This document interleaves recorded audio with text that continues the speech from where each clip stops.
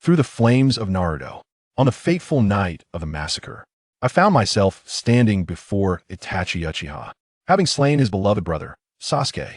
This act plunged the entire Hidden Leaf village into chaos and flames, resulting not only in the grave injuries of Sarutobi, Hiruzen, and Danzo, but also in the near obliteration of numerous prominent clans within the village. This calamity stemmed from my soul traversing into the body of an ordinary Uchiha, wherein I endeavored tirelessly to alter the grim fate of my clan's annihilation. However, to my dismay, despite my relentless efforts and proposed reforms, the clan leader, Fugaku, disregarded my counsel entirely, remaining obstinately loyal to Itachi's reckless path. Thus, to safeguard my kin and my sister, I had no choice but to take ruthless action, executing Itachi's most cherished brother on that fateful night. Meanwhile, in the Uchiha Clan shrine, Fugaku convened a family meeting to mourn the recent loss of Sasuke. After extensive deliberation, the assembled members failed to devise any viable strategy. In his frustration, Fugaku turned to me, the quiet observer in the shadows. "Yin Hao," he called, as a talented ninja of our Uchiha clan. "What are your thoughts on this matter?" In response, I coldly remarked, "Nothing. Let us all await our demise." No sooner had I spoken than the militant Uchiha Hakadai erupted in fury, shouting, "What are you saying, you fool?" Yet undeterred by his threats, I activated my Sharingan, gazing at him with icy resolve. "What do you wish to convey?" Observing the confrontation unfold, Fugaku resignedly banged the table, declaring the meeting adjourned. I exited the shrine. A bitter smile graced my lips. Over the years, I had offered numerous strategies to the clan, and had Fugaku heeded even one of them, we would not be in such dire straits. Contemplating this, my Sharingan began to whirl, as a dreadful plan began to take form. Upon returning home, however, my sister, Uchiha Sasuke, greeted me with cheer. "Brother, you haven't had dinner yet, have you? I saved some for you." Touched by her thoughtfulness, I gently replied, "Thank you, Suki, but it is quite late. You should rest early." After watching her dutifully retreat to her room, I sat at the dining table, eating my meal while strategizing, pondering how to maximize gains on the night of the massacre, while ensuring my sister's safety. Though I possessed the strength to confront Itachi, I must not forget the formidable Uchiha Obito lurking in the shadows. Furthermore, should I kill Sasuke that night, it would be challenging to prevent you and Fugaku from discovering the truth. Yet I was not without preparation, for with meticulous planning, I could orchestrate a scene before Itachi, forcing him to witness his brother's obliteration. Soon after finishing my meal, I retreated to my chamber to rest. Little did I know, the following morning would bring unforeseen events. I accompanied my younger sister to the Ninja Academy. I fortuitously encountered Uchiha Itachi, who was also escorting Sasuke to school. With an impassive expression, I exchanged greetings with him, and suddenly, I placed my hand upon Sasuke's neck. "Are you Sasuke? Could you do me a favor and keep an eye on Yetching at school? Make sure no one is bullying her," I requested. Upon hearing that I wanted him to look after a girl, Sasuke immediately accepted the task with a sense of pride. However, unbeknownst to him, at that very moment, I inscribed a unique explosive seal upon his neck, one that I had developed independently. This mark could only be dispelled by the practitioner, and aside from yin-yang release, it possessed the remarkable ability to hide itself and could be detonated regardless of distance. Upon hearing my request for the younger Sasuke to watch over me, my sister, Yuechin, expressed her dissatisfaction, exclaiming, "Brother, what are you saying?" At her words, I promptly withdrew my hand, turning with a smile to comfort her. Simultaneously, the explosive seal upon Sasuke began to fade from view, concealed beneath my right hand. Fortunately, my sister is a gentle soul, and after my repeated reassurances, she cheerfully took my hand, leading me toward the Ninja Academy. Before departing, she did not speak to you, for I had a task at hand, to locate the explosive seals buried within Konoha by the architect of the original work, Uzumaki, and seize them. With those seals in my possession, I could ensure that on the fateful night of the massacre, the entire Konoha would face dire consequences. Shortly after escorting my sister to school, I began to wander through the village. Little Wei is now scanning for all hidden explosive seals in the vicinity. A childish voice suddenly echoed in my mind. It was the voice of Longzhu Qiling, Little Wei. It turned out that in my previous life, after acquiring the Dragon Ball, I had gained access to the dragon transformation technique and the ancestral dragon technique hidden within it. Yet, due to the absence of spiritual energy in the world, I could not cultivate. Thus, in a moment of inspiration, I utilized the energy within the Dragon Ball to construct a special spiritual energy computer. Ultimately, it was this creation that enabled me to devise a method to protect my soul with the Dragon Ball and traverse into other worlds. Since becoming the Dragon Ball Spirit, Little Wayne not only assisted me in formulating the explosive seal, but also in devising the soul-splitting technique, which allowed me to embed half of my soul into a snake egg, thereby cultivating the dragon transformation technique through the snake's body. Before long, after merely circling the village, Little Wei connected all the hidden explosive seals beneath Konoha. Having established control over them, I did not linger but returned home with an air of nonchalance. However, upon reaching my doorstep, I was greeted with a smile from Uchiha Izumi, who stood waiting for me. "Yen-hao, you're back," she exclaimed, but the next moment he gazed at me with great concern. "I heard you had another disagreement with Uncle Badai at the clan meeting yesterday. Is that true? Ever since I saved Uchiha Itachi during the Nine-Tails night, this young girl has been quite invested in my affairs." However, upon hearing this, I clenched my fists and confidently replied with a smile, "It's nothing that old fool Badai is no match for me." Yet, seeing my unserious demeanor, Uchiha Izumi was about to lose her temper, but I swiftly interrupted her. "Izumi, would you consider moving in with Aunt Yame?" Due to my presence, she and Itachi had not established a connection. So I contemplated rescuing both Izumi and her mother during the night of annihilation for the sake of convenience. That I suggested that Uchiha Izumi come to live with me, but she sighed in resignation and declined my proposal. "As much as I would love to live with you, my mother would never agree to it. If possible, let's plan a dinner at my place." After happily arranging a meal together, she shyly ran off. Watching Uchiha Izumi leave, I finally turned back towards my home. Upon returning, I immediately performed the summoning technique, forming hand seals swiftly. With a loud pop, a small snake, merely 20 centimeters long, appeared before me. "What brings you here?" the newly arrived snake quipped. However, before it could finish, I coldly interrupted. "Enough. How is your training? Are you able to take my sister, Yuechin, and Aunt Yame away?" Upon hearing my serious tone, the snake instantly ceased its jesting. "Rest assured, it's no problem." A smile flickered across my face at this response. "By the way, how is your dragon transformation technique coming along?"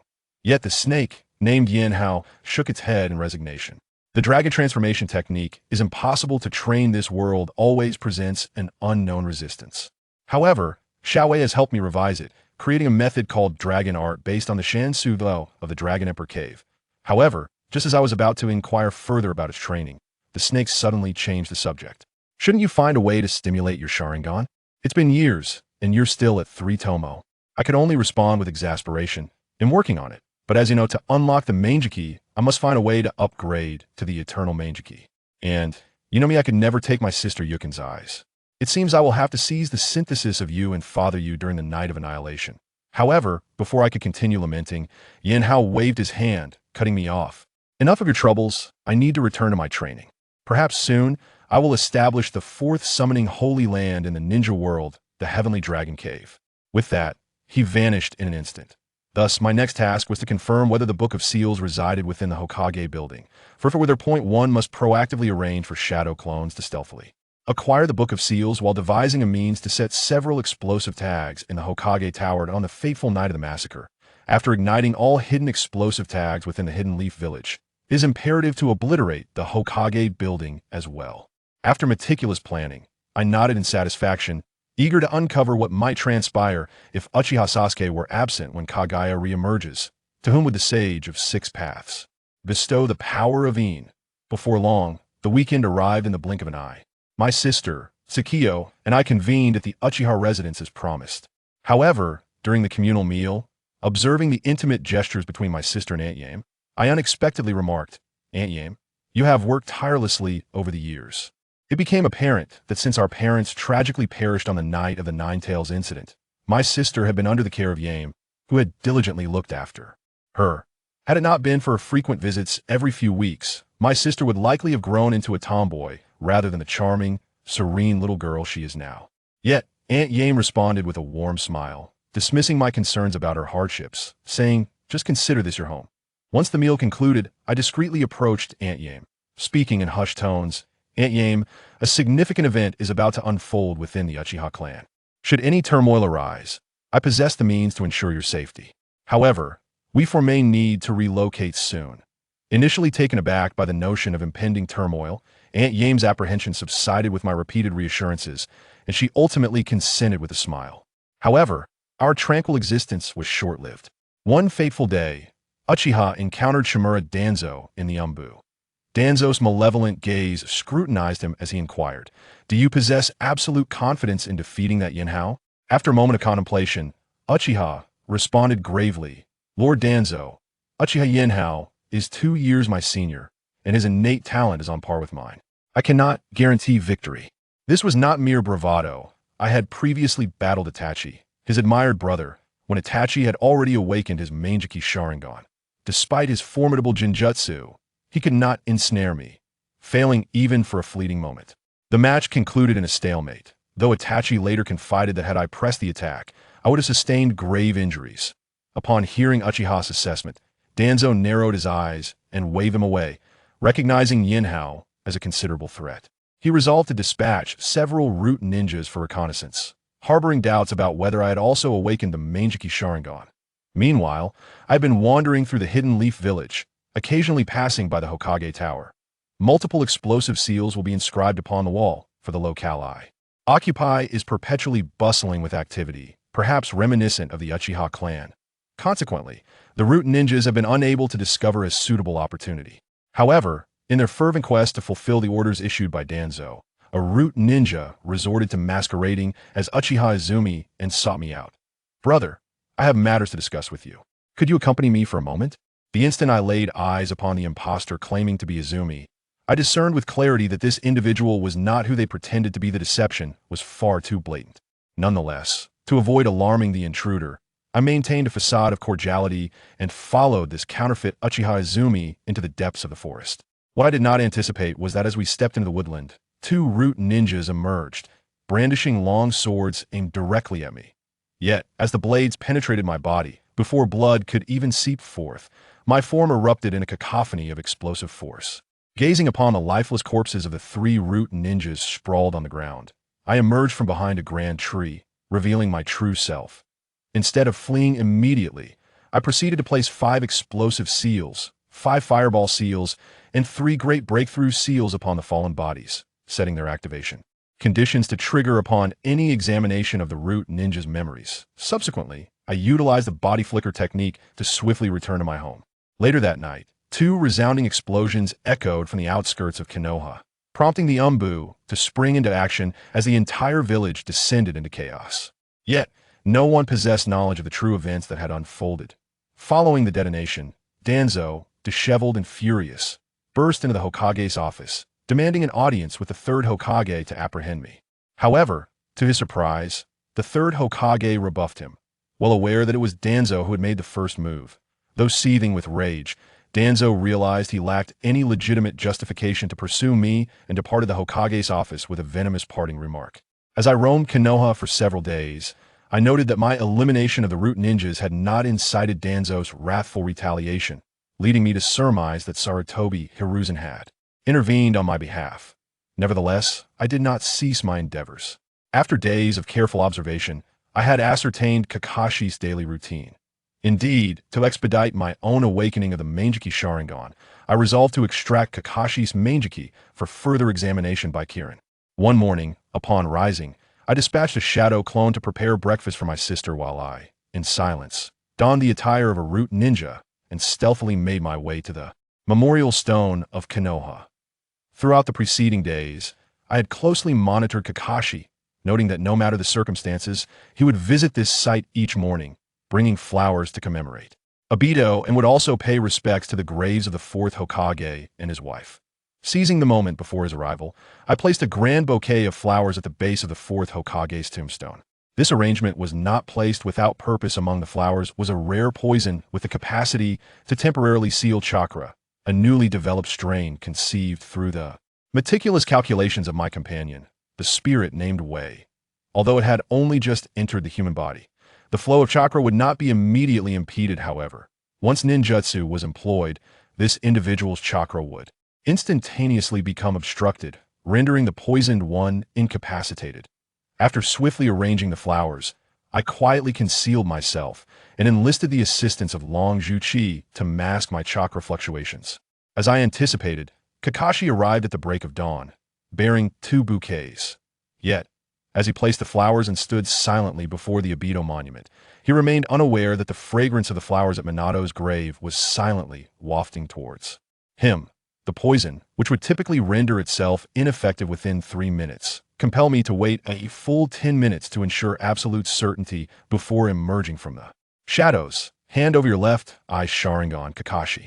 Lord Danzo requires it for research. Upon hearing my cold tone, Kakashi turned to adjust his forehead protector, only to witness me employing the body flicker technique to swiftly close the distance between us. However, Kakashi remained unperturbed by my rapid approach and attempted to evade using the same technique. Unexpectedly, as he prepared to channel his chakra, he felt it suddenly solidify within him, leaving him rigidly rooted to the spot. Seizing the opportunity, I approached Kakashi and directly plunged my hand into his left eye, extracting the Mangekyō Sharingan. In an instant, I secured the eye within a vial of saline solution, indifferent to Kakashi's anguished cries, and turned away, vanishing from sight. To further eliminate any suspicion from my actions, I deliberately took a lengthy detour before returning home. That moment, my shadow clone had already taken my sister to the Ninja Academy for class. Upon my return, I summoned my small snake clone and entrusted it with the Mangekyō Sharingan, instructing it to return to the sanctum of the summoned realm, the Heavenly Dragon Cave, for safekeeping. Meanwhile, upon learning of Kakashi's Sharingan being taken by the root, the third Hokage personally confronted Danzo for answers, as Kakashi was of his lineage. To his surprise, Danzo vehemently denied involvement, claiming it was a frame-up. Observing his old friend's furious demeanor, Hiruzen Sarutobi, who had held suspicions before, now began to consider the possibility that Danzo might indeed be innocent. He speculated that the Uchiha Clan could be behind the incident and subsequently dispatched Umbu operatives to investigate the Uchiha Clan. Although their inquiries yielded little, they only served to exacerbate the tensions between the village and the Uchiha Clan. However, these matters no longer concerned me, as I had already prepared for the Night of Annihilation. To ascertain the precise timing of this event, I assigned my sister, Suki, the task of returning to relay information upon discovering Sasuke's awakening. Although perplexed by my request, she obediently promised to look after Sasuke under her name. Every day, I would return home with Sasuke. However, it was not until that fateful afternoon, while I was diligently preparing dinner at home, that my sister rushed in, flustered and anxious. "Brother, today Sasuke's class had detention." Upon hearing this, I immediately set down the kitchen knife, dismissed my sister, and swiftly created 2 shadow clones. One clone remained in the house, while I, along with the other clone, discreetly utilized Earth Release to depart silently. Before long, upon reaching the nearest residence to the Hokage building, I incapacitated everyone living there and cast an illusion, ensuring that they would remain in slumber, until they were blissfully unaware of any explosions. Meanwhile, the other shadow clone stealthily made its way to Itachi Uchiha's home, transforming into a mere pebble, quietly resting by his back window. The clone that stayed behind promptly summoned a small serpent, guiding my sister to the sacred land of Tianlong. However, just as my clone opened the door to search for Izumi and her mother, it encountered an unexpected attack. In a nearby residence of the Hokage building, realizing that my shadow clone had vanished, I cursed under my breath. Yame and Izumi are in danger.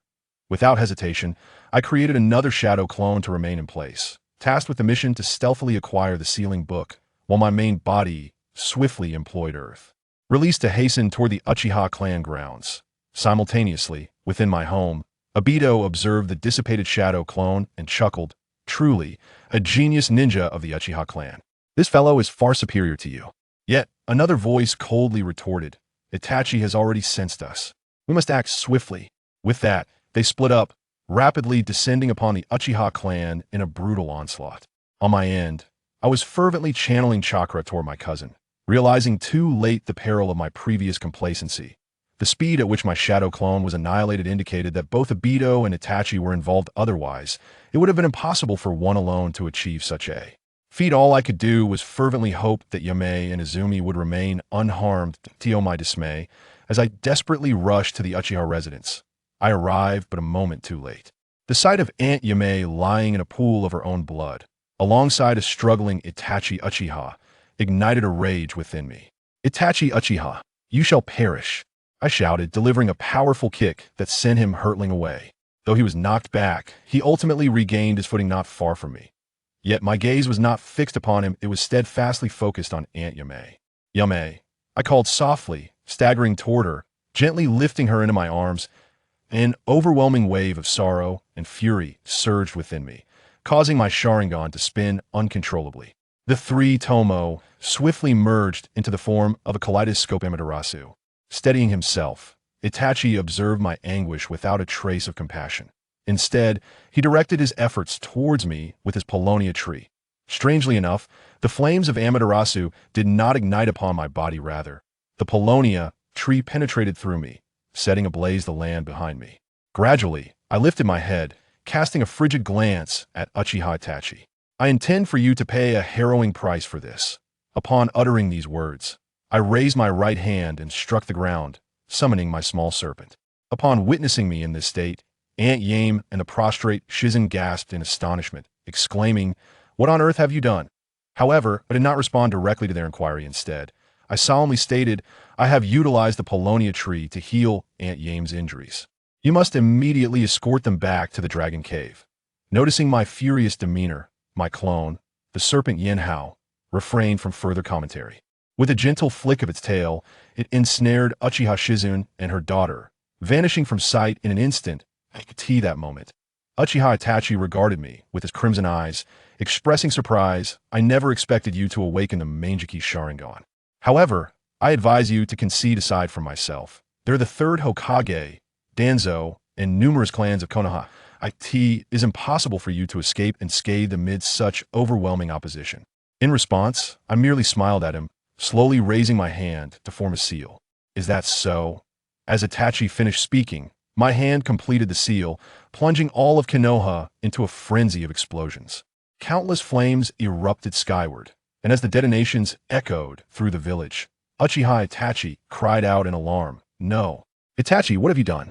Meanwhile, amidst the cacophony of destruction, the original Hanabi, rising from the debris, gazed at the ravaged remnants of her clan, bewildered, and inquired about what had transpired. This scene unfolded before others. Uchiha Itachi gazed in astonishment as Uchiha Yenho sealed the jutsu, the air around Konohagakure resonating with a cacophony of explosions. He could scarcely believe that Uchiha Yenho would dare to commit such an act. In truth, following a conversation with Aunt Yami, Uchiha Yenho felt an overwhelming sense of frustration that could not be quelled merely by employing the explosive tags left by the architect of Tsunade. Consequently, in the days that followed, he meticulously concealed explosive seals throughout various hidden locations in Konoha. At that moment, all the explosive tags detonated simultaneously. The tremendous blast drew the attention of the root ninjas, who were responsible for maintaining the protective barrier around the Uchiha clan, leaving them astonished as the relentless explosions echoed throughout the village. "Captain, what shall we do next?" A stammering root ninja approached his leader, seeking guidance amidst the chaos. "Hurry. Immediately inform Lord Danzo and Lord Hokage. There must be no delay." The root captain barked, observing the urgency in his subordinate demeanor. At the Sarutobi clan's territory, Sarutobi Hizashi arose from the rubble, bewildered by the devastation that had befallen his clan's domain. "What on earth has transpired?" he inquired. But no one could provide him with answers. "What have you done, Uchiha Yenho?" Uchiha Itachi shouted, attempting to charge towards Uchiha Yenho. However, facing the wrath of Uchiha Itachi, Uchiha Yenho's Sharingan spun gently, causing Itachi to pass through him as if he were but an apparition. Who would have thought that among the descendants of the Uchiha clan, one would awaken the same ocular prowess as I? An aged, mocking voice echoed nearby as Itachi traversed Yenho's form. "Oh, is that so? Uchiha Ibito." Upon hearing the voice, Uchiha Yenho slowly lifted his gaze to see Uchiha Ibito perched on a wall, observing the confrontation between Yenho and Itachi. Consumed by rage, Yenho retorted coldly, "Haha. I would never be likened to a mere child." Ibito momentarily faltered at Yenho's inquiry but quickly dismissed it. This was due to the fact that Yenho had previously divulged the truth regarding Ibito's attack on the fourth Hokage, Namikaze Minato, and his wife, Uzumaki Kushina. In an effort to clear the Uchiha clan's name, he had revealed that Ibito awakened his Sharingan during that fateful encounter, manifesting the double Tomo. It was also known that Ibito's greatest affection lay with Noira Rin, had he witnessed her demise, he would have undoubtedly unlocked the Mangekyō Sharingan, thus gaining the power to control the Nine Tails. Regrettably, the Uchiha clan's arrogance, coupled with Hatake Kakashi's testimony, led to their downfalls. To ensure that Uchiha Obito would never harm his mentor, this matter was promptly set aside. Indeed, given Obito's dismal character, it was entirely justified that Noara Rin harbored no affection for him. Do you know? When Uchiha Obito was trapped beneath a massive boulder, Rin, after being rescued by Kakashi, immediately confessed her feelings to Hatake Kakashi. Had Kakashi accepted her affection at that moment, they might have been parents to a 6-year-old by now. Upon hearing Obito's words, Uchiha Yenhao merely smiled coldly and mockingly addressed Obito. Uchiha Itachi, Uchiha Obito, remember this well. There will come a day when you will comprehend the true meaning of cruelty. Observing both Uchiha Obito and Uchiha Itachi, Yenhao had no intention of lingering. The continuous summoning of 3 shadow clones, coupled with the ocular techniques of his Mangekyō Sharingan and his swift return from the Hokage's office, had significantly drained Yenhao's chakra. Prolonging the confrontation with these two would undoubtedly lead to his own injury. After a moment of contemplation, Uchiha Yenhao uttered a chilling remark and discreetly vanished from his position, utilizing the power of his left eye. Chapter 13. The Uchiha conflict with Konoha. With the departure of Uchiha Yenhao, Konoha was plunged into utter chaos. Various afflicted clans sprang into action, rushing to aid their injured kin.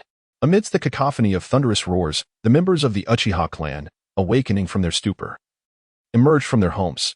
However, those who had already suffered the brutal massacre at the hands of Uchiha Itachi and Uchiha Obito soon discovered the grim fate that had befallen their kin. Itachi Uchiha, how could you slaughter the members of our clan? A senior ninja of the Uchiha clan, tracing the bloody trail, arrived at the residence of Uchiha Izumi. Upon witnessing the pool of blood on the ground and the despondent figure of Uchiha Itachi standing in the courtyard, he gasped in disbelief. Why? Why couldn't you all accept your fate quietly? As the Uchiha clan members arrived, Uchiha Itachi, filled with righteous indignation, turned to face them, his expression a blend of anger and despair. Gazing at the approaching Uchiha, he murmured, Amaterasu. The Sharingan in Uchiha Itachi's eyes spun, and the flames of Amaterasu engulfed the body of the Uchiha senior. Quick, hurry to find the elders. Uchiha Itachi is slaughtering our clan. The Uchiha senior, encircled by the black flames, realized his escape was futile. He let out a desperate howl, calling out to the other pursuing Uchiha ninjas.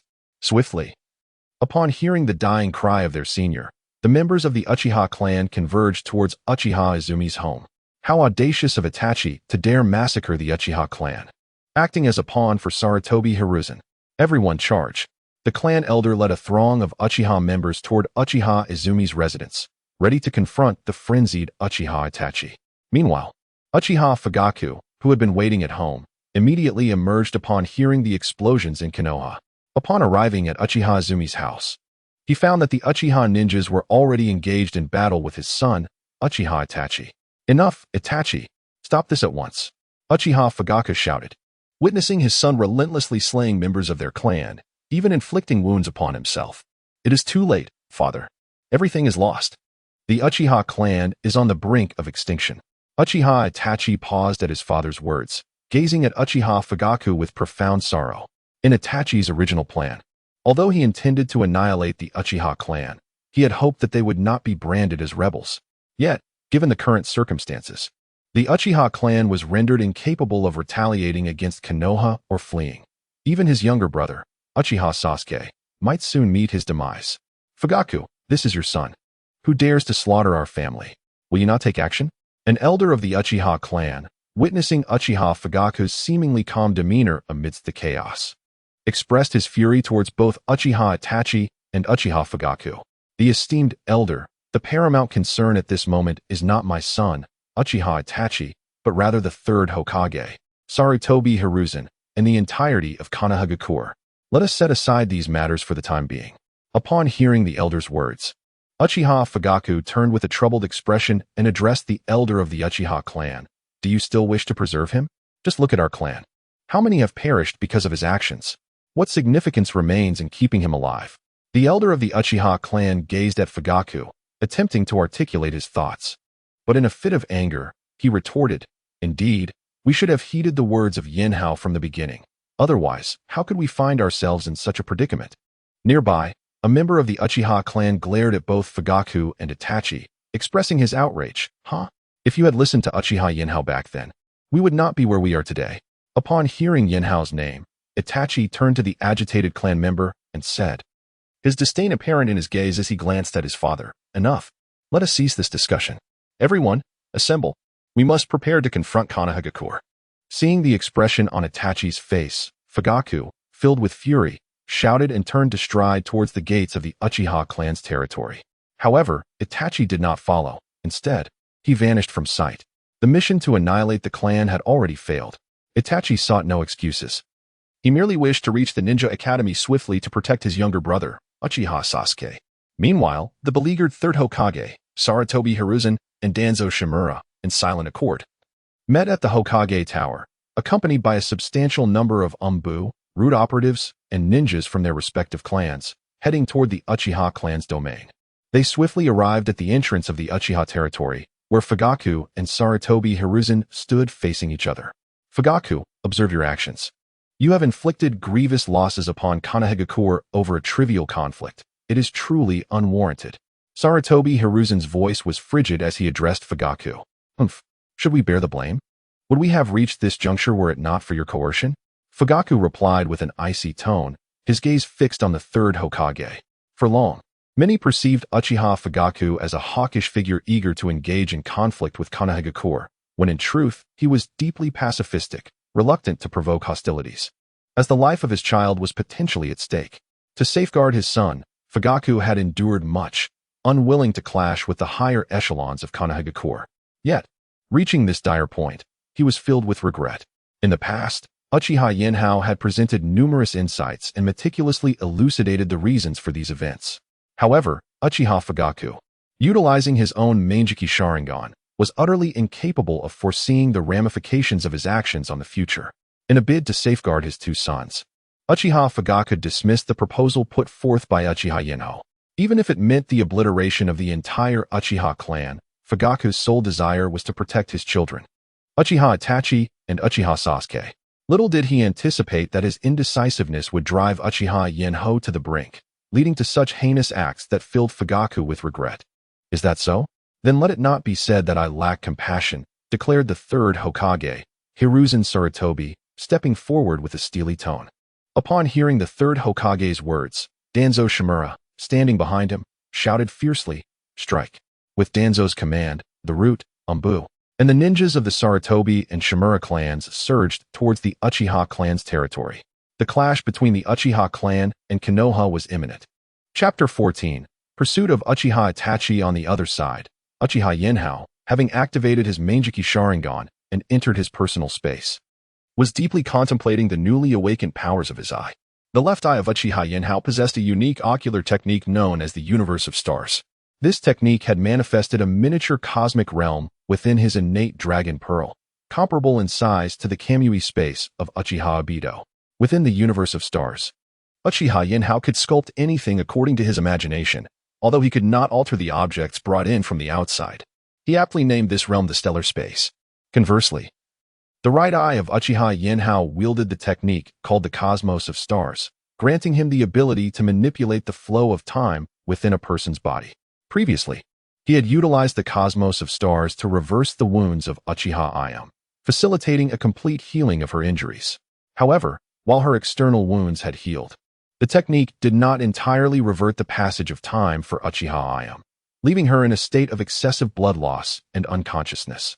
Thankfully, with her external injuries mended, and given the remarkable resilience of a ninja, Uchiha Ayam was not in imminent danger.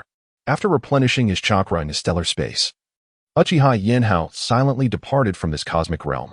As he emerged, he chanted a series of fire techniques: fire release, great fireball technique, fire release, great dragon flame technique, fire release, great flame technique, fire release, great fire dragon technique, and the insect devouring technique.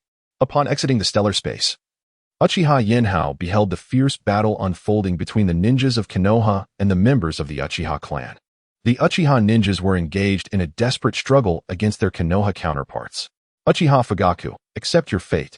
You shall never escape from Konoha, boomed the third Hokage, Sarutobi Hiruzen, wielding a massive staff directed at the clan leader, Uchiha Fugaku. even if it costs me my life today. I will drag you high-ranking officials of Konoha down to hell with me. Uchiha Fugaku activated the Susanoo technique of his Mangekyō Sharingan, brandishing a colossal skeletal arm and launching a fierce assault against the third Hokage.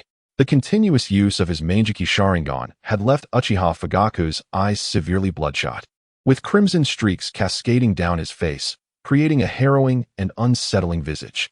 Nevertheless, Uchiha Fugaku did not hold back, for he understood that the longer he could endure, the greater the chance his son, Uchiha Itachi, would have to rescue his younger brother, Uchiha Sasuke. Though he was not an exemplary clan leader, in Uchiha Fugaku's heart, he aspired to be a good father. In response to Uchiha Fugaku's onslaught, the third Hokage instantly created 4 shadow clones, preparing to counter with the technique 5 release, Great Bullet Technique. The third Hokage, Hiruzen Sarutobi, swiftly performed hand seals, summoning his own essence along with 4 shadow clones. He unleashed a barrage of dragon fire techniques, embodying 5 elemental attributes, directed towards the leader of the Uchiha Clan, Fugaku Uchiha. In response to Hiruzen's onslaught, Fugaku had no choice but to channel a greater amount of chakra into his Mangekyō Sharingan, allowing his skeletal Susanoo to further manifest into a more complete form, enveloping him in its protective embrace. However, this act hastened the progression towards blindness of his Mangekyō Sharingan. At that moment, Fugaku was oblivious to the consequences, desperately wielding the arms of Susanoo to attack Hiruzen. Although Fugaku's Susanoo obliterated 3 of Hiruzen's shadow clones, the third Hokage thwarted his assault with the Rui Jingu Bang, blocking Susanoo's arm. Employing the Earth Release, Yellow Spring Marsh, the third Hokage sought to subdue Fugaku, ensnaring his legs in the mire, rendering him helpless. Meanwhile, Itachi Uchiha, passing through the battlefield between Konoha and the Uchiha clan, chose to remain indifferent to the combatants, silently employing the technique of Starry Universe to glide past them, leaving no trace. Both Konoha and the Uchiha clan felt alien to him. Itachi reflected that he had articulated many truths in the past, had they followed his guidance. Even the Uchiha could have aspired to the position of Hokage. These strategies were conceived by the deities of Chinese civilization. If they adhered to Itachi's plans, success would be inevitable. Yet, the stubborn and arrogant members of the Uchiha clung fiercely to their clan's honor, unwilling to bow to Konoha's leadership or heed Itachi's counsel. Now, it seemed they were on the brink of annihilation. Utilizing the ocular technique of Starry Universe, Itachi successfully extricated himself from the conflict between the Uchiha and Konoha. His next intention was to locate Itachi and Sasuke Uchiha. Having recently exhausted his chakra, and considering his own survival, Itachi momentarily retreated. However, this did not imply that he would spare Obito Uchiha or Itachi. If Obito sought vengeance, Itachi planned to summon Rin Noara to torment him, making it clear that her suffering was a direct consequence of Obito's actions.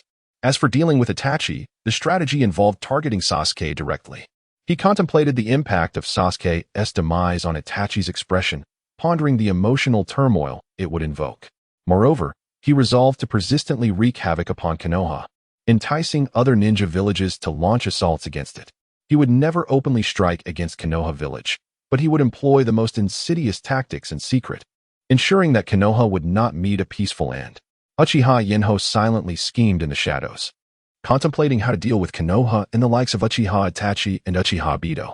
By the time Uchiha Yenho arrived at the Konoha Ninja Academy, Uchiha Sasuke had already left after class. Through the hypnotic powers of his Sharingan, Uchiha Yenho discerned that it was Uchiha Itachi who had come to the academy and taken Sasuke away. Upon receiving this information, Uchiha Yenho quickly formed a series of hand seals. Utilizing his sensory technique, he detected an explosive tag swiftly departing from Konoha, heading towards the distance. Uchiha Itachi, you shall not escape my grasp. With a cold smirk, Uchiha Yenho hastened towards the gates of Konoha, intent on pursuing Uchiha Itachi and Uchiha Sasuke.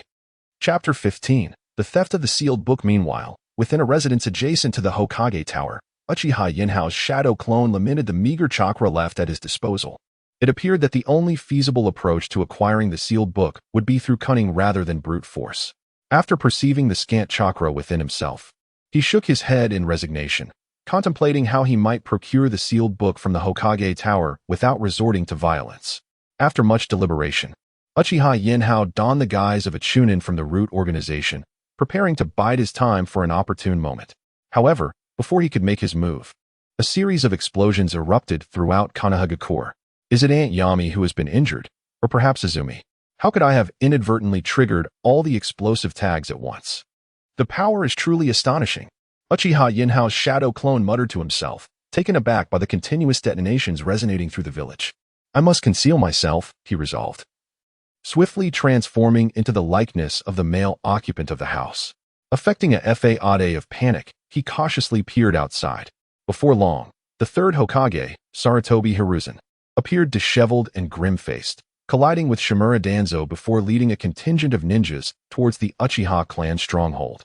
This is quite the game I've initiated. I wonder if this will directly precipitate the fourth Great Ninja War? Nonetheless, it seems I should be safe for now. It's time for me to act.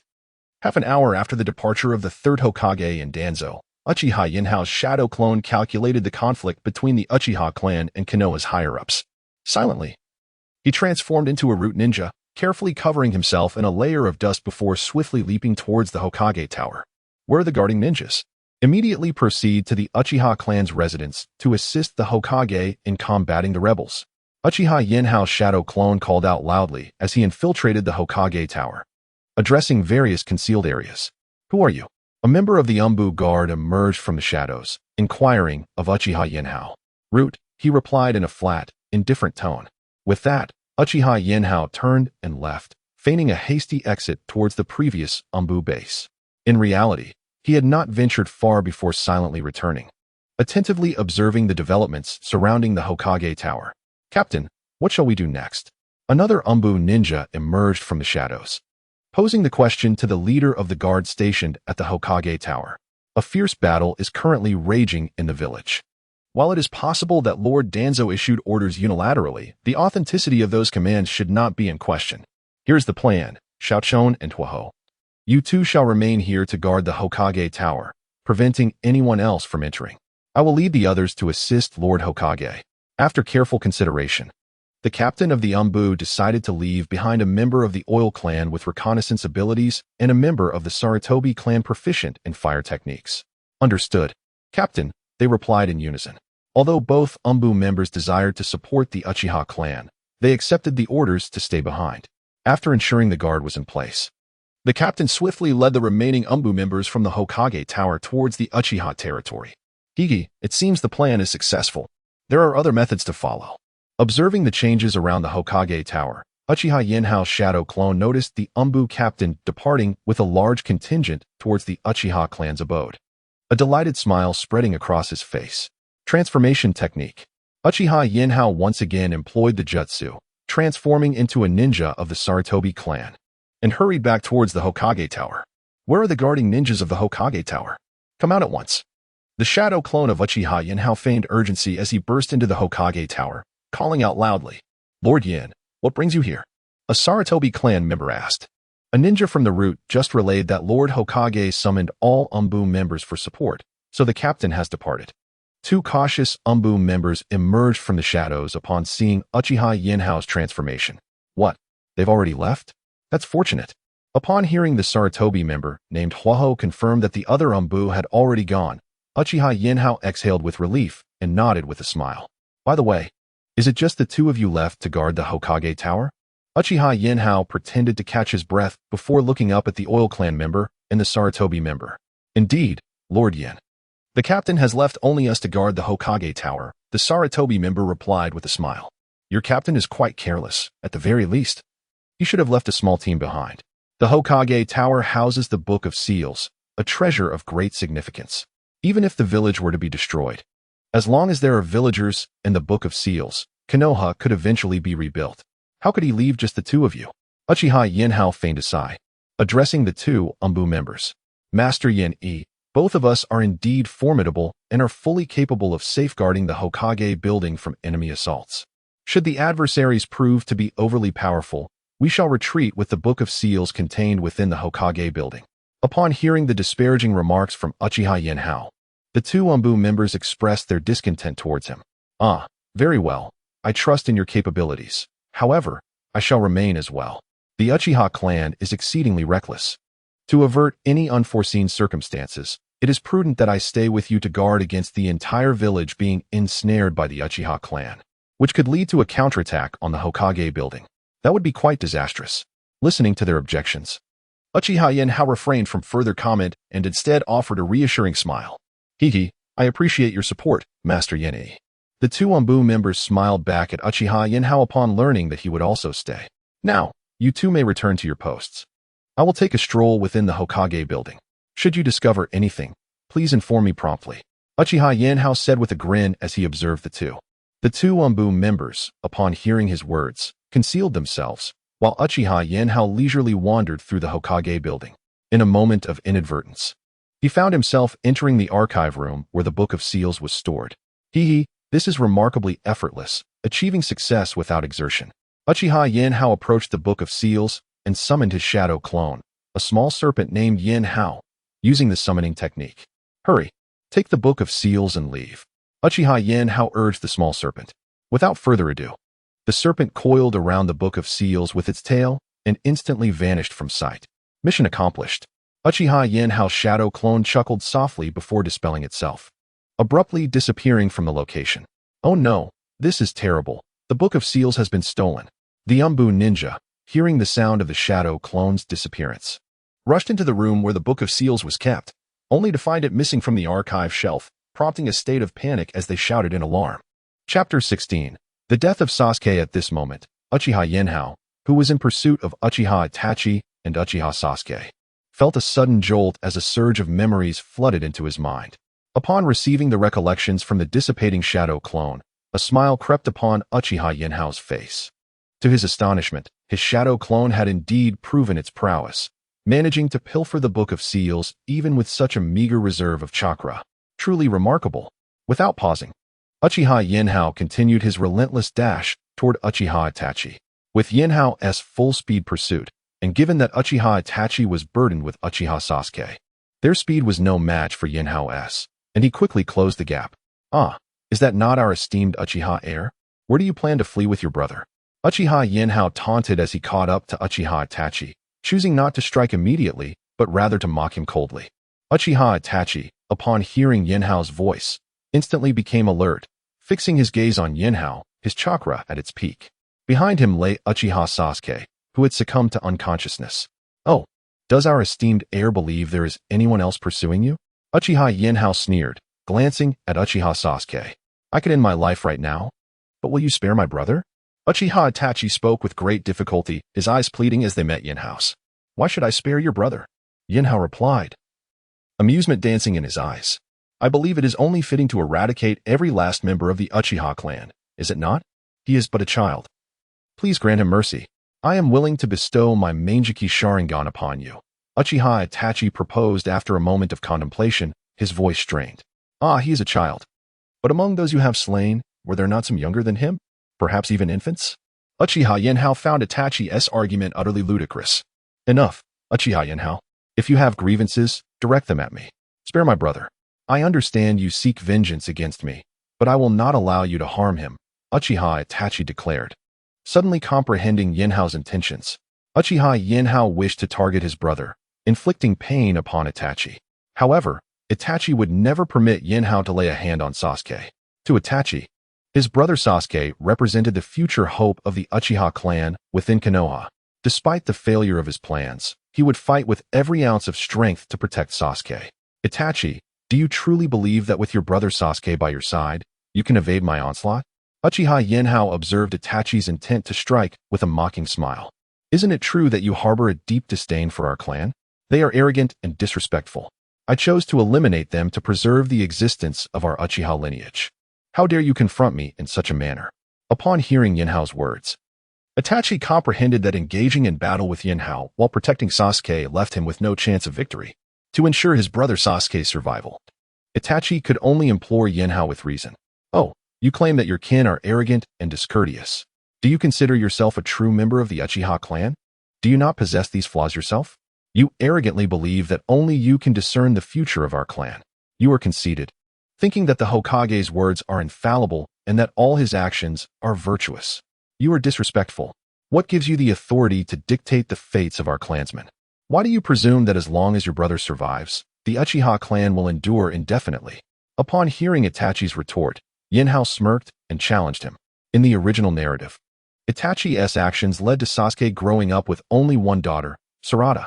Consequently, with the birth of Sarada marking the last offspring of the Uchiha clan, it was evident that the Uchiha lineage was destined for extinction, fading from the realm of humanity. After all, when Sarada matures, her children may not carry the Uchiha name. Thus, it appears we must engage in a fierce battle. Realizing that dialogue with Yinhao was futile, Itachi quietly positioned his brother Sasuke behind a large tree, his expression turning grave as he faced Yinhao. Confronting Yinhao, Itachi dared not show any sign of carelessness. He activated his Sharingan, summoning the Susanoo from his Mangekyō Sharingan, cautiously preparing to counter any surprise attack Yinhao might launch against his brother Sasuke. Itachi, your arrogance knows no bounds. Yinhao scoffed at Itachi's defensive stance. He was certain that his assault would penetrate Itachi's defenses. As he spoke, Yinhao brought his hands together. Explode. With a disdainful grunt, he activated the explosive tag hidden around Sasuke's neck, which suddenly flared to life. In an instant, a blinding light erupted from Sasuke's neck, and his head vanished without a trace. No, Sasuke. Observing the scene with unwavering attention were Uchiha Itachi, Uchiha Sasuke, and Uchiha Yinhao. The moment he caught sight of the flames, Itachi instinctively sought to turn away. However, his speed was no match for the explosion that ensued. In the blink of an eye, Sasuke's life was extinguished. Itachi rushed to Sasuke's side, cradling the lifeless body, his anguished cries echoing in the night. Sasuke, Sasuke. With profound sorrow, Itachi repeatedly called his brother's name, his Sharingan spinning wildly, while tears of blood cascaded down his cheeks. Amaterasu. Tsukuyami. A maelstrom of grief and fury surged within Itachi's heart, an unrelenting wrath rising from the depths of his being. He gazed up at Yinhao, and in an instant, unleashed two powerful ocular techniques directed at him. Yet, Yinhao merely smiled, seemingly unfazed by Itachi's onslaught. Long before he detonated the explosive tags on Sasuke, Yinhao had silently activated his ocular technique, Star of the Universe, transferring his true form into the celestial realm within the Dragon Ball, leaving behind a mere shadow reminiscent of the kaleidoscopic Sharingan. Itachi, immerse yourself in this sorrow, and farewell. Yinhao laughed heartily as he turned away, vanishing from sight.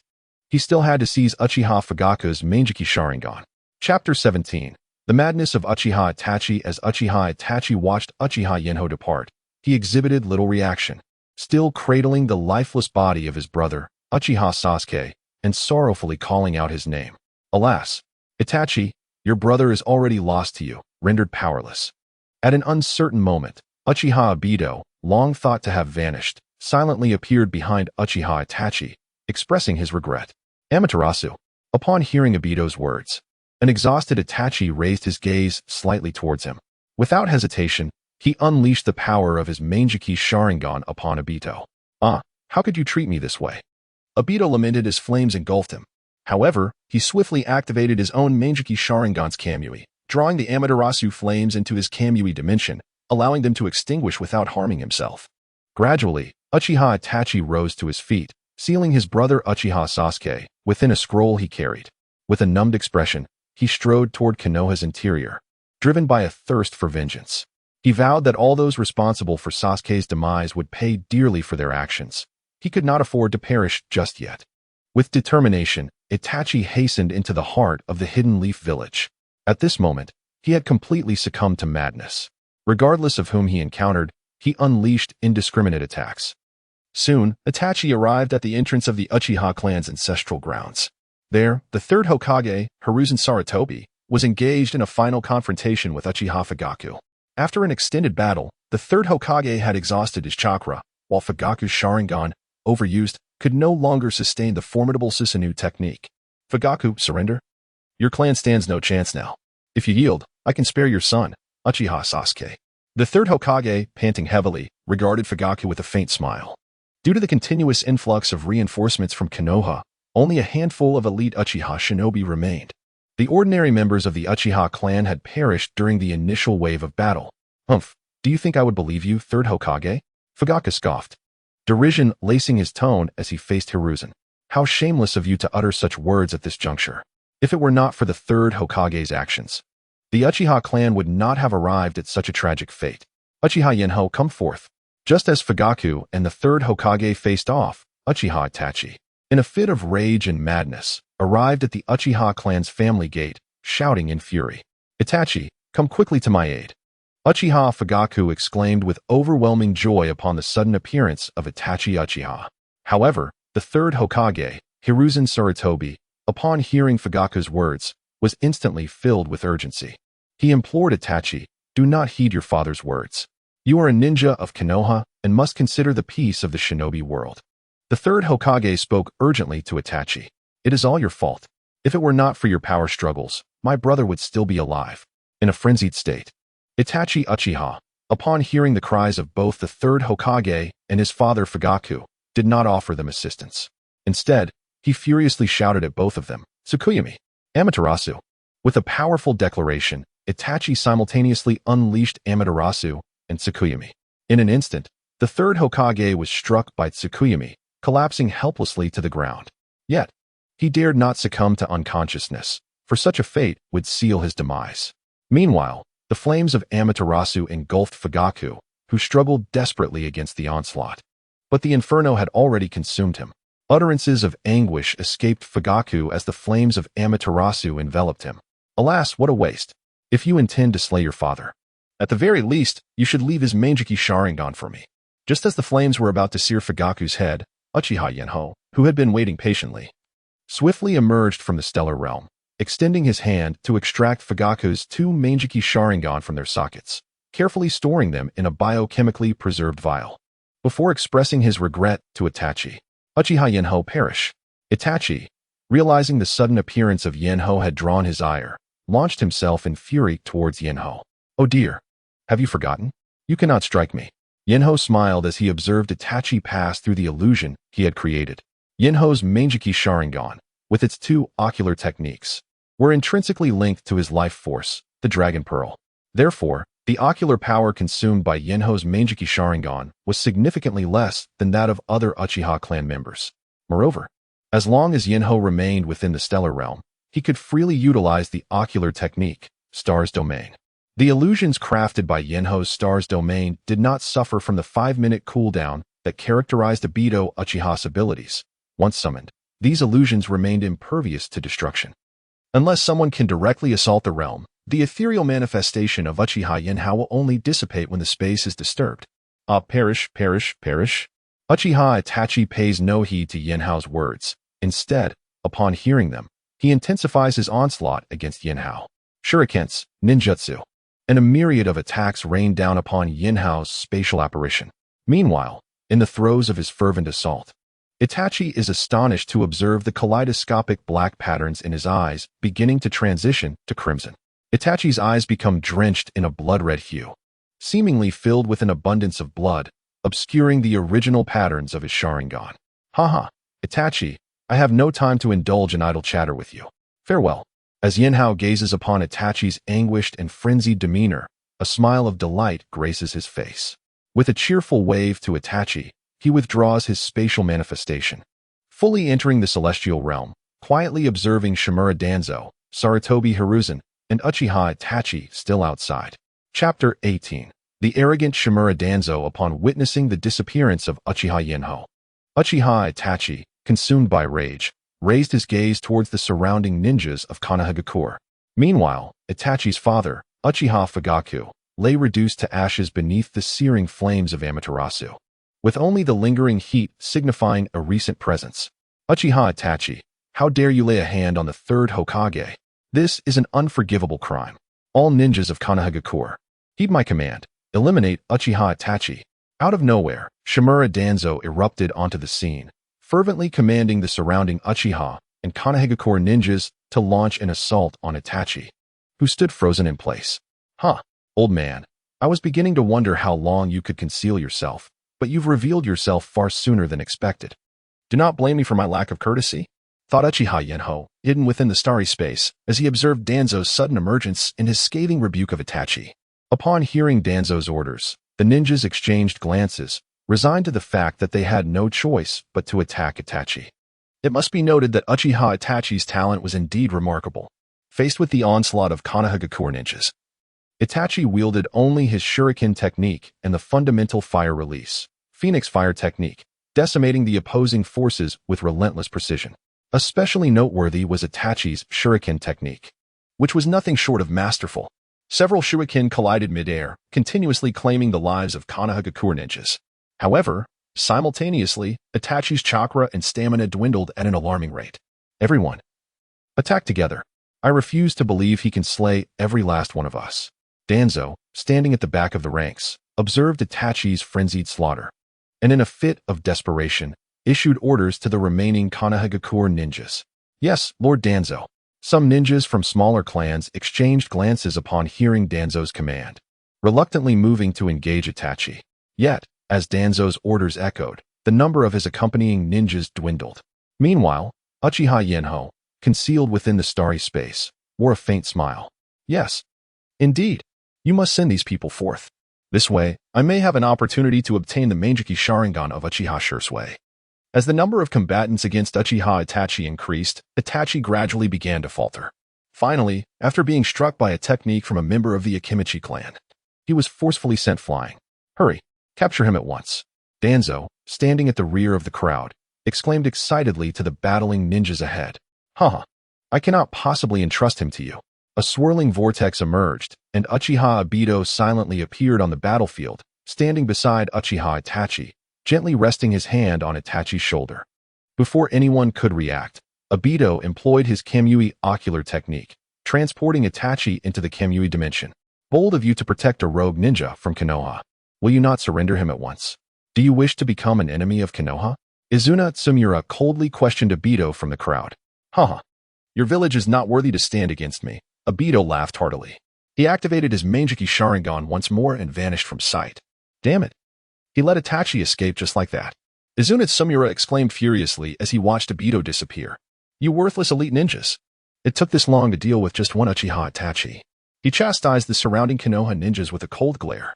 After scolding his fellow ninjas, Izuna Tsumura angrily turned to head towards the Konoha hospital to check on the third Hokage, Hiruzen Sarutobi, who had just been taken there by the village's ninjas.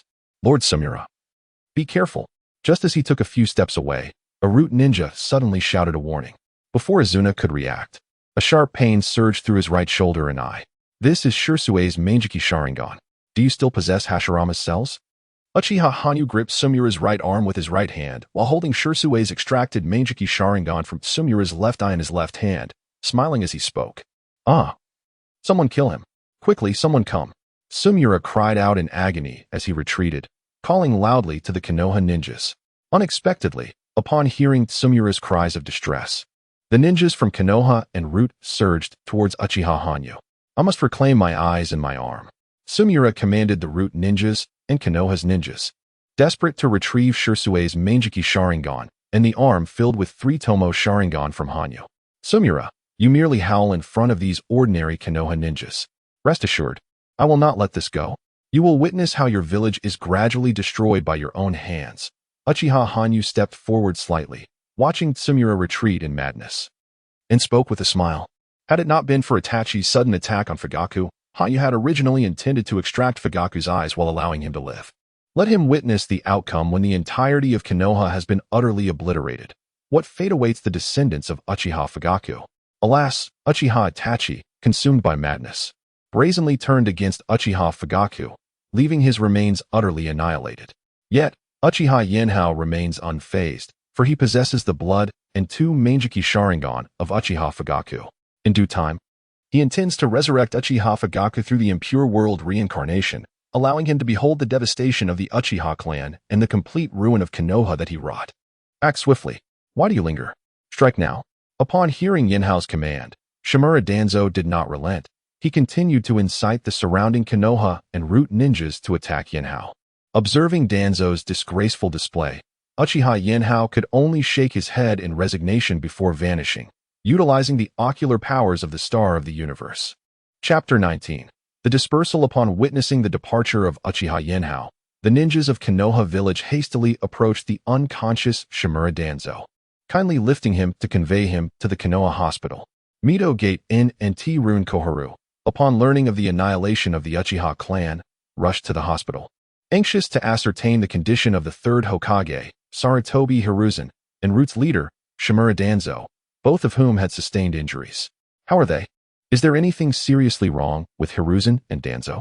Mizukage inquired nervously, casting an eager glance at the hospital director. Do not fret, Lord Mido. The injuries sustained by Hokage-sama and Danzo-sama are not grave. With a bit of rest, they shall recover, the director of Konoha Hospital reassured him gently. What kind of injuries have they endured? How long will it take for them to regain consciousness? T-Rune Koharu, her expression solemn, pressed the hospital director for further details. Hokage-sama fell victim to a powerful genjutsu attack, leading to mental exhaustion and subsequent unconsciousness. Fortunately, his formidable strength remains intact despite his advancing age, and his resistance to genjutsu has not waned. Thus, there is no need for concern. After a night's rest, he will awaken, the director explained. As for Danzo-sama, he suffered the severance of his right arm and the removal of his right eye. Although he has lost considerable blood, his life is not in peril. He should awaken in approximately 3 hours. The director conveyed the conditions of both men with utmost seriousness. Very well. Ensure that you monitor their conditions closely to avoid any unforeseen complications. Koharu and I shall attend to the significant affairs of Konoha village to prevent any further incidents. Mizukage asserted, nodding solemnly in response to the director's words. Understood, my lord. We shall take good care of Hokage-sama and Danzo-sama, the director affirmed with a nod. Let us proceed, Koharu.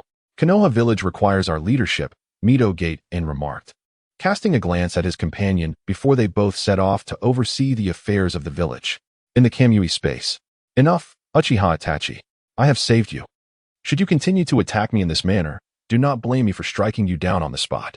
At that moment, you shall have no opportunity to avenge your brother, Uchiha Sasuke. Uchiha Obito coldly reprimanded Itachi amidst his relentless onslaught. Heh, Uchiha Obito. Do not presume that I will grant you mercy. Were it not for your unleashing of the Nine Tails, the Uchiha clan would not have faced such suspicion from Konoha's upper echelons. And I would not have had to take action against my clan for the sake of the village and my brother. You are the catalyst for all these events. You are the true perpetrator. Uchiha Itachi shouted angrily at Uchiha Obito. Itachi found it hard to believe that his choices had led to such dire consequences. Not only had the Uchiha clan been annihilated, but his younger brother, Sasuke Uchiha, had also perished. Moreover, the Hidden Leaf village had suffered significant losses. And should the entire shinobi world learn of Konoha's grave situation, it could potentially spark the Fourth Great Ninja War.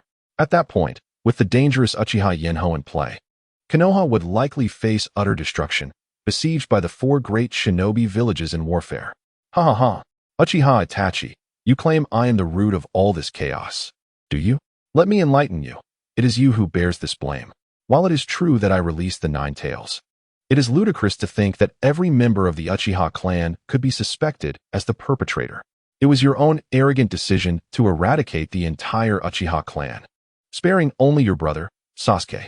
This provoked Uchiha Yenho, leading him to act against your sibling.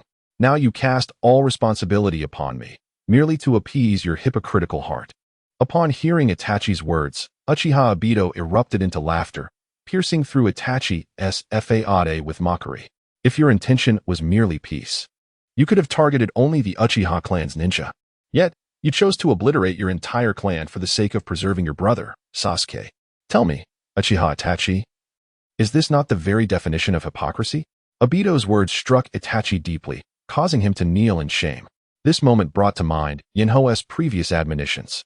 Upon reflection, Itachi acknowledged his own arrogance and pride. Although he recognized that Yenho's insights were indeed sound, he had never chosen to support Yenho's perspective. When his father opposed Yenho's suggestions, Itachi merely stood by as a detached observer, offering neither support to his father nor to Yenho. He had arrogantly believed that the Hokage was always right, dismissing all actions of the Uchiha clan as narrow-minded. Let me go, Uchiha Obito. After much contemplation, Itachi slowly opened his eyes. Although he had closed his Mangekyō Sharingan, his pupils remained a vivid crimson. You speak the truth. Even Yenho's words hold merit. However, this does not justify the killing of my brother, Sasuke Uchiha. I must avenge him. Itachi's tone began calmly but grew increasingly vehement as he spoke. Haha, Uchiha Itachi, it's good to see you come to terms with this. After all, I have assisted you. In the end, what difference does it make? In a spirit of reciprocity, you ought to assist me just this once. Uchiha Obito approached Uchiha Itachi with a playful smile, placing his right hand upon Itachi's shoulder and cheerfully remarked, "All right, that sounds good." Uchiha Itachi coldly responded to Obito. Upon hearing Itachi's words, Obito smiled slightly and activated his Mangekyō Sharingan, transporting both himself and Itachi away from the Kamui dimension. Within the village of Konoha, although Shimura Danzo had succumbed to unconsciousness due to excessive blood loss, the root ninjas continued to follow Danzo's orders, diligently collecting the eyes of every member of the Uchiha clan. Some individuals with the Sharingan, even those possessing the 3-tomo variant, had their corpses sealed within scrolls by the root ninjas, prepared to be taken back for preservation. Anticipating such an event, Uchiha Yenho seized the opportunity once the root ninjas had gathered all the Sharingan and the corpses of the Uchiha clan's formidable warriors, leaving not a single trace for the root. This news caused Shimura Danzo, who had just begun to recover, to once again plunge into unconsciousness upon hearing it. Chapter 20. The heavily stricken village of Konoha. The following morning, after a night of deep slumber, the third Hokage, Hiruzen Sarutobi, gradually regained a semblance of consciousness amidst a throbbing headache. "Come, someone," he weakly called out to the medical ninja outside, his voice barely above a whisper.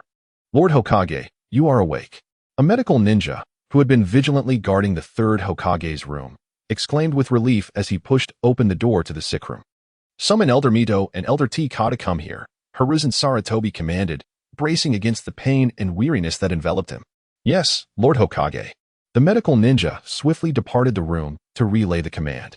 Watching him leave, Hiruzen slowly closed his eyes, striving to restore his strength in preparation for the orders he needed to convey. Before long, Mito Enju and Tika Kamachi hurriedly arrived at Konoha Hospital. "Hiruzen, how do you fare?" Tika Kamachi and Mito Enju approached the third Hokage's bedside, their expressions filled with concern. Tika leaned in cautiously, inquiring gently, "How are you feeling, Hiruzen?" "Kamachi, Enju." Hiruzen Sarutobi weakly opened his eyes, calling out to his two companions in a faint voice. "Yes, we are both here. Please, speak quickly," Mito Enju urged, leaning closer with an anxious demeanor. "Immediately, relay the message. Have Jeriah return to the village to maintain overall defense against other ninja villages." In a single, brief sentence, Hiruzen struggled to articulate his thoughts, pausing 5 times before finally managing to convey his message. Having just completed his arduous declaration, he fell back into unconsciousness. "Hiruzen, Hiruzen." Witnessing the third Hokage slip back into a coma, Tika Kamachi hastily approached, gently shaking Hiruzen's shoulder. "Enough, Kamachi. Hiruzen has succumbed to slumber once more. We should proceed with the tasks as he instructed," Mito Enju said, firmly grasping Kamachi's arm, his expression grave. Sighing, Tika Kamachi acquiesced, rising to follow Mito Enju as they departed from Konoha Hospital. In the Hokage Tower, Mito Enju and Tika Kamachi were met by an Umbu ninja presenting a thick dossier. "Lord Enju, Lady Kamachi, here is the damage report that has just been compiled. Please take a look. Is the extent of the losses truly this significant?" Mito Minyan gazed in astonishment at the thick stack of documents, incredulously inquiring of the Umbu ninja. "Indeed, Lord Minyan," the ninja responded. "The primary losses can be categorized into 3 segments. The first pertains to the initial explosion. The second involves the conflict instigated by the Hokage and the Uchiha clan. Lastly, a significant number of individuals perished due to the prolonged absence of rescue following the explosion. As you are aware, the incident occurred during the night, when many were fast asleep and unable to escape. Additionally, the lack of subsequent aid for those trapped beneath the rubble resulted in numerous fatalities from excessive blood loss." As the Umbu ninja spoke, his voice grew choked with emotion. "I apologize, Elder. I seem to have lost my composure. I shall take my leave now." The Umbu ninja rubbed his eyes and offered a brief apology to Mito Minyan and Tika Shino before turning to depart. Upon hearing the Umbu ninja's words, Tika Shino and Mito Minyan swiftly seized the damage report and began to peruse its contents. As they read on, their apprehension deepened. This conflict had inflicted catastrophic losses on both the ninjas and civilians of the Hidden Leaf Village. It is vital to recognize that the true wealth of Konoha did not stem from the so-called ninja clans, but rather from the influx of civilians during its early days. These civilians not only contributed significantly to the village's tax revenue, but their children, with modest training, could serve as a substantial force, even if they did not ascend to the ranks of elite ninjas. With a thud, Mito Minyan slammed the damage report onto the table in frustration. Summon the Umbu immediately. Urged Jeriah to return to Konoha post-haste. He commanded coldly. Originally, Mito had contemplated delaying Jeriah's return, hoping to seize power in the absence of Shimura Danzo and the third Hokage, Sarutobi Hiruzen, who were both incapacitated in the hospital. This would have presented an opportunity to misappropriate a portion of the compensation funds, allowing his family to ascend further amid the turmoil. However, it was evident that Konoha now resembled a black hole devoid of any benefits. He wished to avoid bearing the blame and decided to call Jeriah back to shoulder the burden. Minion, do you think we have made a grave mistake? We should not have supported Danzo in the eradication of the Uchiha clan. Tikashino, her eyes brimming with tears after reviewing the entire damage report, gazed at Mito with confusion. Enough, Shino. There is no time for such lamentations. If we do not eliminate the Uchiha clan, what right do we have to continue vying for the Hokage position? Do you not realize that the Uchiha clan is, after all, one of the founding families of Konoha? We have employed this strategy to ensure that none from the Uchiha clan harbors any hope of becoming Hokage. Do you truly believe that the Uchiha clan would spare us? The families that have been leeching off Konoha? Mizukage cast a glance at Tsunade Koharu, who was absorbed in reprimanding a small insect, and sighed in exasperation. Ever since the third Hokage, Sarutobi Hiruzen, ascended to power, a significant portion of Konoha's shared resources has been reallocated to the clans of Tsunade and Mizuhito in an effort to win their favor. Should they fail to control the lineage of the next Hokage, there is a considerable risk that the newly appointed Hokage may target their four clans. In fact, it could be said that there would be no need for direct action. Merely restoring the resources that rightfully belong to each clan could result in the four families plummeting once again due to their insufficient foundation. After all, Sarutobi, Tsunade, Mizuhito, and the others were once insignificant ninja clans. Their prosperity arose from the misfortune they inflicted upon the Senju clan, which allowed them to seize a substantial portion of the Senju's assets. Should the next Hokage, particularly one not aligned with their faction, become aware of this history, their four clans would undoubtedly become the target of animosity. Let us set these matters aside for now and address them upon Jeriah's return. With that, Mizukage coldly uttered a final remark to Tsunade Koharu, who remained silent after the reprimand, and turned to leave. Chapter 21. The Dragon Cave in an unknown region of the Land of Wind. A voice echoed within the Dragon Cave. Ah, my esteemed presence has arrived. The clone of Uchiha Yenhao, known as Little Snake Yenhao, greeted the arriving Uchiha Yenhao with a smile. The little snake before him had transformed from its previous 20-centimeter length into a colossal beast, its size comparable to that of the great serpent. Although Little Snake Yenhao lacked claws akin to a dragon, it bore a luminous horn atop its head, which shimmered with an otherworldly glow. Brother, Yenhao. As Little Snake Yenhao spoke, two melodious female voices chimed in from the side. One of the voices, however, was somewhat frail, belonging to Uchiha Yenhao's sister, Uchiha Uechin, alongside Uchiha Quan. Quan, are you all right? Uchiha Yenhao exclaimed in surprise, observing Uchiha Quan's pale complexion yet noting her ability to move freely, prompting him to inquire with astonishment. Brother. Sister Quan has awakened her Mangekyō Sharingan. Uchiha Uechin, standing beside Uchiha Quan, excitedly informed Uchiha Yenhao in response to his question. Quan, you too have awakened your Mangekyō Sharingan. Uchiha Yenhao, taken aback by Uchiha Uechin's revelation, turned to Uchiha Quan with astonishment. Yes, indeed.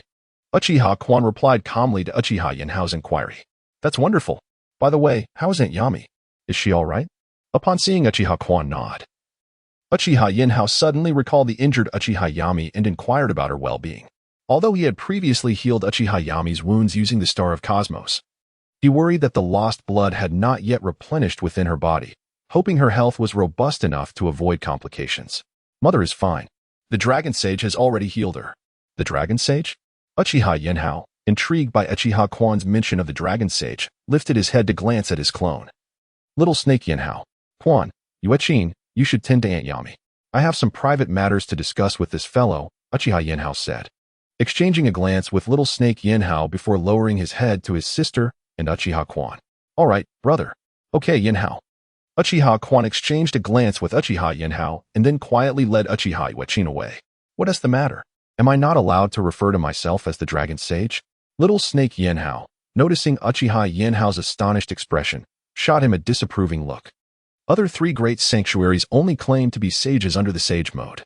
Do you possess such capabilities? Uchiha Yinhao cast a disdainful glance at his clone.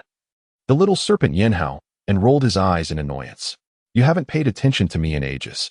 How could you possibly know that I can't enter sage mode? In response to Uchiha Yinhao's mockery, the little serpent Yinhao, clearly displeased, flicked his tail and retorted, if you have indeed developed sage mode, why didn't you inform me? Huh. I have long since mastered it. If you didn't come seeking me, why should I take the initiative to approach you? The little serpent Yinhao lifted his head defiantly and replied, come on, tell me how you attain this sage mode. Uchiha Yinhao eagerly leaped onto the little serpent's head, inquiring with great anticipation. I was once frustrated by the slow progress of my dragon transformation technique. To acquire more natural energy for my training, I stealthily entered the dragon vein of Lulan, harnessing its power for my cultivation. You wouldn't believe it, the chakra within the dragon vein, although tainted, possesses an abundance of natural energy, along with a hint of spatial power. By continuously refining the dragon vein chakra through the dragon transformation technique, I gradually developed a method for ordinary individuals to cultivate sage mode, which I named the Heavenly Dragon Cave Sage Mode. The little serpent Yinhao spoke with great pride.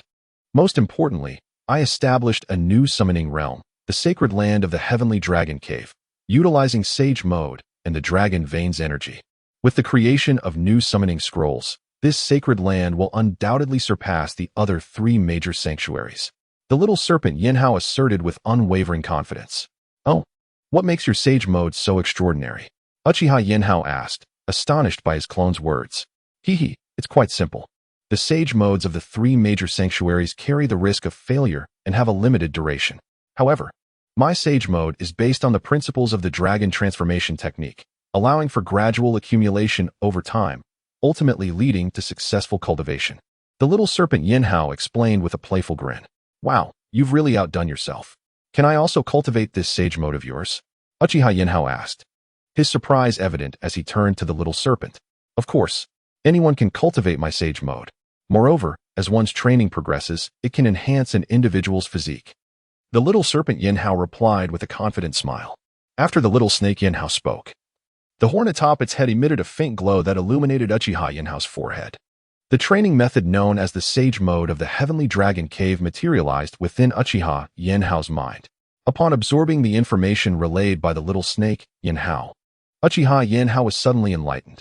Ah, so that is how it is. You have extracted the body tempering aspect from the transformation into a dragon technique. This enables practitioners to harmonize their physical form with natural energy, thereby attaining sage mode. Quite impressive indeed.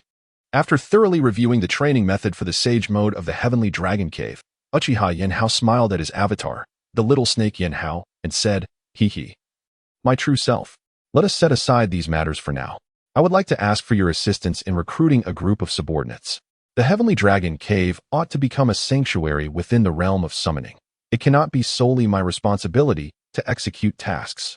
Upon hearing Uchiha Yinhao's request, the little snake Yinhao refrained from elaborating further and instead chuckled, replying, well, there's not much I can do about that. Why not find yourself a female snake and produce a couple of offspring? Uchiha Yinhao, upon hearing his avatar's suggestion, fell into a state of speechlessness. Such a request was simply beyond his capacity to fulfill. Ah, my true self, you cannot be serious. Although I am currently a snake, my soul remains that of a human. Asking me to find a snake is utterly incompatible with my aesthetic sensibilities. The little snake Yinhao, hearing Uchiha Yinhao's words, could only respond with a sense of helplessness. Chapter 22. The Shock Ninja World. Well then, if we do not proceed in that manner, what do you suggest we do? Uchiha Yinhao gazed at his clone, the little serpent Yinhao, with a sense of helplessness. Hey, the original, you call yourself a traveler. Yet you seem to have forgotten about cloning techniques. The little serpent Yinhao flicked his head, dismissively sending his original self, Uchiha Yinhao, tumbling down from his mind. Cloning. You know, it could indeed be worth a try. However, as for your disciples, let us hold off on that for now. Once I've rested, I shall seek out Orochimaru for specialized training. Upon hearing the words of the little serpent Yinhao, Uchiha Yinhao contemplated for a moment and, with a sigh, replied, very well. Original, you should rest for now. I shall continue my training. The little serpent Yinhao nodded in agreement and turned to crawl towards his usual training ground. Watching his clone depart, Uchiha Yinhao entered the abode he had constructed during his previous venture into the Dragon Cave space. Without even disrobing, He collapsed onto the bed and drifted into a deep slumber. On the third day, news of the Uchiha clan's annihilation and the ensuing battle with Konoha swiftly spread throughout the ninja world. The 4 great ninja villages received intelligence from their respective spies embedded within Konoha. Excellent news. We must prepare at once. We shall seize a piece of flesh from Konoha to alleviate the losses our sand village has endured over the years, exclaimed the 4th Kazekage, Raza, bursting into laughter upon receiving the intel from the Umbu. Summon Elder Chiyo at once. I have urgent matters to discuss with her. Understood, Kazekage-sama. I shall fetch Elder Chiyo immediately, replied the Umbu, hastily departing to locate her. Following a strategic discussion between the 4th Hokage Raza and Elder Chiyo, they swiftly activated war mode, calling back all Sand Village ninjas stationed abroad to return to the village and prepare for the impending ninja world conflict. In the Stone Village, the 3rd Tsuchikage, Anoki, upon receiving the news, promptly dispatched Umbu to alert all IWA ninjas to be on standby for an imminent confrontation with Konoha. Simultaneously, in the Cloud Village, the 4th Reikage, Yue AI, upon receiving the same intelligence, led the ninjas of his village towards the borders of the Land of Fire. According to Yue AI, this was a pivotal opportunity for Cloud Village to defeat Konoha, establishing itself as the preeminent village in the ninja world, and he would regret missing this chance for a lifetime. Within the borders of the Rain Country, Nagato received the latest intelligence. It appears that Madara's plan in Konoha has failed. However, it resulted in even greater losses. The icy-faced Konan entered the secret chamber of the tall tower in the Rain Village, holding a piece of intelligence. With a frigid expression, she addressed Nagato, saying, It seems that fellow is indeed not Uchiha Madara. Nagato, cautiously taking the intelligence from Konan's hands and reviewing it, replied with a cold smirk, Konan, although that individual is not the true Uchiha Madara, you must exercise greater caution regarding his associates. Observing Nagato's nonchalant demeanor, Konan furrowed her brows and sternly warned him, Nagato, please be vigilant. Under the power of the Rinnegan, no one can defeat the divine. Upon hearing Konan's words, Nagato smiled arrogantly, completely dismissing the threat posed by Uchiha Obito. Nagato, I have recently recruited a new subordinate. Let us gather everyone for a meeting. Uchiha Obito, having arrived at the tower from the Kamui dimension, smiled as he addressed Nagato. Madara, I have heard that you failed in Konoha. Is it true? Nagato's voice grew heavy as he spoke to Uchiha Obito. Well, my mission did not fail. My primary objective in visiting Konoha was to annihilate the Uchiha Clan. And now, isn't the Uchiha Clan already destroyed? Uchiha Obito rolled his eyes, his gaze calm as he regarded Nagato. In truth, Obito did not care much for Nagato. With his knowledge of all the abilities of the Rinnegan gleaned from Madara, he could easily extract Nagato's Rinnegan if he desired. What truly gave Uchiha Obito pause was Konan. Ever since she had been captured by Hanzo of the Salamander, her strength had undergone a dramatic transformation. Although Obito had dispatched White Zetsu to monitor Konan's every move, he was still deeply wary of her. Konan had discovered through her observations that his Kamui technique had a 5-minute limitation. Furthermore, according to White Zetsu's intelligence, she had devised a series of combat strategies based on her understanding of his Kamui. If he were to recklessly attempt to seize Nagato's Rinnegan, he could easily find himself ensnared in her paper jutsu, ultimately leading to his demise. Uchiha Obito could only hope for the forbidden technique of the Sharingan, Izanagi, relying on its miraculous ability to reverse death in order to retaliate against Konan. Nagato, since Madara has mentioned it, let us meet the individual he has recruited. Konan, noticing the tense atmosphere, shot a bland glare at Uchiha Obito before turning to Nagato. Very well, let us commence, Nagato replied, setting aside his hostility towards Uchiha Obito as he spoke in a neutral tone. Soon, Nagato transmitted a summons to the members of the Akatsuki organization through the ring. Upon receiving the notification, the members hastened to the designated gathering place. Shortly thereafter, the members of the organization, including Deidara, Kuksu, Orochimaru, and Haiden, arrived at the assembly point. Each found a suitable position and stood upon the fingers of the outer path golem, closing their eyes in meditation as they awaited the arrival of their leader, Nagato. Or rather, Pain of the Six Paths. Today, our organization welcomes a new member. Let us extend our warmest greetings. Pain declared coldly from atop the head of the outer path golem, addressing all present. As his words resonated, a figure slowly emerged from the dark tunnel, Uchiha Itachi, the rogue ninja from the Hidden Leaf Village. Chapter 23. The Irate Jeriah. Konoha. Upon receiving a communique from Konoha, Jeriah hastened back to the village with utmost urgency. However, as news of the conflict between the upper echelons of the village and the Uchiha clan reached his ears, his anxiety intensified. The Uchiha clan, being the most formidable ninja clan within Konoha, engaging in warfare against the village would inevitably result in catastrophic losses for both sides. There could be no victor without significant devastation. This thought left Jeriah in a state of profound distress. In his desperation, he resorted to the summoning technique, employing reverse summoning to expedite his approach to the village. Who goes there? A vigilant ninja stationed at the village gate called out as Jeriah neared. It is I, Jeriah. How fares the village? Jeriah responded solemnly, standing before the gatekeeper. Lord Jeriah, you have returned. Please, enter and see for yourself. I cannot articulate the situation, the gatekeeper replied. Excitement tinged in his tone upon recognizing Jeriah. Very well, I understand.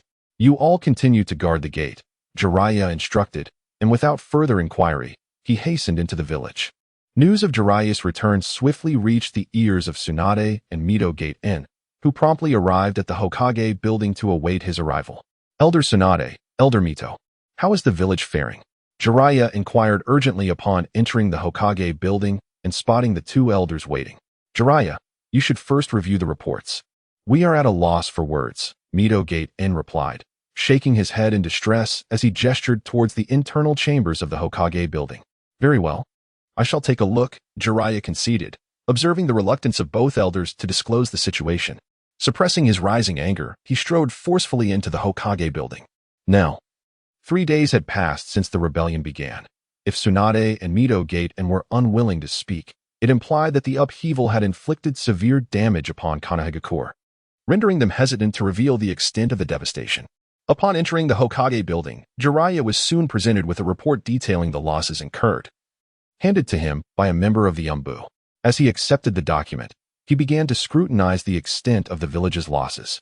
However, upon flipping open the first page of the report, fury erupted within him. The toll on ninjas, the plight of civilians, the destruction of homes. Each line of data laid bare the grim reality before his eyes. Tell me what transpired. Jeriah approached Tsunade Shk and Mito Minen, presenting the damage report with palpable fury, slamming the data before them. He thundered in anger. This is the consequence of the Uchiha clan's betrayal. Mito Minen, observing Jeriah's wrath, muttered softly, betrayal, betrayal. If you had not pressured the Uchiha clan, they would not have turned against us. Which clan would sacrifice their entire lineage for treachery? You have been siphoning the lifeblood of Konoha, coercing the Uchiha clan relentlessly from the heart of the village to its outskirts. It was not the entire Uchiha clan that instigated the Ninetales incident. You treat all Uchiha members as traitors, forcing a rift between them and Konoha. And now, look at the losses incurred. Days have passed with no actions taken. Are you merely waiting for me to clean up your mess? Naturally. He banged his fist on the table, shouting at Mito Minen and Tsunade Shk. Jeriah, stop yelling at us. If you have the courage, direct your ire at your master, the third Hokage Sarutobi Hiruzen, and Danzo Shimura. I admit we sought some benefits, but we never intended to coerce the Uchiha clan. It was those two who relentlessly pushed the Uchiha towards destruction. We never made such demands. If you have the guts, take your master Sarutobi Hiruzen and put him on trial. The Mito and Tsunade clans are willing to offer compensation to the ninjas of Konoha. And do not overestimate yourself. How do you think the Sarutobi clan developed its over 3,000 ninjas? Don't tell me you are unaware. Mito Minen retorted angrily, responding to Jeriah's outburst. If a culprit must be named, it is your master Sarutobi Hiruzen. If you cannot confront him, then refrain from discussing our matters. With a cold smile, Mito Minen turned and left the Hokage building alongside Tsunade Shk. As they exited, the sound of Jeriah's furious shout echoed, followed by the crash of the table shattering into pieces. I was considering helping him, but now he must handle it alone, Mito Minen remarked with a chuckle. After all these years, Jeriah remains so naive. Shouldn't he already be aware of Konoha's darkness? Tsunade Shk commented with a huff after Jeriah's tirade. Once Tsunade Shk and Mito Minen departed, Jeriah helplessly picked up the damage report again, beginning the painstaking process of organizing it and contemplating the reconstruction of Konoha. All the injured were promptly transported to the Konoha hospital by Jeriah, who urged the medical ninjas there to exert every effort in treating the wounded. insisting that no life should be forsaken. Simultaneously, Jeriah dispatched the summoning beasts of Mount Myaboku to convey the grim news of Konoha's substantial losses to Tsunade, imploring her to return and lend her assistance during this critical juncture. However, in the wake of this calamity, Konoha's finances began to dwindle severely. In order to ensure that all the affected villagers received compensation, Jeriah was compelled to visit each of the ninja clans in Konoha, soliciting funds to alleviate the village's financial shortfall. The resources of the annihilated Uchiha Clan had been entirely confiscated by the root organization and subsequently seized by Uchiha Itachi. Otherwise, the remnants of the Uchiha Clan's wealth could have elevated the entire village's clans to new heights. Regrettably, Jeriah was unable to acquire these funds and had to painstakingly beg from the various clans. Yet, in light of the Uchiha Clan's destruction, the other clans were notably reluctant to part with their money. After all, who could say whether contributing funds might draw the attention of the Sannin, leading to the potential downfall of their own families? Chapter 24. The provocation of the four great ninja villages. Something terrible has happened, Lord Jeriah. A member of the Umbu rushed into the Hokage's office, breathless and alarmed, as Jeriah pondered how to restore the Hidden Leaf village. Do not panic. What has transpired? Speak to me, Jeriah replied, his expression grave as he regarded the Umbu operative. The four great ninja villages have gathered and reached our borders, poised to launch an assault on the land of fire at any moment, the Umbu reported, his demeanor serious yet betraying an undercurrent of fear and unease. What? You mean all four great villages are mobilized? Jeriah exclaimed, astonished by the news. Memories of the last shinobi world war flooded his mind, when the Hidden Leaf village had nearly exhausted its strength, relying on the prowess of the three legendary Sannin, along with the likes of Minato Namikaze and the entire Uchiha and Fugaku clans, to barely repel the four great villages. In the early stages of the conflict, the Sand, Mist, Rock, and Cloud villages had already engaged in fierce battles, and the Hidden Leaf had narrowly managed to withstand their onslaught. Now, the Umbu's report indicated a simultaneous attack from all four villages, a clear intent to obliterate the Hidden Leaf. Jeriah gazed vacantly ahead, uncertain of the appropriate course of action. His mentor, the third Hokage Hiruzen Sarutobi, lay in a state of unconsciousness, and Danzo Shimura from the root had been rendered incapable of combat due to the loss of his right eye and arm. Meanwhile, Tsunade and Mito had been absent from battle for years, leaving Jeriah uncertain of their current capabilities. Summon the heads of the various clans to the Hokage's office immediately for a council, Jeriah commanded the Umbu after a brief pause, standing tall. No matter the cost, the Hidden Leaf cannot falter under my watch. Even in defeat, we must fight valiantly. Only then will the four great villages regard us with caution. I will do everything in my power to protect the Hidden Leaf, this village built through the efforts of countless ancestors. Meanwhile, in the land of Earth, Inoki, the third Tsuchikage reflected on the developments with a sense of astonishment. I never anticipated that the Cloud village would act with such decisiveness. They seized upon even the slightest opening presented by the Hidden Leaf and hastened to the borders of the land of fire. Truly impressive, Inoki mused, contemplating the intelligence in his hand. Initially, he had intended to observe the movements of the other three ninja villages before determining the extent of his own forces' deployment. However, he was taken aback to find that the fourth Reikage, had led a significant contingent of the Cloud village directly to the borders of the land of fire. A move that truly astonished Inoki. Master Tsuchikage, shall we then follow the Cloud village's lead and strike at the Hidden Leaf? Inquired Inoki's son, Kuratsuchi, his expression serious as he awaited his father's response. No, we shall not be the first to strike. The one who takes the initial action will undoubtedly disturb the profound foundations of Konoha. At this juncture, if Konoha wishes to contend with us, it must adopt a spirit of mutual destruction. We must exert our utmost efforts against the first shinobi village that makes a move. Only by completely vanquishing that village can they subsequently turn their attention towards us, systematically defeating the four great shinobi villages in succession, thus restoring peace and allowing for recuperation. Otherwise, faced with the onslaught of the four great villages, Konoha has no prospect of victory. The Tsuchikage, Inoki, gazed solemnly in the direction of Konoha as he addressed his son, Loam. Very well, Lord Tsuchikage, I shall descend and instruct the villagers not to initiate hostilities.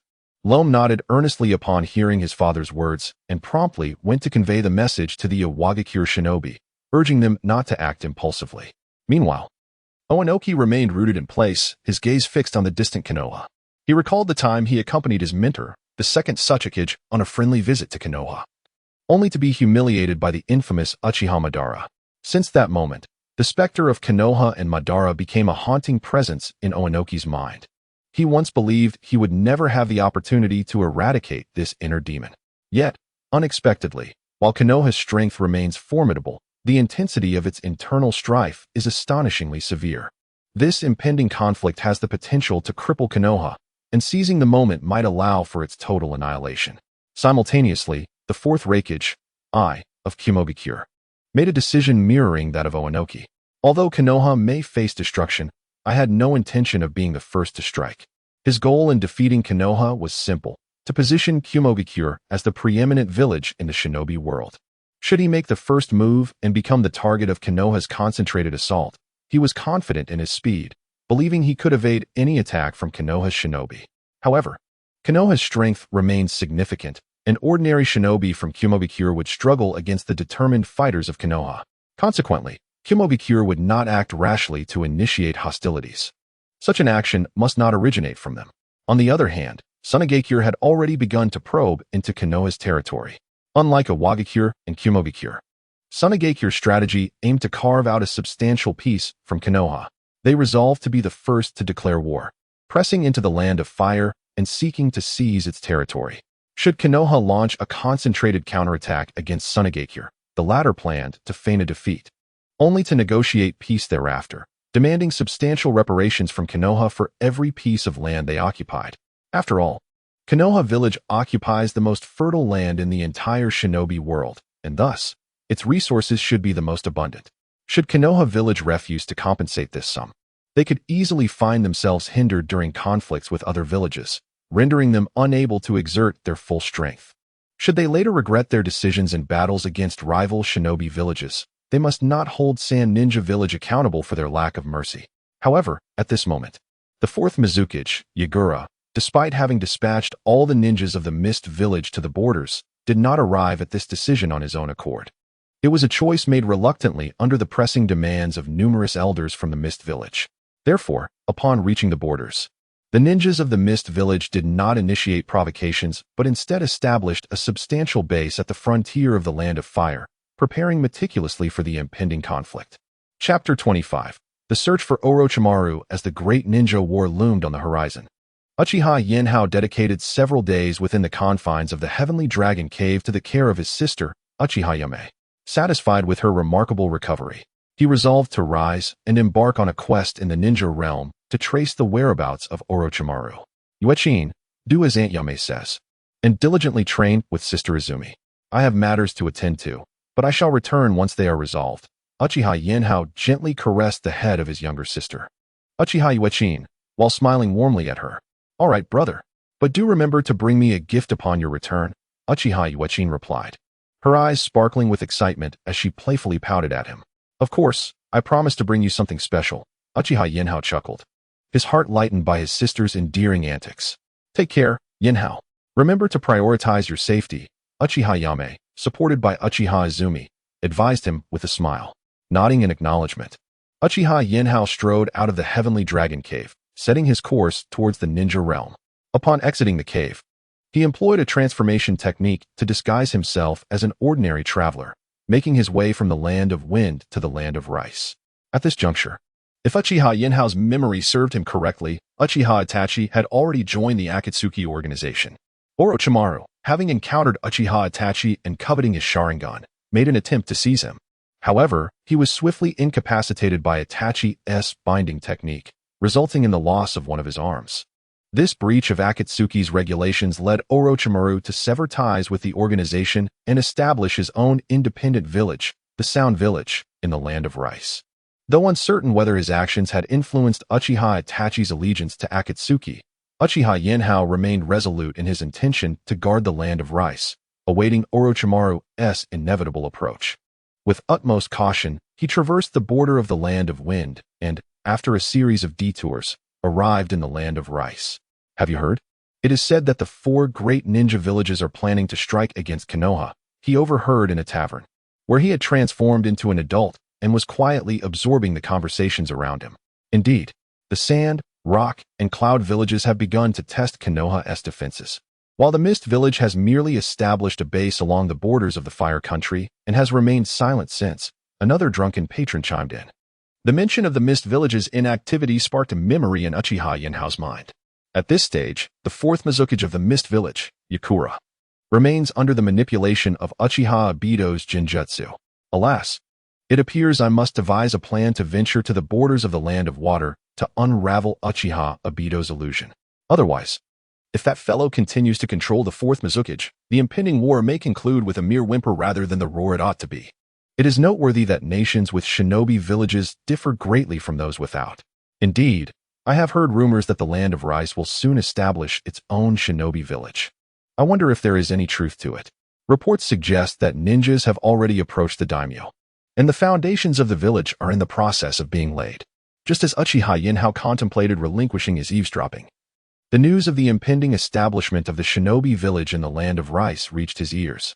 "Sir, the bill, please," he called out loudly to the tavern owner. "Good day, sir.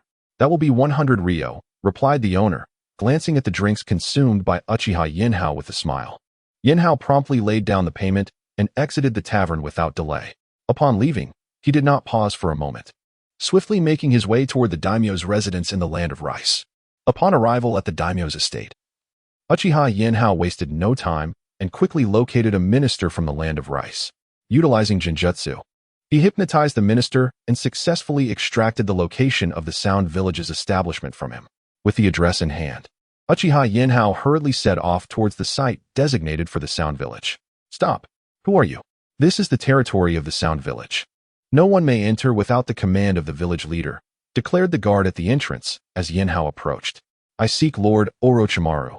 Please inform him of my arrival," he replied, a smile gracing his features. "I'm afraid we have no Lord Orochimaru here." "You must have come to the wrong place," the guard responded, confusion flickering across his face upon hearing the name. "You need not elaborate. Simply inform your village leader that I am here to see one of the three who serve Lord Orochimaru, known as Cold Coin," Uchiha Yenhao asserted, casting a stern glare at the guard, irritation evident in his voice. With that, he unleashed a wave of his chakra pressure upon the guard. Startled by the overwhelming presence, the guard promptly turned and dashed into the village. "Ah, I wondered who it might be. It is you, Uchiha Yenhao." Before long, a peculiar gentleman clad in a kimono emerged from the Village of Sound, a smile gracing his face as he approached Uchiha Yenhao. This visitor was none other than one of the trio, the enigmatic Orochimaru. "It is indeed a rare occasion to see you, Lord Orochimaru," Uchiha Yenhao remarked, a hint of joy illuminating his countenance upon recognizing Orochimaru. "I never anticipated that you, the one responsible for causing significant turmoil in Konoha, would forego seeking trouble with them and instead come to find me." Orochimaru regarded Uchiha Yenhao with an amused smile and replied, "The reason for my visit is simple. It is because I possess the means to assist you," he continued. "Otherwise, I would have no reason to seek out a venomous serpent such as yourself." Yenhao observed Orochimaru, his gaze tinged with avarice, and retorted with a cold smirk. Chapter 26. Confrontation with Orochimaru and the Serpent's Shadow. Upon hearing the words of Uchiha Yenhao, Orochimaru immediately formed hand seals and launched an assault towards him. In the face of Orochimaru's attack, Uchiha Yenhao merely sidestepped slightly, effortlessly evading the Serpent's Shadow technique. Genjutsu, Mirror Flowers, Water Moon. Unwilling to tolerate Orochimaru's onslaught any longer, Chunin activated his Sharingan and unleashed a genjutsu against him. However, Uchiha Yenhao did not employ a high-level genjutsu. Instead, he executed a rather low-tier illusion he had personally developed. Under the amplification of the three-tomo Sharingan, it could rival an ordinary A-ranked genjutsu. Release. With a disdainful snort, Orochimaru swiftly disrupted the chakra within him, freeing himself from the illusion's grasp. "You truly underestimate me, little Uchiha." Though liberated from the genjutsu, Orochimaru did not display any joy. Instead, he spoke to Uchiha Yenhao with a grim expression. "Haha, my apologies, Lord Orochimaru. I merely heard that you were defeated by Uchiha Itachi's A-ranked Kage Shibari technique. It appears your research on the rebirth technique has not been very successful, and your soul must have suffered greatly." Unfazed by Orochimaru's ire, Uchiha Yenhao responded with a cheerful demeanor. Upon hearing Yenhao's words, Orochimaru was momentarily taken aback. a wave of fear washing over him. How do you know the details of my battle with Uchiha Itachi? He gazed at Uchiha Yinhao in astonishment. For the confrontation had concluded swiftly, and he doubted even the Akatsuki's white Zetsu was aware of how he had fallen to Uchiha Itachi. This matter should have been known only to him and Itachi, yet it emanated from Yinhao's lips, leaving Orochimaru thoroughly astonished. I certainly have my own intelligence network, Lord Orochimaru. Uchiha Yinhao replied with a smile. Very well, then come inside to discuss, Orochimaru said, casting a meaningful glance at Uchiha Yinhao before warmly inviting him into the Sound Village. Following the invitation, Uchiha Yinhao smiled and walked alongside Orochimaru into the village's interior. Impressive, Lord Orochimaru. I did not expect that in such a short span of days. Your establishment has developed quite remarkably. As they entered the village, Uchiha Yinhao could clearly see that not only had a ninja academy been established, but even a ninja hospital had been erected. It could be said that the village possessed all the necessary facilities. Although still quite rudimentary, they were indeed complete. Haha. Not at all. This is the result of my years of accumulation. Hearing the praise from Uchiha Yinhao, Orochimaru chuckled softly, displaying a modest demeanor as he addressed him. Yet, a glimmer of nostalgia flickered in his eyes. Under Orochimaru's guidance, Uchiha Yinhao accompanied him to a conference room within the Sound Ninja Village. Speak, what brings you here? Orochimaru inquired seriously after inviting Uchiha Yinhao to take a seat. May I ask, does Lord Orochimaru possess the cloning technique? Uchiha Yinhao asked earnestly, fixing his gaze upon Orochimaru. Cloning technique? Indeed, I am proficient in it. However, I trust you do not intend to acquire it without offering something in return? Orochimaru responded, a knowing smile gracing his lips upon understanding Yinhao's request. Then it is true that you can perform it. Excellent. I am willing to exchange a long-held secret for your cloning technique. If you would permit it, Uchiha Yinhao replied with evident delight. That is acceptable. Though it depends on whether your secret holds sufficient value, Orochimaru remarked, his eyes sparkling with intrigue. Although unaware of the nature of the secret, he recognized that Yinhao's willingness to trade it for the cloning technique suggested its significance. Surely, Lord Orochimaru is familiar with the Sage of Six Paths? Uchiha Yinhao, seeing Orochimaru's agreement, smiled and continued without reservation. Of course, is he not a figure from myth? Orochimaru looked at Uchiha Yinhao with a hint of confusion. Not merely a myth. The Sage of Six Paths truly existed. His true name is Otsutsuki Kaguya. The Senju, Uzumaki, and Uchiha clans are all descendants of the sage. Uchiha Yinhao stated with utmost seriousness. What? You claim the Sage of Six Paths is real? What of the Rinnegan? Orochimaru gazed at Yinhao in shock, his curiosity piqued. The Sharingan evolves from one Tomo to two, and then to the Mangekyō and Eternal Mangekyō, all influenced by the powers of Yin release. However, the Sage of Six Paths also possessed a sage body, which is a manifestation of Yang release, Uchiha Yinhao explained. Amusement dancing in his eyes as he leaned closer to Orochimaru, his voice laced with temptation. Orochimaru was taken aback by Yinhao's words. If the Rinnegan is an upgrade of the Eternal Mangekyō after absorbing Yang release, then from where did Pain of the Akatsuki obtain his Rinnegan? With a sense of curiosity, Orochimaru decided to pose this question to Uchiha Yinhao, eager to test his knowledge. It is impossible. I have seen an individual within the Akatsuki who is neither a descendant of the Uchiha clan nor a scion of the Senju or Uzumaki lineages. Yet, he possesses the Rinnegan. How can this be explained? Orochimaru stated with conviction to Uchiha Yinhao. Is Lord Orochimaru attempting to test me? Since you pose such a question, allow me to enlighten you. Uchiha Yinhao replied coldly, sensing Orochimaru's skepticism towards his words. Do you not recall an encounter long ago on the battlefield of the Land of Rain, where you, Jeriah, and Tsunade came across 3 orphans from that very land? With a mocking smile, Uchiha Yinhao inquired of Orochimaru. Indeed, there were such 3 individuals, but what of it? Orochimaru pondered momentarily before responding. Do you remember the child whose eyes were perpetually obscured by his hair, who dared not meet the gaze of others? What was the color of his hair? Uchiha Yinhao fixed his penetrating gaze upon Orochimaru, his tone sharp. Red hair, from the Uzumaki clan. Chapter 27. The Imminent Ninja World War. Orochimaru gazed in astonishment at Uchiha Yinhao. Are you suggesting that the red-haired boy is a member of the Uzumaki clan, and that he is the true possessor of the Rinnegan? He inquired with a cryptic expression. You are indeed correct. That red-haired boy is the genuine wielder of the Rinnegan. while the current pain is merely a puppet controlled by it. Uchiha Yinhao replied with a smile. I see. No wonder every time I encountered pain, I sensed a certain stiffness in his face. He is indeed a puppet, Orochimaru acknowledged. Nodding in realization. You must have noticed the black pins on Pain's face. Those pins are the means through which Pain receives the chakra of that Uzumaki clan member and is controlled, Uchiha Yinhao elaborated. The reason that Uzumaki clan member can manipulate Pain is entirely due to those black pins on his face.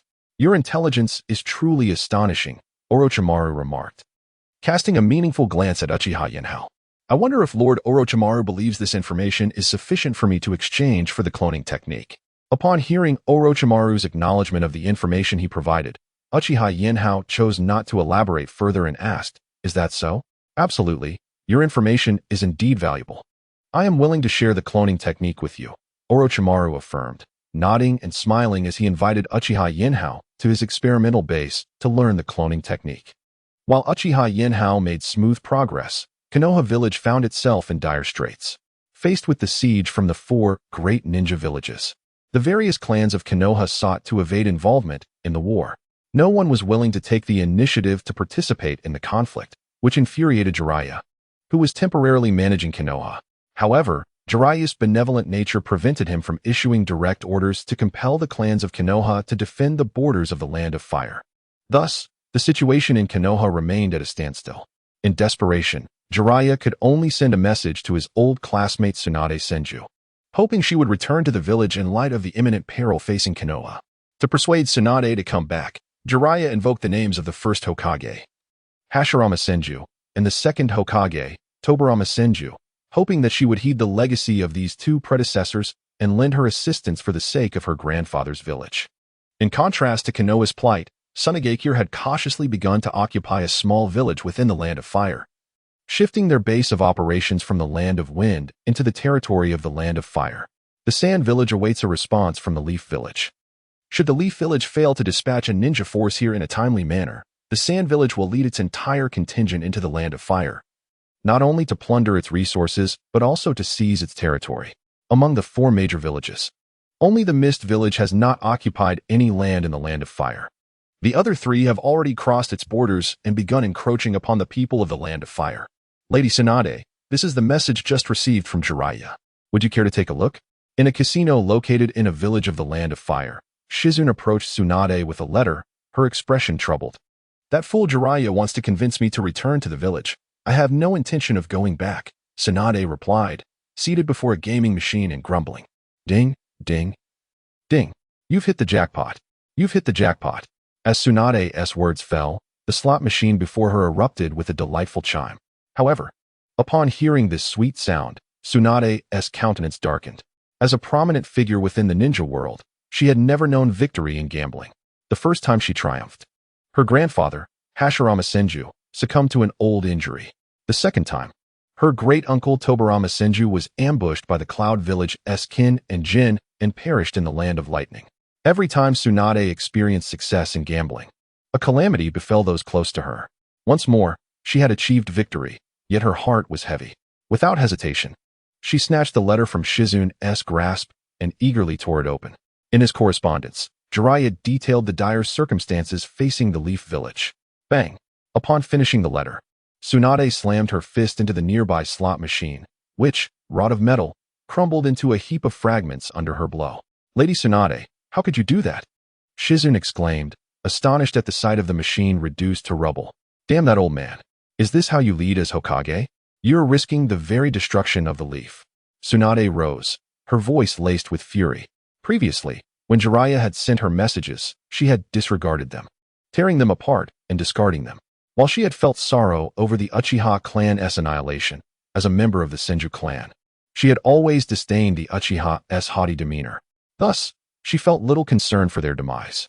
However, the conflict between the Uchiha clan and the Leaf Village, which now endangered the entire village, filled Tsunade with indignation. Silence. Take care of this. We are preparing to return to the village, Tsunade declared coldly as she tore Jeriah's letter to shreds. Huh. Shizune was momentarily taken aback. Upon hearing Tsunade's intention to return to the village, her spirits lifted instantly. Yes, Lady Tsunade, I shall attend to it immediately, Shizune exclaimed, rushing to the proprietor of the gambling establishment to settle the debts incurred under Tsunade's name. Once the matter was resolved, she hurriedly followed Tsunade's lead towards Konoha. She was determined not to delay and cause Tsunade to reconsider her decision.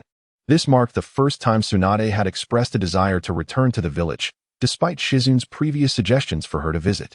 All those had been met with refusal. However, Jeriah's recent correspondence had evidently swayed Tsunade's resolve, filling Shizun with immense joy. Ever since the conclusion of the Third Great Ninja War, Shizun had accompanied Tsunade in their wanderings outside the village, yearning to return and glimpse the familiar surroundings she had longed for. Chapter 28. The return of Tsunade to Konoha. Tsunade Senju, accompanied by Shizun, swiftly made her way back to Konoha. Upon reaching the village gates, the vigilant ninja stationed there spotted a woman clad in a green coat striding purposefully towards the village.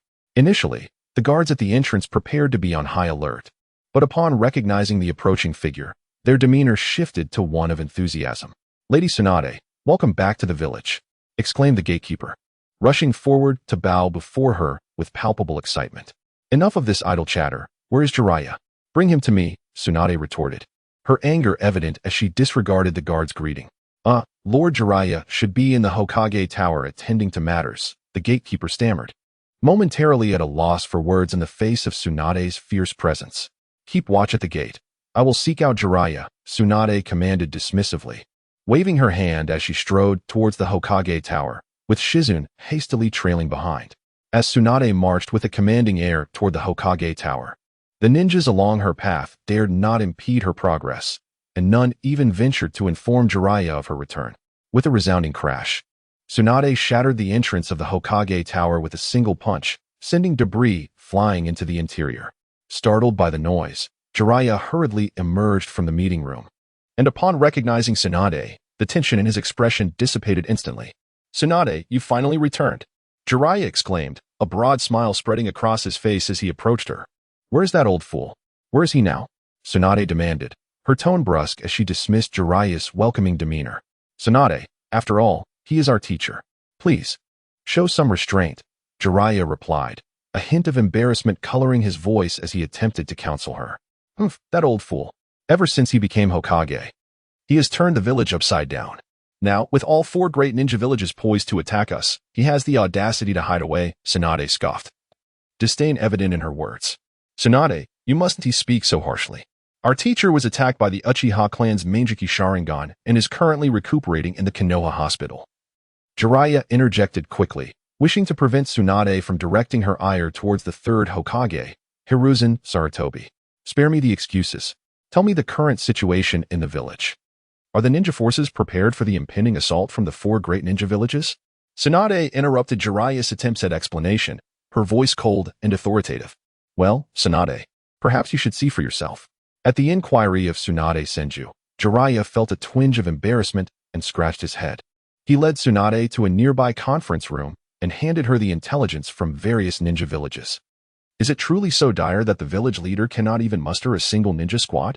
After perusing the documents that Jeriah had provided, Tsunade, visibly enraged, directed her ire at him. "Isn't this a dire situation? You are well aware that due to the actions of our mentors, the various clans are reluctant to intervene. I cannot compel them to the battlefield." Jeriah stood beside Tsunade, feeling sheepish, resembling a hesitant schoolboy unwilling to contradict her. "Immediately, summon members from each clan to the Hokage Tower. I will make the arrangements." Tsunade decisively shed her outer garments and coldly commanded Jeriah. Yes, Jeriah, exhilarated by Tsunade's willingness to take charge of the war, exclaimed, "Did you not hear? Go forth and inform all clan members to convene at the Hokage Tower." He turned and shouted at the Umbu stationed within the tower. The Umbu, upon receiving their orders, swiftly departed to notify the various clans to assemble at the Hokage Tower. Before long, members from the clans of Konoha arrived, taking their seats in an orderly fashion. "Sarutobi clan, I require every single ninja from your entire group to mobilize. Head to the Land of Lightning and engage in battle with Tsunade." Tsunade stood on the platform, surveying the assembled individuals before speaking with a cold demeanor. "What, Lady Tsunade? This is unacceptable. How can our clan possibly contend with an entire ninja village? You are sending us to our doom." The leader of the Sarutobi clan rose abruptly, A pained expression etched on his face as he addressed Tsunade. I care not for your objections. Should Konoha fall, I will personally hunt down your Sarutobi clan. Test me if you dare, Tsunade replied, her gaze icy as she regarded the clan leader. Lady Tsunade, you are the descendant of our Sarutobi clan leader, the third Hokage, Hiruzen Sarutobi. How can you treat us in such a manner? The Sarutobi leader, taken aback by Tsunade's harsh words, expressed his dissatisfaction. With a resounding crash, Tsunade slammed her fist onto the table, splintering it into fragments. If it were not for the reckless actions of that old man, would our village be in such peril? Over the years, as the third Hokage, he granted your Sarutobi clan countless privileges. Are you truly unaware of this? If you cannot withstand the onslaught from Kumogakure, perhaps it would be better for your clan to face extinction. Upon hearing the Sarutobi ninja mention the third Hokage, Tsunade's fury ignited, and she reprimanded them with a chilling tone. Upon hearing Tsunade Senju's reprimand towards the Sarutobi clan, numerous factions cast admiring glances in her direction. It is no surprise that she is a descendant of the esteemed Hashirama Senju. In a moment of crisis for the village, she boldly targeted her own teacher's clan, thereby earning the respect of many among the human tribes. The members of the Sarutobi clan, upon absorbing Tsunade's words and lacking any family to advocate for them, silently retreated. With the Sarutobi clan serving as an example of vulnerability, Tsunade's subsequent arrangements for the other clans progressed smoothly. She assigned the Sarutobi, Nara, Akimichi, and Mito clans to the borders of the four nations to prevent incursions into the Land of Fire. Meanwhile, Tsunade and Jeriah led the vanguard, forming an elite strike team to initiate an assault on Tsunade. According to Nara Shikaku's calculations, Iwagakure and Kumogakure aimed to permanently undermine Konoha. In stark contrast, Tsunade's intentions were far less aggressive. They sought merely to extract a portion from Konoha without engaging in direct confrontation, as such a course would not align with their interests. After all, the existence of Konoha provided Tsunade with numerous advantages. Chapter 29, Controlling the Fourth Generation of Water Shadows with Tsunade, Senju's return to Konoha. Various ninja clans swiftly united under her leadership to establish 6 formidable ninja teams. 4 of these teams were composed of the clans belonging to the Konoha F4, primarily tasked with defending against the assaults of the 4 great ninja villages, necessitating no offensive maneuvers. The remaining clans formed 2 additional teams, led by Tsunade Senju and Jeriah. Unlike the teams of the 4 major clans, their primary objective was to launch proactive strikes, aiming to vanquish the 4 great ninja villages and secure victory for Konoha in the ongoing war. In the land of rice, at the Sound Village, Orochimaru chuckled heartily, acknowledging Tsunade's formidable abilities. Ah, so Tsunade has returned to Konoha? Remarked Uchiha Yenhao, who was nearby practicing cloning techniques. Upon hearing Orochimaru's statement, he set aside his experimental tools, removed his gloves, and smiled at Orochimaru. Yenhao-kun, would you like to see the newly acquired intelligence? Orochimaru inquired with a grin, gesturing towards the information he held.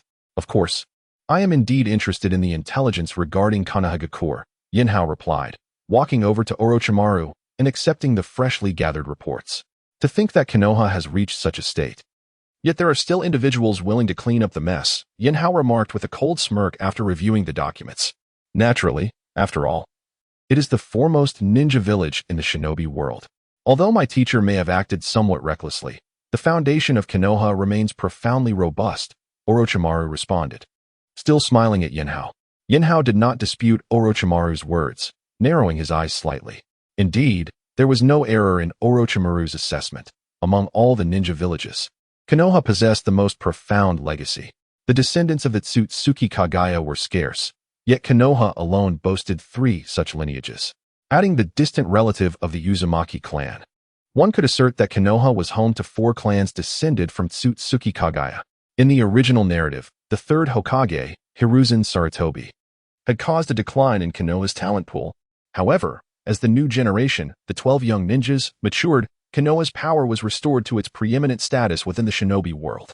In fact, due to Naruto Uzumaki and Sasuke Uchiha, the combined strength of just these 2 individuals could sweep across the entirety of the 5 great nations. Their power was not at all inferior to that of the original founding duo, Senju Hashirama and Uchiha Madara, and may even surpass it. It seems I can no longer continue my studies with you, Lord Orochimaru. I must devise a plan to create some trouble for Konoha. Yinhao said, setting down Orochimaru's intelligence with a smile. Haha, no problem at all. Feel free to take with you any previous materials on cloning techniques. I have backups here anyway. Orochimaru assured him. Orochimaru, upon hearing Uchiha Yinhao's words, was not taken aback. Instead, he smiled and remarked that Uchiha Yinhao could take all the materials related to the cloning technique. Is that so? I am most grateful, Lord Orochimaru. I shall take my leave now. Uchiha Yinhao, after hearing Orochimaru's words, smiled slightly and turned to approach the experimental platform. The platform was laden with numerous resources that Orochimaru had provided for Uchiha Yinhao to study the cloning technique. Without hesitation, Uchiha Yinhao activated his Mangekyō Sharingan and utilized the star dimension to absorb the entire experimental platform into his celestial space. Yinhao, you are indeed quite audacious. Orochimaru observed with a wry smile, addressing Uchiha Yinhao. Oh, dear Lord Orochimaru, you have so many experimental resources here. I shall take this one as a gift. Farewell. Uchiha Yinhao, unfazed by Orochimaru's words, merely smiled and, employing the spatial abilities of the star dimension, teleported out of Orochimaru's laboratory. Upon exiting the Sound Ninja village, Uchiha Yinhao set his course directly towards the former land of whirlpools. Among the four great nations, only the village hidden in the mist had refrained from waging war against the village hidden in the leaves, primarily because the fourth Mizukage, Jeriah, was under the manipulation of Uchiha Obito. Although the reasons for Obito's restraint were unclear, Uchiha Yinhao was determined to no longer allow Obito to control Jeriah. He resolved to take matters into his own hands and orchestrate an offensive against the Leaf Village. With unwavering determination, Uchiha Yinhao hastened his journey, and by the following day, he had stealthily arrived at the former land of whirlpools. Since the devastation of the Whirlpool Village during the Second Shinobi World War, it had become a refuge for displaced civilians and wandering ninjas. During this time, the fourth Mizukage Jeriah had established a forward base for the Mist Village in the land of whirlpools but had since remained inactive. Most of the ninjas from the Mist Village were stationed in the land of whirlpools. Uchiha Yinhao quietly employed his Mangekyō Sharingan star dimension to infiltrate the Mizukage's tent. At that moment, Jeriah lay supine on the bed within the Mizukage's tent, resembling a lifeless puppet, exhibiting no signs of awareness. However, his eyes were wide open, fixated on the ceiling of the tent. Genjutsu, Sharingan. Uchiha Yinhao suddenly materialized before Jeriah, and with the combined might of his Mangekyō Sharingan and Genjutsu techniques, he invaded Jeriah's mind, directly dispelling the power of the Mangekyō Sharingan that resided within him, taking full control of Jeriah's consciousness. The power left behind by Uchiha Obito had no time to react before it was swiftly vanquished by Uchiha Yinhao's prowess. Meanwhile, within the borders of the Rain Country, Uchiha Obito felt an abrupt severance of his control over the fourth Mizukage, Jeriah, the instant Uchiha Haneo dispelled his ocular prowess. Curse it, that Uchiha Haneo. How did he discover my manipulation of Jeriah? Obito muttered angrily to himself. Obito, what transpired? Black and white Zetsu emerged from the ground, gazing at the furious Uchiha Obito with genuine concern. My control over the fourth Mizukage, Jeriah, has been wrested from me. It must have been that Uchiha Haneo, Obito replied, his annoyance palpable. Hee, Obito, fret not. After all, that fellow controlling Jeriah merely serves to assault the Hidden Leaf Village. As long as we can diminish the power of the 5 great shinobi villages, it will not disrupt our plans, Black Zetsu remarked, grinning widely upon hearing Obito's words. Enough. Address me as Uchiha Madara. Obito retorted furiously, directing his ire at Black Zetsu. Chapter 30. The first strike of the wind shadow. It is no wonder that I can effortlessly control you. The fourth Mizukage, Jeriah, your strength is indeed lacking. In the frontline camp of the Land of Water, Uchiha Yinhao gazed at the fourth Mizukage, Jeriah, who was entirely under the sway of his Sharingan, and spoke with a smile. Although the fourth Mizukage, Jeriah, possessed strength at the level of a Kage due to being the Jinchuriki of the Three Tails, his aptitude for illusion techniques and mental strength were exceedingly fragile. Consequently, whether it was Uchiha Madara, Uchiha Obito, or himself, controlling him with the Sharingan was remarkably effortless. Furthermore, the Three Tails beast, Isabu, dwelling within him, was utterly incapable of mounting any resistance against their nemesis, the Sharingan. Now, let me command the village hidden in the mist to wage war against the Land of Fire. Uchiha Yinhao's expression brightened as he looked at the fourth Mizukage, Jeriah. Summon all Jonin to the central tent for a meeting, he instructed, retreating into the starry space while continuing to control Yagura. Outside the tent, the Umbu of the Mist Village, upon hearing Yagura's words, swiftly rushed to the various Jonin tents to summon them for the meeting. Following the Umbu's notice, the Jonin from the frontline camp soon gathered in the tent of the 4th Mizukage. Everyone, the other 3 major ninja villages have already begun probing Konoha. I am aware that many of you are dissatisfied with my decision not to declare war on Konoha.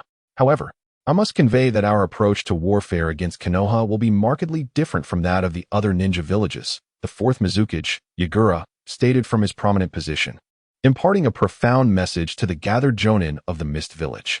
Then, may I inquire, Lord Mizukage, when shall we commence our war against Konoha? One Jonin from the Mist Village eagerly posed the question. The first bird to fly will be shot as soon as one ninja village declares war on Konoha. The second will be our Mist Village, Uchiha Yenhao, controlling Yagura, replied with a smile upon hearing the Jonin's inquiry. Ah, I see now. Lord Mizukage is truly wise. The gathered Jonin feigned enlightenment, expressing their admiration towards the 4th Mizukage.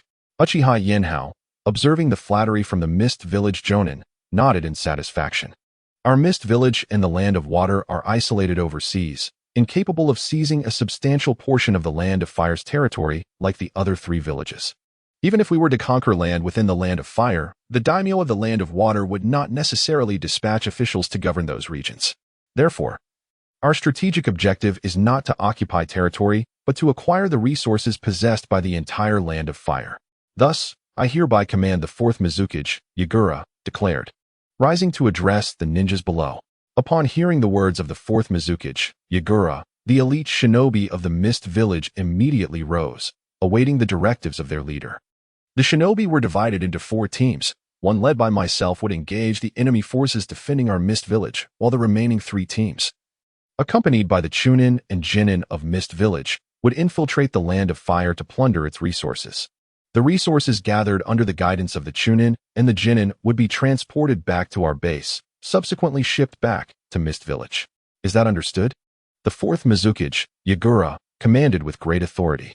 Yes, we understand, came the fervent response from the elite shinobi of Mist Village, who were filled with admiration for Yagura's astute strategy. In that moment, they recognized the brilliance of Yagura's orders, knowing that if executed, their village would acquire a substantial bounty, potentially augmenting their strength. Very well, since everyone comprehends, prepare yourselves. Observing the respectful gazes directed towards him, Uchiha Yenhao, controlling Yagura, addressed the shinobi of Mist Village with satisfaction. Yes, Mizukage-sama, the shinobi, deeply revering the 4th Mizukage, replied respectfully.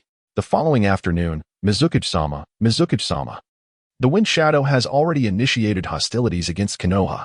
Uchiha Yenhao, overseeing the 4th Mizukage's rest within the tent, was startled as a member of the Mist Village Umbu burst in. What? You say the Wind Shadow has declared war? Uchiha Yenhao, controlling Yagura, sat up, his expression commanding as he inquired of the Umbu. Yes, Mizukage-sama. The Umbu knelt respectfully before Yagura, delivering the news.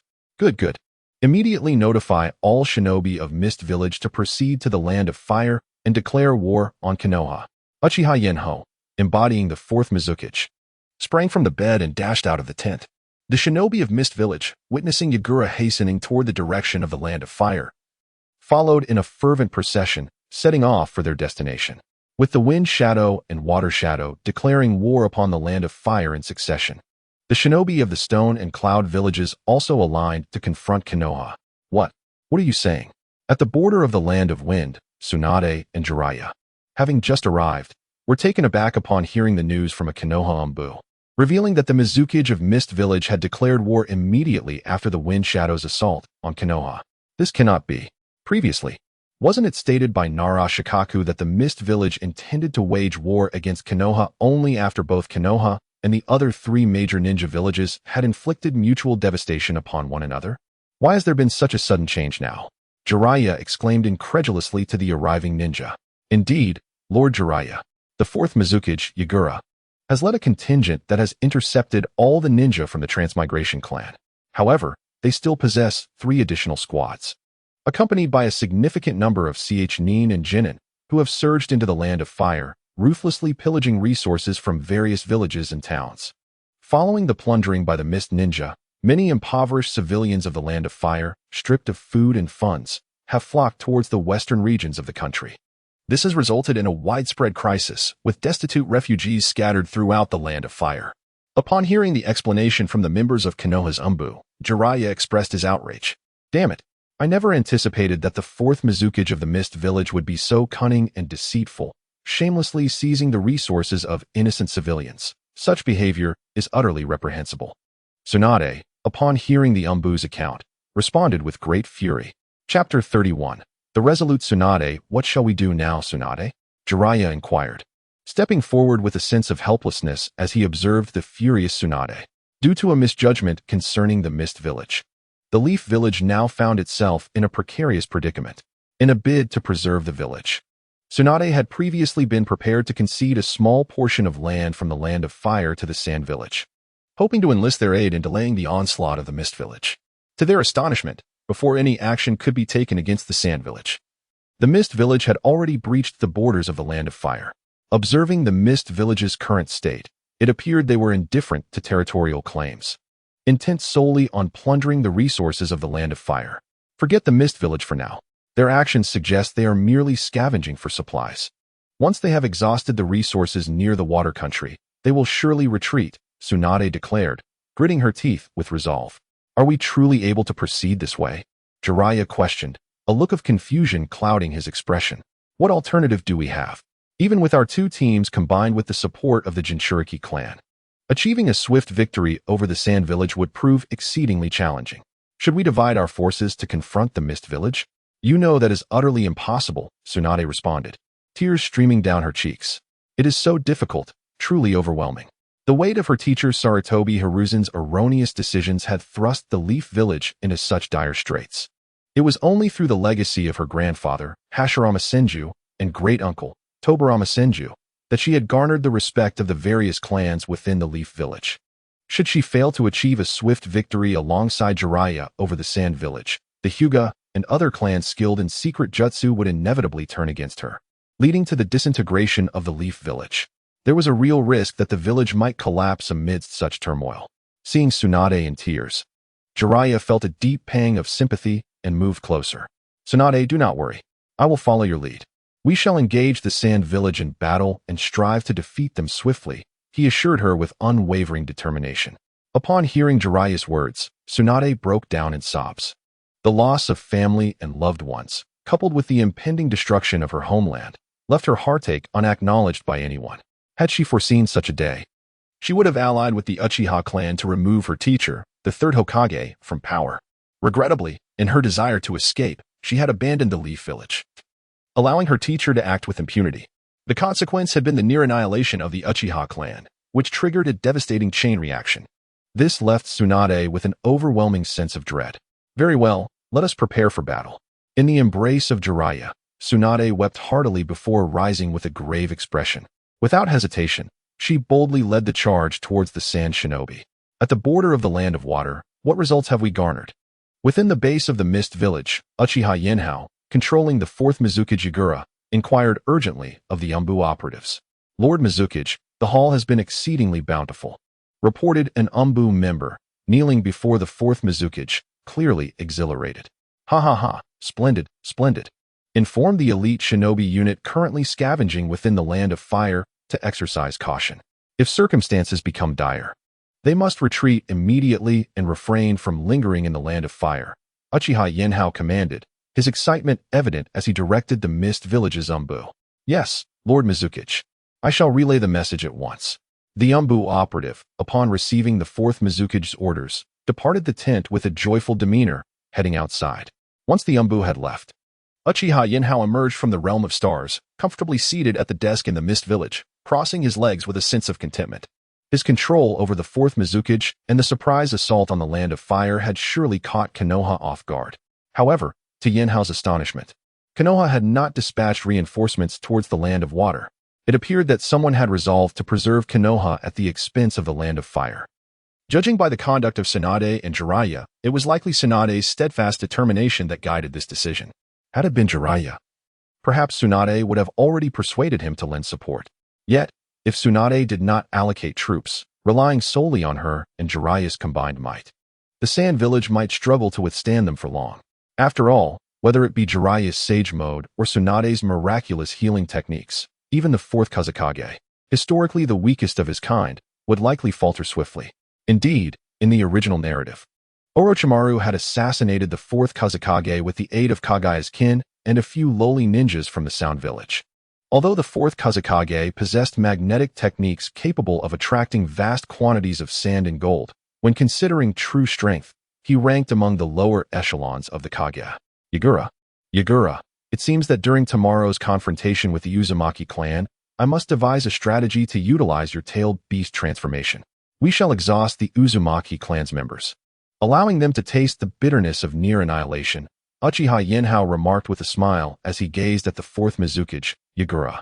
On the battlefield of the Land of Lightning, one could not help but exclaim, have the Sarutobi clan truly lost their senses? Their relentless offensive has effectively halted our movements. The Village of Mist offers a certain comfort, or so I have heard. They managed to halt the entire clan of the Uzumaki with merely one squad. Furthermore, they dispatched a considerable number of ninjas to scavenge resources from the Land of Fire, a truly astute decision. The fourth Reikage, I, entered the large tent, grumbling while expressing his admiration for the Village of Mist. My Lord Reikage, remarked the cloth-clad ninja from the Cloud Village, overhearing I's words. We too could divide our forces to enter the Land of Fire. Although we cannot split into 4 teams like the Mist Village, we could form 2. Oh, it is not so simple, I replied, taking the documents while casting a resigned glance at the cloth-clad ninja. The Sarutobi clan is indeed the family of the third Hokage. Hiruzen Sarutobi, having nurtured such a multitude of ninjas, breaching their defenses to enter the Land of Fire is an exceedingly daunting task. Chapter 32. The Awakening of Sarutobi Hiruzen. As the fourth great ninja war raged on, the third Hokage, Sarutobi Hiruzen, who had been in a coma for over 2 weeks, gradually regained consciousness within the confines of the Konoha hospital. Hokage-sama, you have awakened, a medical ninja remarked upon hearing the sounds emanating from Hiruzen's room. He promptly entered to inquire about the Hokage's condition. What has happened to the village? Hiruzen asked, his voice frail and fragmented. Rest assured, Hokage-sama. Both Jeriah-sama and Tsunade-sama have returned to the village and are fully capable of managing the situation, the medical ninja gently reassured him. Oh, so there has been a great battle? Hiruzen stammered, seeking clarity. Indeed, it has transpired. Jeriah-sama and Tsunade-sama have assembled a team and set forth to the battlefield. The medical ninja replied, contemplating the gravity of the situation before him. I see. Thank you. Hiruzen nodded slightly, signaling that the medical ninja could take his leave. Once the medical ninja exited, Hiruzen softly rapped the railing of his hospital bed, summoning an Umbu operative who appeared in silence. Quickly, relay all the intelligence to me. Hiruzen urged with urgency. Yes, Hokage-sama, the Umbu responded with respect, and then proceeded to recount in detail all that had transpired during Hiruzen's unconsciousness. Damn it. After all my efforts, I have fallen to the likes of the Uchiha Clan and Tsunade, Hiruzen declared, striking the bed with his fist in frustration. Initially, Hiruzen had intended to groom his son, Sarutobi Konohamaru, to become the 5th Hokage, but fate dealt a cruel blow when his son perished unexpectedly in the war against the rock village of the Land of Earth. Subsequently, he sought to mentor his other son, Asuma, for the same purpose, yet before he could embark on this endeavor, the Uchiha clan ignited the 4th Great Ninja War. To add insult to injury, his disciple, Tsunade, had dispatched the Sarutobi ninja forces he had painstakingly trained for years to the formidable battlefield of the Land of Lightning. As if it were a deliberate act of sabotage, these thoughts festered in Hiruzen's mind with bitterness. However, the current state of the 3rd Hokage rendered him powerless to join the fray. All he could do was hope for a swift conclusion to the war and pray that the losses to the Sarutobi clan would not be too severe. Sarutobi, I hear you have awakened. As the 3rd Hokage, Hiruzen Sarutobi, lay upon his sickbed, contemplating his future, the esteemed figures Shimura Danzo, Mito Kamen, and T-Rune Koharu entered his hospital room, their eyes filled with concern for their ailing comrade. Due to the fierce determination of Tsunade Senju, the 4 great clans of the ninja realm had been summoned to the battlefield. Among these clans, only Danzo exhibited indifference toward the Shimura clan, as all his power resided within the roots of his organization, with the Shimura clan often serving as one of his targets for exploitation. In the nascent stages of Root's establishment, Danzo wielded limited authority, and the majority of the ninjas recruited were members of the Uchiha Clan. It was only after Hiruzen's indulgence that Danzo began to recruit ninjas from various families, as well as from orphanages, allowing the Uchiha Clan to gradually recover and flourish. Danzo, Koharu, and Kamen stood before Hiruzen, who gazed at his three friends with tear-filled eyes. Hiruzen, you must recover swiftly. You have no idea how your disciple Tsunade is relentlessly pressuring our clan, Koharu said, her voice heavy with sorrow. Indeed, Hiruzen, you must regain your strength, Mito echoed. Nodding in agreement. Rest assured, I shall recover promptly, Hiruzen replied, smiling at the anxious expressions of Koharu and Mito. Danzo, mobilize your root members. It is imperative to protect Hiruzen, Shimura, T-Rune, and Mito. These four clans rely on you, he implored with fervor. Understood, I will dispatch the root ninjas, Danzo responded. His face stiff as he regarded Hiruzen with only his left eye.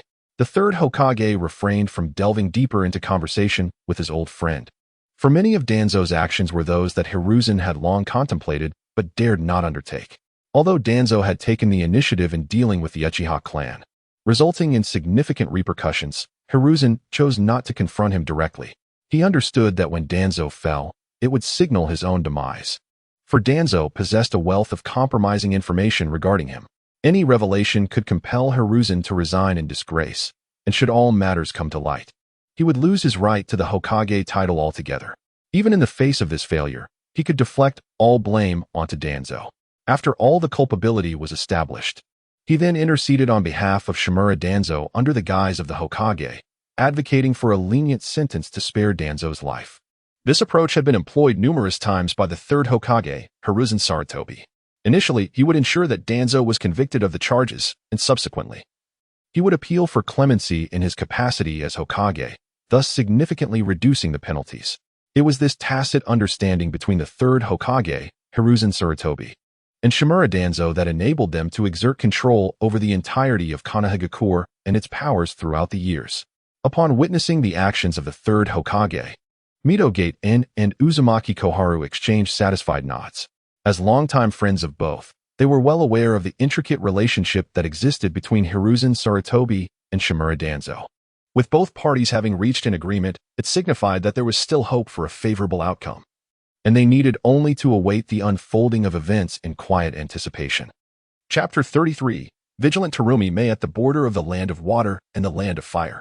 Shaowei. Please meticulously record all the documents I have just processed and check for any discrepancies. Within the grand tent of the Mizukage in the village hidden in the mist, Uchiha Yenhao leaned wearily against his chair, urgently addressing the spirit of the Dragon Pearl, Shaowei, residing in his spiritual realm. Master, there are no issues with the documents you handled. They meet the fundamental requirements, Shaowei replied cheerfully to Uchiha Yenhao. Ha, I truly am a genius. Uchiha Yenhao exclaimed joyfully upon hearing Shaowei's response. Indeed, regarding matters in the world of Hokage, they are quite simple in the context of the 5 millennia of Huaxia civilization, Shaowei responded with a smile, pleased to find no errors in his work. Uchiha Yenhao nodded in satisfaction and concealed his presence. He then summoned the 4th Mizukage, Yagura, to call upon the Umbu of the Mist Village to distribute all documents processed by Uchiha Yenhao. Quickly execute the orders issued within these documents. Lady Terumi, this is a document just signed by Lord Mizukage, and it contains a command pertaining to you. Please take a look. An Umbu ninja entered Terumi Mei's tent, his expression serious. Has the Mizukage already completed his administrative duties? His speed is indeed impressive. Terumi Mei remarked with a faint smile as she gazed at the task scroll presented by the Umbu. Yes, recently Lord Mizukage has been exceedingly diligent. Many tasks submitted are approved in the shortest time possible, and he has never made a mistake, the Umbu ninja replied with a smile. Very well. I will execute the task promptly. You may hand over Lord Mizukage's task scroll to me, Terumi Mei said, smiling as she took the scroll from the Umbu's hands.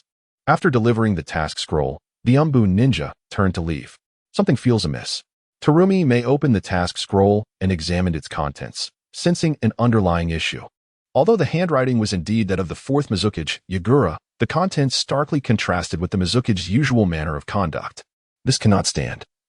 I must investigate who is capable of manipulating the 4th Mizukage, a perfect Jinchuriki. With determination, Terumi Mei placed the task scroll on her desk, muttering to herself. As night fell, many ninjas of the Mist Village rested in their camp after the recent intense battles. In silence, Terumi May stealthily approached the entrance of the 4th Mizukage Yagura's tent. She moved cautiously toward the large tent, daring not to make a sound, eager to slip inside and discern the identity of the person within. Boldly, she pondered, "Who exactly are you?" As Terumi May entered Yagura's tent, she beheld the 4th Mizukage lying on the ground, while an unfamiliar figure lay upon Yagura's bed. Consequently, she called out loudly to Uchiha Yenhao. Inside the tent, Uchiha Yenhao stared in shock at the intruding Terumi May, rendered momentarily speechless.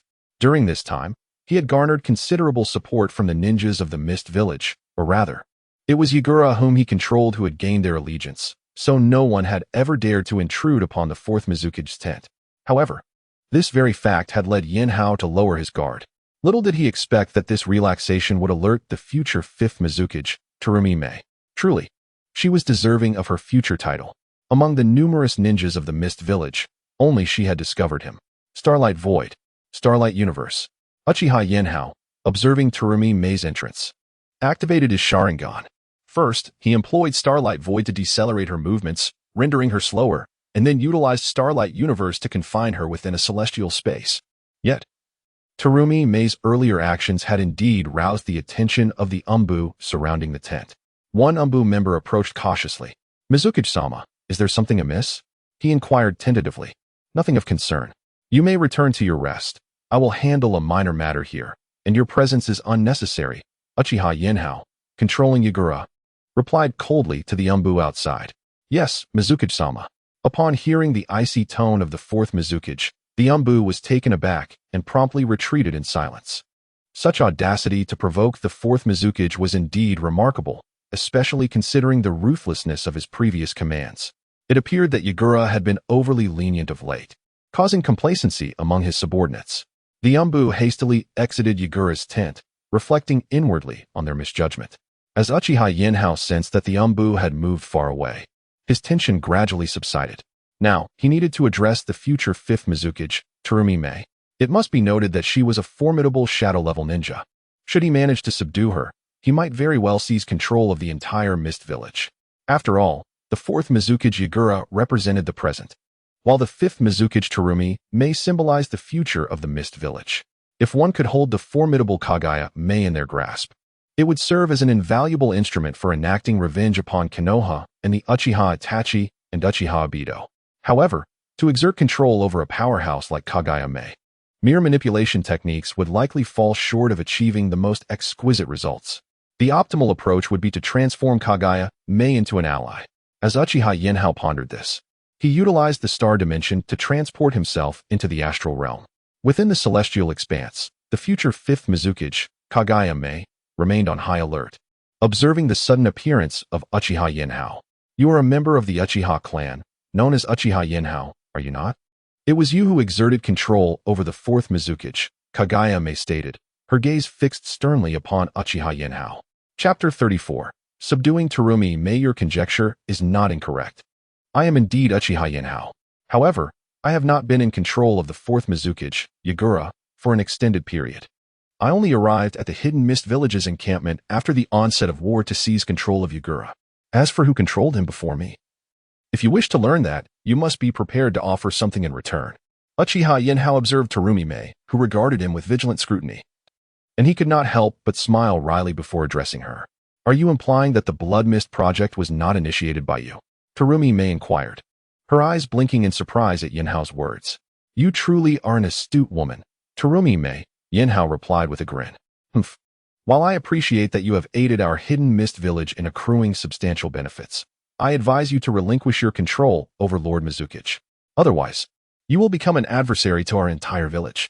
Should you choose to be our enemy, I will fight you with all my might," Terumi May stated gravely, her gaze fixed on Yenhao with a fierce intensity. "Oh, is that so?" Yenhao remarked, observing her demeanor. He then waved his hand, and in an instant, the spatial powers within the celestial realm surged, rendering Terumi May motionless in place. Yenhao approached her leisurely, placing his hand on her shoulder. "Miss Terumi May, you must understand that I am the predator, and you are the prey. You do not possess the authority to threaten me." "Chakra sealing technique," Yenhao said with a smile. Raising his hand slightly, The technique manifested instantly, sealing Terumi Mei's chakra. After sealing her chakra, he took a modest step back, looking at her with amusement. His celestial realm was far superior to Uchiha Obito's Kamui.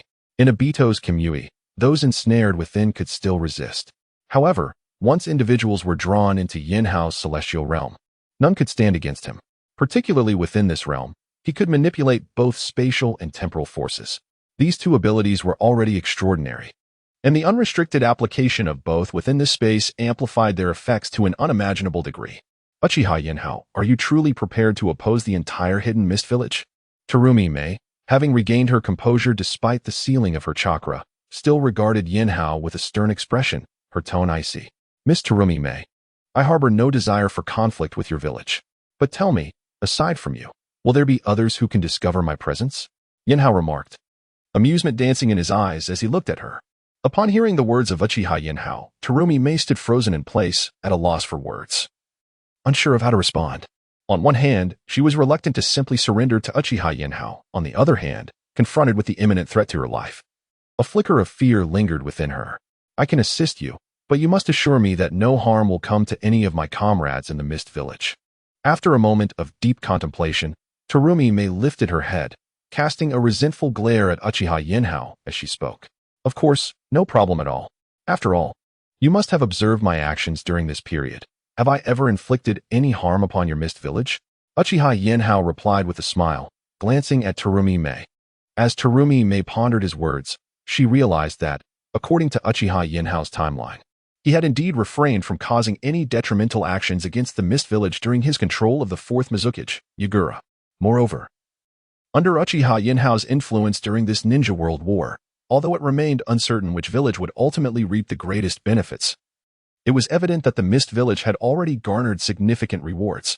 After all, the Mist Village had successfully plundered a quarter of the Land of Fire's territory, acquiring resources that could scarcely be counted, resources that would have taken the Mist Village a decade to amass in the past. You have indeed not harmed others in the Mist Village, yet you have manipulated our fourth Mizukage, Yagura, with your Jinjutsu. Is that not a form of harm? Terumi Mei glared at Uchiha Yinhao, her irritation palpable. Are you suggesting that I should let go of the fourth Mizukage, Yagura? I cannot agree to that. Without his control, I fear you would not heed my commands. With a smile, Uchiha Yinhao approached Terumi Mei, lifting her chin with his hand, his gaze fixed intently upon her. Feeling uncomfortable under his mischievous stare, Terumi Mei swiftly brushed his hand away, glaring at him in anger. At the age of 24, she found it infuriating to be toyed with by the 15-year-old Uchiha Yinhao. However, as a captive, she could only glare at him with resentment, refraining from any further actions. In response to her demeanor, Uchiha Yinhao remained unfazed, placing his hand gently on her shoulder as he released the chakra sealing technique that bound her. Once freed from the chakra seal, Terumi Mei looked at him in astonishment. You just released it like that? She asked, her confusion evident as she turned her gaze toward Uchiha Yinhao. Indeed, it is all undone now, Uchiha Yinhao replied with a smile, looking at Terumi Mei.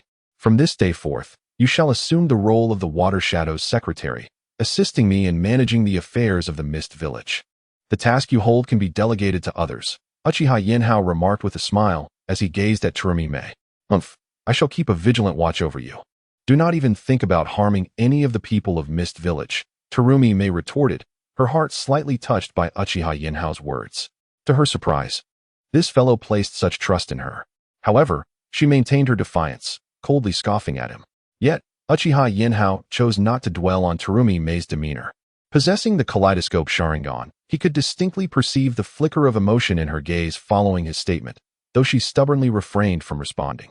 Star of the universe. Uchiha Yinhao grasped Terumi Mei's hand, and in an instant, they departed from the realm of stars.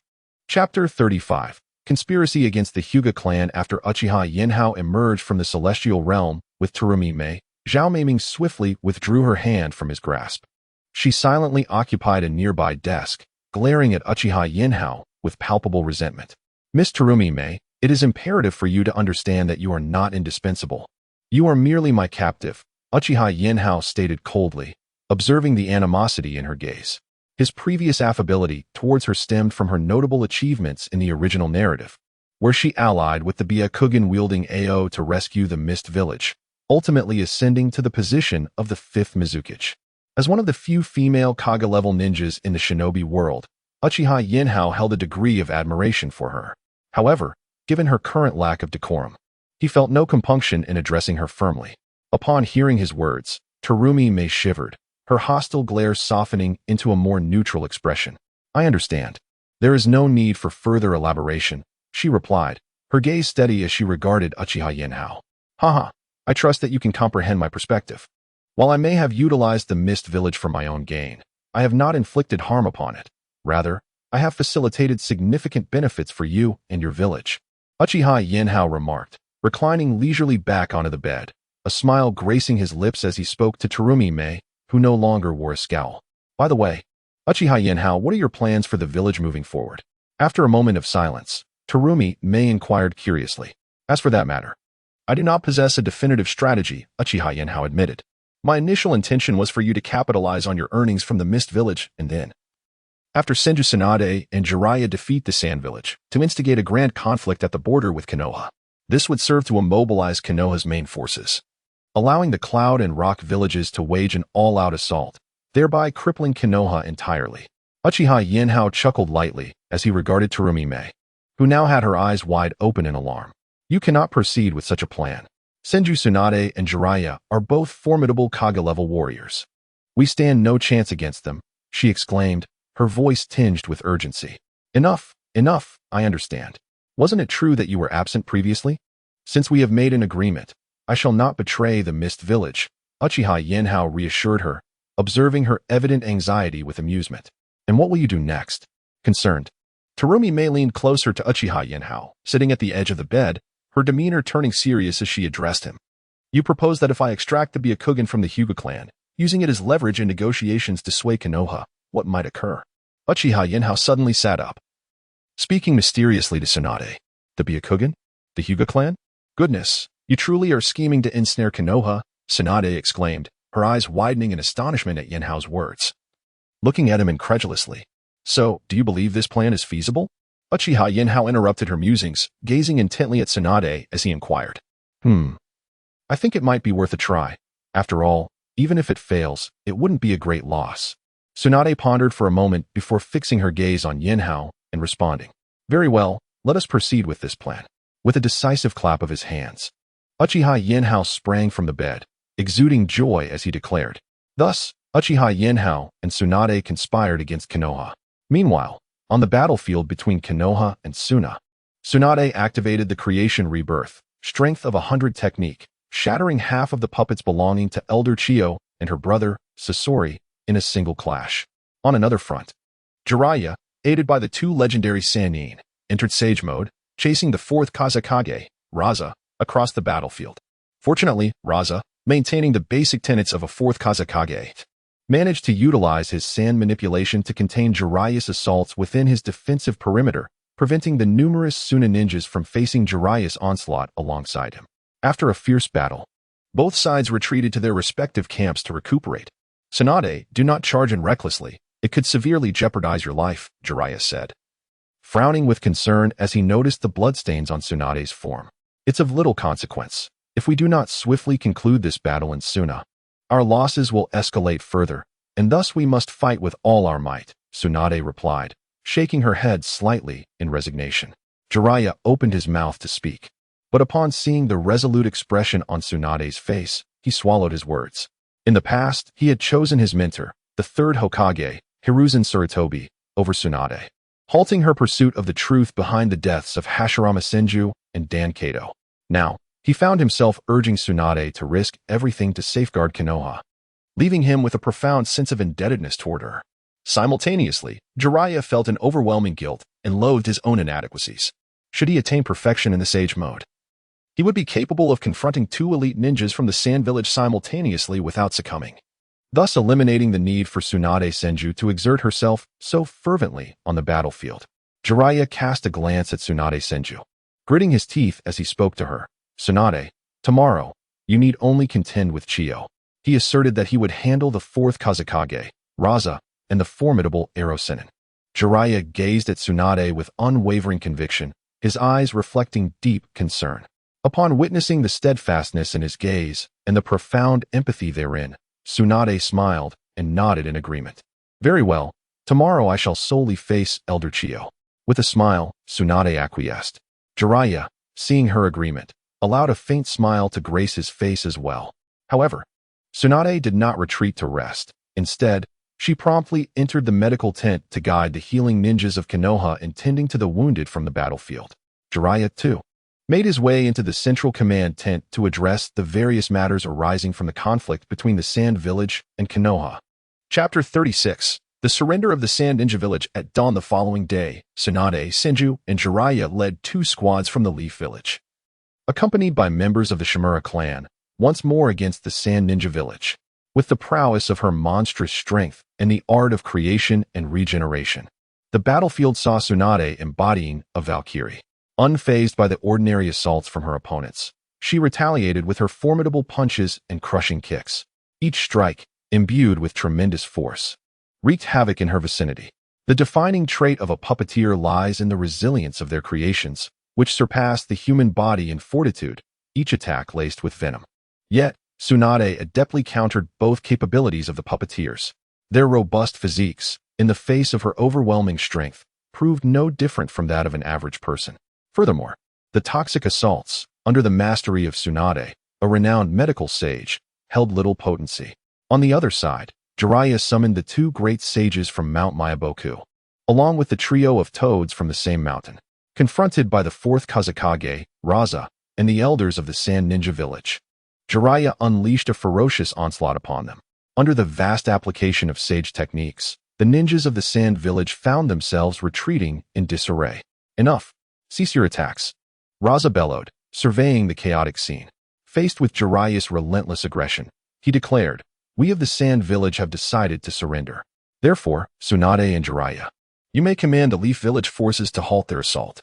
After scanning the battlefield, Raza, with a grim expression, addressed Tsunade and Jeriah, "We are amenable to reconciliation, but the Sand Village must initiate an offensive against the Mist Village to alleviate some of the pressure on the Leaf Village."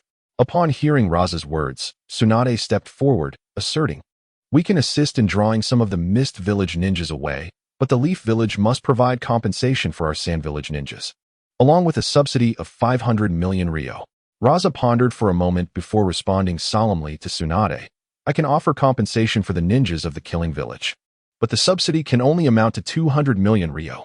Tsunade shook her head in response to Raza's proposition. While she agreed to the compensation, the subsidy was insufficient. Raza turned to the side, exchanging glances with Elder Chiyo and the Elder Hai Lao. After a moment of silent understanding, the 3 accepted Tsunade's terms. "Very well.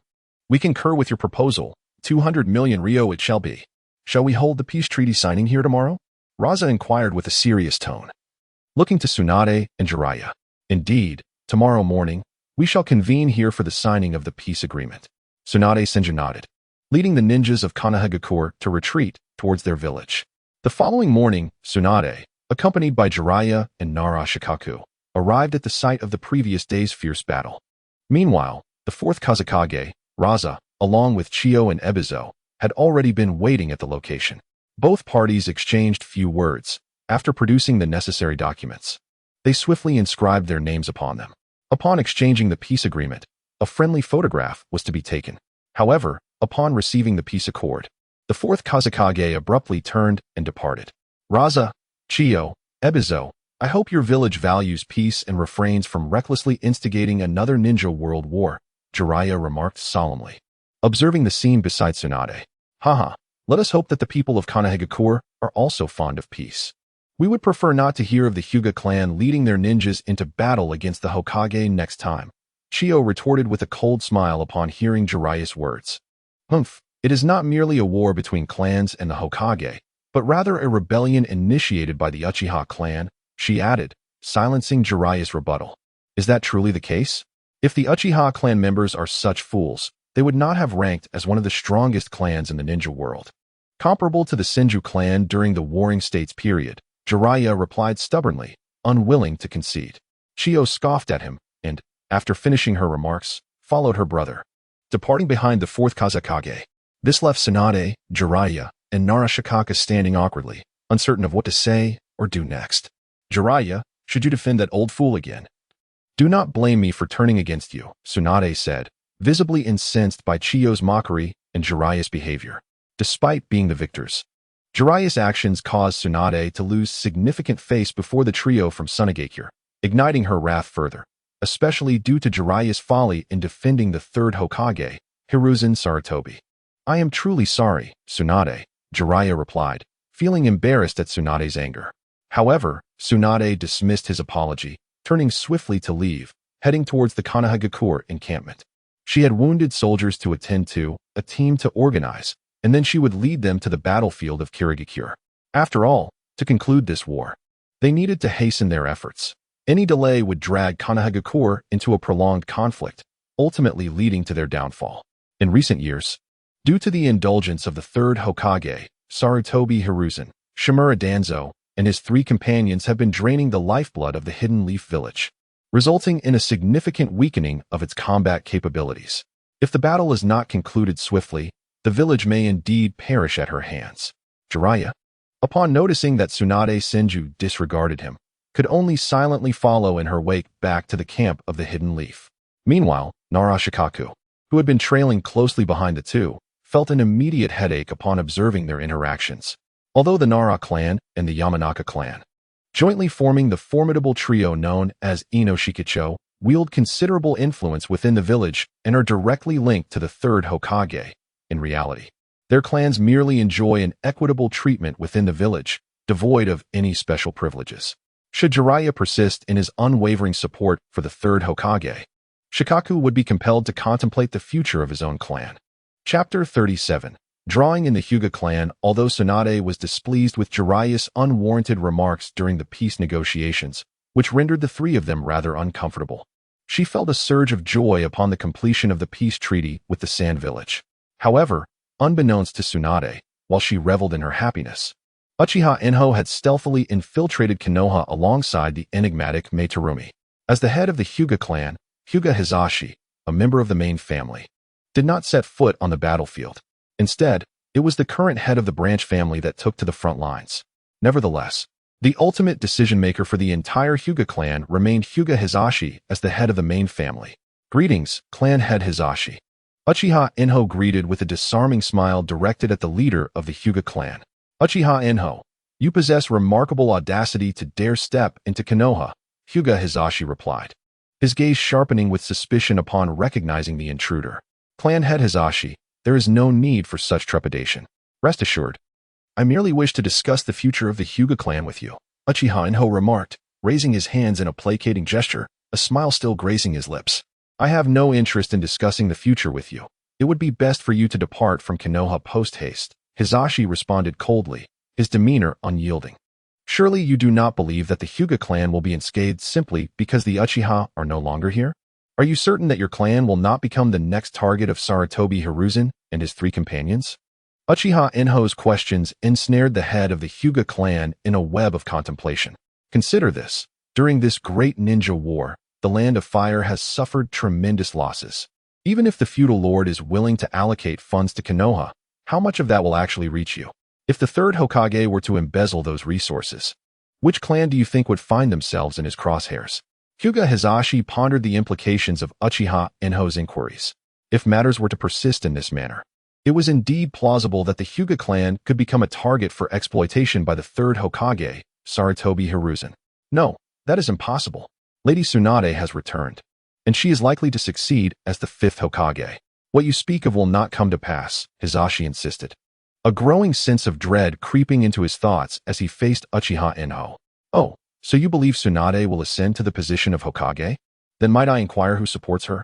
When it comes to the choice between Jeriah, the third Hokage Sarutobi Hiruzen, and Tsunade, whom do you think you would favor? Uchiha Enho's sardonic smile pierced through Hizashi's defenses. Furthermore, with Tsunade's insistence on the Sarutobi clan, the Nara, Akimichi, and Yamanaka clans to confront the four great ninja villages, do you truly believe that the recovering third Hokage would spare her? Uchiha Enho wore a cold smile as he dropped yet another bombshell upon Hinata Hizashi's head. Upon hearing Enho's words, Hizashi stood frozen in place.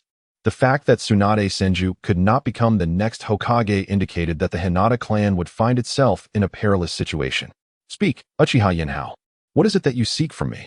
After a moment of contemplation, Hizashi realized he lacked any viable solutions and turned his gaze towards Uchiha Yenhao, inquiring about his intentions. Haha, clan leader Hinata, you shall be grateful for the choices you make today. I have taken control of the 4th Mizukage, Yagura, and forged a mutually beneficial partnership with Terumi Mei, the most qualified candidate for the next Mizukage.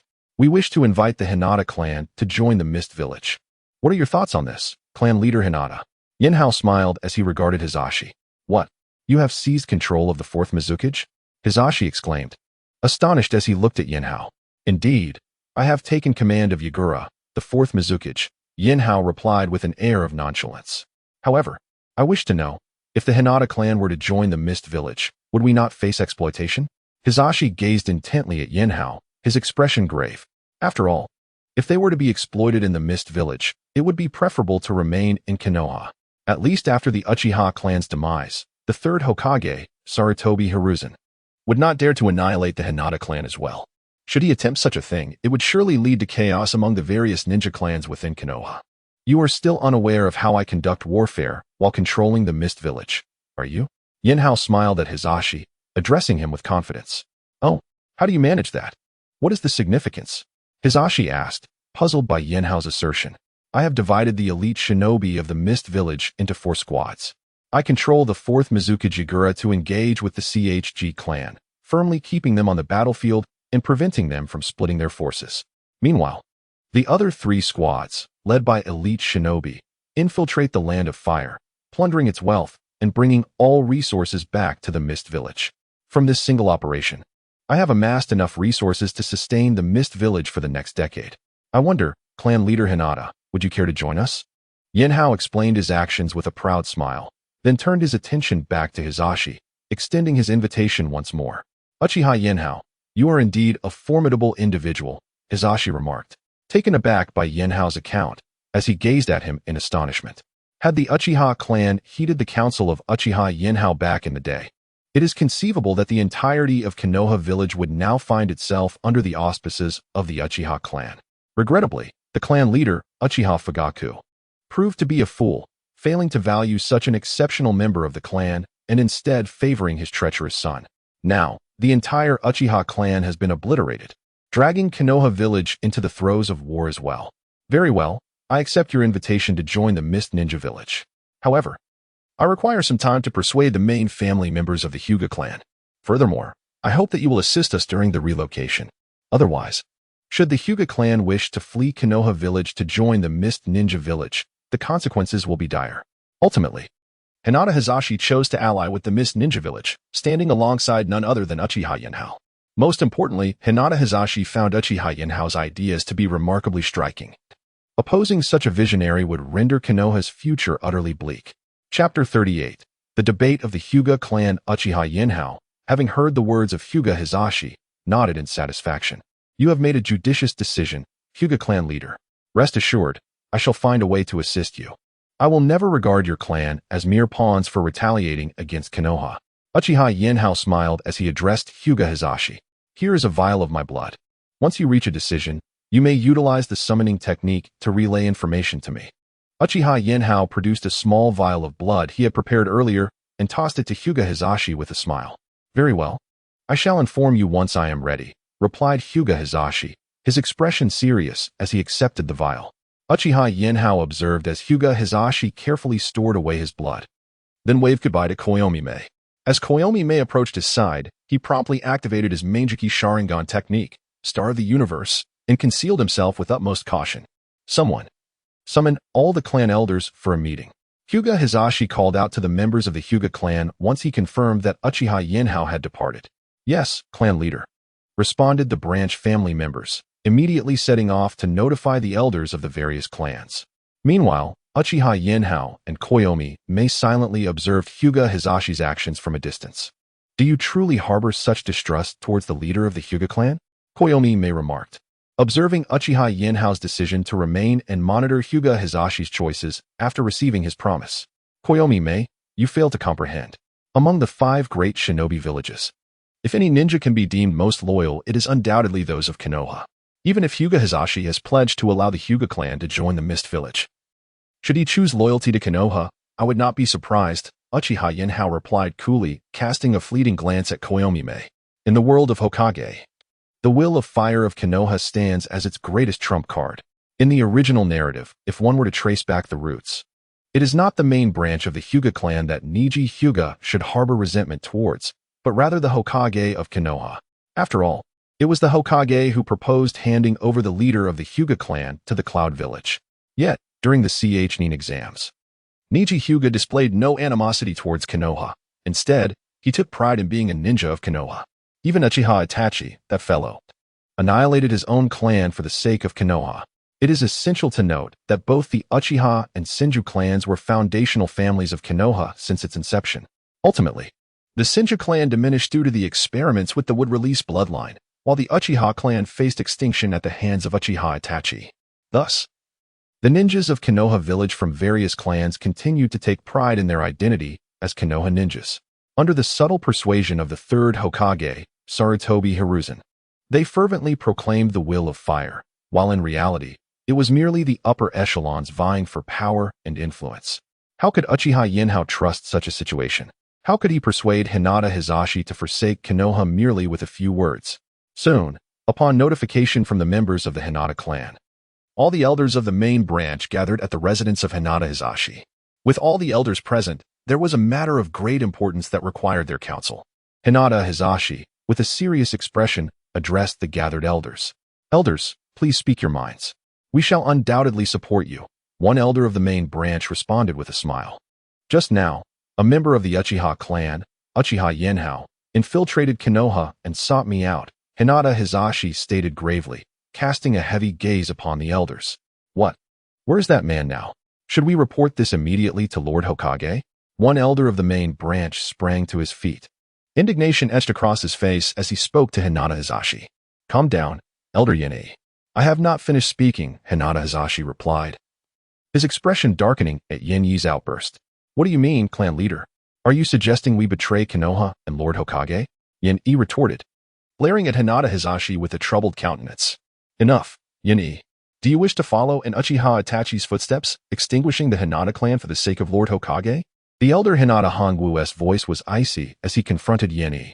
How can you speak to me in such a manner, elder? I merely wish to prevent our clan leader from straying down a perilous path that could endanger the Hinata clan. Yen-i, taken aback by elder Hinata Hongwu's reproach, sat down, visibly shaken. Let the clan leader finish before you speak. Do not interrupt him, elder Hinata Hongwu admonished Yen-i before turning to Hinata Hisashi. Clan leader. What did that Uchiha boy say? Hinata Hisashi, seeing that Yen-i had been chastised, decided to speak plainly. Uchiha Yenhao has taken control of the 4th Mizukage, Yagura, of the Mist Village. In retaliation against Konoha, he has proposed that we join forces with the Mist Village. What? The elders of the Hinata clan gasped in unison at Hinata Hisashi's revelation. May I ask what you intend to do, clan leader? After a brief silence, Elder Hinata Hongwu inquired earnestly, his expression grave. You are all aware of the gravity of the situation. This time, Tsunade Senju led the 4 great clans into battle, sending the Sarutobi clan, the family of the 3rd Hokage, to confront the formidable forces of the Cloud Village, inevitably leading to significant losses for the Sarutobi clan. However, the 3rd Hokage, Hiruzen Sarutobi, remains alive.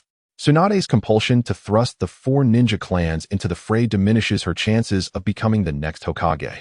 Should the village of Konoha still have Hiruzen Sarutobi in the position of Hokage, he would undoubtedly work to restore the strength of the Sarutobi clan alongside the other 3 prominent families. The Mist Village has plundered nearly a third of the resources from the Land of Fire, so the feudal lord of the Fire Country may not provide substantial financial support. Hiruzen Sarutobi is likely to extract resources from numerous families within the village. Which clan, in your opinion, possesses the capability to provide such resources in the current village? Hinata Hyuga spoke with a voice that was both cold and solemn to the esteemed elders. Chapter 39. Return to the battlefield upon hearing the words of Hyuga Hisashi. Several elders of the Hyuga clan fell into a profound silence. While the Hyuga clan had consistently proclaimed their unwavering support for the orders of the 3rd Hokage, the specter of their family's survival left even the elders apprehensive about whether the 3rd Hokage, Sarutobi Hiruzen, would genuinely spare their clan from harm. Patriarch, what are your thoughts? Pondered the clan's eldest, Hyuga Hiromu, his gaze flickering cautiously towards Hisashi as he inquired with utmost care. As for me, Hisashi replied, I have resolved to accept the proposal of Uchiha Hanyu. The conflict between the Uchiha and Hyuga clans has always revolved around the superiority of our respective ocular techniques, devoid of any substantial animosity. Presently, Uchiha Hanyu's focus is solely on the annihilation of Konoha. Since he has sought me out, it suggests that he is not currently inclined to persecute our Hyuga clan. However, should we cling tenaciously to our loyalty towards Konoha, we, as one of the remaining clans with bloodline limits, are likely to become a thorn in Uchiha Hanyu's side. It is highly probable that he may turn his attention towards us. Thus, we must ensure that we do not become his target. Hisashi's countenance remained stoic as he addressed the gathered elders of the Hyuga clan. Understood, Patriarch. We grasp your intent. We shall organize the clan members to gather amidst the turmoil of war and seek to join the hidden mist village, affirmed the eldest, Hyuga Hiromu, nodding earnestly upon hearing Hisashi's decision. Thank you for your support, elder. Now, let us all prepare swiftly to assemble our kin and proceed to the hidden mist village. Hisashi responded, a faint smile breaking through his previously stern visage as he acknowledged Hiromu. In the realm of the stars, Uchiha Hanyu and Terumi may exchanged satisfied glances upon hearing Hisashi's decision. Well then, the task of securing the Hyuga clan is complete. Hanyu remarked with satisfaction to Terumi Mei by his side. It appears that the Hyuga clan's leader is quite trustworthy. Mei responded with a smile. No, my concern does not lie in his trustworthiness. Rather, it hinges on whether he will publicly declare our alliance with the hidden mist during the clan assembly. Hanyu retorted coldly as he advanced toward the outskirts of Konoha using the star eye technique. Ah, what do you mean? Why do you not care? Mei queried, puzzled by Hanyu's words. Should Hisashi refrain from uttering this? Even upon our meeting, he remains the head of the Hyuga clan. However, once he speaks it aloud, he becomes a traitor to Konoha, an individual seeking to defect from the village. At this moment, if his family members were to report to the third Hokage, Hiruzen Sarutobi, Hinata Hisashi would have no choice but to eliminate this clan member. With no escape route available, the third Hokage would not spare him. Uchiha Yenhao smirked and spoke to Terumi Mei, revealing the truth. So that is how it is. Uchiha Yenhao, have you always been this devious? Terumi Mei exclaimed, suddenly enlightened by Yenhao's words. However, before she could finish her praise, she became infuriated and retorted sharply at him. Enough, silence yourself. The fourth Mizukage, Yagura, has received new intelligence indicating that Tsunade, Senju, and Jeriah have already defeated the Sand Ninja Village. Once they regroup, they will advance towards the Land of Water. And I must return promptly. Upon hearing Terumi Mei's dismissive reply, Uchiha Yenhao interrupted her, speaking in a calm tone. What? The Sand Ninja Village fell so swiftly? That is unimaginable. Terumi Mei exclaimed in disbelief at Yenhao's assertion.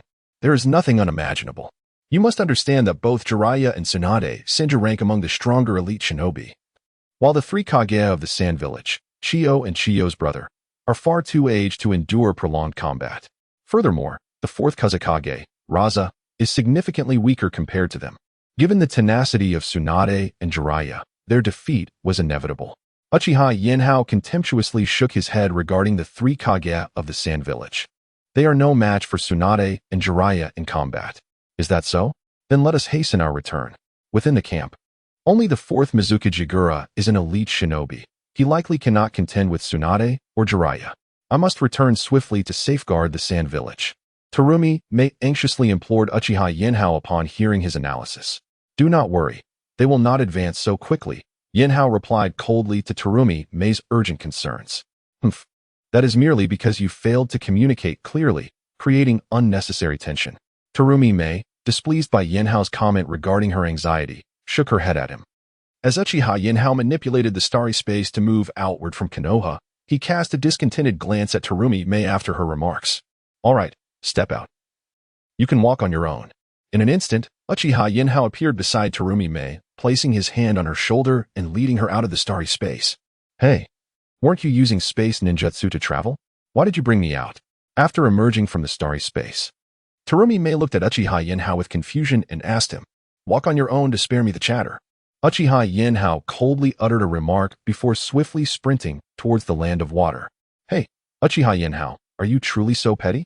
Terumi Mei called out in exasperation as she watched him distance himself. However, it seemed that Uchiha Yenhao was oblivious to Terumi Mei's cries. Continuing his rapid advance towards the land of water. With no other option, Terumi Mei, feeling disheartened, followed closely behind, matching her pace with his as they both raced towards their destination. By the time Terumi Mei managed to catch up with Uchiha Yenhao, they had covered considerable ground. The effort to keep up had left her breathless and disoriented. Is it really so? Uchiha Yenhao, can you not withstand a few words? Terumi Mei expressed her discontent towards him.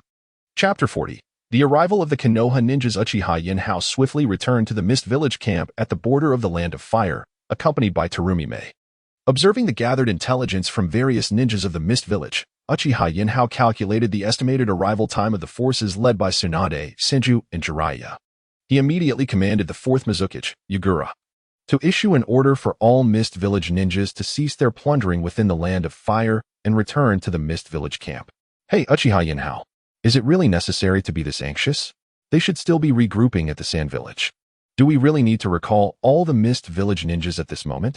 Terumi Mei inquired after hearing Yenhao's orders. Absolutely necessary, Uchiha Yenhao replied coldly. Konoha is currently relying on 2 formidable Kaga-level warriors to diminish the strength of the other ninja villages, thereby forcing them into submission. We must gather all Mist Village ninjas to prevent them from being picked off one by one. The longer we delay, the more advantageous it will be for us. Conversely, it will only benefit Konoha. Do you understand? As he perused the intelligence collected by the Mist Village, Uchiha Yenhao addressed Terumi Mei with an icy demeanor. TCH. It's not as dire as you suggest. I'm heading out to participate in the mission, Terumi Mei retorted, albeit begrudgingly acknowledging Yenhao's viewpoint. She muttered under her breath before turning to execute his orders. Uchiha Yenhao paid no heed to Terumi Mei's murmurings, continuing to sift through the intelligence to prepare for the impending battle. Meanwhile, Jeriah and Tsunade Senju initially intended to lead their 2 teams to assault the Mist Village ninjas scavenging within the Land of Fire. However, before they could commence their operation, the Mist Village ninjas began to withdraw. Damn, the Mizukage of the Mist Village has a keen sense. The VE retreated ahead of time. Jeriah exclaimed in frustration upon receiving the news.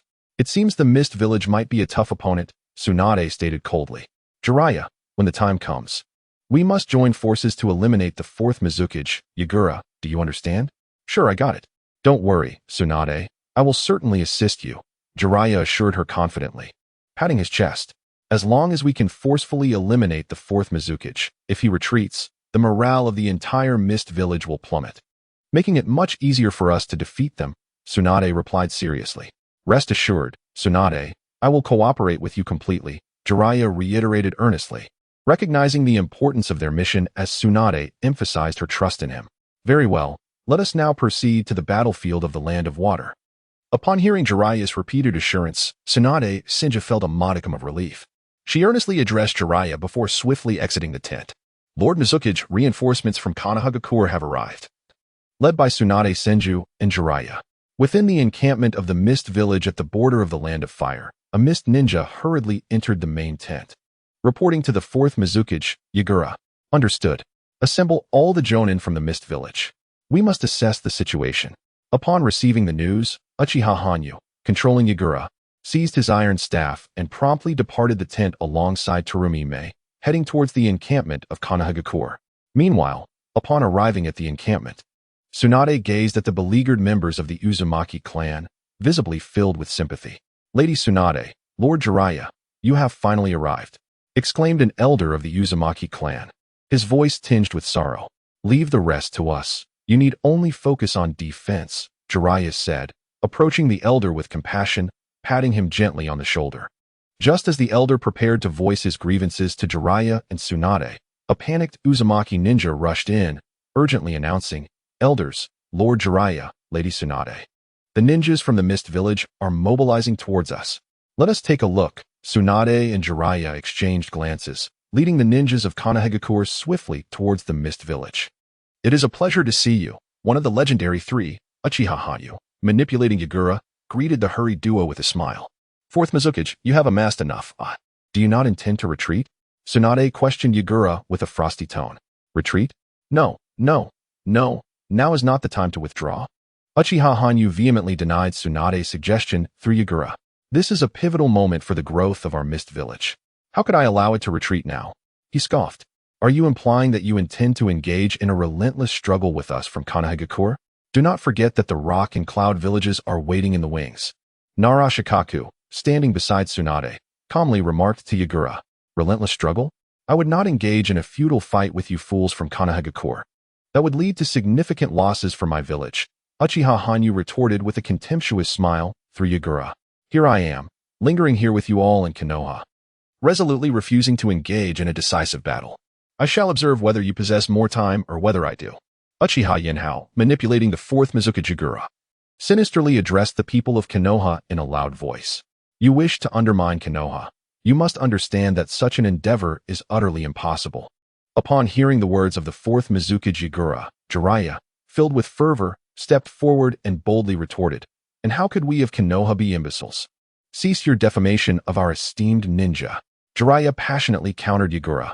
Konoha has endured the persecution of 9 formidable figures: Shikamaru Nara, Minato Namikaze, Kushina Uzumaki, Shisui Uchiha, Kagami Uchiha, Fugaku Uchiha, Itachi Uchiha, Yenhao Uchiha, and Orochimaru, sacrificing the interests of our own village.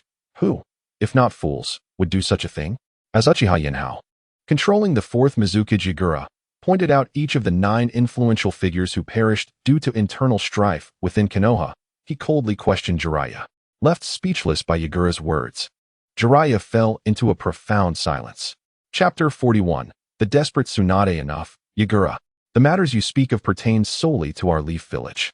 What we must deliberate now is whether the Mist Village intends to continue its war against us, Tsunade stated coldly, stepping forward to confront the fourth Mizukage, Yagura. War? Our Mist Village is profoundly devoted to peace. How could we possibly engage in conflict so frivolously? However, if you are willing to compensate us with 1 billion ryo, we would gladly sign a peace treaty and ensure that during your war with the Cloud and Stone villages, we shall not infringe upon the Leaf Village or the Land of Fire, Yagura replied, a smile gracing his lips as he regarded Tsunade. 1 billion ryo? You seek to exploit our Leaf Village, at least provide a more credible justification. Since the Mist Village is disinclined to pursue peace, let us proceed directly to battle. Tsunade retorted, her fury ignited at the mention of the exorbitant compensation. Channeling her chakra, she launched herself swiftly at Yagura. Uchiha Yenhao was acutely aware of the formidable power behind Tsunade's monstrous strength. Without a moment's hesitation, he directed the chakra of the 3 tails to share its energy with Yagura. Water release, great waterfall technique. A colossal wave surged behind Yagura, rushing towards Tsunade and the Leaf Village ninja, bolstered by the tailed beast chakra. The great waterfall technique swiftly transformed the battlefield into an expansive lake. All Mist Village techniques. Terumi-me, standing behind Yagura, commanded the Mist Ninja. Water release, hidden mist technique. Upon hearing the order, the Mist Ninja executed the technique, enveloping the battlefield in a dense fog. Once the Mist Village ninja had shrouded the area in thick mist, they discreetly employed water clones to maintain their positions and confront the Leaf Ninja. The Mist Ninja fled the confines of the fog, enclosing the entire misty expanse, particularly the side facing the Land of Water. Water release, water dragon bullet technique. Water release, water mirror technique. Amidst the dense fog, Uchiha Yenhao directed the fourth Mizukage to continuously employ ninjutsu, thwarting Tsunade's onslaught. However, in that moment, Tsunade had already succumbed to a state of near madness. With the formidable regenerative power of her technique, creation rebirth, mitotic regeneration, Tsunade's every strike, a monstrous punch or a devastating kick, created massive waves upon the lake formed by Yagura's jutsu. Each wave obliterated numerous water clones of the Mist Village, yet some unfortunate Leaf Ninja were also caught in the collateral damage of her assault. Ninjutsu, summoning technique. After a prolonged period of preparation, Jeriah finally achieved Sage Mode and summoned the formidable toad, Fukasaku, from Mount Miyaboku with a resounding shout. Upon witnessing the arrival of Fukasaku, Uchiha Yenhao instantly became alert and ordered the fourth Mizukage, Yagura, to enter his tailed beast transformation. Utilizing the powerful chakra of the 3 tails, Isabu, the transformed fourth Mizukage unleashed an even more potent water release, great waterfall technique, thereby expanding the battlefield once again. Notably, the vast lake created by Yagura had significantly receded during the brief interval prior. In the face of Fukasaku, Uchiha Yenhao commanded Isabu to morph into a colossal wheel, swiftly advancing towards both Fukasaku and Jeriah, as well as Tsunade Senju. Jeriah, upon seeing the approaching Aisabu, immediately collaborated with Fukasaku to execute a formidable fire release ninjutsu, targeting the three tails. Fortunately, the splashes from the immense lake previously conjured by Yagura effectively mitigated the flames unleashed by Jeriah, allowing the assault to continue towards Fukasaku. As Fukasaku confronted the onslaught from Aisabu, he drew forth his long blade, skillfully evading the attack by harnessing the momentum of Aisabu's charge. This maneuver also facilitated Tsunade's escape from the clutches of the three tails. Though Fukasaku's strike did not inflict significant damage upon Aisabu, it succeeded in halting the beast momentarily. Observing this, Jeriah, in unison with the two sages of Mount Myaboku, unleashed a fire technique of even greater magnitude than the previous fire release, Toad Oil Flame Bullet, directing it towards Aisabu. Yet, in the face of such an assault, Aisabu merely accelerated slightly, effortlessly evading Jeriah's attack and barreling towards the ninjas of Konoha. Upon witnessing Aisabu's advance towards her comrades, Tsunade was struck with alarm. The sheer size of the three tails would undoubtedly result in catastrophic losses for the Leaf Village should it trample the ninjas. Quickly positioning herself in Aisabu's path, Tsunade concentrated her chakra and forcefully struck out at the beast. With a thunderous crash, Tsunade and Aisabu found themselves locked in a fierce stalemate. However, the might of the tailed beast proved overwhelming, as Aisabu soon sent Tsunade flying with a powerful blow. "Tsunade!" Jeriah exclaimed, rushing towards Aisabu with urgency. Super large Rasen Shuriken. Jeriah brandished a colossal spiraling sphere and struck it forcefully against Aisabu, pushing the beast back and returning to Tsunade's side. "Tsunade, how are you? Are you unharmed?" Jeriah inquired with deep concern, yet as his gaze fell upon Tsunade, he found himself momentarily taken aback, as Tsunade's right arm had been fractured into 3 segments. She gritted her teeth and furrowed her brow, enduring the excruciating pain radiating from her injured limb. With her left hand, she straightened her right arm, and under the influence of the ninjutsu, creation rebirth, mitotic regeneration, she healed the wounds afflicting her right arm. Jeriah, however, was rendered ineffective. It seemed that eliminating a perfect Jinchuriki was indeed a formidable challenge. Once her injuries had been mended, Tsunade, with a weary frown, addressed Jeriah earnestly. "Very well, Tsunade. I shall distract the 4th Mizukage, while you engage the ninja of the Mist Village. This strategy should enable us to conquer the Mist Village." Jeriah clenched his jaw and spoke with utmost seriousness. "All right, I will confront the Mist Village's ninjas. Jeriah, please ensure your safety." Tsunade contemplated briefly, realizing that this was the only viable strategy to defeat the Mist Village at this juncture. They could not afford to delay further. If they failed to secure a decisive victory soon, the morale they had built from their prior triumph over the Sand Village would dissipate. Chapter 42. Uchiha Yenhao enters the fray after once again dividing their tasks. Tsunade Senju and Jeriah surged toward their respective objectives. In the distance, the three tails Aisabu, upon noticing Tsunade's advance, prepared to launch an attack against her. With a decisive invocation of the summoning technique, Jeriah called forth the formidable toads, Gamaken, Gamagoro, and the illustrious Gamabunta, the 3 brothers of Mount Myaboku. Gamaken, Gamagoro, and Bunta, assist me in restraining the 4th Mizukage, Yagura, Jeriah commanded with a commanding voice. Responding promptly to Jeriah's orders, the trio of toads positioned themselves in 3 distinct directions, encircling the transformed 4th Mizukage, Yagura, who had become a rolling force of destruction. While individually they could not halt the onslaught of the three tails, their combined efforts were sufficient to disrupt Aisabu's movement before it could gain momentum. Meanwhile, Tsunade, now unimpeded by the 4th Mizukage, swiftly infiltrated the ranks of the Mist Village ninjas. With her formidable strength, she launched a vigorous assault against them. Upon witnessing Tsunade's attack, Mei Terumi hurriedly advanced, determined to thwart her onslaught. Boil Release, Skilled Mist Technique.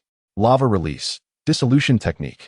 Mei Terumi, facing Tsunade, unleashed her bloodline limit without hesitation in an attempt to halt Tsunade's ferocious advance against the Mist Ninjas. However, her offensive seemed feeble in comparison to Tsunade's overwhelming force. Rather than directly engaging Mei's attack, Tsunade delivered a mighty punch to the water's surface, unleashing a tremendous wave that effortlessly countered Mei's assault. The residual force of the attack splashed upon the other Mist Ninjas, further complicating their situation. Yet, in her resolve to shield her comrades, Mei Terumi pressed on, persistently harassing Tsunade in a bid to protect the Mist Ninjas from harm. Despite her efforts, Mei's attacks still left a mark, as many missed ninjas, though injured by Tsunade's ferocity, were swiftly evacuated from the battlefield by their allies. Witnessing this scene, Tsunade's fury ignited, and she charged toward Mei Terumi, intent on delivering a lethal blow. However, Mei, having exhausted most of her chakra from the repeated use of her bloodline techniques, found herself increasingly fatigued. As Tsunade advanced once more, Mei could only watch helplessly as the distance between them diminished. With a resounding crash, Tsunade's fist collided forcefully with an arm formed of chakra, producing a deep, resonant sound. "I thought you wouldn't make a move," Mei Terumi remarked, glancing at the figure who had appeared before her, addressing Uchiha Yenhao. "You are Uchiha Yenhao?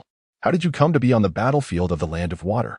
Senju Tsunade inquired solemnly, her gaze fixed upon the sudden arrival of Uchiha Yenhao, whose eyes bore the iconic pattern of the Sharingan. "Why should I not be here? After all, I have already become a rogue ninja from your Konoha village, have I not? If that is the case, opposing you all seems rather fitting." Uchiha Yenhao retorted with a cold smirk. Tsunade scrutinized Yenhao, pondering his words before responding once more. "If you withdraw from this battle now, I can persuade the third Hokage, Sarutobi Hiruzen, to rescind your bounty. Otherwise, you shall forever face the wrath of Konoha's pursuit." Her eyes glinted with a venomous intensity as she threatened him. "Oh, to face an eternal bounty from Konoha? Then it is all the more reason for me to obliterate Konoha. After all, without Konoha, who would seek to hunt me down?"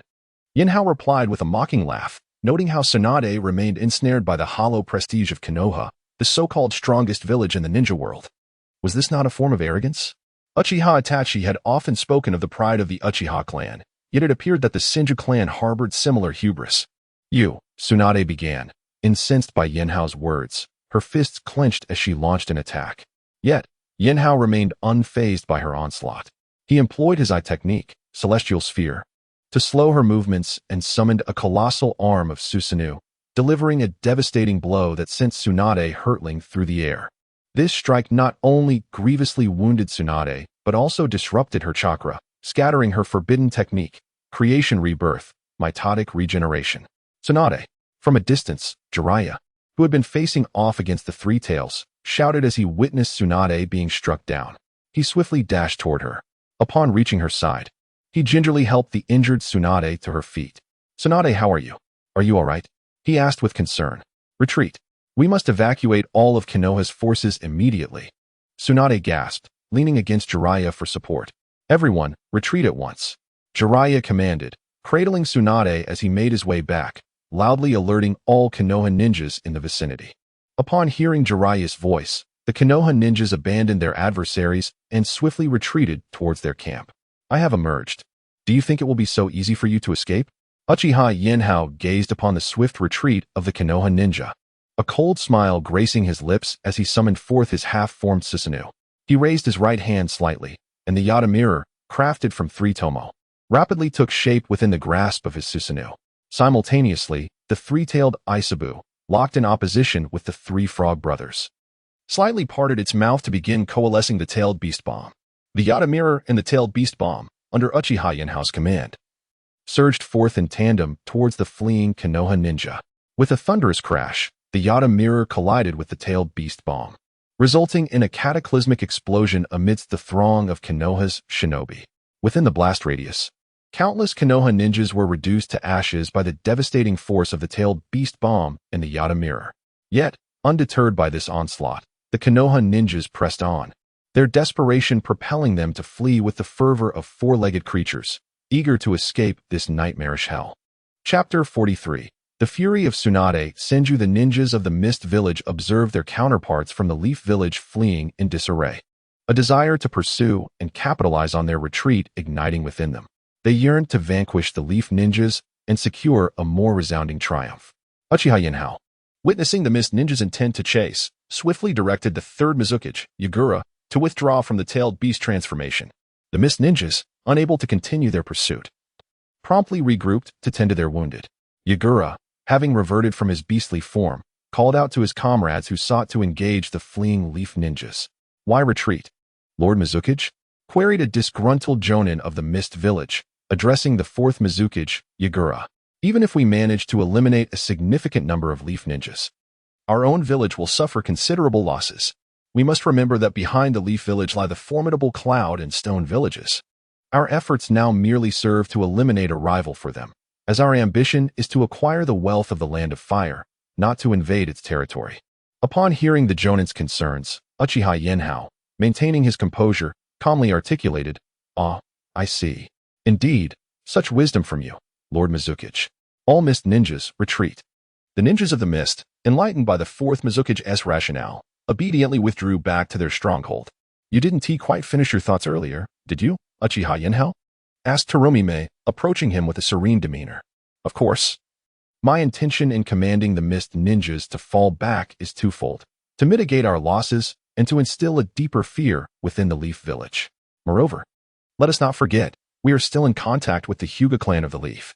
Once we secure their allegiance, it will truly be time for us to face the Leaf Village in earnest." Uchiha Yenhao replied with a smile, revealing no intention to withhold his strategy. He understood that a direct assault on the Leaf Village would lead to catastrophic losses for the Mist. Once the Leaf Village expended substantial resources to negotiate a peace treaty, they would inevitably clash with the Stone and Cloud villages. By that time, he planned to travel to the Land of Water, seize control of its daimyo, and cultivate a formidable force.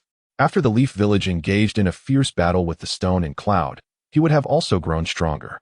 Eventually, he aimed to conquer the entire Land of Fire, leveraging the power of both the Land of Fire and the Land of Water to subjugate the remaining great nations, unifying the entire ninja world and establishing himself as its first emperor. Well then, your plan seems to bring no detriment to the Mist Village. If it allows you to exact some measure of revenge against the Leaf Village, there is indeed no harm in that.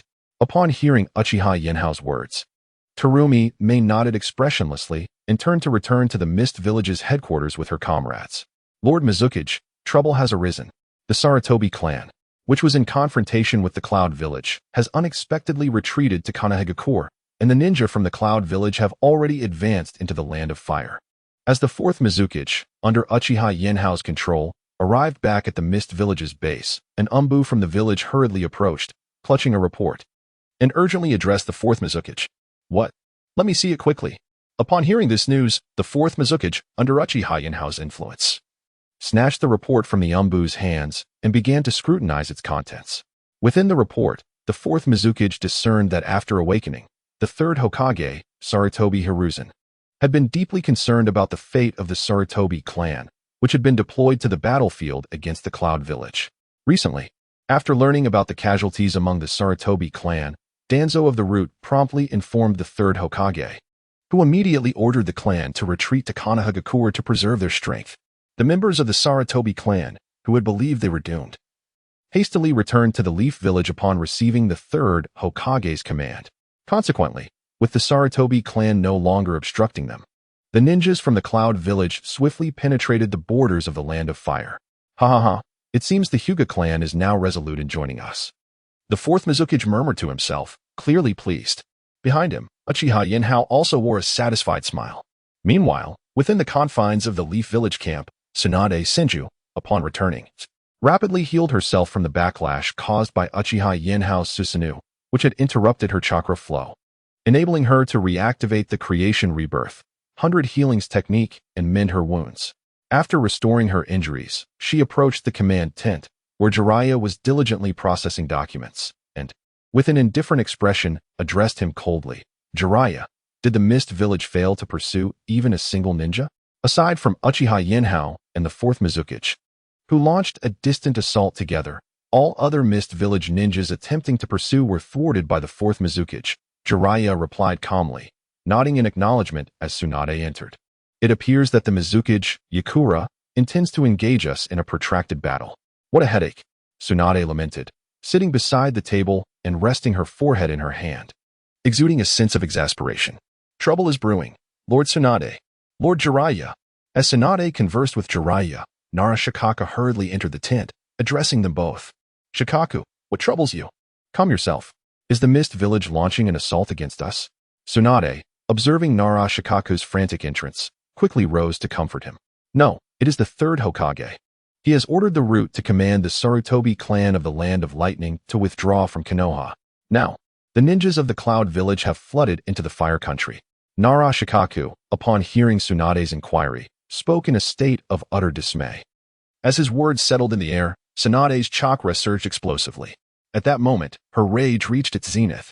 Relying on the esteemed legacy of her grandfather and great-grandfather, she had consolidated the entire strength of Konoha to protect it from annihilation by the other 4 great ninja villages. Yet, as the village teetered on the brink of destruction, her mentor, the 3rd Hokage Sarutobi Hiruzen, was still proving to be an impediment. With a darkened expression, Tsunade swiftly exited the main tent, determined to confront her teacher about his actions. Jeriah, witnessing Tsunade's abrupt departure, hastened to follow her, intending to restrain her. Tsunade, you cannot leave now. If you do, the Mist Village will obliterate Konoha." Jeriah caught up with her, positioning himself in her path, his expression fraught with urgency. "Enough, Jeriah. What difference does it make if Konoha falls to the Mist Village or the Cloud Village? Step aside." In response to Jeriah's blockade, Tsunade delivered a powerful punch that sent him flying. Fortunately, her intent was not to take his life.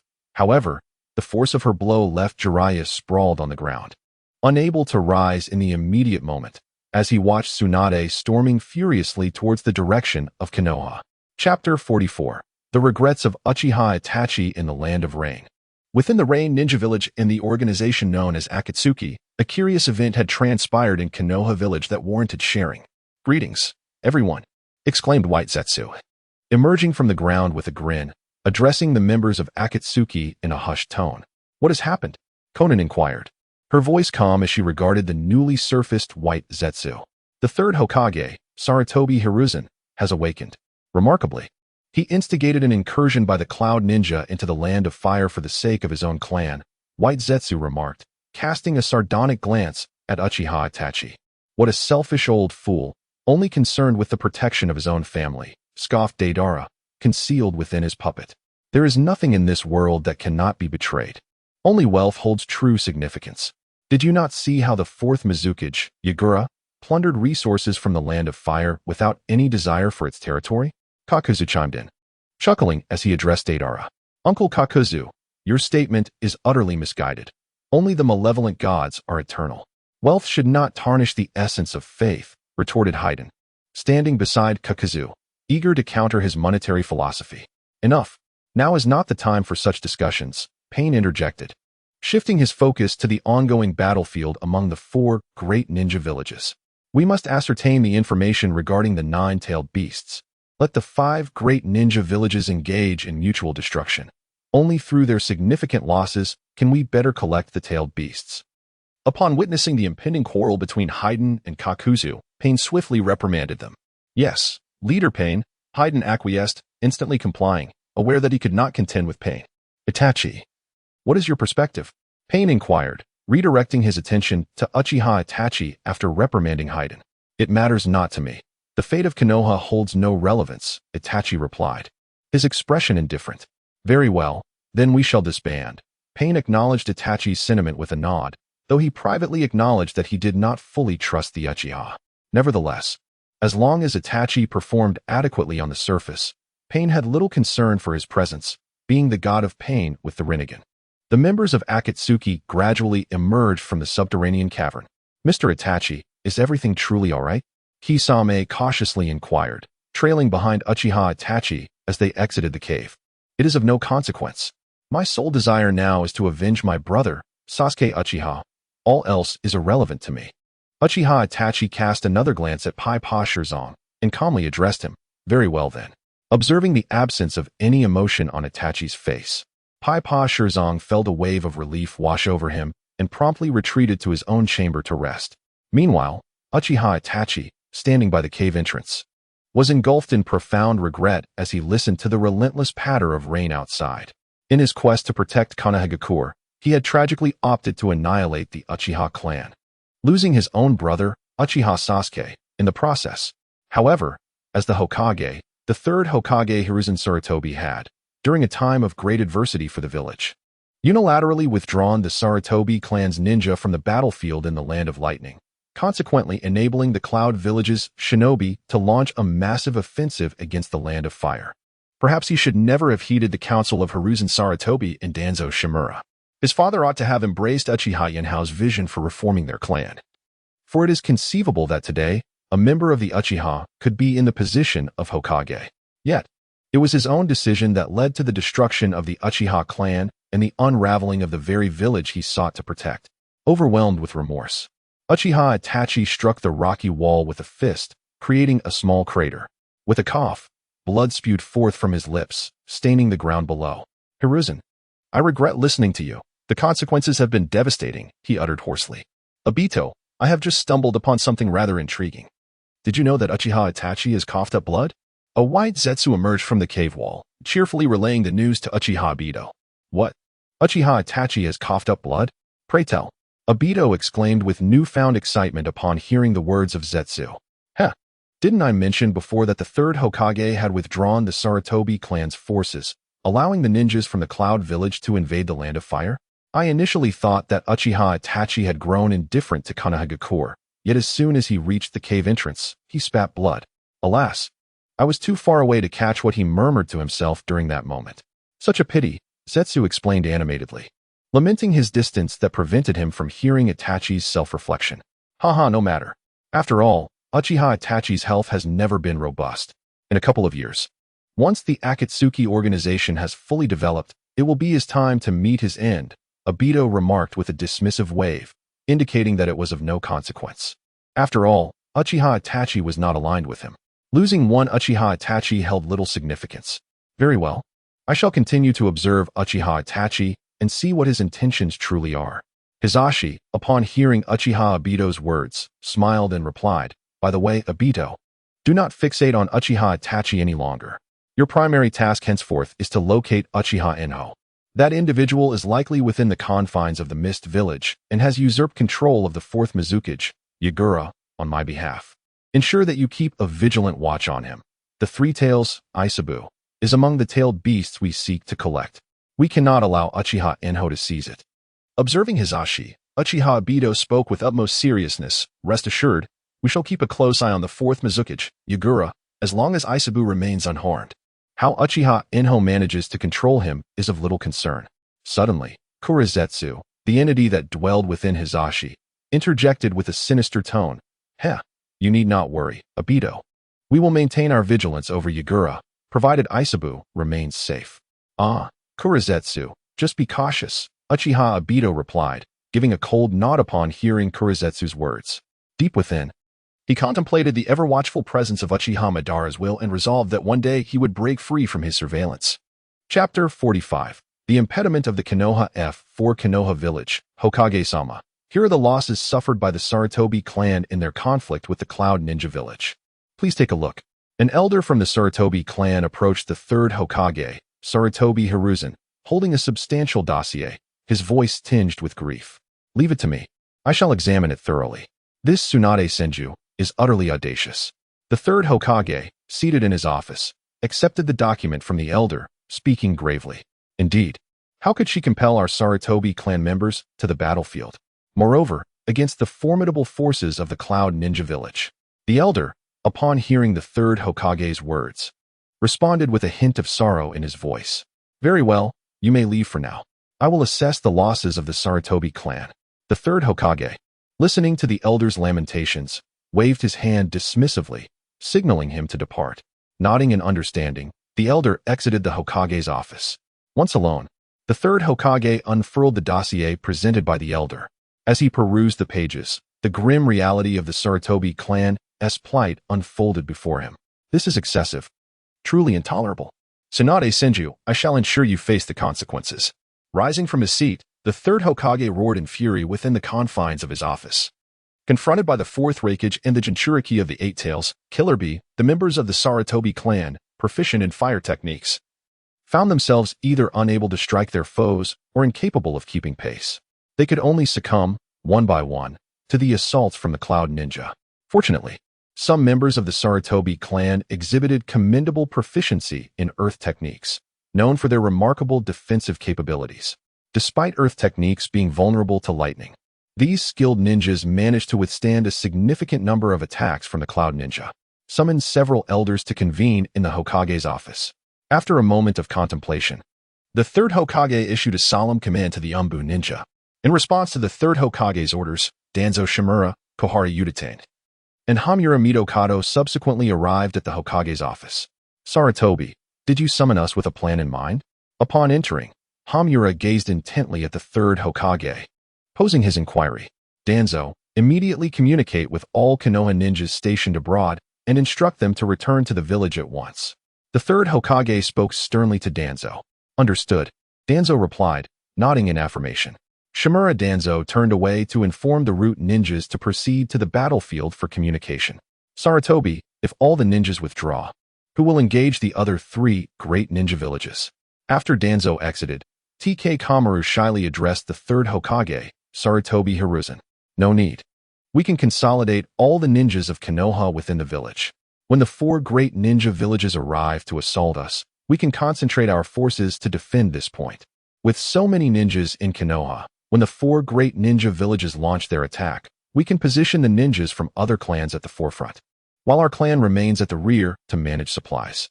Upon hearing Kamaru's words, the third Hokage, Sarutobi Hiruzen, replied with an indifferent expression.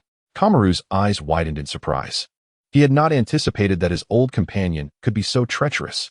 If the 4 great ninja villages were allowed to attack Konoha, at that critical juncture of life and death, the other ninja clans would have no grounds to present any grievances to Sarutobi Hiruzen, and would be compelled to exert all their efforts against the 4 great ninja villages.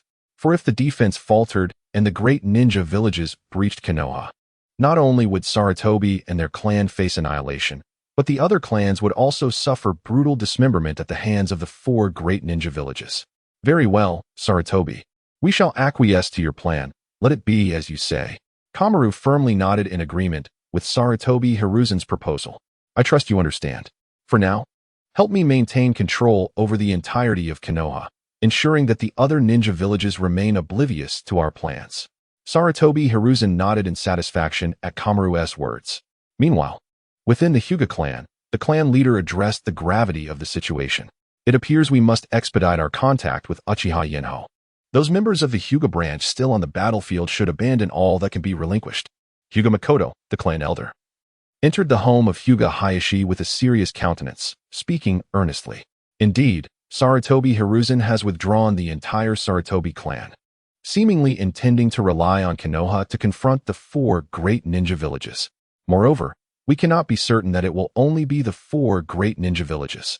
I recently heard that Tsunade and Jeriah have already defeated the Sand Village and signed a peace treaty. Thus, the remaining villages capable of attacking Konoha are the Rock Village, Cloud Village, and the Mist Village where Uchiha Yenho resides. We must evacuate as many members of the Hyuga clan as possible before the 3 great ninja villages besiege Konoha. Otherwise, we risk incurring catastrophic losses." Hyuga Hayashi regarded the elder Makoto with approval, acknowledging his wise counsel. "Well, I will soon incorporate some loyal members of our branch family into the plan, striving to bring more members of the Hyuga clan back to Konoha."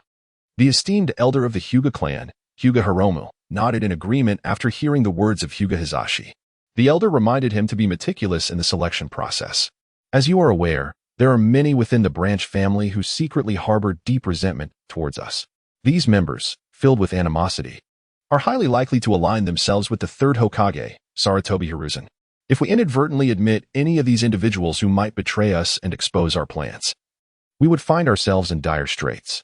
Upon hearing the elder's words, Hyuga Hizashi replied with a serious expression, assuring Elder Hyuga Hiromu, "Rest assured, I will conduct a thorough selection and allow no one who could betray us to join." Hyuga Hiromu, upon receiving Hizashi's assurance, responded with grave seriousness, reaffirming his commitment. Chapter 46. Hinata Hanashi sends a message upon the meticulous planning between Hinata Hanashi and the esteemed elder of the Hinata clan, Hinata Hirotake. They set forth to execute their respective tasks. Hinata Hanashi entered the clandestine chamber of the Hinata clan and retrieved the blood of Uchiha Yenho, which he had previously concealed. With hands forming intricate seals, a loud pop resonated as a small serpent materialized amidst a cloud of white mist before Hinata Hanashi. "Greetings. May I inquire what message you wish to convey?" The serpent, Yenho, gazed at the clan leader with a soft voice. "Please inform Uchiha Yenho that the Hinata clan is prepared. Let him decide when to extract the entire Hinata clan," Hinata Hanashi replied. Initially taken aback by the appearance of the small serpent, he soon felt relief wash over him, realizing the exceptional prowess of Uchiha Yenhao's summoning beast. He smiled at the serpent. Yenhao. Very well, I understand. I shall deliver the message, Yenhao replied with a grin. Pleased that Hinata Hinashi's ability to summon him stemmed from Uchiha Yenhao. With that, the serpent vanished into a swirl of smoke. Watching the small serpent disappear, Hinata Hinashi wore a faint smile, knowing the message was conveyed. Now, he awaited Uchiha Yenhao's response, hoping for swiftness. Sarutobi Hiruzen, come out. Just as Hinata Hinashi anxiously awaited Uchiha Yenhao's reply, Tsunade Senju had already returned to Konoha ahead of schedule. Faced with numerous ninja attempting to impede her, Tsunade unleashed a powerful punch, striking the ground with tremendous force. Those who obstructed her way, attempting to restrain her from finding Sarutobi Hiruzen, were instantly knocked to the ground by the sudden upheaval. Tsunade, I am your mentor. Have you forgotten how to show respect to your teacher? The third Hokage, Sarutobi Hiruzen, calmly emerged from behind, admonishing Tsunade. Sensei, I wish to ask what your intentions are. Do you plan to sacrifice the entire village of Konoha for the sake of the Sarutobi clan? Tsunade glared furiously at the third Hokage, her voice rising in indignation. Enough. Tsunade, I am the Hokage of Konoha. We cannot engage in conflict with the three great ninja villages, as it would merely deplete our strength. Only by unifying our forces can we truly repel the three great villages, Sarutobi Hiruzen retorted, equally infuriated by Tsunade's outburst. Unify our forces to confront the three great villages? If that is your stance, then I shall no longer concern myself with this matter.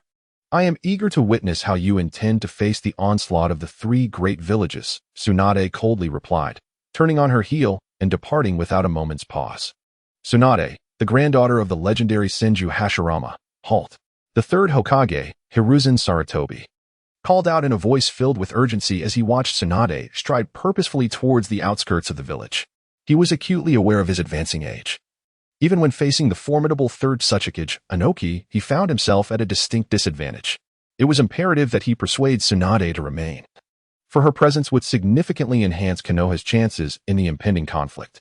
A shinobi of her caliber, skilled in medical ninjutsu, could turn the tide of battle by tending to the wounded while engaging the enemy. However, Tsunade was resolute in her decision, disregarding Hiruzen's pleas as she continued her departure from Konoha. Her mission was clear: to fetch her boyfriend Kato Dan's niece, Kato Shizune, and escort her to safety, away from the perils of war.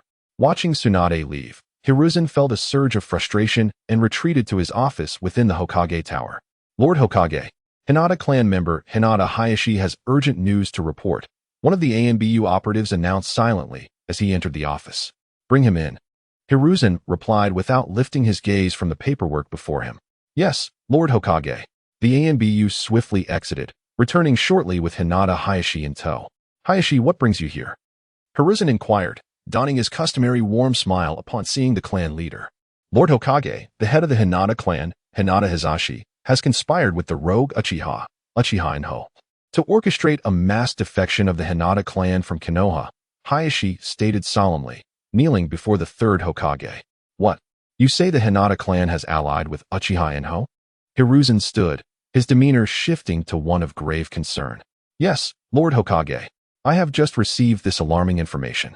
The order was issued by the clan's elder, Hinata Kumu, and I can assure you of its accuracy, Hayashi responded, his voice filled with urgency. Indeed, Hayashi. You are a true embodiment of the will of fire as a shinobi of Konoha. I would like to entrust you with the task of monitoring Hinata Hizashi closely. We must ascertain when he and Uchiha Inho plan to execute their defection with the entire Hinata clan. When the time comes, I will ensure that the Hinata clan is confined within the village's prison, and I propose that you take up the mantle of the next clan leader. What do you think? The third Hokage, Sarutobi Hiruzen, slowly took a seat and calmly addressed Hinata Hayashi of the Hyuga clan. Yes, my Lord Hokage. I am willing to keep a watchful eye on Hinata Hizashi and ascertain when Uchiha Inho will arrive in Konoha. Please rest assured, Lord Hokage. Upon hearing the third Hokage's willingness to support him in becoming the clan leader of the Hyuga, Hinata Hayashi was filled with excitement and responded fervently, Very well, then. Please return swiftly, and ensure that neither Hinata Hizashi nor the clan's elder, Hinata Komatsu, become aware of this. The third Hokage smiled at Hinata Komatsu, saying, I will dispatch ninjas to relay information outside the Hyuga clan's territory, so there is no need for concern. Yes, my Lord Hokage. Hinata Hayashi nodded in acknowledgement of the third Hokage's orders, his heart racing as he turned to leave the Hokage office. Chapter 47. Infiltration of Konoha village. Within the encampment of the Mist Ninja village, Uchiha Yenhao was resting in the tent of the fourth Mizukage, Yagura, when a sudden puff of white smoke erupted beside him, accompanied by a resounding bang. My dear, are you truly resting? You previously stated your intention to master the clone technique to create descendants for me.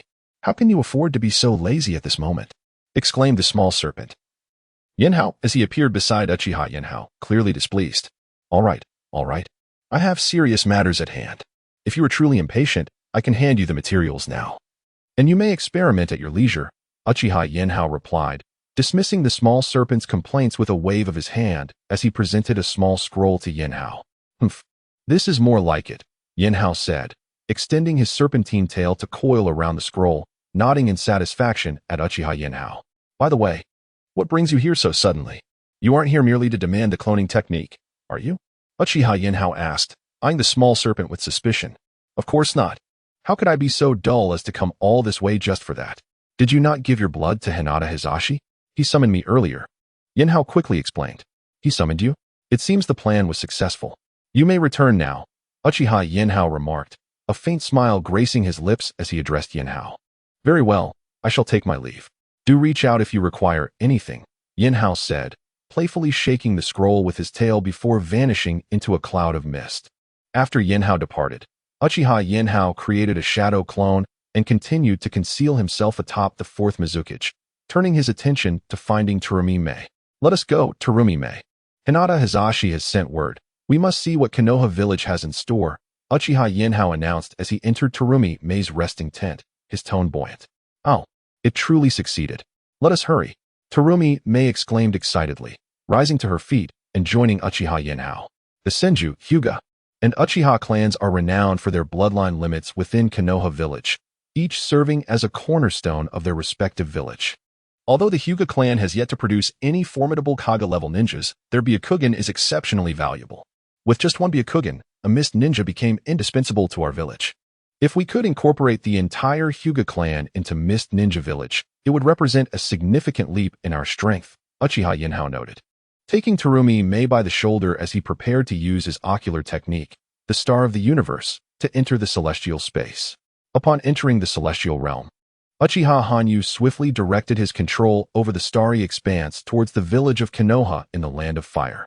Previously, Uchiha Hanyu had harbored concerns about the frequent utilization of his Mangekyō Sharingan, fearing he might succumb to blindness as did Uchiha Itachi and Uchiha Sasuke. However, to his astonishment, the bond between his Mangekyō and the Dragon Ball allowed each usage to be replenished by the energy contained within the Dragon Ball. The more frequently he employed his powers, the greater the sustenance provided. This resulted in Uchiha Hanyu's Mangekyō not only maintaining its vision amidst constant use, but also rapidly evolving towards the eternal Mangekyō Sharingan. According to his estimations, within a year or two, his Mangekyō would likely achieve its evolution into the eternal Mangekyō Sharingan. Nevertheless, Uchiha Hanyu did not cease his inquiries into how to absorb the ocular power of the Sharingan.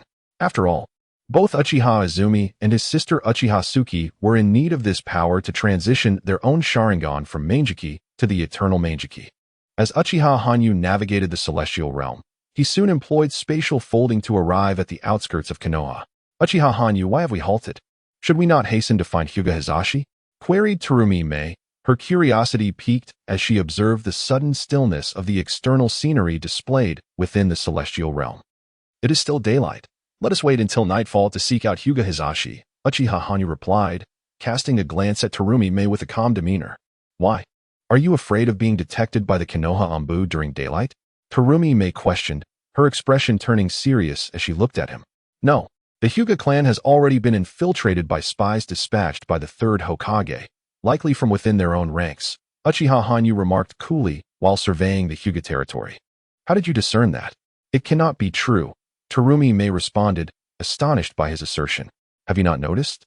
The Hyuga clan has recalled most of their ninjas, yet there are no Anbu monitoring them, indicating that someone has betrayed the Hyuga clan, Uchiha Hanyu stated, his expression grave as he pointed towards the clan's domain. What shall we do? We cannot simply abandon this, Terumi Mei exclaimed, her surprise evident as she turned to Uchiha Hanyu. There is no need for you to concern yourself with this matter. I have a plan. We will speak further once we meet with Hyuga Hizashi, Uchiha Hanyu replied indifferently, reclining on a small bed within the celestial space. As Terumi May beheld Uchiha Yenhao leisurely reclining there, she ceased her inquiries and found a quiet place to sit. Gradually, time transitioned into the night. In an instant, as Uchiha Yenhao opened his eyes, he deftly manipulated the starry space to navigate towards the Hyuga clan's territory. Before long, Uchiha Yenhao arrived at the Hyuga compound, where he discovered Hinata Hizashi, who had already retired for the night. Starry Universe, Uchiha Yenhao invoked the kaleidoscopic Sharingan technique, transporting Hizashi into the celestial realm. Clan leader Hizashi, it has been a while, Uchiha Yenhao greeted with a warm smile. You have finally arrived, Uchiha Yenhao, Hizashi exclaimed. Initially taken aback, but soon regaining his composure, he responded with a smile. Chapter 48, Establishing a Plan with Hinata Hizashi. Of course, upon receiving your message, I rushed here immediately, Uchiha Yenhao remarked with a smile directed at Hinata Hizashi. Uchiha Yenhao, I wonder how you intend to transport the entire Hinata clan to the Hidden Mist Village, Hinata Hizashi responded, sitting up with a resolute gaze fixed on Uchiha Yenhao. There is no need for concern. With this space at my disposal, it should not be difficult to carry off the entire Hinata clan, Uchiha Yenhao replied, gesturing towards his stellar space with a grin. Is this your Mangekyō Sharingan technique? Truly impressive, Hinata Hizashi observed, surveying Uchiha Yenhao's celestial realm with a satisfied smile. Now, Hinata clan leader, I wonder if you have noticed? There may be a traitor among your ranks, Uchiha Yenhao interjected, his expression turning serious. A traitor? Impossible. I have been closely monitoring the entire Hinata clan. No one would dare betray us, Hinata Hizashi retorted, rising to challenge Uchiha Yenhao's assertion. The traitor is not a member of the main family, but rather from the branch family. You have likely focused solely on the main family. Reassured by the caged bird seal, believing the branch members would not dare to betray you? Am I correct, clan leader Hinata?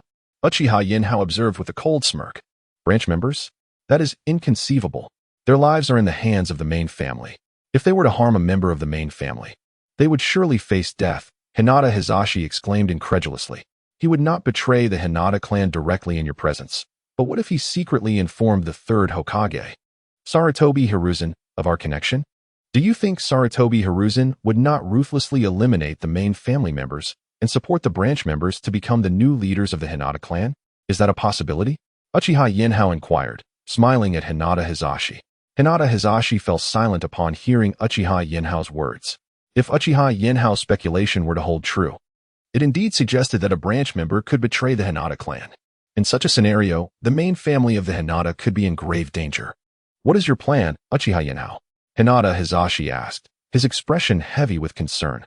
Rest assured, clan leader Hinata, I have long devised a strategy against that old coot, Sarutobi Hiruzen. Next, we shall establish 2 meeting times, one genuine and one false. First, let us discuss the false one. You should arrange for all members of the main family of the Hinata clan to agree on this. Commencing tomorrow, all individuals privy to the plan shall summon a group of family members for a brief assembly lasting 1 hour. Inform them that 1 week hence, we shall retrieve the Hyuga clan and proceed to the Hidden Mist Village, urging everyone to prepare accordingly. I shall employ my Sharingan to monitor the third Hokage, Sarutobi Hiruzen, to discern who has been clandestinely relaying information to him. Our true agenda, however, will unfold in 3 days. All members of the Hyuga clan are to gather their provisions, sealing them within scrolls, and leave a shadow clone in the clan's estate. When 7 days have elapsed, we shall feign adherence to the false plan. Each shadow clone will be equipped with an explosive tag, ready to detonate alongside any Leaf Village ninja encountered. Naturally, those of lesser strength should refrain from such actions to avoid unnecessary harm. Uchiha Yenhao spoke in a measured tone to the clan leader, Hyuga Hizashi. Very well. Let it proceed as you suggest. I shall now inform all of the Hyuga clan's elder members to prepare, replied Hyuga Hizashi, nodding in agreement with Uchiha Yenhao's strategy. Even if he were to devise a plan, he could not reach the level of ingenuity displayed by Uchiha Yenhao. Thus, they would proceed according to Yenhao's design. By the way, in the coming days, relax your defenses. Convey to the branch members the notion of misleading the third Hokage, thereby diminishing the likelihood of surveillance. Uchiha Yenhao suddenly had a thought and smiled at Hyuga Hizashi. Rest assured, I will make the necessary arrangements, Hisashi assured, nodding at Yinhao, signaling him to transport him out of the starlit dimension. Uchiha Yinhao acknowledged Hisashi's expression with a nod and facilitated his departure. Upon emerging from the dimension, Hisashi sat up in bed. Hisashi, has something occurred? His wife, Keiko, inquired, yawning gently as she noticed him. Keiko, please return to sleep. I must attend to some matters. Hisashi softly reassured her before exiting the bedroom. Summon all the clan elders, he commanded a ninja of the Hyuga clan, his voice cold and authoritative. Yes, clan leader. I shall do so at once, the clan member responded, swiftly departing to notify the elders. Within the starlit dimension, Uchiha Yinhao observed Hisashi's actions and silently made his way to the Hokage tower. Overlapping the starlit space with the Hokage's office, he concealed himself within, awaiting the arrival of the traitor from the Hyuga clan to report to the third Hokage, Sarutobi Hiruzen. Hey Uchiha Yinhao, do you believe that if we were to attack the third Hokage, Sarutobi Hiruzen, you would be capable of eliminating him? Inquisitively, Terumi Mei gazed at Uchiha Yinhao, who stood so near to the third Hokage. With my current strength, launching an assault on him would be quite effortless, Uchiha Yinhao replied, lifting his gaze to Terumi Mei with an expression of indifference. Then why not eliminate the third Hokage, Sarutobi Hiruzen? Would that not serve as a means to avenge your grievances? Terumi Mei inquired, intrigued by Uchiha Yinhao's assertion. To kill him? That would be too merciful. I intend to methodically dismantle the entirety of Konoha. I want Sarutobi Hiruzen to experience the anguish of watching his clan be annihilated, Uchiha Yinhao remarked with a light chuckle, his gaze icy as he looked at the third Hokage while speaking to Terumi Mei. Chapter 49. Waiting for a rabbit while Uchiha Yinhao was still monitoring the third Hokage. Sarutobi Hiruzen, Hinata Hisashi had already commenced his actions. He first approached several esteemed elders of the Hyuga clan, meticulously elucidating Uchiha Yinhao's plan to them. Although the elders were incredulous at the thought of a branch family member betraying their clan, they nonetheless began to mobilize. Ever since Hinata Hayashi reported Hisashi's intentions of treachery against Konoha to the third Hokage, he had been diligently seeking like-minded allies within the Hyuga clan, aspiring to better surveil Hisashi with their collective strength. To his fortune, Hayashi found two fellow clan members who harbored similar sentiments, Hinata Hayashi and Hinata Hibi. With their assistance, Hayashi's surveillance over Hisashi intensified. Though Hisashi's summoning of the clan elders took the three by surprise, they remained unaware that he had already met with Uchiha Yinhao. Soon after, Hayashi, Hibi, and Hayashi were summoned into a secret chamber by the eldest elder, Hinata Hirabomi. Hirabomi, regarding the three with a smile, informed them of the false plan established by Uchiha Yinhao. Hayashi, Hibi, Hayashi, you must maintain utmost secrecy. Do not let the third Hokage, Sarutobi Hiruzen, or anyone else learn of this, for it would spell catastrophic consequences for the Hyuga clan. Do you understand? He said with a grave expression. Yes, elder, the trio replied, exchanging excited glances as they affirmed their commitment. However, Hirabomi began to doubt his choice in selecting these three for such a clandestine mission. In their eyes, he discerned a certain restlessness. Although he could not ascertain whether they would betray the Hyuga clan, he felt they were ill-suited for such a secretive endeavor. Yet, with the thought of Uchiha Yinhao awaiting the informant's arrival in the Hokage's office, a faint smile crept upon Hirabomi's face. Very well, if they are restless, so be it. I can only hope they are not traitors to the Hyuga clan, should they emerge as figures akin to Uchiha Itachi, who forsake their family for the sake of the village. I, Hinata Hirabomi, shall not hesitate to take decisive action against those who betray their kin. Now, you may leave and prepare accordingly. Hirabomi gestured, signaling for Hayashi and the others to exit. As they stepped out of the elder's abode, they exchanged knowing looks. Rijin, Pinji, you two should return home and pretend to gather supplies. I will report this matter to Lord Third Hokage, Hinata Rijin said, looking at Hinata Rahira and Hinata Pinji with a serious expression. Brother Rahira, remember to mention our names in front of Lord Hokage. When you become the head of the Hinata clan, you must promote us to elders of the clan, Hinata Rahira remarked with a smile, looking at Hinata Rijin. Rest assured, I will certainly speak highly of you both in front of Lord Third Hokage. There is no need for concern, Hinata Rijin replied, chuckling as he patted Rahira's shoulder before swiftly exiting the Hinata clan's territory, heading towards the Hokage tower. Watching Rijin leave, Rahira and Pinji exchanged glances before returning to their respective homes. In the Hokage office, Yinhao, do you think you might be mistaken? The sun is about to set, and the Hinata clan should have finished notifying everyone by now. Why hasn't anyone reported to Lord Third Hokage? Koyomi Mei lay on the bed prepared by Uchiha Yinhao in the starry space, expressing her boredom while glancing at Yinhao, who sat cross-legged in meditation. Patience, Koyomi Mei. Until the last person arrives, we cannot guarantee there are no traitors among them. Uchiha Yinhao replied calmly, opening his eyes to address her.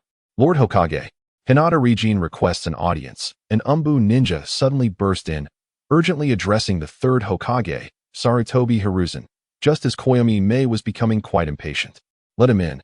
Sarutobi Hiruzen gestured excitedly to the Umbu. They're here, finally, Koyomi Mei exclaimed, springing from the bed with enthusiasm, eager to witness the meeting between the third Hokage and the traitor from the Hinata clan.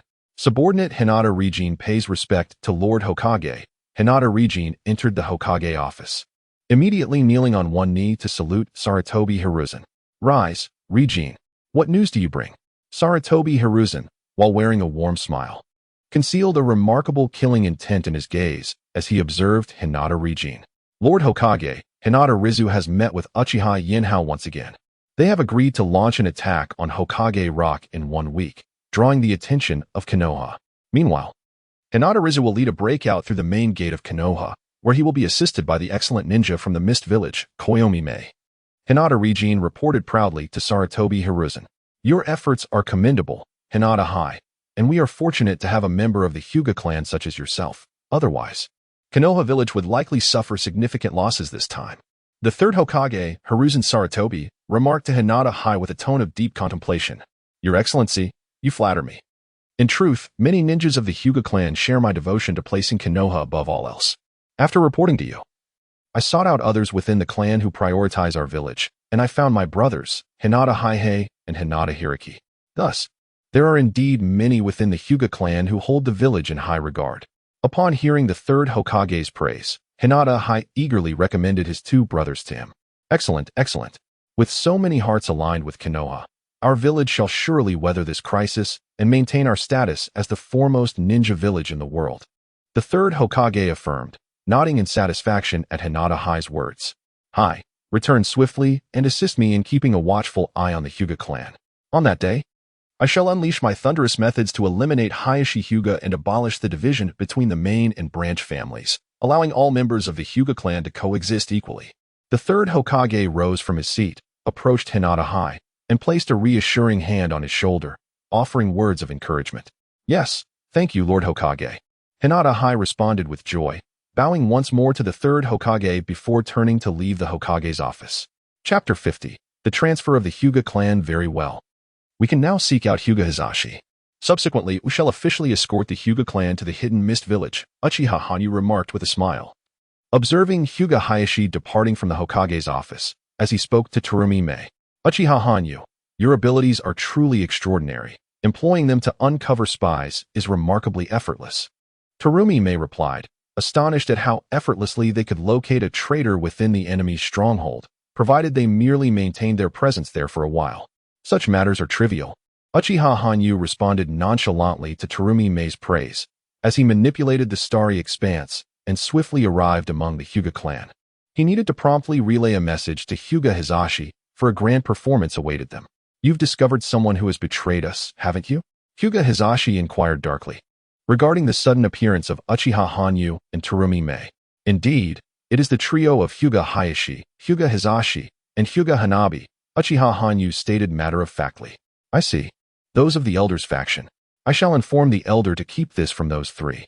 However, might we postpone our actions by a few days? Upon hearing Uchiha Hanyu's words, Hyuga Hizashi nodded, indicating his understanding, yet he implored Uchiha Hanyu with a hint of difficulty etched upon his face. Oh, what has transpired that you would request a delay in our plans? Uchiha Hanyu questioned, intrigued by Hyuga Hizashi's plea. It is as follows. The third Hokage, Sarutobi Hiruzen, has commanded all Leaf Village ninjas to return, including those members of the Hyuga clan stationed at the battlefield in the Hidden Mist Village. I was wondering if we might postpone for 2 days to facilitate the return of those Hyuga clan members as well. Hyuga Hizashi explained hastily, leaving no room for hesitation. The others in the village will proceed as usual. You may wait for that batch of ninjas to return before executing the transfer, Uchiha Hanyu considered, responding to Hyuga Hisashi's suggestion. Understood. I appreciate your cooperation. Hyuga Hisashi expressed his gratitude towards Uchiha Hanyu. Enough of this chatter. Let us commence our actions promptly. This time, I must present a grand gift to the third Hokage, Sarutobi Hiruzen, to demonstrate that even a solitary Uchiha can bring the entire Leaf Village to ruin. Uchiha Hanyu clenched his fist, his gaze directed towards the Hokage Tower, stating with a grave resolve, I understand. I will take full responsibility to ensure that the plans are meticulously arranged, Hyuga Hisashi replied, shivering at Uchiha Hanyu's words, as he spoke earnestly. Gazing upon the terrifying Uchiha Yenhao, Hyuga Hisashi silently vowed to himself that he must never provoke the maniac of the Uchiha clan. Initially, he had thought Uchiha Yenhao was one of the few rational members of the Uchiha family. However, upon hearing Yenhao's recent words, Hisashi could not help but inwardly scream that there were no sane individuals among the Uchiha. They were all madmen. Hisashi's mind echoed with this thought, causing his very soul to tremble. Upon discovering the identity of the family's traitor, Hisashi promptly contacted all the clan elders, delivering the list of names to the patriarch. Uchiha Hongwu. Together with Uchiha Yenhao, Hisashi began relocating the members of the Hyuga clan one by one to the outskirts of Konoha village. The first to be moved were the elderly and young of the Hyuga clan, including Hisashi's 2 daughters and his wife. They were taken to the station of the hidden mist village in the land of whirlpools, ensuring the safety of those who lacked the ability to protect themselves. Only the elite members of the Hyuga clan remained in Konoha, employing shadow clones to deceive the third Hokage, Sarutobi Hiruzen, and some traitors within their ranks. 3 days later, Jeriah returned to Konoha village, leading a ninja force that had confronted the hidden mist village. Where is the third Hokage? He inquired with a grim expression, directing his gaze towards the Umbu who had come to greet him. Lord Hokage is currently in his office attending to affairs, the Umbu replied, their tone subdued, clearly intimidated by Jeriah's fierce demeanor. Upon hearing the Umbu's response, Jeriah stormed towards the Hokage tower, determined to confront his teacher, the third Hokage, and demand an explanation. Hyuga clan, Hisashi, Jeriah has returned. Now it is your turn to act swiftly and bring the members of the Hyuga clan over. Uchiha Yenhao remarked with a smile upon receiving news of Jeriah's return. Rest assured, Uchiha Yenhao, I will handle this matter expeditiously, Hisashi replied, rising immediately to head outside. Once he successfully relocated all the Hyuga clan members from the ninja forces, they could finally leave Konoha village. With Uchiha Yenhao's stellar space, Hisashi felt a surge of both anxiety and excitement, confident that not a single person would be lost during their escape. Jeriah burst into the Hokage's office, engaging in a fierce argument with the third Hokage, Sarutobi Hiruzen. However, faced with his mentor, Jeriah could not afford to be ruthless. Ultimately, under the third Hokage's command, Jeriah reluctantly left the Hokage tower. Instead of departing from Konoha, he chose to remain within the village, prepared to contribute to its defense when the other 3 great ninja villages launched their assault.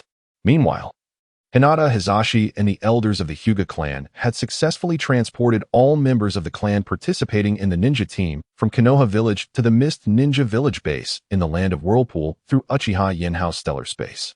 They awaited the conclusion of their mission before proceeding together to the Mist Ninja Village.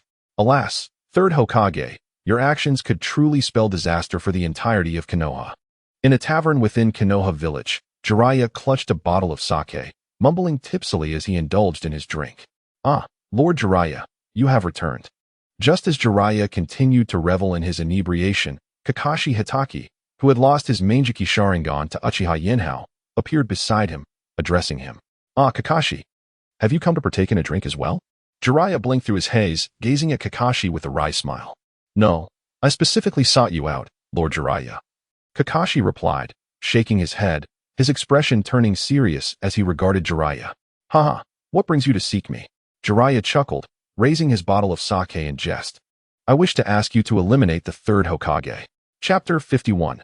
Unveiling the conspiracy of Sarutobi Hiruzen, I implore you to eliminate the third Hokage, Hitaki Kakashi stated, his gaze icy as he addressed Jeriah. The gravity of Kakashi's words jolted the inebriated Jeriah from his stupor, leaving him utterly shocked and at a loss for words. Kakashi, are you aware of what you are suggesting? Are you prepared to betray the village of Konohagakure? Jeriah's expression darkened as he glared at Kakashi, his voice laced with fury. Unfazed by Jeriah's reprimand, Kakashi coldly took a seat across from him. It is precisely to safeguard Konoha that I urge you to swiftly eliminate the third Hokage, Sarutobi Hiruzen. Only through such an act can we protect our village. Kakashi straightened his posture, fixating his intense gaze on Jeriah as he spoke gravely. Such a notion is preposterous.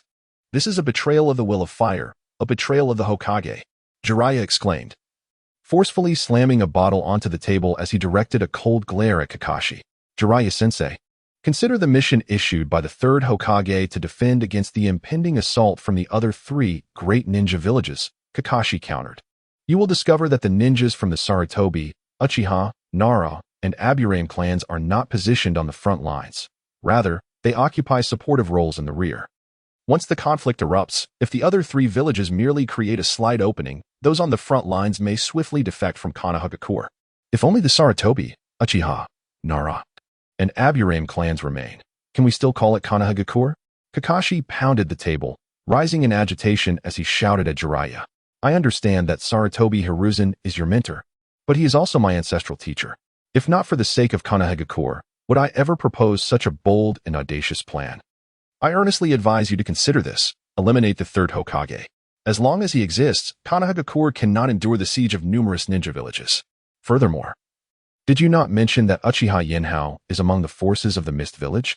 If we do not eliminate the third Hokage, the Uchiha clan, now scattered, will continually seek vengeance against Konoha. Can you truly bear to sacrifice the entire village for the sake of one man? Kakashi resumed his seat, his heart heavy as he implored Jeriah. Konoha will not fall, but I will never harm my own teacher. I refuse to do so, Jeriah retorted, rising in anger as he coldly confronted Kakashi. He then turned and stumbled out of the tavern, leaving Kakashi to watch his departure with a helpless shake of his head before vanishing in an instant. Hey, what are you doing? In the starry space, Terumi May observed Uchiha Yenhao as he returned from the outside. Covering his mouth with a smile, Uchiha Yenhao spoke to Kakashi Hitaki. It's nothing. I merely wished to test whether Jeriah would confront his teacher, the third Hokage, Sarutobi Hiruzen, for the sake of Konoha. Having just reverted from Kakashi's guise, Uchiha Yenhao shrugged helplessly and chuckled at Terumi May. Ha ha ha. If you do that, Kakashi might just resent you for eternity, Terumi May replied with laughter to Uchiha Yenhao's words. Meanwhile, Uchiha Yenhao's impersonation of Kakashi and his dialogue with Jeriah soon reached the ears of the third Hokage, Sarutobi Hiruzen, through the Umbu. How audacious of Kakashi to engage in such outrageous conduct. Someone, apprehend Kakashi at once. Sarutobi Hiruzen exclaimed in outrage, slamming his hand on the table as he issued orders to the Umbu. Upon hearing the third Hokage's command, the surrounding Umbu swiftly rose and hastened towards Kakashi's residence. However, due to the loud conversation that transpired between Kakashi and Jeriah in the tavern, their exchange quickly spread throughout Konoha, reaching the ears of various ninja clans and even a significant number of civilians. The news that the third Hokage intended for other ninjas to serve as cannon fodder caused an uproar among the villagers, who could hardly believe that Sarutobi Hiruzen, as the Hokage of Konoha, could be so treacherous. At Kakashi's home, he was still oblivious to the unfolding events when he found himself surrounded and captured by the Umbu. Lord Hokage, might I inquire what this apprehension is concerning? Kakashi, bewildered, was escorted into the Hokage's office by the Umbu. Gazing at Sarutobi Hiruzen, Kakashi inquired, What is the matter, Hokage-sama? Kakashi, did you not claim that for the sake of Konoha, Jeriah should eliminate me? What pretense is this? Sarutobi Hiruzen rose from his seat, slamming the table in anger as he shouted at Kakashi. Assassinating the Hokage? How could I possibly commit such an act? Kakashi exclaimed in shock upon hearing Sarutobi Hiruzen's accusation. Just moments ago in the tavern, you were the one persuading Jeriah to assassinate me, claiming that otherwise Konoha might face destruction in the conflict against the other major ninja villages. Now what game are you playing? Sarutobi Hiruzen regarded Kakashi with a cold smile. That is impossible.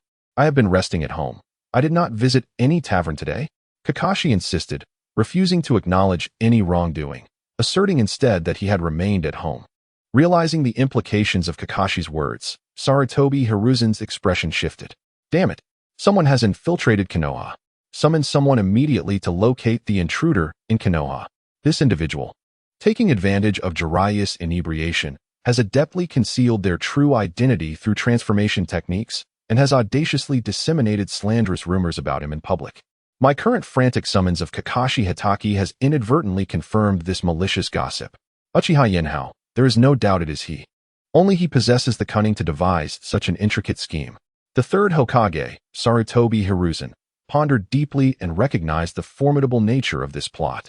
He pinpointed the most significant vulnerability in his strategy against the other three major ninja villages. If he did not amend his plans, allowing the four noble clans to proceed without collaboration in guarding against the other four villages would be futile.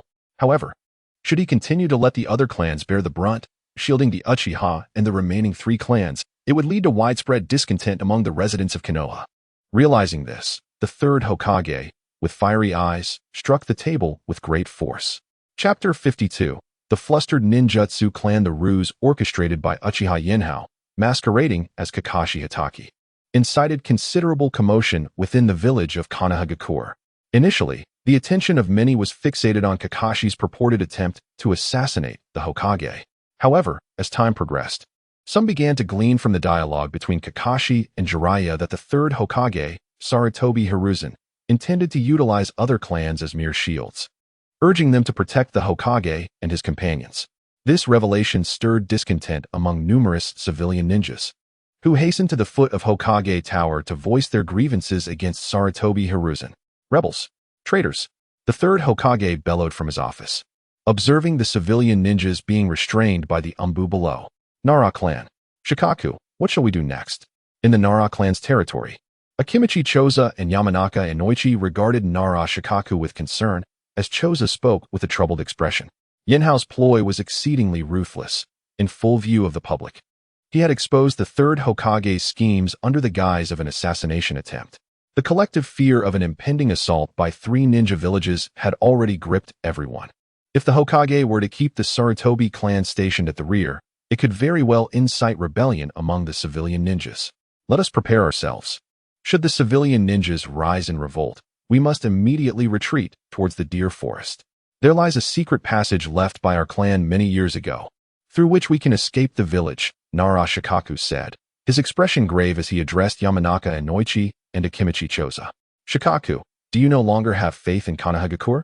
Inoichi remarked, his face reflecting the gravity of the situation. It seems the village is in deep trouble this time. Do not dwell on it too much, Inoichi.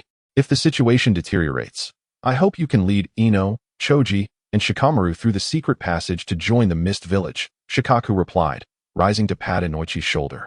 His tone solemn. Join the Mist Village? Are you not aware that they, along with the other two villages, are poised to besiege Konoha? Would we not be putting ourselves at their mercy? Inoichi exclaimed, astonished at Shikaku's proposed course of action. Rest assured, Inoichi, with you, the master of strategy, along with the legacy of the Inoshikicho trio, the Mist Village would not easily abandon you. Moreover, if I am not mistaken, Uchiha Yenhao has already garnered considerable influence within the Mist Village. Thus, you may find refuge under his wing, Shikaku replied confidently. What? Are you suggesting that Uchiha Yenhao has joined the Mist Village? Inoichi gazed at Shikaku in disbelief, unable to comprehend why the usually astute Shikaku would make such a choice.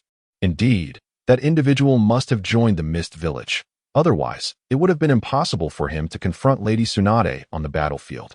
The woman he protected undoubtedly shares a complex relationship with Uchiha Hayu. Nara Shikaku nodded, recalling the scene on the battlefield in the Mist Village where Shinji Tsunade was about to attack Terumi Mei, only to be saved by Uchiha Hayu. He confidently turned to Yamanaka Inoichi and said, well, I understand now. Yamanaka Inoichi nodded in agreement, replying earnestly, all right, I comprehend. Ino, in the next couple of days, please send Chuji and Shikamaru to the Inuzuka clan. We must prepare for the impending battle, Nara Shikaku stated as he turned to Akimichi Choza, affirming his request. Understood. I will follow your lead, Shikaku, Akimichi Choza responded, rising to his feet and nodding in acceptance of Nara Shikaku's words. In the ensuing days, the various clans of Konoha, influenced by the rumors propagated by Uchiha Hayu, ceased their relentless efforts to ensure the survival of Konoha. Instead, they divided their members into two factions. One group silently followed the orders issued by the third Hokage, Sarutobi Hiruzen, preparing to defend against the three great shinobi villages. The other group remained vigilant within their clan territories, ready to evacuate the elderly and children at the first sign of danger. Hey, Uchiha Hayu. Your plan doesn't seem to be succeeding. Those clans are still preparing for battle. Do you have any new strategies? In the starry space, Terumi may observe that the rumors previously disseminated by Uchiha Hayu were gradually losing traction under the pressure from the major clans and the third Hokage. And she turned to Uchiha Hayu with her inquiry. Rest assured, the next phase is in my hands, Uchiha Hayu replied with a smile, assuring Terumi May. Tomorrow marks the expiration of our feigned plan. When the third Hokage, Sarutobi Hiruzen, explained to the other clans, he informed them that the Hyuga clan intended to betray from within and that Konoha sought to ally with the Mist Village. The Sarutobi, Nara, Shimura, and Mito clans have yet to assign tasks, as they are preparing for tomorrow to prevent the Hyuga clan's escape from Konoha. Once the Hyuga clan is suppressed, the active forces of their clans will be swiftly positioned along Konoha's defenses. However, what the third Hokage remains unaware of is that aside from his few spies, the remaining forces in Konoha consist solely of elite shinobi from the Hyuga clan and the shadow clones created by these elite shinobi. What are your next intentions? Terumi May, upon hearing Uchiha Hayu's words, instantly recognized that he had devised a new plan. With great anticipation, she looked towards Uchiha Hayu, eager to know his forthcoming actions. Uchiha Hayu, however, paid no heed to Terumi May and directly enacted a transformation technique. As the smoke dissipated, a young man with a prominent beard materialized before Terumi May. Who might you be? Terumi May inquired, her expression one of confusion as she looked at the stranger before her. Hehe, I am Asuma Sarutobi, the son of the third Hokage, Hiruzen Sarutobi. Uchiha Yenhao replied with a smile, addressing Terumi May, the son of the third Hokage. If one were to utter disparaging remarks about Hiruzen Sarutobi, it is unlikely anyone would give credence to such claims. Terumi May pondered the implications of Uchiha Yenhao's transformation. Could anyone truly believe that Asuma Sarutobi would speak ill of his father? Haha, you may not grasp this yet. Just observe my performance from here on. Uchiha Yenhao chuckled lightly in response to Terumi May's words. Chapter 53. Sunset Red. Uchiha Yenhao exerted control over the starry space and found Asuma Sarutobi wandering in the village of Konoha. Silently, he approached Asuma from behind and delivered a powerful punch to the back of his head, rendering Asuma unconscious on the spot. Uchiha Yenhao then sealed Asuma's chakra and leisurely made his way towards the residence of Sunset Red. Red, what are you up to? Would you care to join me for a drink? Uchiha Yenhao, disguised as Asuma, approached Sunset Red with a grin. Asuma, what time do you think it is? Everyone is busy preparing to fend off the other villages, and all you can think about is drinking, Sunset Red said, casting a disapproving glance at Uchiha Yenhao's playful demeanor. Ah, Red, you know how it is. Due to the previous rumors, my father, the third Hokage Sarutobi Hiruzen, intends to place me in the 1st Battalion against the 3 great ninja villages. I merely wish to share a drink with you before the impending war, Uchiha Yenhao, still masquerading as Asuma, replied, his tone tinged with a hint of sadness at Sunset Red's reprimand. Upon hearing such a heartfelt confession from Asuma, Sunset Red felt a wave of embarrassment wash over her. However, out of pride, she refused to apologize and turned to walk quietly towards the tavern. Red, where are you planning to go? Uchiha Yenhao asked, puzzled as he watched Sunset Red turn to leave. Weren't you the one who said you would take me for a drink? Hurry up and follow me. Sunset Red turned back, noticing Uchiha Yenhao's bewildered expression, and said with slight irritation. Upon hearing Sunset Red call for him, Uchiha Yenhao's face lit up with joy as he rushed to catch up.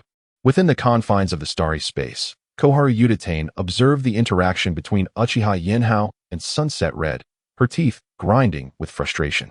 This Uchiha Yenhao. Are you certain he is not trying to incite discord among the villagers of Konoha? She spoke coldly, her gaze fixed on him. Damn Uchiha Yenhao. Stay away from my Red. Asuma Sarutobi, who had awakened after being knocked out earlier, shouted upon seeing Uchiha Yenhao and Sunset Red through the barrier of the starry space. Shut up and be quiet. Koharu, enraged by Asuma's outburst, stepped forward and delivered a harsh kick to his abdomen. The pain caused Asuma to double over, unable to utter a sound. Humph, if I cannot discipline Uchiha Yenhao, I can certainly deal with you, fool. Koharu sneered at the bewildered Asuma, dismissively. Meanwhile, curled up on the ground, Asuma felt an overwhelming sense of injustice within. Uchiha Yenhao endeavored to pursue his goddess, Hinata, only to find himself on the receiving end of a brutal beating from his rivals. What a peculiar turn of events. Asuma Sarutobi lamented inwardly. Ah, Hinata. Where are you two headed? he inquired, catching sight of Uchiha Yenhao and Hinata making their way toward the tavern.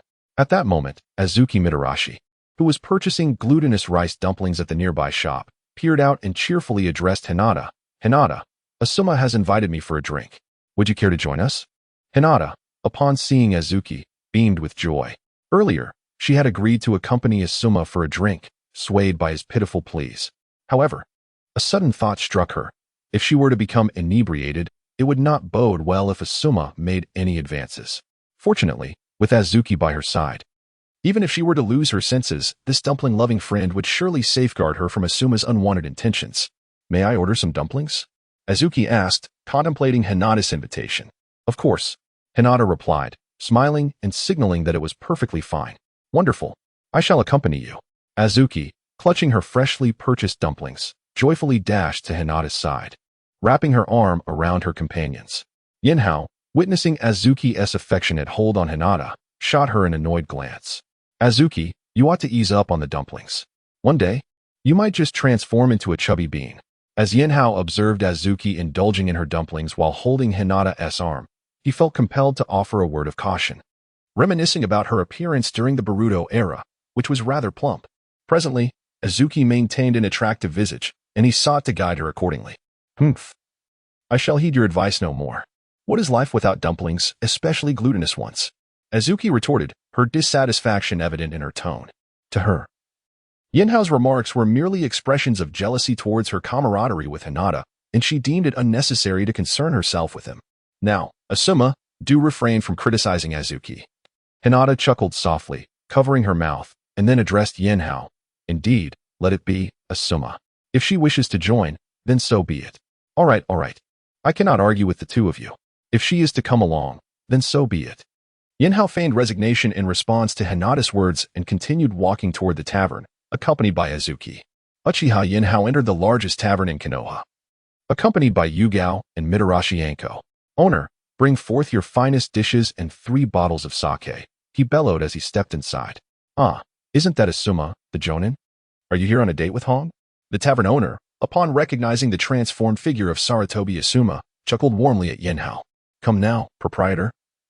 Spare us the trivialities and serve the food and drink promptly, Yenhao retorted dismissively, waving his hand. Of course.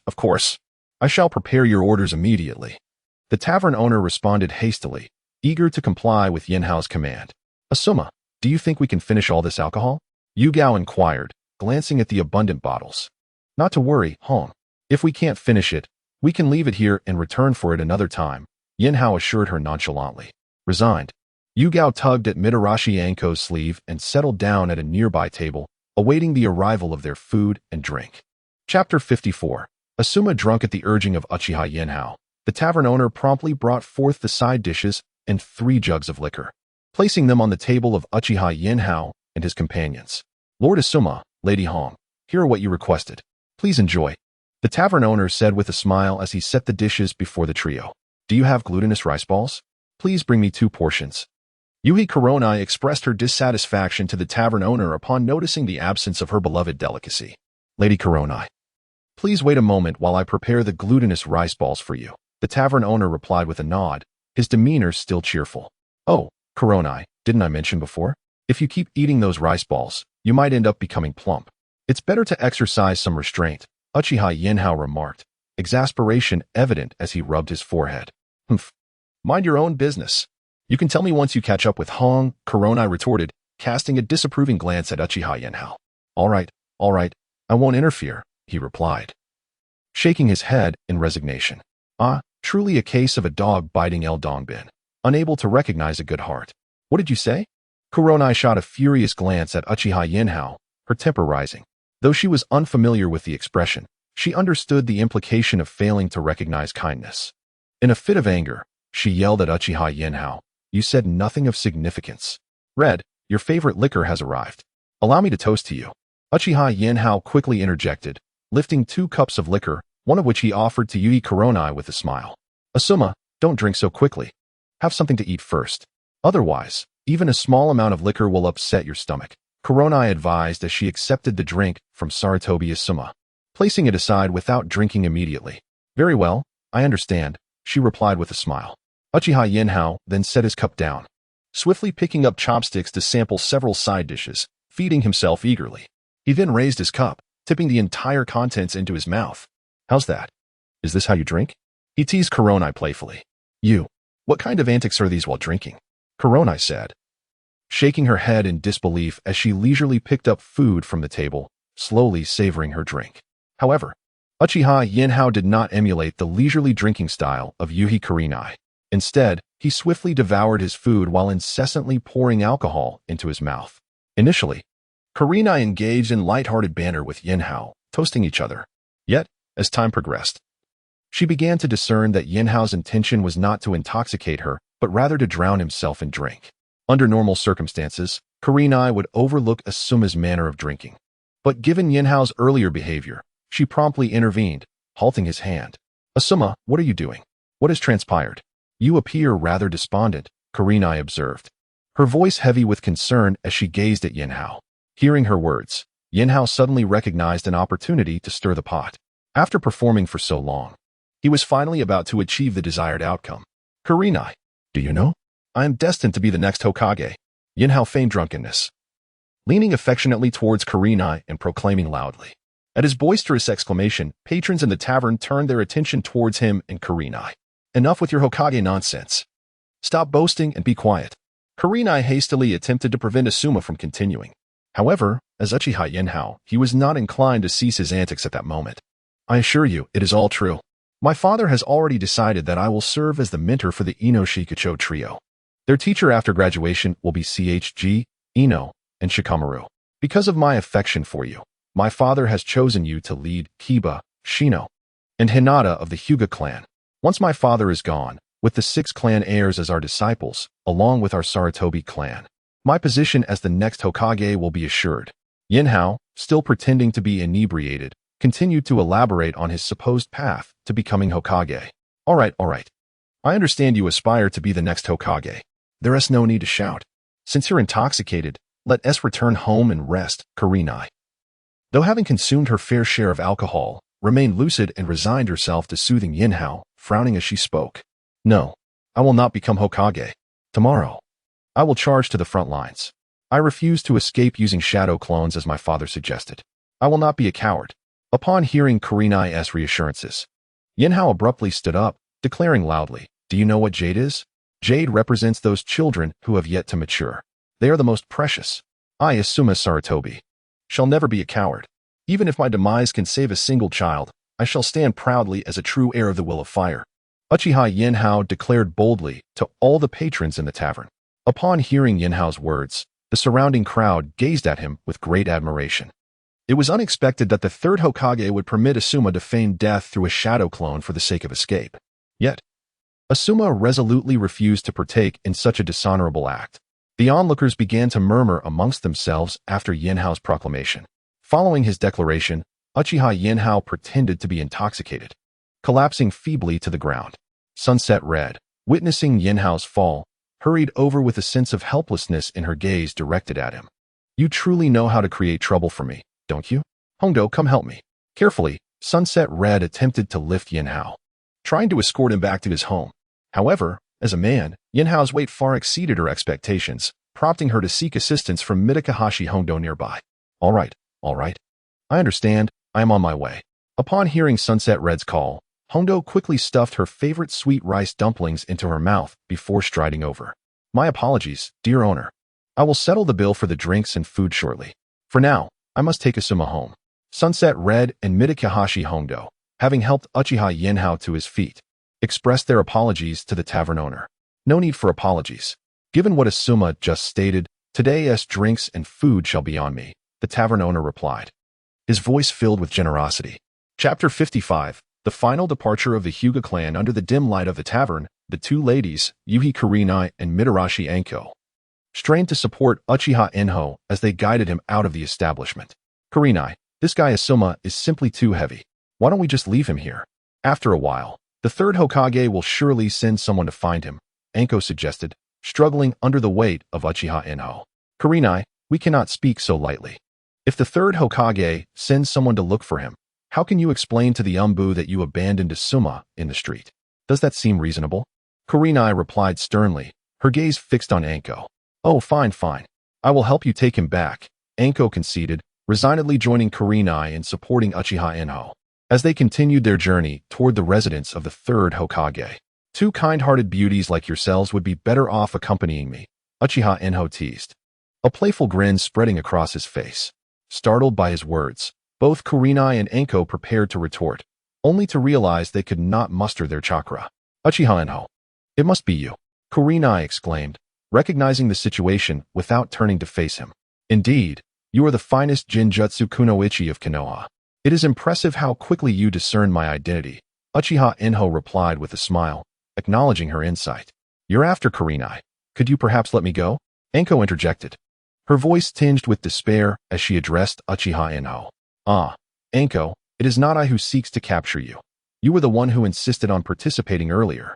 Uchiha Inho chuckled, amused by her tone. With a grin, Uchiha Inho activated his ocular technique, Stellar Domain, gently enveloping Anko and Kurenai within his celestial space. Well, if it isn't Lord Uchiha Inho, have you returned with a prize? Upon entering the starry realm, the enigmatic Kurenai greeted him with a teasing tone. Haha. Miss Kurenai, are you feeling a twinge of jealousy? Uchiha Inho replied, his laughter echoing in the celestial expanse. I'm jealous. I would never feel envy over someone as fickle as you, Kurenai retorted, a hint of ire in her voice. She then approached Sarutobi Asuma and delivered a sharp kick to him. Ouch, Kurenai, save me. Asuma, enduring the pain from Kurenai's blow, called out to Kurenai, who stood a short distance away. Save you? Are you serious? Can't you see that we are also captives of Uchiha Inho? Kurenai exclaimed, exasperated by his plea. Upon hearing Asuma Sarutobi's call, Mitarashi Anko immediately retorted with a fierce shout. You! Uchiha Inho, witnessing Anko's reaction, was taken aback, gazing at her in disbelief. It was only after hearing Uchiha Inho's words that Anko realized she had been captured by him. Although Uchiha Inho had not been holding her and Kurenai continuously, the chakra within her had already been sealed by him. Once she came to this realization, Anko promptly concealed herself behind Kurenai. Unable to meet the intense gazes of Uchiha Inho and Meiterumi, observing Anko's actions, burst into laughter. This bold girl, having been captured, still dared to act so provocatively, it was utterly amusing. Uchiha Inho and Meiterumi did not press Anko further. Instead, they huddled together to discuss their next course of action. Hey, Uchiha Inho, how should we deal with this Asuma Sarutobi? Meiterumi inquired, her expression serious. We are planning to create chaos in the entire Hidden Leaf Village tomorrow. After the mission, we can hand this fellow over to the third Hokage, Hiruzen Sarutobi. The rest will be of no concern to us. Uchiha Inho replied with a cold smirk. Wow, you truly are ruthless. Are you intending to have the third Hokage send a white-haired man to meet a black-haired man? Meiterumi exclaimed in astonishment at Uchiha Inho's words. Haha, if I were to wipe out the entire Sarutobi clan, the third Hokage would not find it surprising at all. Uchiha Inho remarked with a chilling laugh. All right. So what should we do next? Meiterumi asked earnestly, directing her gaze towards Uchiha Inho. Next, we simply need to bide our time. I have already set explosive tags on the Hokage Rock. Not only do I intend to obliterate the Hokage Rock, but I also plan to destroy the Hokage building, Uchiha Inho declared with resolve. No, Uchiha Inho, you may seek revenge against the third Hokage, but you absolutely must not destroy the Hokage Rock or the Hokage building. Kurenai Yuhi interjected loudly upon hearing Uchiha Inho's intentions. Haha, Miss Yui, you are merely a captive and have no standing to make demands of me, Uchiha Inho retorted coldly, disregarding Kurenai's words. With that, he turned away, leisurely approaching the grand bed he had prepared, lying down to rest with his eyes closed. Kurenai, watching him ignore her, was about to step forward to continue her persuasion, but she was swiftly pulled aside by Meiterumi, who led her away. Due to Uchiha Inho's previous declarations in the tavern, the various clans of Konoha have ceased their indecision and resolved that should war erupt, they would promptly facilitate the escape of their younger generations and select elite members from the village. Meanwhile, some civilian ninjas, seizing the opportunity while the third Hokage, Sarutobi Hiruzen's Umbu were yet to take notice, discreetly led their families across the defenses of Konoha to flee the village. Curse it, that insolent Asuma, who granted him the audacity to speak so brazenly in the tavern. Enraged by the intelligence he received, the third Hokage slammed the report onto his desk and bellowed angrily. Go, immediately dispatch someone to bring Sarutobi Asuma before me. The third Hokage commanded his with a fierce tone. Yes, Hokage-sama, they responded. Upon receiving the order, the swiftly set out to locate Sarutobi Asuma. At 4 o'clock the following dawn, Uchiha Yenho successfully gathered all remaining elite jonin of the Hyuga clan within the confines of the starry space, leaving behind a mere shadow clone to remain in Konoha while he himself departed early with the members of the Hyuga clan. Thus, within the entire village, apart from 3 spies, not a single member of the Hyuga clan remained. Chapter 56. The Explosive Hokage Rock. What? You say Asuma has vanished? At 5 o'clock in the morning, having just taken a brief respite, the third Hokage, Hiruzen Sarutobi, stood in shock upon hearing the report from the He addressed the member. Indeed, Hokage-sama, not only has Lord Asuma Sarutobi disappeared, but also the Chunin, Kurenai Yuhi, and Anko Mitarashi are also unaccounted for. The member knelt before the third Hokage, earnestly delivering the news. Uchiha Yenhao, it must be Uchiha Yenhao, cursed the third Hokage as he realized the implications of the report. The voice he heard in the tavern was not that of his son, Asuma Sarutobi, but rather that of Uchiha Yenhao, who had previously impersonated Kakashi Hatake. This scoundrel had not disguised himself as Kakashi this time, but had taken on the guise of his own son, Asuma. But how did this fiend know of his intention to pass on the Hokage title to Asuma? Moreover, he articulated the details of the arrangements with alarming clarity. If it were not for his son, Asuma, no one else could possibly be privy to such information. Seated in contemplation, the third Hokage felt despondent, grappling with the dire situation. If his son had fallen into Uchiha Yenhao's clutches, there was an 80% likelihood that Asuma had met with a grim fate. Yet, a flicker of hope remained in his heart, yearning for Yenhao to spare Asuma's life as an act of vengeance against him. After all, his son had yet to produce an heir, while he had a grandson, Konohamaru Sarutobi, who would not wish for their lineage to flourish with numerous offspring. Prepare yourselves. Remain vigilant against the Hyuga clan. They must not escape from the village of Konoha. The third Hokage instructed the his voice resolute. Yes, Hokage-sama. The members replied in unison. An hour later, as the sun began to peak over the horizon, a resounding explosion echoed through the air. The iconic structure of Konoha erupted in a thunderous blast. The faces of the first Hokage, Hashirama Senju, and the second Hokage, Tobarama Senju, disintegrated into countless fragments. Tumbling from the mountaintop. With preparations in place, the third Hokage leaped from the Hokage Tower, swiftly making his way toward Hokage Rock. Everyone, ensure that no detail is overlooked. We cannot allow the perpetrator of this devastation to escape. He called out to the surrounding members as he raced toward Hokage Rock. Understood, Hokage-sama, the responded, each member dashing toward the site of the explosion. As the members encircled the Hokage Rock with unwavering determination, the third Hokage, Sarutobi Hiruzen, stood outside the perimeter, calling out loudly, Uchiha Yenhao, you are surrounded. Surrender at once. If you lay down your arms, I can spare you the interrogation.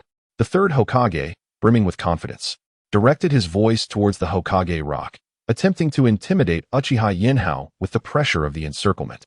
Not far away, atop a lofty rooftop, Uchiha Yenhao's shadow clone leisurely observed the third Hokage's performance.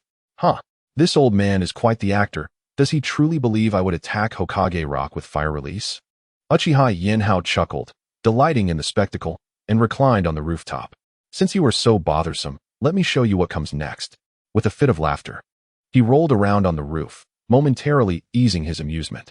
He then coldly sensed the presence of explosive tags scattered throughout the Hidden Leaf village and, with a decisive impulse, detonated all of them at once. Boom! With a resounding explosion, the Hokage building collapsed into ruins. The third Hokage, engaged in the siege of Hokage Rock, was momentarily stunned. This is bad. The enemy has escaped, he exclaimed, turning towards the direction of the Hokage building. Everyone, return at once. Hearing the explosion behind him, the third Hokage abruptly turned to witness the Hokage building reduced to a wasteland. Filled with urgency, he called out to the surrounding members. Upon hearing the Hokage's command, the members swiftly pivoted and raced towards the remnants of the Hokage building. Uchiha Yenhao observed the third Hokage and once again sprinted towards the Hokage building, a faint smile gracing his lips as he dispelled his shadow clone technique. What have you discovered? He inquired.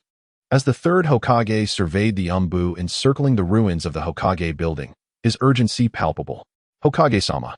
It appears that the explosion of the Hokage building was not caused by ninjutsu, but rather by explosive tags, reported an Umbu member who had been rummaging through the debris. After a thorough inspection, he approached the third Hokage and spoke in a grave tone. Impossible. I specifically had the Hokage building inspected beforehand, and no explosive tags were found.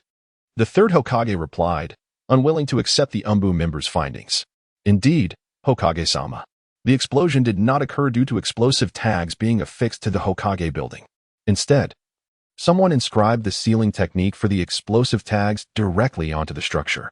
Consequently, the inspectors failed to detect any paper tags and overlooked the matter entirely.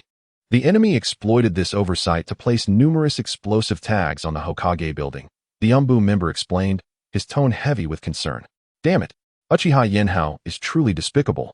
The third Hokage, Sarutobi Hiruzen, seethed with anger as he slammed his thigh upon hearing the words of the Umbu. Twice, he had employed explosive means, inflicting grievous damage upon the Hidden Leaf Village, and yet, as Hokage, he had failed to intervene even once. Such a significant loss had tarnished his dignity as the leader of the village. Go, immediately ascertain the condition of the Hyuga clan, he commanded, raising his head and speaking coldly to the Umbu surrounding him. Yes, Lord Hokage, the Umbu responded, swiftly heading towards the direction indicated in the intelligence regarding the Hyuga clan. In his determination to annihilate the Hyuga clan entirely, the third Hokage did not choose the Hidden Leaf Village as the battleground. Instead, he pushed the conflict back, setting an ambush at least 20 kilometers away from the village, hoping to eradicate all members of the Hyuga clan through this surprise attack.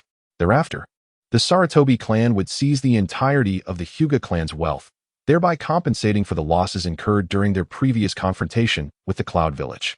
Chapter 57. The self-destruction of the Hyuga clan on the other side of the Hidden Leaf Village. The third Hokage, Sarutobi Hiruzen, resolved to maintain vigilance against any suspicions regarding the Hyuga clan's planned escape. He refrained from recalling the ninjas stationed to guard the escape route. Consequently, when confronted by the shadow clones of the Hyuga clan, these vigilant leaf ninjas were effortlessly dispatched by the clan members. Chieftain, something seems amiss. Why are there so few of them? An elder from the main branch voiced his doubts upon witnessing the ease with which his clansmen overcame the guarding ninjas. Fear not. The real danger lies ahead. These were merely trifles, Hyuga Hizashi replied, casting a knowing glance at the elder. Oh, then I shall alert everyone to be on guard. The elder responded, enlightened by Hizashi's words, and quickly set off to notify all members of the Hyuga clan to remain vigilant. Meanwhile, Hyuga Hayashi, Hyuga Hinata, and Hyuga Hanabi, though sensing a certain oddity in the elders and Hizashi's words, chose not to dwell on their thoughts. They followed their leader and the elder as they stealthily advanced towards the direction of the Hidden Mist Village, not far from the Hidden Leaf Village. Hizashi suddenly came to a halt. Everyone, since you have pursued us, why not reveal yourselves? Is it not overly presumptuous to hide before the Hyuga clan? He addressed the woods with a cold voice. Haha, clan leader Hizashi, your Byakugan bloodline truly is formidable, chuckled Torian Shikuro, as Himito Kaze and Shimura Danzo emerged from the trees, flanked by members of the Sarutobi, Shimura, Toryun, and Mito clans in a semicircle. Clan leader Hizashi. It would be wise for you to surrender. If you take your own life, we can promise to spare the other members of the Hyuga clan. Torian Shikuro stepped forward, speaking softly to Hizashi. Humph, the Hyuga clan shall perish in battle, but we shall never surrender, Hizashi retorted coldly, glaring at Toryun, Mito, and Danzo. Hizashi, you are devoid of allies now. Rest assured, those who came to assist you have already been intercepted by our ninjas and returned to the Hidden Mist Village, Danzo remarked, a scoff escaping his lips as he noted Hizashi's continued defiance. Hizashi, upon hearing Danzo's words, let out a chilling smile. The members of the Hyuga clan before him would not require assistance. Soon, they would make these intruders pay dearly for their transgressions. Do you fear, my comrades? Are you afraid of death? Hizashi proclaimed loudly to the members of the Hyuga clan behind him. Not at all. We vow to fight to the death. Upon hearing the words of Hinata Hizashi, the members of the Hinata clan shouted loudly in response. Among the group, Hinata Hayashi and two others, compelled to align with their kin, joined in the chorus. Very well, we are all illustrious members of the Hinata clan. Heed my command. Advance. Hizashi smiled faintly at the rallying cries of his clan and led the charge towards the alliance of the Sarutobi, and 3 other clans. As Shimura Danzo, T. in Koharu, and Mizukage in observed the Hinata clan members rushing towards them, the elation of their anticipated victory swiftly evaporated. They coldly gestured to their respective ninja to engage in combat with the Hinata clan. Upon receiving the signal, the ninja from the 4 clans surged towards the Hinata members. Initially, they intended to confront the Hinata clan in close quarters. However, they were taken by surprise when the moment the Hinata clan members approached, a tremendous explosion erupted. Seemingly unafraid of death, the Hinata clan members initiated self-detonations upon nearing the ninja from the 4 clans. Hisashi, the clan leader, was the first to drag a Sarutobi elder into a mutual destruction. Retreat, quickly retreat. Do not engage them in close combat. Employ ranged attacks. Danzo, Mizukage, and Koharu were thrown into a panic upon witnessing the combat tactics of the Hinata clan and shouted urgently to their members. Yet, the 4 clans found themselves with no time to evade. Initially, the Hinata members approached them one by one.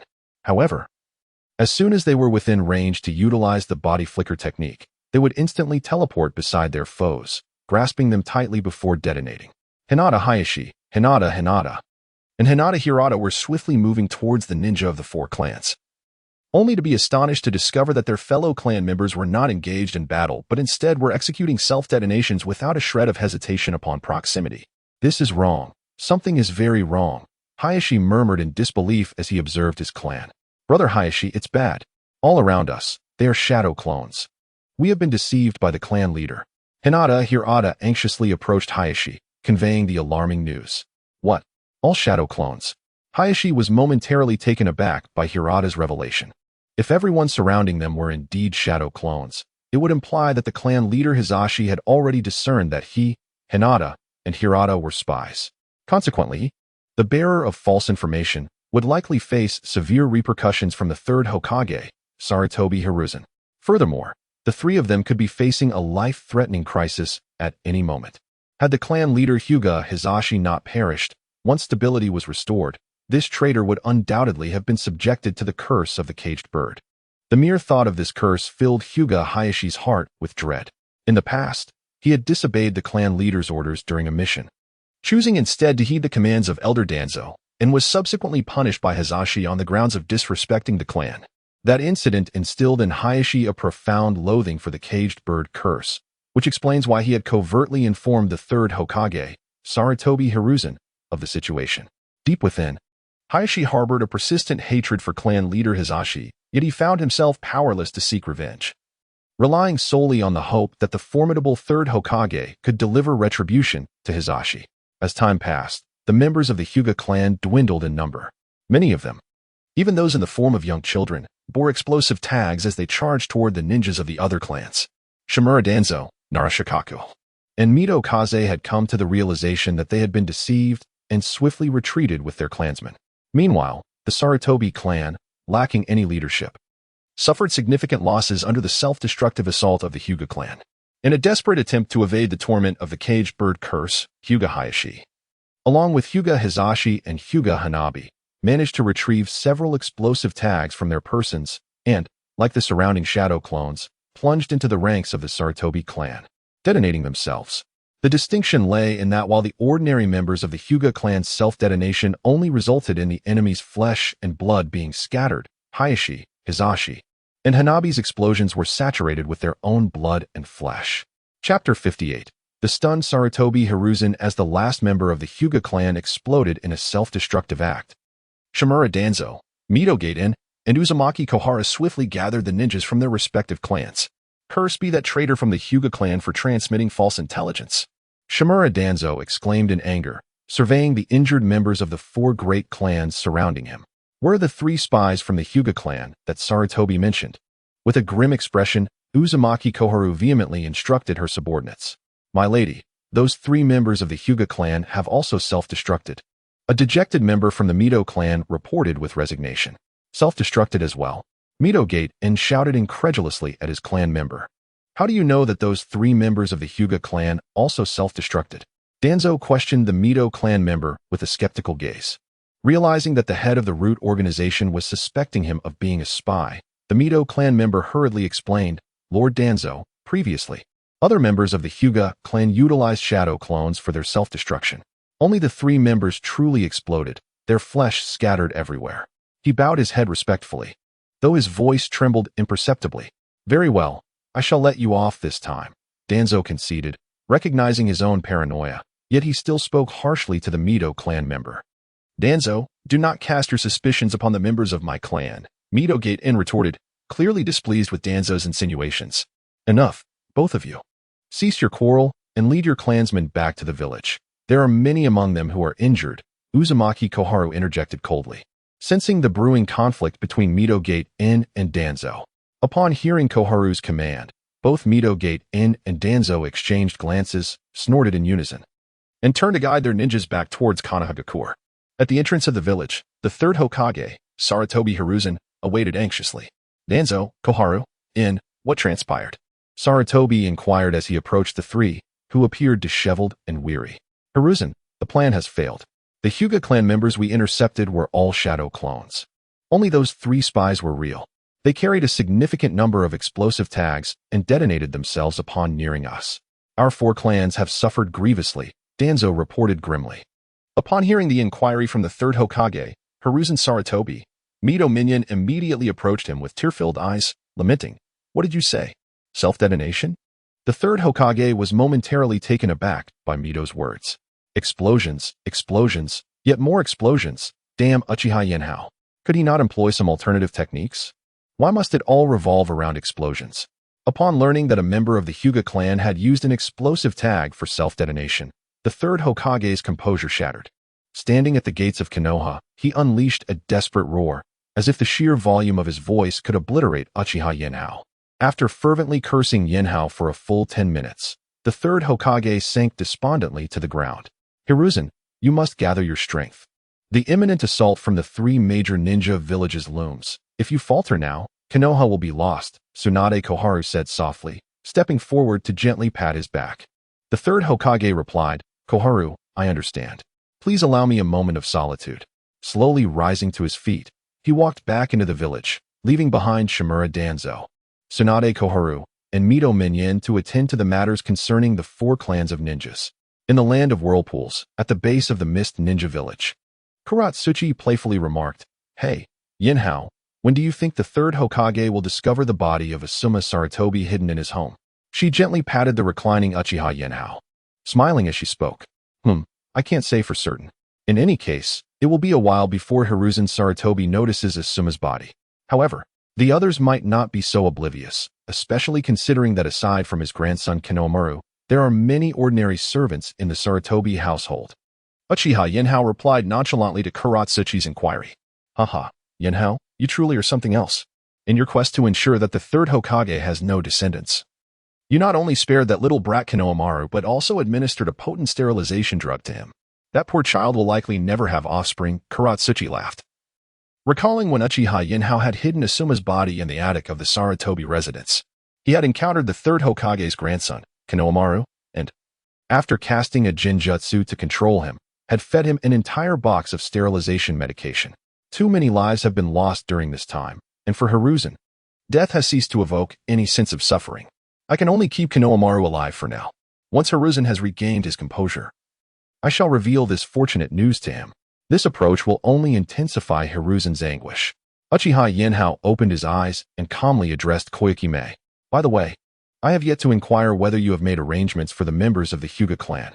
Sitting up straight, Uchiha Yenhao spoke to Koyuki Mei with a serious demeanor. Rest assured, Yenhao, I have taken care of everything. There will be absolutely no issues. Upon hearing Uchiha Yenhao's question, Koyuki Mei replied with a smile. After speaking, she gently approached Yenhao's side. Yenhao, promise me that after you destroy Konoha village, you will let go of all hatred.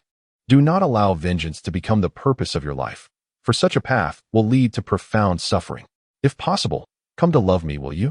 Koyuki Mei tenderly embraced Uchiha Yenhao and spoke to him with deep affection. You're being absurd. My desire for revenge against Konoha village is to create a world devoid of enemies for my sister, Uchiha Tsukihime, and my childhood friend, Uchiha Izumi, after its destruction. How has this turned into living for hatred? Uchiha Yenhao brusquely pushed Koyuki Mei away and retorted sharply. What? Your sister and childhood friend are both alive. When did you ever have a childhood friend? After being pushed away, Koyuki-mae looked at Uchiha Yinhao in astonishment and questioned him. However, I am open to attempting to love you. Uchiha Yinhao replied to Koyuki-mae with a smile. Chapter 59. The impending storm over Konoha upon hearing Uchiha Yinhao's words. Terumi-mae, who had just exhibited a hint of anger, was momentarily taken aback. You little brat, dreaming of such things. You wish to embrace both sides? Shyly, she playfully slapped Uchiha Yinhao and then swiftly fled from the tent. Uchiha Yinhao observed Terumi-mae's bashful retreat and shook his head in resignation. Lying back on the bed to close his eyes and recuperate. The continuous influx of members from the Hyuga clan had, despite the assistance of the Dragon Balls restoring his ocular prowess, left Uchiha Yinhao's eyes stinging painfully due to the excessive use of his ocular techniques. This discomfort urged him to seize the opportunity presented by the current chaos in Konoha to rest for a few days, allowing his frequently employed Mangekyō Sharingan to recuperate and his vision to mend. In Konoha, as the entirety of the Hyuga clan fled the village, a wave of panic swept through its residents. Although the Uchiha clan had previously faced annihilation, the villagers had remained largely apathetic, as the Uchihas had long been viewed with suspicion, serving as the village's security force. Their serious demeanor had garnered them little sympathy upon their fall.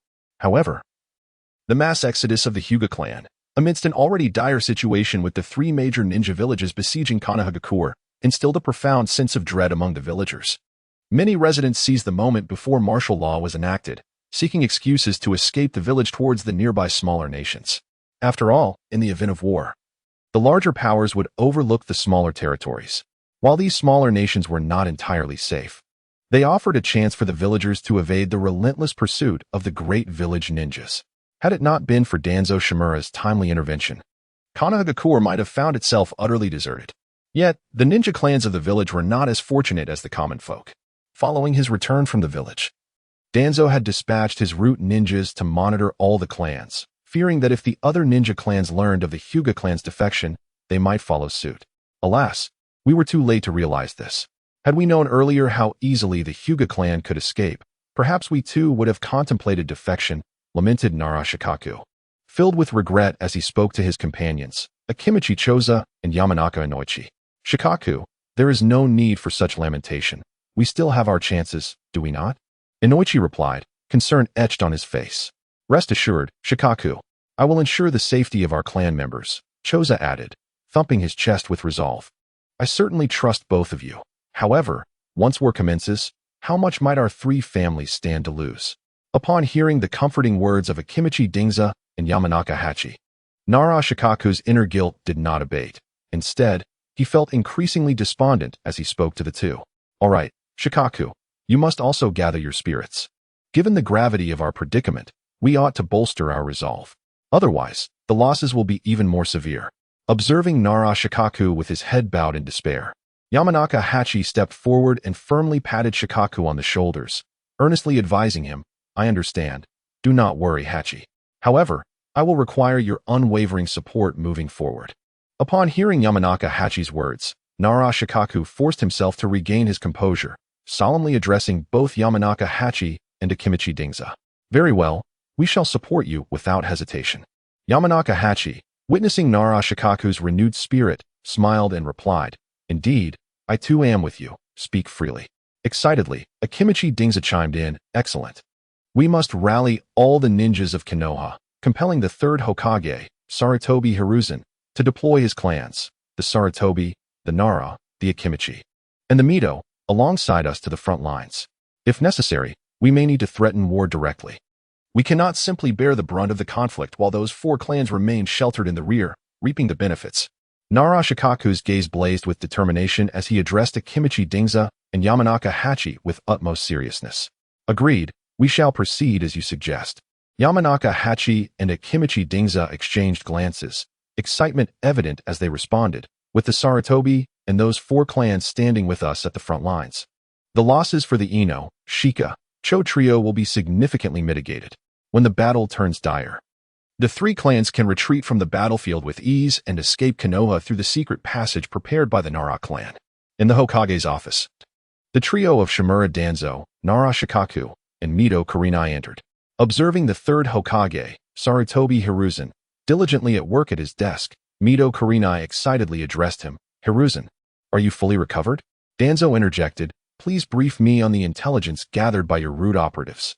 The third Hokage raised his gaze, his expression calm as he responded to Danzo. Aside from Tsunade showing no immediate signs of mobilization, Hyumogakure, Iwagakure, and Kirigakure have all begun their advance toward Konoha. Moreover, inspired by Kirigakure, Hyumogakure and Iwagakure have plundered all resources from the towns along their path. Since last night, each clan has begun to arrange their escape routes. What course of action shall Sarutobi take next? After settling into his seat, Shizune Towanzo gravely relayed the intelligence he had gathered to the third Hokage, Hiruzen Sarutobi. Towanzo, prepare to summon the first and second Hokages through the reanimation jutsu. The third Hokage replied, his expression somber. He remained silent for a considerable time before continuing. Also, find a way to extract all the root prisoners. We need to reanimate some of the more powerful Jonin. Otherwise, those clans might force our own people to the front lines.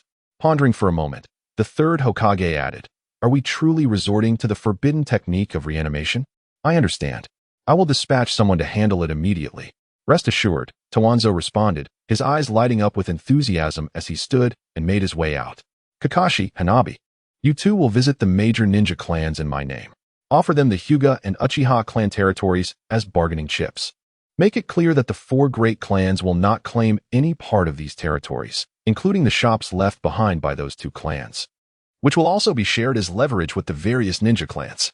Watching Towanzo depart, the third Hokage then addressed Tonari and Mito. What? Are we truly handing over the Uchiha to them? Tonari exclaimed, startled by the third Hokage's words. Toner, follow my orders.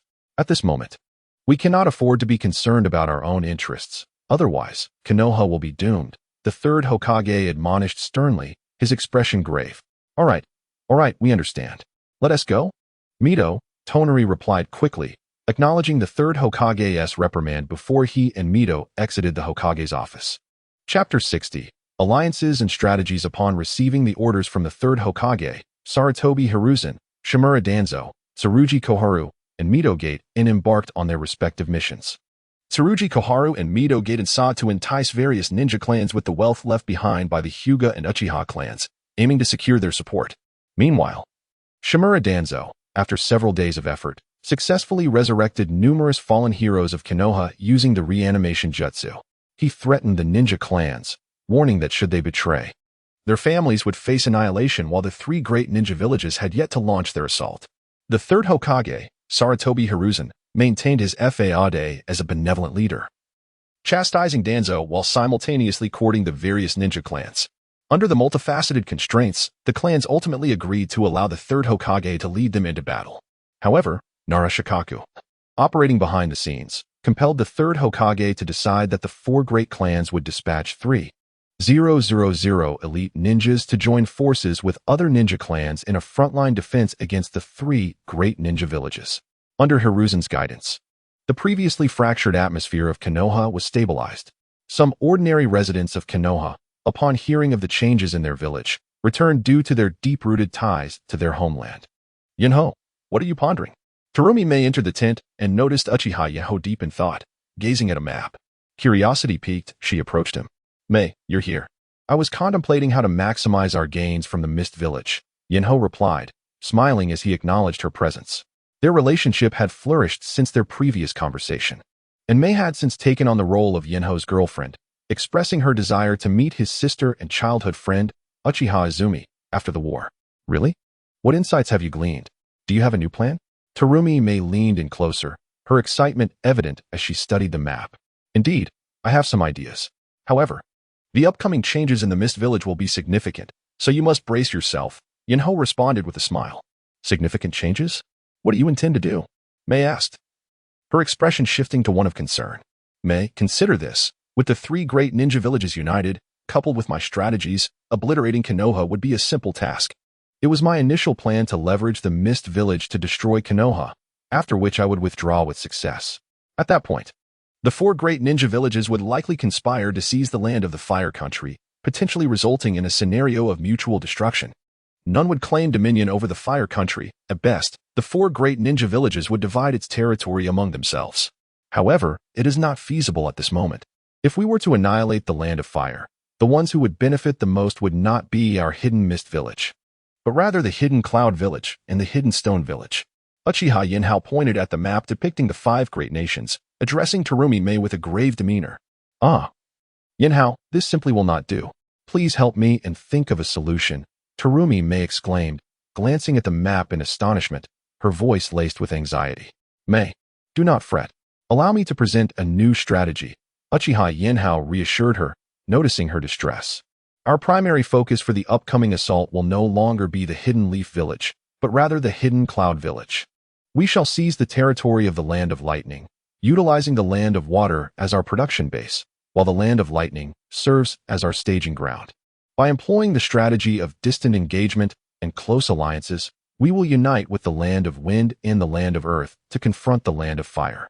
Otherwise, if we forcefully occupy the Land of Fire, we would simultaneously face aggression from the 3 nations of Wind, Earth, and Lightning. However, if we claim the Land of Lightning, our sole target for attack will be the Land of Fire. Once we have secured the Land of Fire, with the territories of the 3 great nations, Fire, Lightning, and Water, we can train ninjas to combat the nations of Wind and Earth. Even if the Land of Fire suffers significant losses during the war, with a period of recuperation, defeating the Land of Wind and the Land of Earth is certainly attainable, Yinhao explained to Mei with a smile. Previously, all his plans had merely been to vent his frustrations. However, during his time spent with Terumi-Mei, a profound connection had blossomed between them. Therefore, for her sake, Uchiha Yinhao revised his initial strategies to preserve the combat strength of the Hidden Mist Village to the greatest extent possible, minimizing losses in battle. Yinhao, you are truly brilliant. If we follow your plan, our Hidden Mist Village could genuinely unify the entire ninja world. Terumi-Mei said excitedly, comparing the positions of various nations marked on the map. Upon hearing her praise, Uchiha Yinhao maintained a composed expression, yet his heart swelled with pride. After all, the strategy of distant alliances and nearby assaults originated from that enigmatic great nation. The first great empire was established under the principles of this strategy, along with a series of other remarkable tactics. By adapting this strategy to the world of Hokage, he aspired to forge a magnificent empire, paying homage to the great emperor. However, Mei, if we are to proceed with my plan, there may need to be some changes within the internal power structure of the Hidden Mist Village. Uchiha Yinhao remarked with a smile as he looked at Terumi-Mei. Changes? Are you suggesting that you intend to become the next Mizukage? Terumi-Mei asked in surprise, her voice tinged with nervous inquiry. No. I shall not become the 5th Mizukage. It is you who is destined for that role. Uchiha Yinhao shook his head repeatedly upon hearing Terumi-Mei's words, smiling as he addressed her. Me? How could I possibly take on such a mantle? I currently lack the strength of a Kaga-level ninja, and the elders of the village would never endorse my ascension to Mizukage. Terumi-Mei, astonished at Yinhao's suggestion of her as the 5th Mizukage, waved her hands in refusal. Mei, you must understand that your potential to become the 5th Mizukage is not solely contingent upon your personal prowess. It is also significantly influenced by my support as the next Shura of the ninja world. To gain the complete acceptance of the Hidden Mist Village, you must assume the role of the 5th Mizukage, Uchiha Yinhao asserted earnestly, his gaze fixed upon her with utmost seriousness. Very well, I comprehend. I shall strive to become the 5th Mizukage, Terumi-Mei responded after a moment of hesitation, contemplating Yinhao's words. After a brief pause, she bit her lip and earnestly declared her resolve to Uchiha Yinhao. Haha, Mei, rest assured. You have not only my backing in your quest to succeed as the next Mizukage, but also the support of the 4th Mizukage, Yagura, the Uchiha Clan, and your own family. They will all stand behind you in your pursuit of the 5th Mizukage title. You need not be so anxious, Uchiha Yinhao reassured her. Noticing the tension in her clenched fists, he stepped closer, gently cupping her face, and offered a playful smile to ease her worries.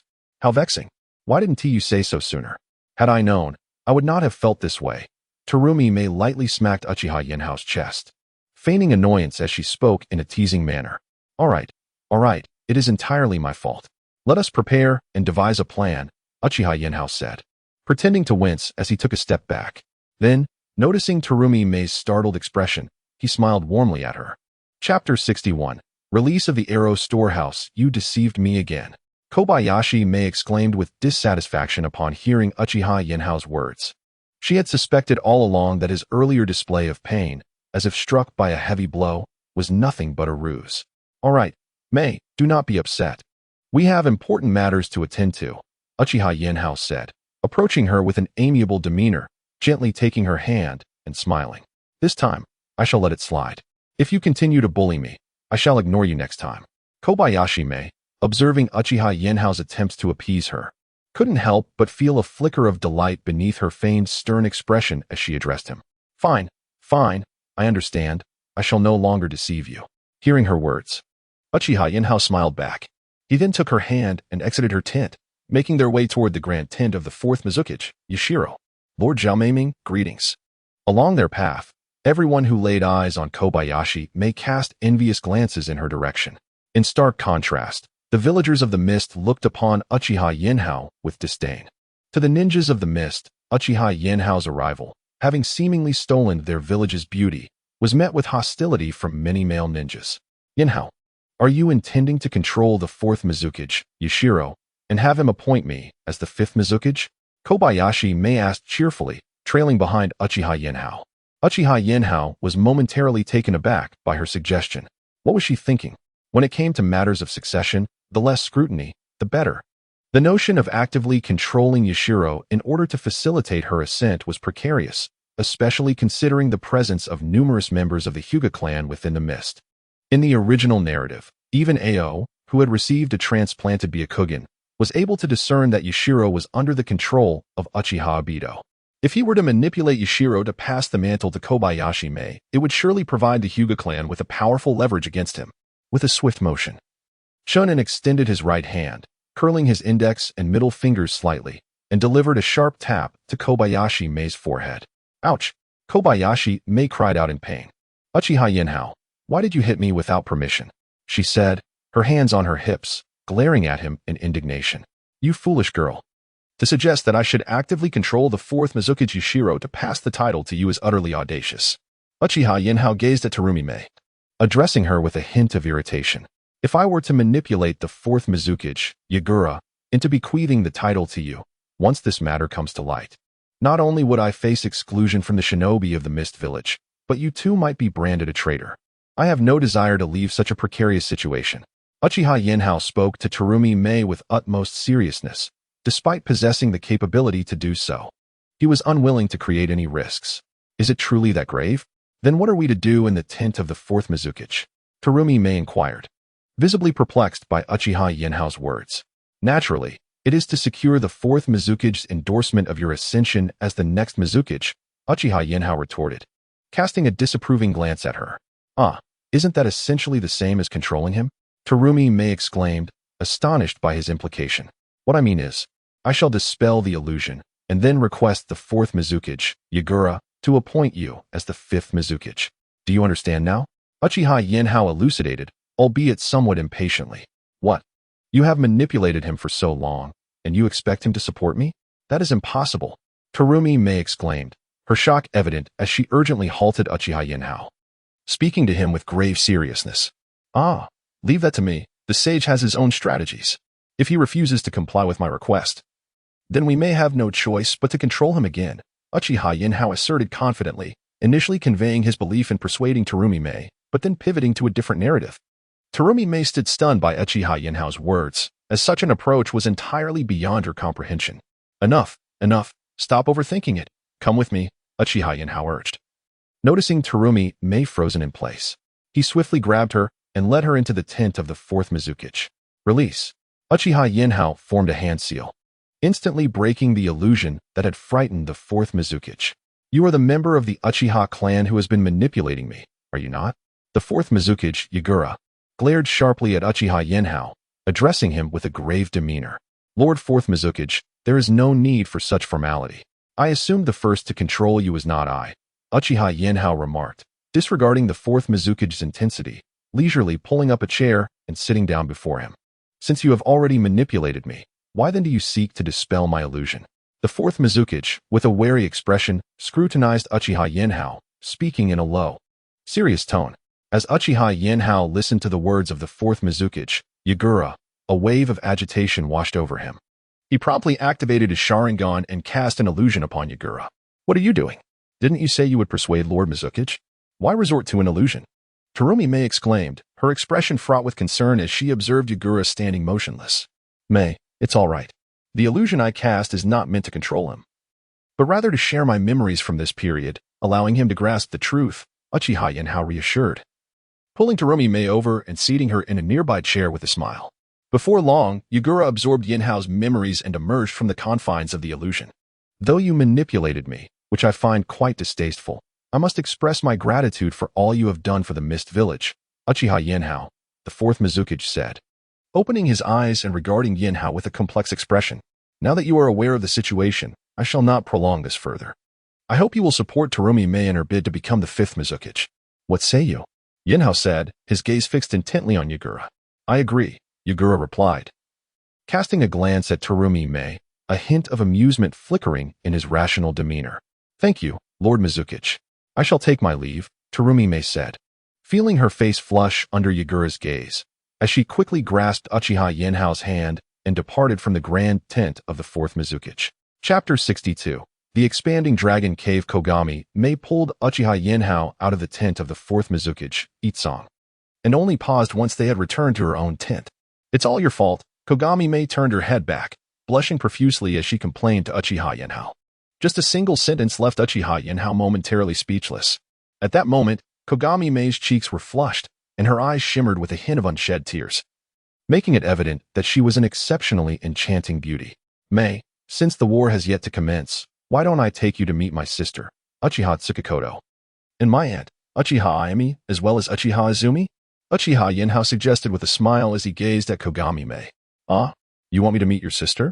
Is there anything I need to prepare? Kogami Mei was taken aback by Uchiha Yenhao's words about meeting his sister, Uchiha Tsukakoto. In an instant, she was completely caught off guard. Looking at Uchiha Yenhao with a bewildered expression, she expressed her worries. Don't worry, Mei. She is my sister, not our parents.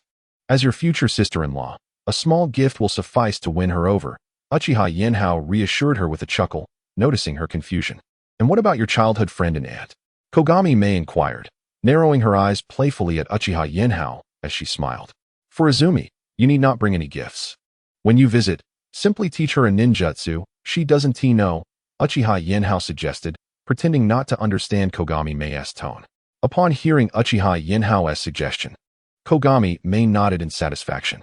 However, Aunt Ayami would not easily accept your gift, unless, while Uchiha Yenhao chuckled, leaving his words unfinished when mentioning Aunt Ayami. How annoying. I will go prepare the gift now, Kogami Mei retorted, playfully slapping Uchiha Yenhao as she turned to exit the tent. In a short while, Kogami Mei returned to the tent with 3 exquisite gift boxes. Yenhao, I'm ready. Let us go, she exclaimed with a smile as she approached Uchiha Yenhao. All right, let us depart, Uchiha Yenhao replied, observing the 3 gift boxes Kogami Mei held. He placed his hand gently on her shoulder and formed a single-hand seal. Reverse summoning technique. In an instant, Uchiha Yenhao and Kogami Mei vanished from their location. The next moment, they appeared within the dragon cave. Wow, where is this? Why are there so many snakes? Kogami Mei exclaimed, immediately feeling anxious as she caught sight of her surroundings and rushed into Uchiha Yenhao's embrace, screaming in alarm. Uchiha Yenhao surveyed the multitude of serpents surrounding him, a dark cloud of frustration forming above his head. Ah, Uchiha Yenhao, you have returned, a small serpent, Yenhao? Sensed the fluctuation of the summoning technique and swayed its way to Uchiha Yenhao's side. Due to the presence of Kahaku Mei, the small serpent addressed Uchiha Yenhao by his name, recognizing his true form. Yenhao, did you orchestrate all of this? Uchiha Yenhao fixed a cold gaze upon his doppelganger. The small serpent Yenhao, speaking in a frosty tone. Oh, these are merely ordinary snakes that I introduced for hybridization with the clones. The small serpent Yenhao cheerfully replied to Uchiha Yenhao's inquiry. Find a place to confine them all. Do not allow them to roam freely within the heavenly dragon cave. Uchiha Yenhao retorted, casting an exasperated glance at the small serpent Yenhao, and coldly instructed him. All right, I understand. The small serpent Yenhao quickly nodded, recognizing Uchiha Yenhao's irritation, and responded accordingly. Then, the small serpent Yenhao stood upright, its tongue flickering as it emitted a series of hisses. Instantly, the surrounding snakes, under the small serpent Yenhao's control, began to slither towards the periphery of the heavenly dragon cave. Hee hee, Uchiha Yenhao, it is done. The small serpent Yinhao effortlessly distributed all the snakes to the cave's edges. Turning back to smile at Uchiha Yinhao. How many doppelgangers did the cloning technique produce? Uchiha Yinhao inquired with satisfaction, nodding at the small serpent Yinhao. Oh, I crafted a total of 5 clones, each endowed with a different elemental ninjutsu, in the sage mode of the Heavenly Dragon Cave. Impressive, isn't it? The small serpent Yinhao boasted in response to Uchiha Yinhao's question. You managed to clone 5 doppelgangers in such a short time? Uchiha Yinhao exclaimed in astonishment. Hehe. Uchiha Yinhao, are you not aware that sage mode accelerates the experimental process, hastening the hatching of the serpent eggs? The small serpent Yinhao replied with a grin. Had you returned a month later, I might have been able to facilitate the mating of the 5 clones with those serpents, initiating the propagation of offspring. The small serpent Yinhao looked disdainfully at Uchiha Yinhao as it spoke. So soon? No, this must be more than just the effects of sage chakra, Uchiha Yinhao remarked. His gaze intensely fixed on the small serpent Yinhao, his tone darkening. Yinhao, what troubles you? Do not be angry. Let us discuss this calmly. Kahaku Mei, who had been standing beside Uchiha Yinhao, observed the sudden shift in his demeanor, her concern evident as she spoke to him, sensing his readiness to unleash his wrath. Before them lay a colossal serpent spirit, emanating an aura of formidable strength, and it was imperative not to offend it entirely. Fear not, said Ming. The forthcoming matters pertain solely to me and this serpent. Please wait patiently by the side. Upon hearing Ming's words, Uchiha Yinhao turned with a resigned expression to offer her solace. Oh, just don't allow yourself to become overly vexed. With Yinhao's reassurance, Ming took a step back, her gaze still fixed intently on the unfolding scene. Now, speak freely. Do not attempt to conceal anything from me. Having assuaged Ming's concerns, Uchiha Yinhao fixed a serious gaze upon the small serpent, Yinhao, and addressed it directly. Hiki, well, I utilized the power of the Dragon Pearl. I condensed 5 subordinate Dragon Pearls of distinct elemental attributes from its essence, and also formed 1 subordinate Dragon Pearl infused with all elemental chakra. Realizing the futility of further concealment, the small serpent Yinhao sheepishly smiled and divulged the full account to Uchiha Yinhao. What? You condensed Dragon Pearls? Are you out of your mind? I struggled immensely at the time and did not resort to the power of the Dragon Pearl. Are you unaware? If we overuse the Dragon Pearl and allow its power to dissipate, we may find ourselves eternally trapped in this realm. Uchiha Yinhao exclaimed in an instant of fury. It is of no concern to me. When we depart from this world, we can entirely encapsulate the Heavenly Dragon Cave within the Dragon Pearl. Did you not create a space within the Dragon Pearl when you activated your Mangekyō Sharingan? We can utilize that space as a foundation to transform the entire realm into a world of divine dragons.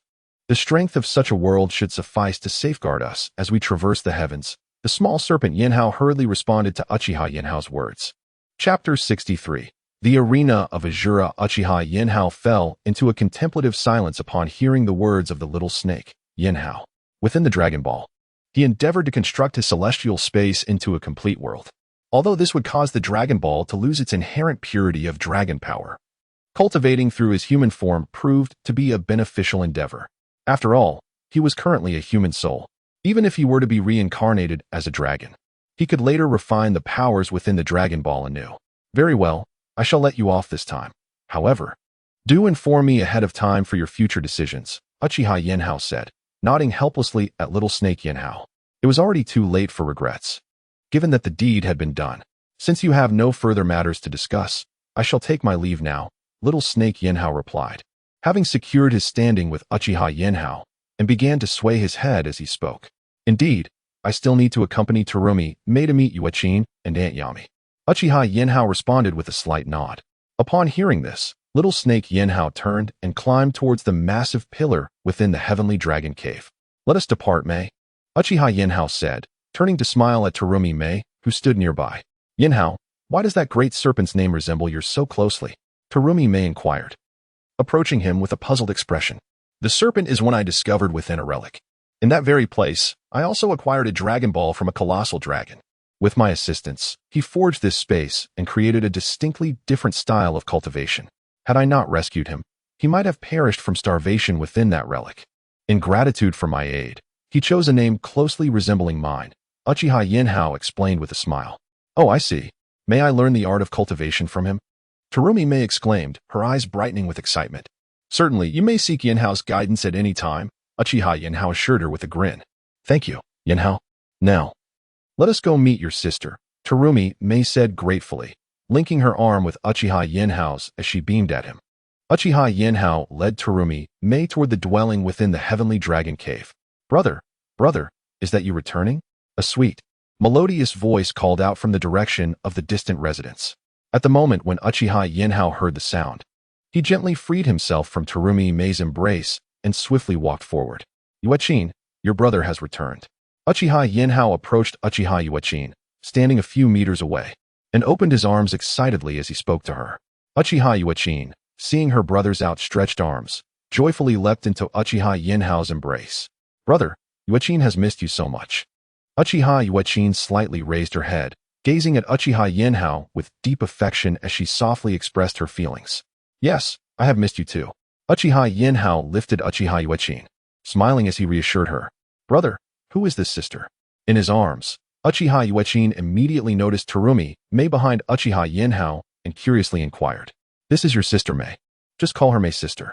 Uchiha Yenhao smiled as he introduced Terumi Mei to Uchiha Yuechin. Hello, Sister Mei, I am Yuechin. Upon hearing the introduction, Uchiha Yuechin cheerfully greeted Terumi Mei. Hello, Yuechin. You are truly adorable.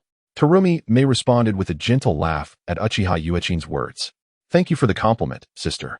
Uchiha Yuechin's smile widened in response to Terumi Mei's praise. Brother, between Sister Izumi and Sister Mei, who will be the future sister-in-law?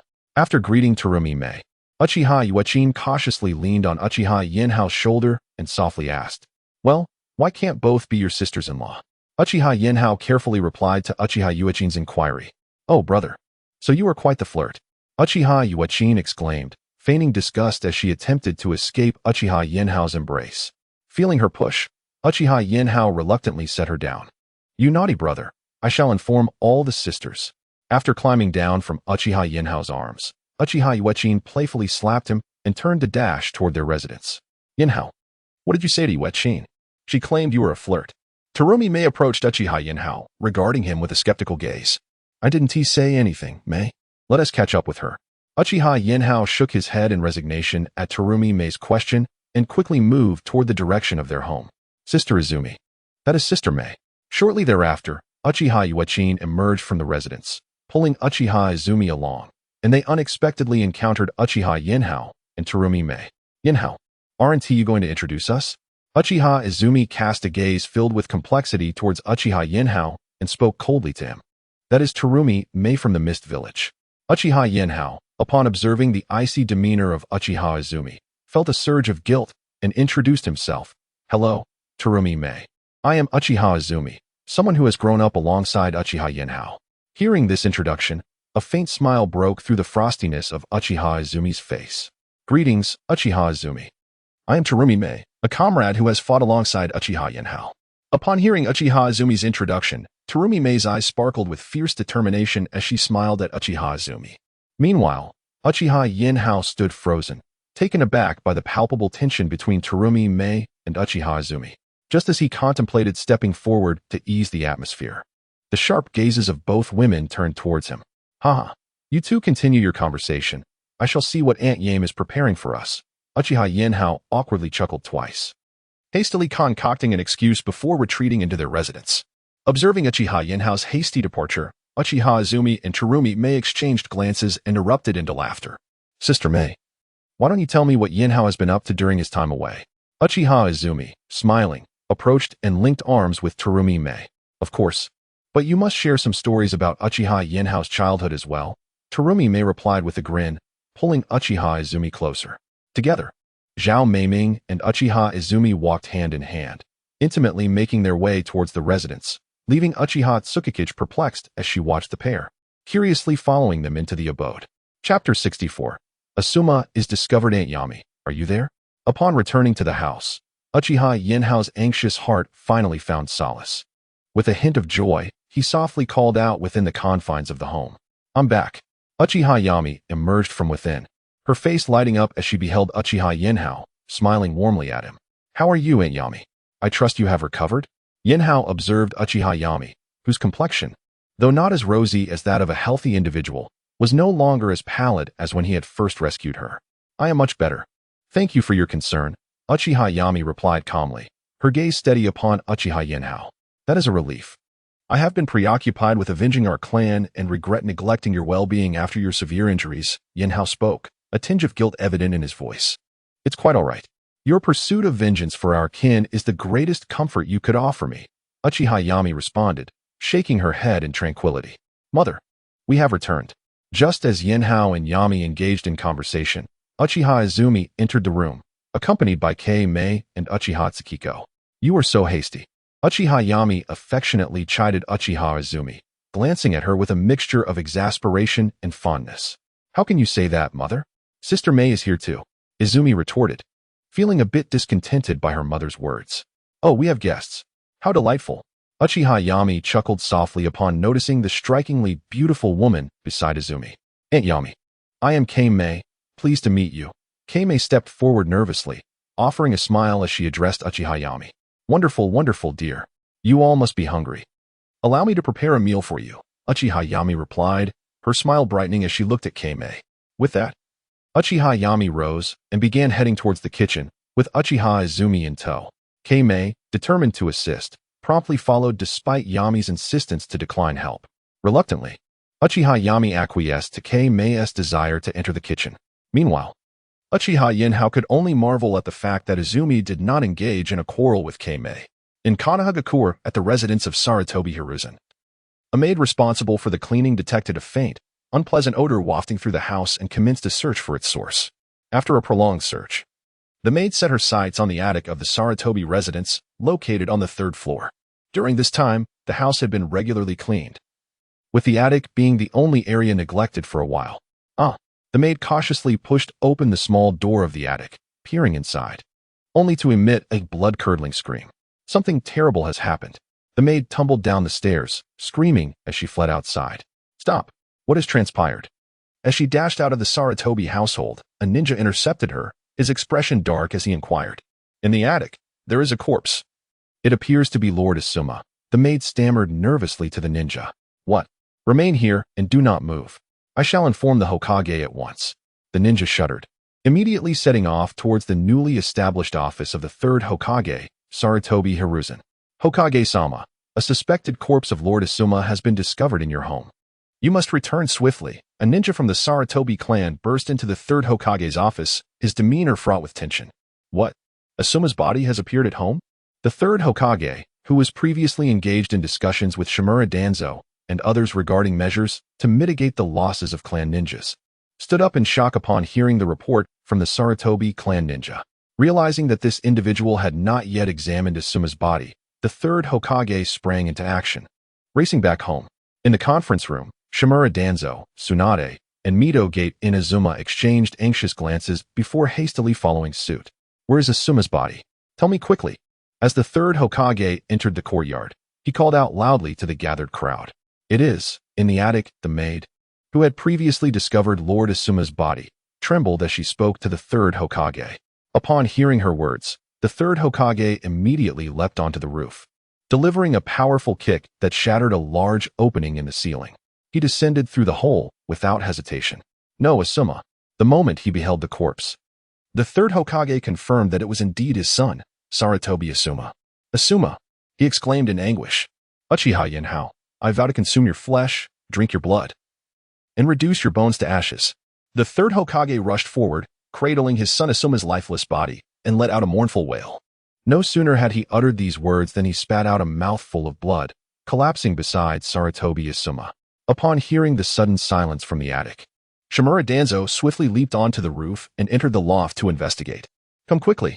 The Hokage has fainted, Danzo shouted, noticing the fallen Sarutobi Hiruzen beside Asuma Sarutobi. Hearing the call, members of the Sarutobi clan promptly ascended to the attic and lifted the 3rd Hokage, Sarutobi Hiruzen, from beside Asuma, carrying him into the courtyard where medical ninjas from the Sarutobi clan attended to him. Meanwhile, some ninjas tasked with interrogation approached the lifeless body of Asuma Sarutobi, beginning their examination in hopes of extracting valuable intelligence. Regrettably, the time of Asuma's demise had long passed, and without any special preservation. His memories had already dissipated along with the decay of his corpse. It was truly a tragic sight. One observing ninja remarked with sorrow as he gazed upon Asuma being removed, noting the grievous state of the body. With limbs broken and bruises covering his form, it was indeed a heart-wrenching spectacle. "Captain, look!" exclaimed one of the interrogators as he discovered a small slip of paper on Asuma's body. However, upon inspecting its contents, the ninja was taken aback and quickly handed the note to his captain. The leader of the interrogation team inhaled sharply upon seeing the paper.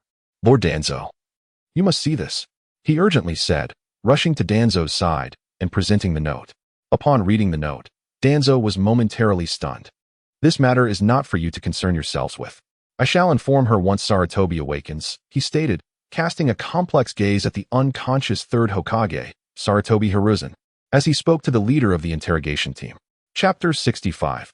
Hiring the Akatsuki under the care of the medical ninjas from the Sarutobi clan, the third Hokage.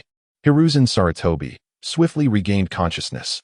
"Hiruzen, you have awoken," remarked Danzo Shimura, who had been vigilantly stationed by the Hokage's side, relief evident in his voice. "Danzo, have any intelligence surfaced?" Hiruzen Sarutobi inquired, his gaze fixed upon the ceiling. "Some intelligence has indeed come to light. However, are you certain you wish to hear it now?" Danzo replied, his expression revealing a hint of hesitation. "I am certain. Please, do tell," Hiruzen urged, slightly tilting his head and fixing a cold stare upon Danzo. Shinobi Asuma was brutally mutilated, his limbs severed, and he suffered substantial external injuries prior to his demise. The evidence suggests the involvement of two assailants. Most importantly, we discovered a note on Asuma, indicating that he had administered a potent sterilization drug to Konoha, Danzo conveyed gravely, meeting Hiruzen's gaze. "Ha ha ha ha ha ha." Hiruzen erupted into laughter upon hearing Danzo's words, his chuckles transforming into manic mirth that echoed through the room. "Uchiha Yenhao, I shall ensure your demise," he exclaimed from his hospital bed, furiously pounding his fist against the mattress, before unleashing a heart-wrenching wail. After uttering those words, Hiruzen succumbed to tears, his distress palpable. Danzo, witnessing his old friend in such a state of disarray, remained silently by his side, offering a comforting pat on Hiruzen's shoulder. Before long, Hiruzen managed to regain his composure, his expression turning cold as he regarded Danzo. "Danzo, devise a means to contact the members of the Akatsuki and issue a command to eliminate Uchiha Yenhao. I shall reward them with 10 billion ryo for his head," Hiruzen implored, his eyes reflecting a desperate plea. "Understood. I will dispatch someone to the Akatsuki to negotiate," Danzo replied solemnly, rising with a newfound resolve as he acknowledged the earnestness in Hiruzen's eyes. "Thank you," Hiruzen said, before once again slipping into unconsciousness. Danzo, observing the Hokage's relapse, chose not to summon the medical ninjas, instead turning and swiftly departing from the hospital room, making his way towards the roots of the village. A messenger, immediately proceed to the Land of Rain and entrust this mission to the Akatsuki organization. Upon returning to the roots, Shimura Danzo composed a mission statement and coldly addressed the members of his faction.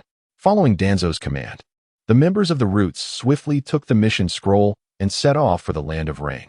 "Why is the leader gathering us with such urgency?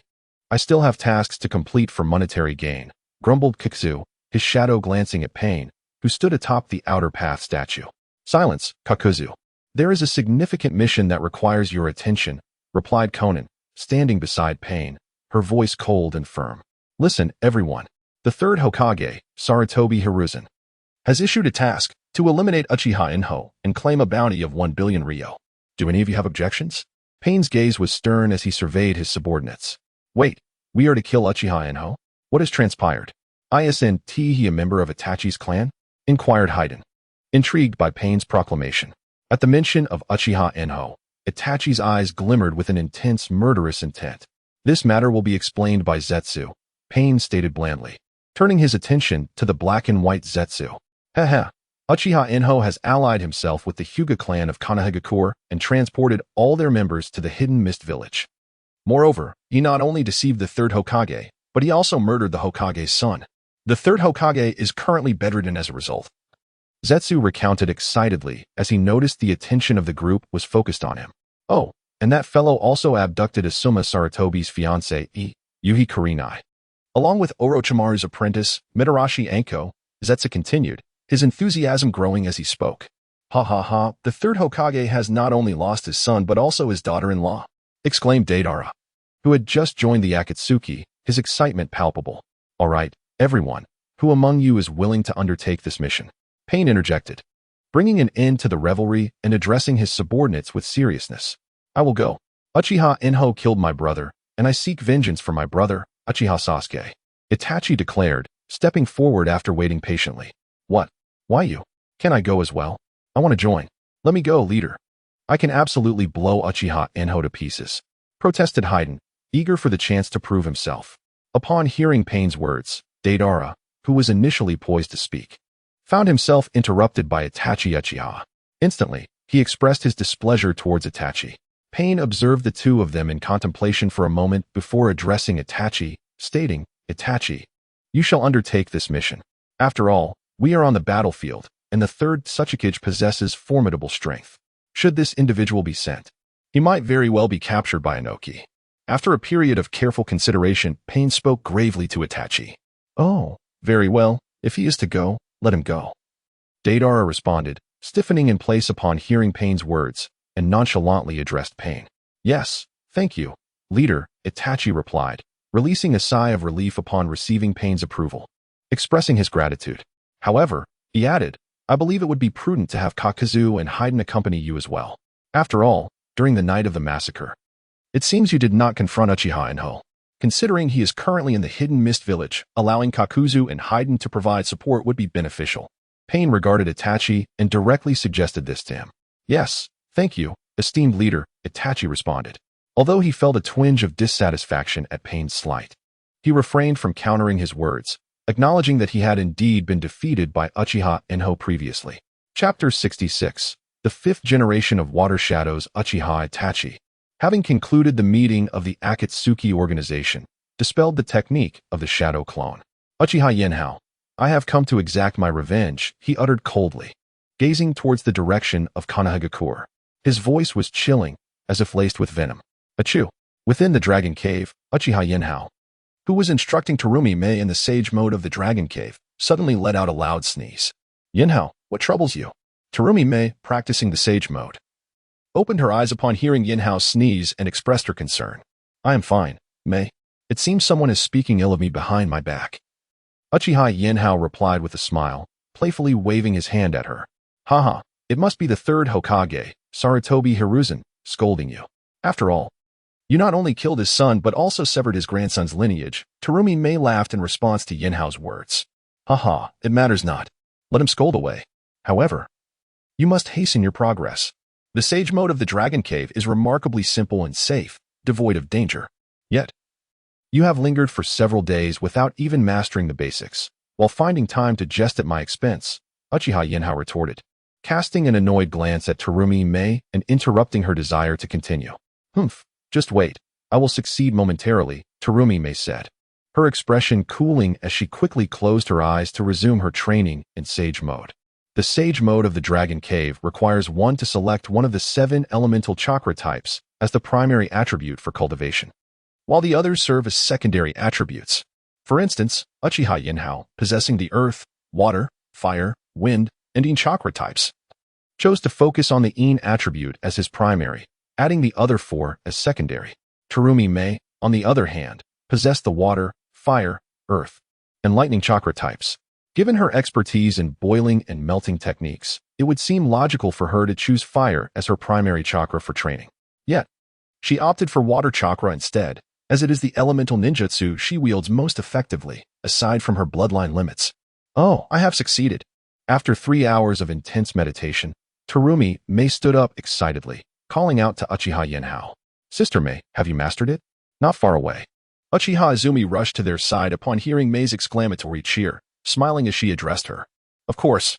Just take a look, Terumi Mei concentrated, and her pupils transformed into a brilliant blue, sparkling like a pristine spring. Meanwhile, Terumi Mei's hair underwent a swift transformation, changing from its original auburn hue to a flowing aquamarine. Truly, Mei's sister is remarkable. When I was cultivating the sage mode, it took me a full fortnight just to grasp the basics. Yet, astonishingly, you achieved it in merely 2 days. Uchiha Izumi gazed at Terumi Mei's azure tresses and eyes, enviously addressing Zhao Ming. Izumi, Do not belittle yourself. The reason it took you so long is simply due to your youth. Your chakra reserves are insufficient for extensive and prolonged refinement of your body, which is why your sage mode training took such time. Uchiha Yenhao. Observing Izumi's disheartenment from Terumi Mei's rapid success, approached to offer comfort. Oh, I see. I was wondering why, considering the formidable nature of sage mode. You haven't allowed Tsukiyo to train now. Is it also because her chakra is too scarce? Uchiha Izumi inquired curiously, reflecting on Yenhao's words. Indeed. Were it not for the immense prowess of sage mode, I would certainly bestow it upon my own sister. Uchiha Yenhao nodded, smiling at Izumi.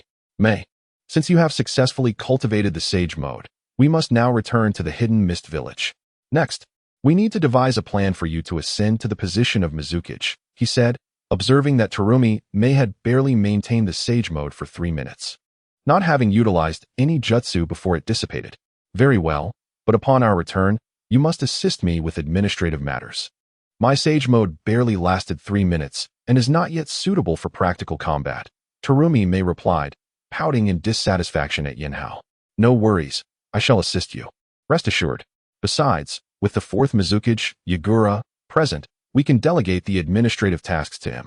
Moreover, the elders of the Hidden Mist Village provide us with invaluable help.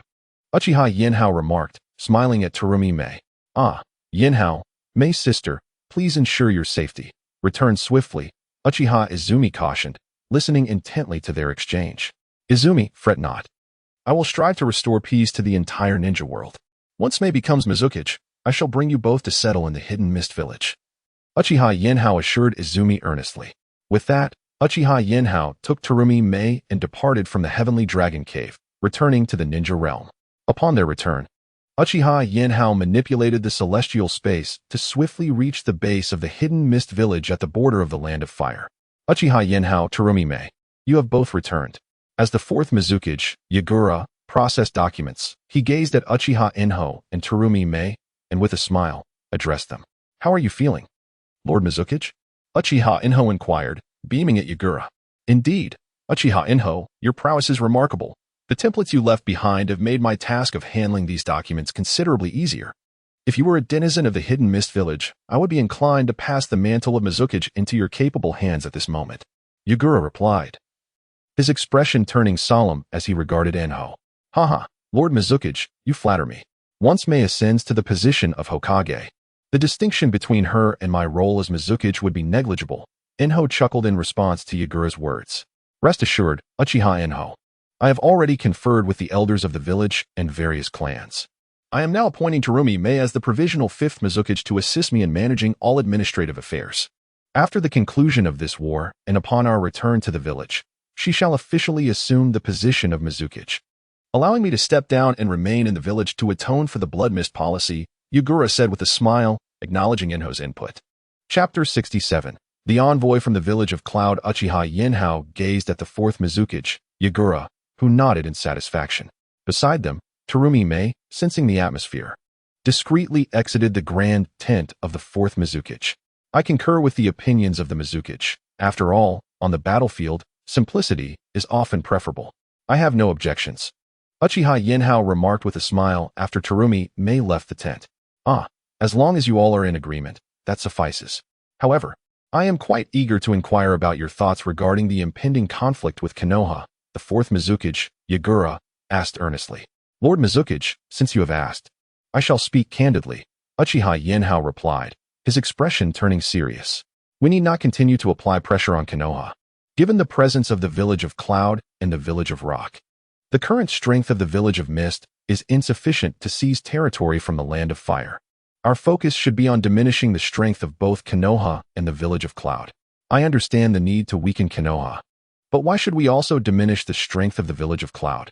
Historically, aside from during the tenure of the 2nd Mizukage, the village of Mist and the village of Cloud have had only mild tensions. Even during the 2nd Mizukage's reign, the primary adversary was the 2nd Hokage. Yagura expressed his astonishment, questioning Uchiha Yenhao's reasoning. Lord Mizukage, consider this. Presently, the only neighboring nations accessible to the village of Mist are the Land of Fire and the Land of Lightning. Should we conquer the territory of the Land of Fire, we would be flanked by 3 major nations, facing assaults from 3 directions. However, if we seize the Land of Lightning, Our only opposition would remain Konoha.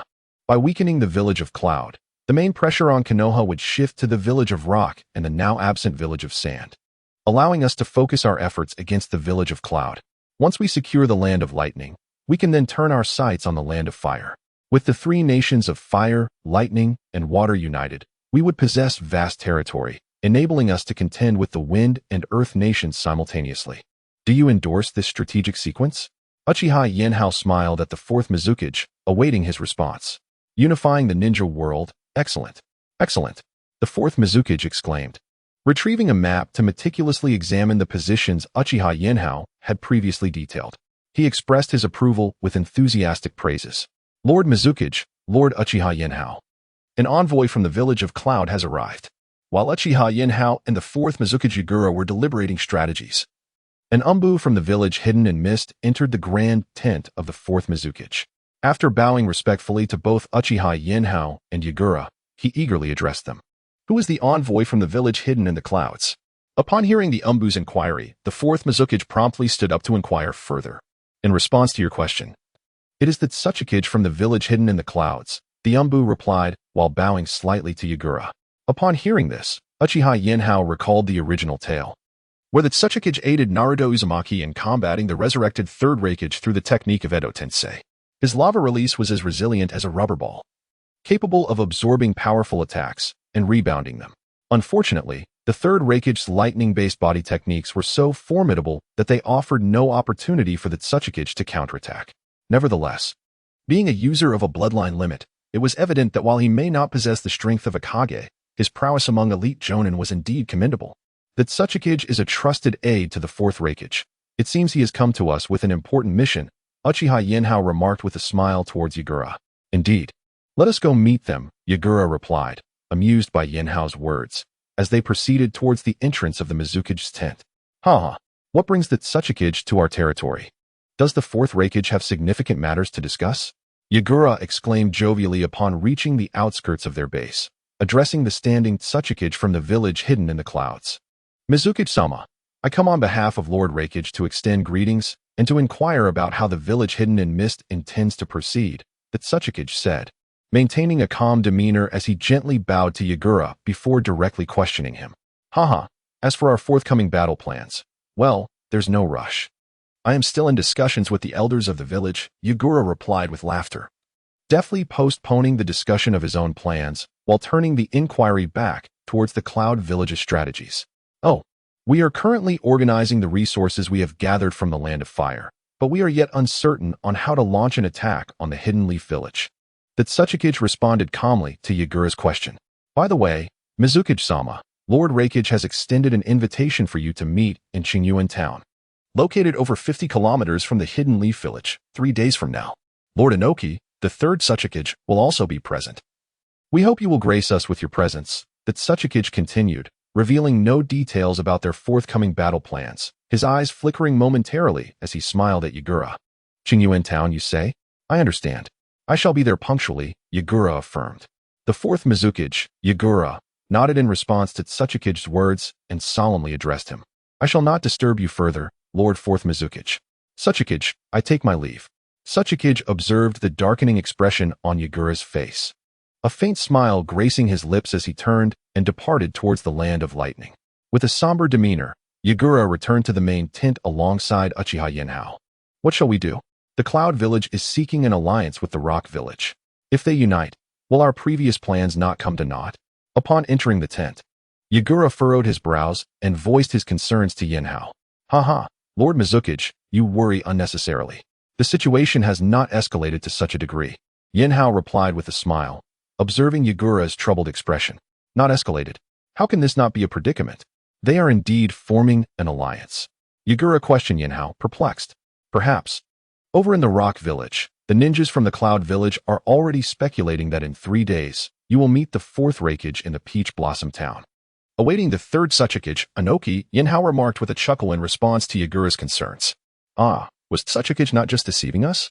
Yagura expressed his dissatisfaction upon hearing Yenhao's words. Yet he did not err. We indeed plan to journey to Peach Blossom Town. You are merely overthinking matters, Yenhao replied, smiling at Yagura. Chapter 68. The Yunin scheme, it was quite astonishing that the roughnecks of Yunin village could devise such a cunning plan. Upon hearing Uchiha Yenhao's explanation, the fourth Mizukage, Yagura, expressed his indignation towards Yenhao with a sarcastic tone. Ha ha, Lord Mizukage, we need not speak of them in such a derisive manner.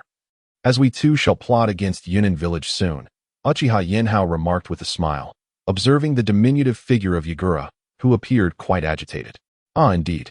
We are not in a superior position ourselves, Yagura responded, suddenly lightening up. What shall be our strategy against Yunin village? Yagura inquired eagerly, his gaze fixed intently on Yenhao. To weaken Yunin village is rather straightforward. In the forthcoming conflict, I shall covertly seize the two-tails Jinchuriki from the everlasting village and manipulate the nine-tails Jinchuriki of Konoha to charge into the ranks of Yunin village. At that point, Yunin village will undoubtedly suffer significant losses. The Reikage of Yunin village is known for his strong sense of loyalty. When faced with formidable peril, he will stand at the forefront to defend the ninjas of Yunin. Although the nine-tails Jinchuriki from Konoha is still quite young, harnessing the full power of its nine tails may prove challenging. Nonetheless, I estimate that even 4 or 5 tails worth of power during a crisis such as this would entice the third Hokage, Sarutobi Hiruzen, to unleash it. Moreover, with the Edo Tensei technique developed by the second Hokage, I find it hard to believe that when the village is on the brink of destruction, the third Hokage would refrain from employing this jutsu to safeguard Konoha and his own family. Faced with these dual threats, even if the fourth Reikage manages to survive, he will likely sustain grave injuries. Uchiha Yenhao, serious in demeanor, addressed Yagura earnestly. The nine-tails Jinchuriki and Edo Tensei, are these indeed Konoha's ultimate trump cards? Precisely. One of Konoha's greatest assets is the multitude of forbidden techniques developed by the second Hokage, Senju Tobirama. Each of these techniques possesses extraordinary capabilities, Yagura replied gravely. The fourth Hokage, Namake's Minato, renowned for his flying thunder god technique, became a golden flash within the ninja world, wielding remarkable power. While it is undeniable that Minato possessed exceptional talent, the might of the flying thunder god technique is equally indisputable. Uchiha Yenhao, maintaining his serious tone, concluded, very well. Let us proceed as you suggest. In 3 days, I shall accompany Kohar Uchiha and the head of the Hyuga clan, Hyuga Hizashi, to Peach Blossom Town to meet with the third Tsuchikage, Inoki, and the fourth Reikage, Yagura. The fourth Mizukage, Yagura, regarded Uchiha Yenhao with a solemn expression and addressed him. Very well, I shall rely on you, Lord Mizukage. Uchiha Yenhao nodded in satisfaction and rose, preparing to take his leave. Lord Mizukage, during the upcoming conference in Taiyuan Town, please remember to extend a warm welcome to the third Tsuchikage, Inoki. Seek to forge an alliance with him once the meeting concludes. Uchiha Yenhao reminded as he approached the entrance of Yagura's tent, turning back to smile at the fourth Mizukage. Understood, Yagura replied, returning the smile with a nod. Upon returning to Zhao Meiming's tent, he found her seated cross-legged on her bed, diligently practicing the sage mode of the Heavenly Dragon Cave. Observing her, Shannon quietly settled down beside her, beginning to refine his own sage mode. Before long, he sensed that Zhao Meiming had ceased her training. Her eyes wide as she gazed at Uchiha Yenhao. What is it, Mei? Why are you looking at me like that? Uchiha Yenhao inquired with a smile. Quickly tell me. What did you discuss with the fourth Mizukage? Zhao Meiming pressed, her curiosity piqued. Oh, nothing of great importance. We merely conversed about the impending conflict between the Mist Village and the Leaf Village, Uchiha Yenhao replied, pouring himself a cup of water and settling comfortably into a chair. You informed the fourth Mizukage about the situation regarding the Cloud Village, Zhao Meiming stated, looking intently at him. Indeed, I did share that with him. Furthermore, in 3 days, you shall accompany the fourth Mizukage to Taiyuan Town for the conference involving the Tsuchikage, Reikage, and Mizukage. Ensure you conduct yourself well, as this will greatly benefit your prospects in succeeding as the fifth Mizukage, Uchiha Yenhao remarked, setting down his teacup with a smile. Earlier, the fourth Mizukage had proposed that Zhao Meiming participate in the 3 Kage Summit to bolster her chances of becoming the fifth Mizukage. In the original narrative, the bodyguards who attended the first summit alongside the first Hokage later ascended to the position of second Kage in their respective villages following the demise of their predecessors. Historically, those who served as guardians at the 5 Kage summits often became the next leaders of their villages. In that particular summit, figures such as Kakashi Hitaki, Darui, Chijiro, and Kuratsuchi emerged as the new Kage of their respective villages. Though this meeting involves only 3 Kaguya, the accompanying bodyguards will still possess significant political leverage. What? Is that truly the case? Do I need to prepare anything? Zhao Meiming exclaimed, her excitement nearly propelling her to leap from her seat. With a cheerful demeanor, she approached Uchiha Yinhao and inquired, "What shall you do?" "No need for concern. Focus on your training these next few days. When we arrive at the venue, should any conflict arise, simply showcase your Sage mode. Whether the 4th Reikage, Yatsuki, is familiar with Sage mode, I cannot say, but the 3rd Tsuchikage, Anoki, undoubtedly recognizes it. Once you reveal your Sage mode, it will undoubtedly smooth your path toward becoming the 5th Mizukage. Furthermore, with the support of another guardian, Hyuga Hizashi, along with the backing of the Mist Village, your position as Mizukage will be firmly established." Uchiha Yinhao affectionately patted the head of Terumi Mei and smiled. "I am attending the summit of the 3 shadows. What will you do?" Upon hearing Yinhao's plans, Terumi Mei looked at him with confusion and asked, "And you?" "Me? I shall gather intelligence to prepare for the weakening of the Cloud Shinobi," Uchiha Yinhao replied, his gaze directed toward the Land of Lightning, smiling reassuringly at Terumi Mei. Chapter 69. The Two-Tailed Cat. After bidding farewell to Terumi Mei, Uchiha Yinhao swiftly traversed the Starry Realm and soon arrived at the outpost of the Cloud Village in the Land of Fire, employing the celestial space to conceal his presence. Uchiha Yinhao activated his sensory ninjutsu to perceive the entirety of the Cloud Village's encampment, intent on locating the whereabouts of the 2 Jinchuriki. However, despite his exhaustive search through the encampment, he could find no trace of the two-tailed beast. How perplexing. Given the significance of the assault on Konoha, did the 4th Reikage not bring the two-tailed Jinchuriki along? Uchiha Yinhao pondered aloud, perplexed by the absence of the unique chakra emanating from the two-tailed cat. In his frustration, Uchiha Yinhao seized the opportunity to discreetly capture a Cloud Village Jonin, rendering him unconscious and bringing him into the celestial space. Under the influence of a Jinjutsu, he inquired about the 2 Jinchuriki. To his dismay, the Jonin possessed no knowledge regarding them at all. With a sigh of exasperation, Uchiha Yinhao subdued him and returned him to his post, recognizing that now was not the time to raise alarms.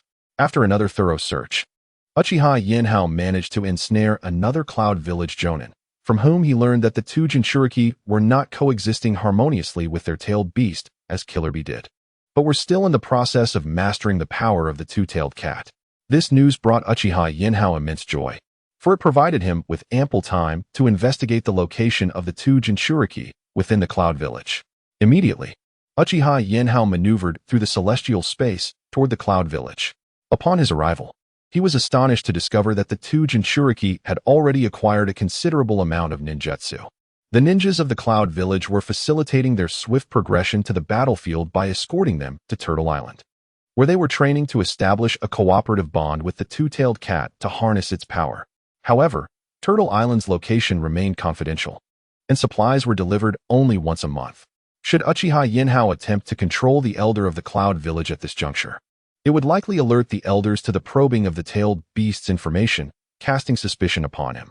After all, he was the sole surviving member of the Uchiha Clan in the ninja world. At this critical juncture, the leakage of information regarding the 2 tails could provoke scrutiny. Even if no one specifically suspected him, such vigilance could jeopardize his plans to undermine the Cloud Village. Thus, the information concerning the 2 tails must be preserved until he was present on the battlefield, allowing the 4th Reikage to witness him and thereby absolving himself of suspicion, redirecting any doubts towards Obito Uchiha. Thus, Uchiha Yinhao could only resignedly remain by the side of the elder of the Cloud Ninja Village, awaiting the next opportunity for supplies to be dispatched to Turtle Island. Fortunately, divine providence did not forsake the diligent, rather than enduring a month of anxious waiting. Merely 15 days had elapsed when the elders summoned AJ Nin to deliver provisions to the drifting Turtle Island, catering to the needs of its numerous ninjas. How fares the war with Konoha? Upon the arrival of the Cloud Ninja, 2 wood ninjas eagerly approached the edge of Turtle Island to greet them, inquiring about the situation. What else could be done? To prevent the Rock Ninja Village and Mist Ninja Village from reaping the benefits, Lord Reikage is currently recuperating within the Land of Fire. Sabisu replied calmly to the 2 wood ninjas' inquiries. You should not overthink it. Instead, focus on your training here on Turtle Island. The elders will not hinder your participation in battle once you forge a partnership with the 2 tails, Sabisu said. handing over a scroll containing the supplies to the two wood ninjas while receiving an old scroll in return, expressing his resignation. As the ruling faction of the Cloud Ninja Village, from the fourth Reikage, Yue AI, down to an ordinary Cloud Ninja, the greatest aspiration was to ascend to the battlefield and establish merit. Thus, Sabisa paid little heed to the remarks of the two wood ninjas. "All right, I understand. I will exert my utmost effort." The two wood ninjas responded with a resigned wave of their hands, swiftly making their way into the depths of Turtle Island with the supplies. Observing their return, Sabisu instructed the vigilant Jainin around to keep a close watch on the two wood ninjas before turning to depart from Turtle Island. "So this is Turtle Island. Truly impressive," Uchiha Yinhao remarked as he stepped onto the island, gazing at the sharp spines of the giant turtle.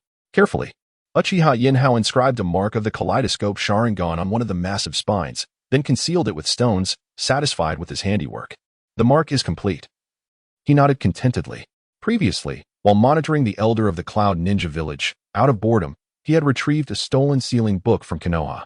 He diligently studied the Flying Thunder God technique, initially developed by the second Hokage, Senju Tobarama, and later refined by the fourth Mizukage, Namikaze Minato. With the assistance of the Dragon Ball spirit, Xiaowei, Uchiha Yinhao achieved a rudimentary understanding of the technique in just 15 days. Although he could not traverse between multiple Flying Thunder God marks instantaneously like the fourth Hokage, Uchiha Yinhao could leverage his ocular ability, Star of the Universe, to execute a single long-distance teleportation. Even though he had left a mark on Turtle Island, Uchiha Yinhao felt a lingering unease regarding the situation. Who knows if the two wooden beings will suddenly learn to harness the powers of the two-tailed cat in the future. To ensure greater security, Uchiha Yinhao stealthily infiltrated the interior of Turtle Island. During the moments when the two wooden beings were asleep, he placed a Flying Thunder God mark upon the back of one of them, and only then did he depart with a sense of relief. Upon his return to the Mist Ninja Village's base, he discovered that Terumi Mei had already participated in the three-person conference at Taoyuan Town with the fourth Mizukage, Yagura, and had returned to the base.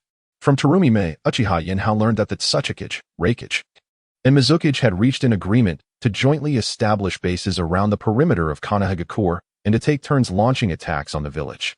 Chapter 70. The Assault on Konoha. Upon learning the plans of the three ninja villages from Terumi Mei, Uchiha Yinhao resolved that on the day he revealed himself on the battlefield, he would employ two formidable ninjutsu techniques, allowing him to create a shadow clone to stall for time. Meanwhile, his true self would journey to Turtle Island, sealing the chakra of the two wooden beings into the celestial space. Preparations were set, and soon the three major ninja villages established their bases around the periphery of Konoha. On the first day, it was the Cloud Village that initiated the assault. However, the Cloud Ninja were not foolish. They did not engage in an all-out battle with Konoha's defenders from the start. Instead, they opted for a strategy of mutual restraint, matching soldier against soldier, general against general. For instance, the fourth Reikage, faced off against the third Hokage, Sarutobi Hiruzen. Meanwhile, Shimura Danzo occasionally provided assistance to the third Hokage. In a separate clash, one of the legendary Sannin, Jeriah, confronted the Eight Tails Jinchuriki, Killer Bee. Killer Bee, not fully transformed into his tailed beast form, skillfully utilized the octopus-like tentacles of the Eight Tails to restrain both Jeriah and the summoned toad from Mount Myaboku. As for the other combatants within the village, they engaged in cautious probing, each reluctant to unleash their full strength. Watching the confrontation between Konoha and the Cloud Village, Shinin could only smirk helplessly before retreating to his tent. Meanwhile, on the other side, Itachi Uchiha. When can we strike against Uchiha Yinhao? Haiden, a disciple of the Jashin cult, glared at Itachi with dissatisfaction, demanding an answer. It is not yet time. We shall ambush him when Uchiha Yinhao enters the fray. Itachi replied, opening his eyes to cast a calm glance at Haiden. What a nuisance. This is disrupting my prayers to Lord Jashin, Haiden retorted, irritation evident in his tone. Is there truly such a thing as a god in this world? Kakuzu interjected, his voice laced with derision. At this, Haiden and Kakuzu fell into a heated argument. Itachi, observing their exchange, resignedly closed his eyes once more, seeking tranquility amidst the chaos. Meanwhile, Kisame sat quietly, wielding his enormous sword, patiently awaiting the call to action. After a day of intense conflict between the Cloud and Konoha ninja, the former retreated, unable to secure a decisive victory. The following day, it was the turn of the Rock Village to take action against Konoha. This time, the weary third Hokage, Sarutobi Hiruzen, alongside Jeriah, engaged in a standoff with the third Tsuchikage, Inoki. The Inoshikacho trio and Shimura Danzo held their ground against Inoki's son, Kuratsuchi. Observing Kuratsuchi's battle against Danzo and his allies, Uchiha Yenhao was struck by a realization. In the original narrative, Kuratsuchi did not exhibit particularly remarkable abilities, with his only notable confrontation being against the Ten Tails God Tree. Originally, this seemingly honest and simple man was, in fact, a formidable powerhouse. However, akin to the situation in the Cloud Village, the Rock Village's offensive against the Leaf Village was more of a probing engagement, resulting in minimal casualties among the Leaf ninjas at the hands of their Rock counterparts. Nevertheless, after 2 consecutive days of intense conflict, the ninjas from the Leaf Village began to show signs of weariness in the face of the relentless assaults from both the Rock and Cloud Villages. Some Leaf ninjas, overwhelmed by exhaustion during battle, made mistakes and were subsequently injured by the ninjas from the Hidden Rock Village. It appeared that if we were to engage in battle tomorrow, the Leaf Village would likely reveal some hidden trump cards. Uchiha Yenhao approached the 4th Mizukage, Yagura, and quietly conveyed his thoughts. Indeed, I have noticed it as well. We must exercise caution tomorrow. Yenhao continued, I will face the 3rd Hokage, Sarutobi Hiruzen, along with Jeriah. Please keep a close watch on Tsunade and ensure she does not falter. The seriousness of Yenhao's words heightened Yagura's vigilance. He regarded Yenhao intently and replied earnestly, rest assured. Mizukage, I suspect they will deploy some elite reanimated shinobi tomorrow. We only need to remain vigilant. Yenhao nodded in acknowledgement and replied solemnly, good. As long as you are aware, there is no need for further discussion. Yagura's gaze shifted to the battlefield, where the Rock and Leaf ninjas were engaged in combat. He remarked coldly, as anticipated, after a day of tug-of-war with the Leaf Village, both sides suffered only minor injuries before retreating. Are you all prepared? Tomorrow, Uchiha Yenhao is likely to make his appearance, Kakuzu said with a smile after observing the situation for a day. As he returned to the resting area of the Akatsuki members, Senior Kakuzu, if Uchiha does make a move tomorrow, how shall we encircle him? Inquired the nearby Haiden, wielding his large scythe with a grin. Haha, that poses no issue. Let Uchiha Itachi engage with Uchiha Yenhao, and their focus will be solely on each other. At that moment, we can launch a surprise attack and effortlessly eliminate Uchiha Yenhao. Kakuzu responded with amusement to Haiden's question. However, Itachi cautioned, you should exercise caution. Uchiha Yenhao is exceptionally astute and possesses considerable strength. Defeating him will not be a simple task. Kakuzu dismissed Itachi's concerns with a scoff, stating, I have faced the 1st Hokage in battle. Do you truly believe that a mere junior like Uchiha Yenhao deserves my attention? With that, Kakuzu concluded, well, do as you see fit. Upon hearing Kakuzu's words, Itachi Uchiha felt disinclined to utter another syllable. He cast a cold glance at the few individuals present before turning away to seek rest.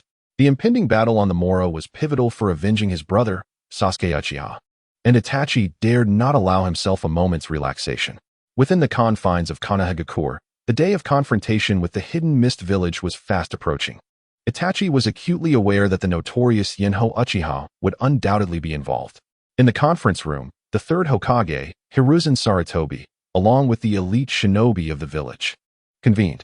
The 3rd Hokage spoke in a grave tone, acknowledging the troubling connection between Yenho Uchiha and the Hidden Mist Village. It was evident that during their previous conflict, Yenho had intervened to protect a female ninja from the mist. Jeriah, upon hearing the 3rd Hokage's remarks, nodded solemnly. Very well. I shall dispatch a shadow clone along with the toads from Mount Myaboku to engage the 4th Mizukage, Yagura. Meanwhile, once you enter Sage Mode, you must launch a full-scale ambush on that female ninja from the mist. It is imperative that Yenho Uchiha is compelled to rescue her. Only then can we collaborate with the Akatsuki to eliminate him. Should we succeed in vanquishing Yenho, we can effectively remove the Hidden Mist Village from the battlefield. The 3rd Hokage, inspired by Jeriah's strategy, voiced his approval with fervor. Everyone, pair up and keep a vigilant watch. Exercise utmost caution, he urged the assembled shinobi of Konoha. Yes, Lord Hokage, they responded in unison. Chapter 71. Confrontation at Konoha at dawn the following day, the 4th Mizukage, Yagura, led a multitude of ninjas from the village hidden in the mist to encircle Konoha. Meanwhile, the 3rd Hokage, Hiruzen Sarutobi, along with Jeriah and numerous ninjas from Konoha, advanced to meet them. The two sides locked eyes on the battlefield, and without hesitation, the battle erupted. Earth style, Earth Dragon Bullet. Water style, Water Dragon Bullet. The third Hokage, Hiruzen Sarutobi, initiated the confrontation with a Water Dragon Bullet and an Earth Dragon Bullet against Yagura. However, Yagura remained unperturbed, instantly transforming into a tailed beast and effortlessly deflecting the dragon techniques with the chakra of the beast.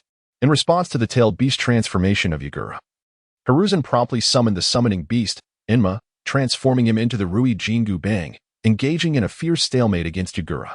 On another front, Mei Terumi confronted Jeriah, utilizing her powerful boiling and melting techniques to counter Jeriah's fire-based jutsu. Meanwhile, in the midst of the impasse, recalling the words spoken by Hiruzen the day prior, he summoned the three toads from Mount Myaboku, launching an attack alongside them towards Yagura. Seeing Jeriah advancing, Yagura cursed him as despicable, then fully transformed into his tailed beast form, the colossal three tails, Isabu, manifesting on the battlefield. Although Yagura had been previously controlled by Uchiha Yenhao, he was well versed in the tactics Yenhao employed. The enormous tailed beast charged towards Hiruzen and the three gigantic toads from Mount Myaboku, prompting Hiruzen to hastily evade, while the toads braced together to withstand the assault of the three tails. In the Starry Realm, Uchiha Yenhao observed Mei Terumi closely, aware that she had attained Sage Mode and would likely match Jeriah, who also possessed Sage Mode but imperfectly, requiring assistance from the two great toad sages. He remained concerned for Mei's safety on the battlefield. After all, Jeriah's combat experience vastly surpassed hers. Having summoned the three enormous toads, Jeriah abandoned Mei to assist Hiruzen in confronting Yagura's tailed beast form. Meanwhile, Mei found herself intercepted by the Inoshikacho trio and Shimura Danzo. Nevertheless, Mei remained composed, engaging in a fierce struggle with Danzo and his comrades using her corrosive boiling techniques. Fire style, Toad Oil Flame Bullet. Just as Mei leisurely contended with Danzo and his allies, a jutsu was unleashed from her left side. Jeriah was unaware of when he had completed the Sage Mode, as he launched a fire-style attack against Conan. Had she not been in Sage Mode at that moment, she would have been unable to evade Jeriah's surprise assault. Even if she sustained no severe injuries, some minor wounds would have been inevitable. Sage Art, Water Style, Water Barrier. In response to Jeriah's ambush, Conan instantly activated her Sage Mode. With a mere hand seal, a colossal water barrier surged into the sky, effectively nullifying Jeriah's fire technique. What? How could you possibly be in Sage Mode? Jeriah exclaimed, astonished as he beheld Conan's hair and eyes transform into a celestial blue. Humph. You Leaf Village ninjas are truly despicable, Conan retorted disdainfully. We may be cunning, but we are not so cruel as to forcefully invade your village. What makes our actions so despicable? Jeriah replied dismissively, his contempt evident. Just as Jeriah prepared to strike again, he witnessed Conan's blue hair revert to its original color. Haha. So your Sage Mode is not yet mastered. You exited it so swiftly. Jeriah laughed heartily at her transformation. Fire style, Fireball. With a booming laughter, Jeriah unleashed a powerful Sage Fire technique, intent on overwhelming Conan with his might. Uchiha Yenho, help me, Conan cried out, sensing the immense chakra within her from Jeriah's attack. Realizing that if she were to withstand this blow, she would soon be forced to retreat from the battlefield, she could only call out helplessly. Boom. A silver skeletal figure materialized on the battlefield, shielding Jeriah's fire technique. Upon closer inspection, onlookers recognized it as the Uchiha Clan's strongest ocular technique, Susanoo. How did you guess? I nearly frightened myself to death, Conan exclaimed, leaning behind Uchiha Yenho with a chuckle. All right, what is there to fear? You hardly seem afraid, Uchiha Yenho said, pushing her head away with a resigned expression, and spoke to her seriously. Conan, hearing Yenho's words, pouted and redirected her assault towards Shimura Danzo and the Inoshikacho trio. Uchiha Yenho, you are truly heinous for attacking the Leaf Village. Watch as I deal with you. Jeriah's gaze turned fierce as he addressed Yenho coldly. Haha, Jeriah. The most heinous of all in the Leaf Village is your master, the third Hokage Hiruzen Sarutobi, along with his companions. Why have we not seen you confront them? Shinin sneered at Jeriah.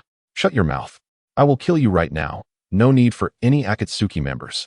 Brother, sister, please lend me your assistance. Jeriah implored softly to the sage Fukasaku and Sage Shima perched on his shoulders. Very well, we shall assist you, they replied, nodding in resignation. their gazes resolutely fixed upon Uchiha Inho. Senjutsu, Frog Song. Jeriah, along with Fukasaku and Shima, harmoniously unleashed the mightiest illusion of MT Mayaboku against Uchiha Inho. Meanwhile, Uchiha Inho, observing the combined assault from Jeriah and the two sages, promptly withdrew into the starry space, leaving only a projection in his stead. Though the Senjutsu sound-based illusion, Frog Song, possessed formidable power, it became utterly futile if it could not strike its target. Impossible. How could you evade Frog Song? Jeriah exclaimed, astonished to see Uchiha Inho maintaining a tranquil demeanor amidst the illusion, abruptly halting the technique to confront him directly. Ah, your illusion is indeed powerful. Yet if it cannot reach its target, it is rendered useless, Uchiha Inho replied calmly, a smile gracing his lips as he addressed Jeriah. Young man, that individual must be employing space ninjutsu. His true self was not present here, but rather in an alternate space. Sage Fukasaku remarked gravely to Jeriah from his perch on the latter's shoulder. Chapter 72. Feigned vulnerability. Uchiha Inho observed Jeriah's expression of despair upon hearing the words of Sage Shinsaku. A subtle smile played at the corners of his mouth. Hold on, young one. Do not succumb to despair just yet. Let us first engage in close combat to gauge the situation, Sage Shinsaku remarked, slapping Jeriah lightly and speaking to him in a stern tone. Meanwhile, Uchiha Inho, remaining in place, silently created a shadow clone while his true self swiftly employed the Flying Thunder God technique, heading towards the direction of Turtle Island. After his true self departed, the shadow clone, noticing Jeriah's attack approaching, immediately shifted into the starry space. However, each time he entered that realm, Uchiha Inho's shadow clone would halt in place. The task at hand was not to engage Jeriah in a fierce battle, but to buy time, allowing his true self to reach Turtle Island and capture the two wooden figures. The space-time ninjutsu, regarded as the most enigmatic of all techniques, was employed by Uchiha Inho to keep the formidable sage mode Jeriah utterly perplexed. Youngster, I have discerned his flaw, Sage Shinsaku said, his voice laced with urgency after entangling with Jeriah for nearly half an hour.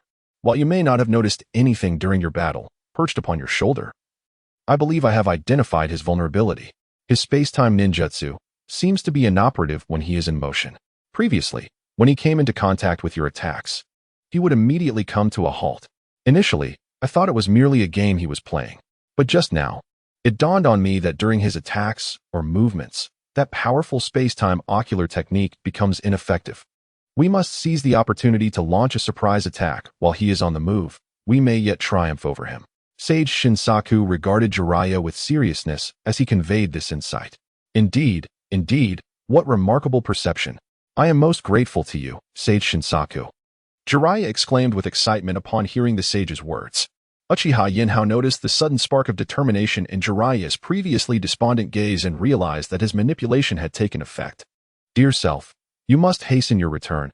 I cannot hold out much longer, Uchiha Inho silently prayed, while Uchiha Itachi, who was closely monitoring Inho, discerned the feigned vulnerability in his technique. Although Itachi suspected that this flaw might have been deliberately feigned by Inho, he nonetheless resolved to test it. On the other side, Uchiha Inho's true self, after consecutively employing the Flying Thunder God technique 3 times, successfully arrived at Turtle Island. Utilizing the stellar space, Uchiha Inho entered the realm of the true waterfall, where he observed 2 wooden figures attempting to undergo tailed beast transformation. Cautiously, Uchiha Inho approached from behind the 2 wooden beings. Once he completed the sealing technique to confine their chakra, he instantaneously appeared behind them and placed the sealing technique upon the location of the Flying Thunder God mark on their necks. In but a fleeting moment, the sealing technique, centered around the Flying Thunder God method, swiftly confined the chakra of the 2 wooden figures. Who are you? Someone, come. We are under attack. The 2 wooden figures, sensing their chakra sealed, panicked and shouted. However, their cries came too late. Uchiha Inho's sealing technique had already taken effect. Moreover, the instant he sealed their chakra, he utilized his contact with their bodies to draw the 2 wooden figures into the stellar space. There is no need to shout. It avails you nothing. This is no longer the outside world. You are within my personal time-space ninjutsu, and your cries cannot reach beyond it, Uchiha Inho remarked with a smile, addressing the 2 wooden figures. You are from Konoha village? No, you are that rogue Uchiha. Uchiha Inho, one of the wooden figures coldly responded, gazing into Uchiha Inho's Sharingan. Indeed, that is correct. However, I have a performance to deliver next, Uchiha Yinhao replied with a grin. Without further ado, he retrieved a single-eyed mask akin to that of Uchiha Bido, donning it upon his face, while simultaneously adorning the Akatsuki's signature red cloud robe, reappearing within the cave. Uchiha Yinhao then created a shadow clone that took on the appearance of the two wooden figures. The shadow clone then bellowed, "Someone! Quickly! We are under attack!" With the echoing call, the waiting ninjas from the Cloud Village instantaneously appeared in the space where the two wooden figures were training for tailed beast transformation. The moment they arrived, Uchiha Yinhao utilized the stellar simulation of Kamui to successfully draw the shadow clone into his stellar space. "Who are you to dare capture the Jinchuriki of our Cloud Village?" A ninja from the Cloud Village angrily rebuked Uchiha Yinhao. "I am Uchiha Madara." Uchiha Yinhao, feigning the voice of Uchiha Madara, coldly responded to the Cloud Village ninja. With that, he swiftly pretended to activate the Kamui Sharingan, disappearing from sight. "You are framing others, aren't you, Uchiha Yinhao?" Within the celestial realm, two wooden figures observed the performance of Uchiha Yinhao through the barrier of starry space. Coldly, they addressed him, "Indeed. But this matter is of no concern to you." Uchiha Yinhao cast a fleeting glance at the wooden figures before swiftly manipulating the starry expanse to move beyond Turtle Island.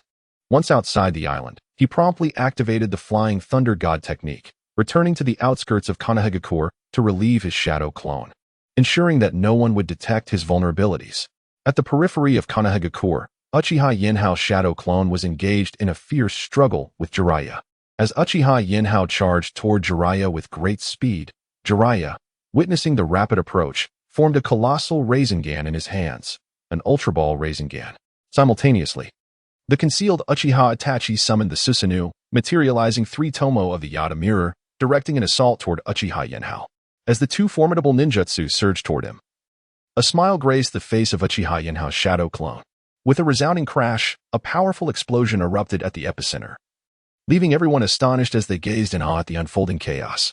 Chapter 73, Confrontation with the Akatsuki. As the smoke dissipated, a colossal half-giant emerged from the haze. "Uchiha Itachi, you have finally made your move," Uchiha Yinhao remarked with a cold smirk directed at Itachi. Moments before, while his shadow clone entered the celestial realm, Yinhao had encountered the real Uchiha Yinhao, who had just returned from Turtle Island. In an instant, the shadow clone and Yinhao silently exchanged positions, with Yinhao taking the place of the clone at the heart of the explosion. "Itachi, you villain. My brother, Uchiha Sasuke, is merely a 7-year-old child. How can you heartlessly strike at him? Is it wrong for me to seek vengeance for him?" Itachi appeared on the battlefield, coldly regarding Yinhao as he spoke in a chilling tone. "Oh, is that so? Itachi, do you dare claim that none of those you have slain were younger than your brother, Uchiha Sasuke?" Yinhao retorted with a mocking smile. "I admit, I am indeed a deeply flawed individual, but if you possess the courage, then strike me. My brother, Uchiha Sasuke, is just 7 years old. Only 7. Yinhao's derision pierced Itachi's composure, provoking a furious response. "You coward, Yinhao. Have the audacity to face me in battle, you beast," Itachi shouted as he charged at Yinhao. Launching an attack, Itachi summoned Susanoo, its crimson form rapidly transforming into a towering half-giant. He also called forth the Tenketsuken, directing it toward Yinhao. However, despite summoning the formidable Susanoo, blood oozed from Itachi's eyes. Yet, Yinhao had no intention of engaging him directly. Instead, he subtly activated his Mangekyō Sharingan, instantly transporting himself into the celestial realm. Itachi's assault sliced through the space where Yinhao had just been. "Uchiha Yinhao, you spineless coward. Have the guts to face me head-on." Itachi seethed, witnessing his Tenketsuken pass through Yinhao's Susanoo. No, Itachi, what I possess is wisdom. Unlike you, who was deceived by the third Hokage, Sarutobi Hiruzen, into annihilating your entire clan with a mere flicker of the will of fire. You scum are unworthy to be compared to me," Yinhao replied with a smile, scrutinizing Itachi. "Fire release, Headbutt. Wind release, great breakthrough." Just as Yinhao mocked Itachi, 3 figures suddenly leaped from behind Itachi, launching an assault against Yinhao. Unfortunately, Yinhao remained within the celestial realm, rendering their attacks ineffective against the spatial projection he had created. "Do you truly value me so highly, Akatsuki? It is quite extraordinary that you have dispatched 4 individuals for my capture." Uchiha Yinhao chuckled as he addressed Uchiha Itachi. "I advise you, young one, to surrender and accept your fate sooner rather than later. You must understand, I have clashed with your village's first Hokage, Senju Hashirama. Kakuzu glared at Uchiha Yenhao, his voice sharp with authority. Haha, you mean to say you engaged the first Hokage from 800 miles away, threw a shuriken at him, and then fled for your life? Uchiha Yenhao retorted, taken aback by Kakuzu's audacity to boast before him, a sardonic smile gracing his lips. What? How dare you slander me? Kakuzu fumed, pointing an accusatory finger at Uchiha Yenhao. My dear Kakuzu, you did not truly launch a kunai at the first Hokage from 800 miles away, did you? Haiden interjected, amusement dancing in his eyes as he approached Kakuzu, reveling in the latter's exasperation. Haiden, go to hell. Kakuzu snapped, spinning around in a fury. In an instant, a long spear formed from his tendrils, pierced Haiden. Ouch, that hurts. Kakuzu, what madness has possessed you? Haiden cried out in agony. The surrounding ninjas stared in astonishment at the unfolding drama between the two. Haiden, you would do well to choose your words carefully. Anger me, and I might cease to mend your body in the future. Kakuzu's gaze was icy as he warned Haiden. All right, I understand. Kakuzu, please retract your tendril. It hurts immensely. Haiden pleaded, eager to appease Kakuzu. Despite possessing an immortal body, the severe injuries he incurred during sacrifices were always sewn up by Kaku, prompting Haiden to quickly relent upon hearing the threat. However, as Kakuzu withdrew the spear from Haiden, he turned back to Uchiha Yenhao with a disdainful look.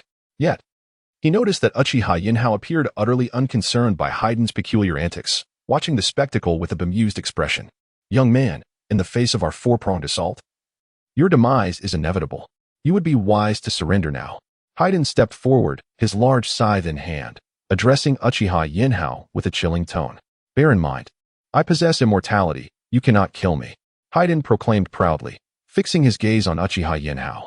Oh, is that so? If I were to reduce you to ashes, would you still persist in living? Uchiha Yenhao replied, a cold laugh escaping his lips as he regarded Haiden. For those unfamiliar with Haiden, witnessing such a display would indeed be profoundly shocking. A gaping wound, piercing through his body from front to back, appeared on Fade One's abdomen. Yet, he exhibited not the slightest sign of reaction. However, Uchiha Yenhao was acutely aware of the abilities possessed by Fade One. With a cold smirk, he addressed Fade One. Then come and try. Unfazed by Uchiha Yenhao's taunt, Fade One disdainfully retorted, if you wish to test me, then so be it. Fire release, great fire destruction. Uchiha Yenhao formed hand seals with his right hand, and in an instant, a massive flame shaped like an arrow surged towards the four members of the Akatsuki. Water release, water barrier.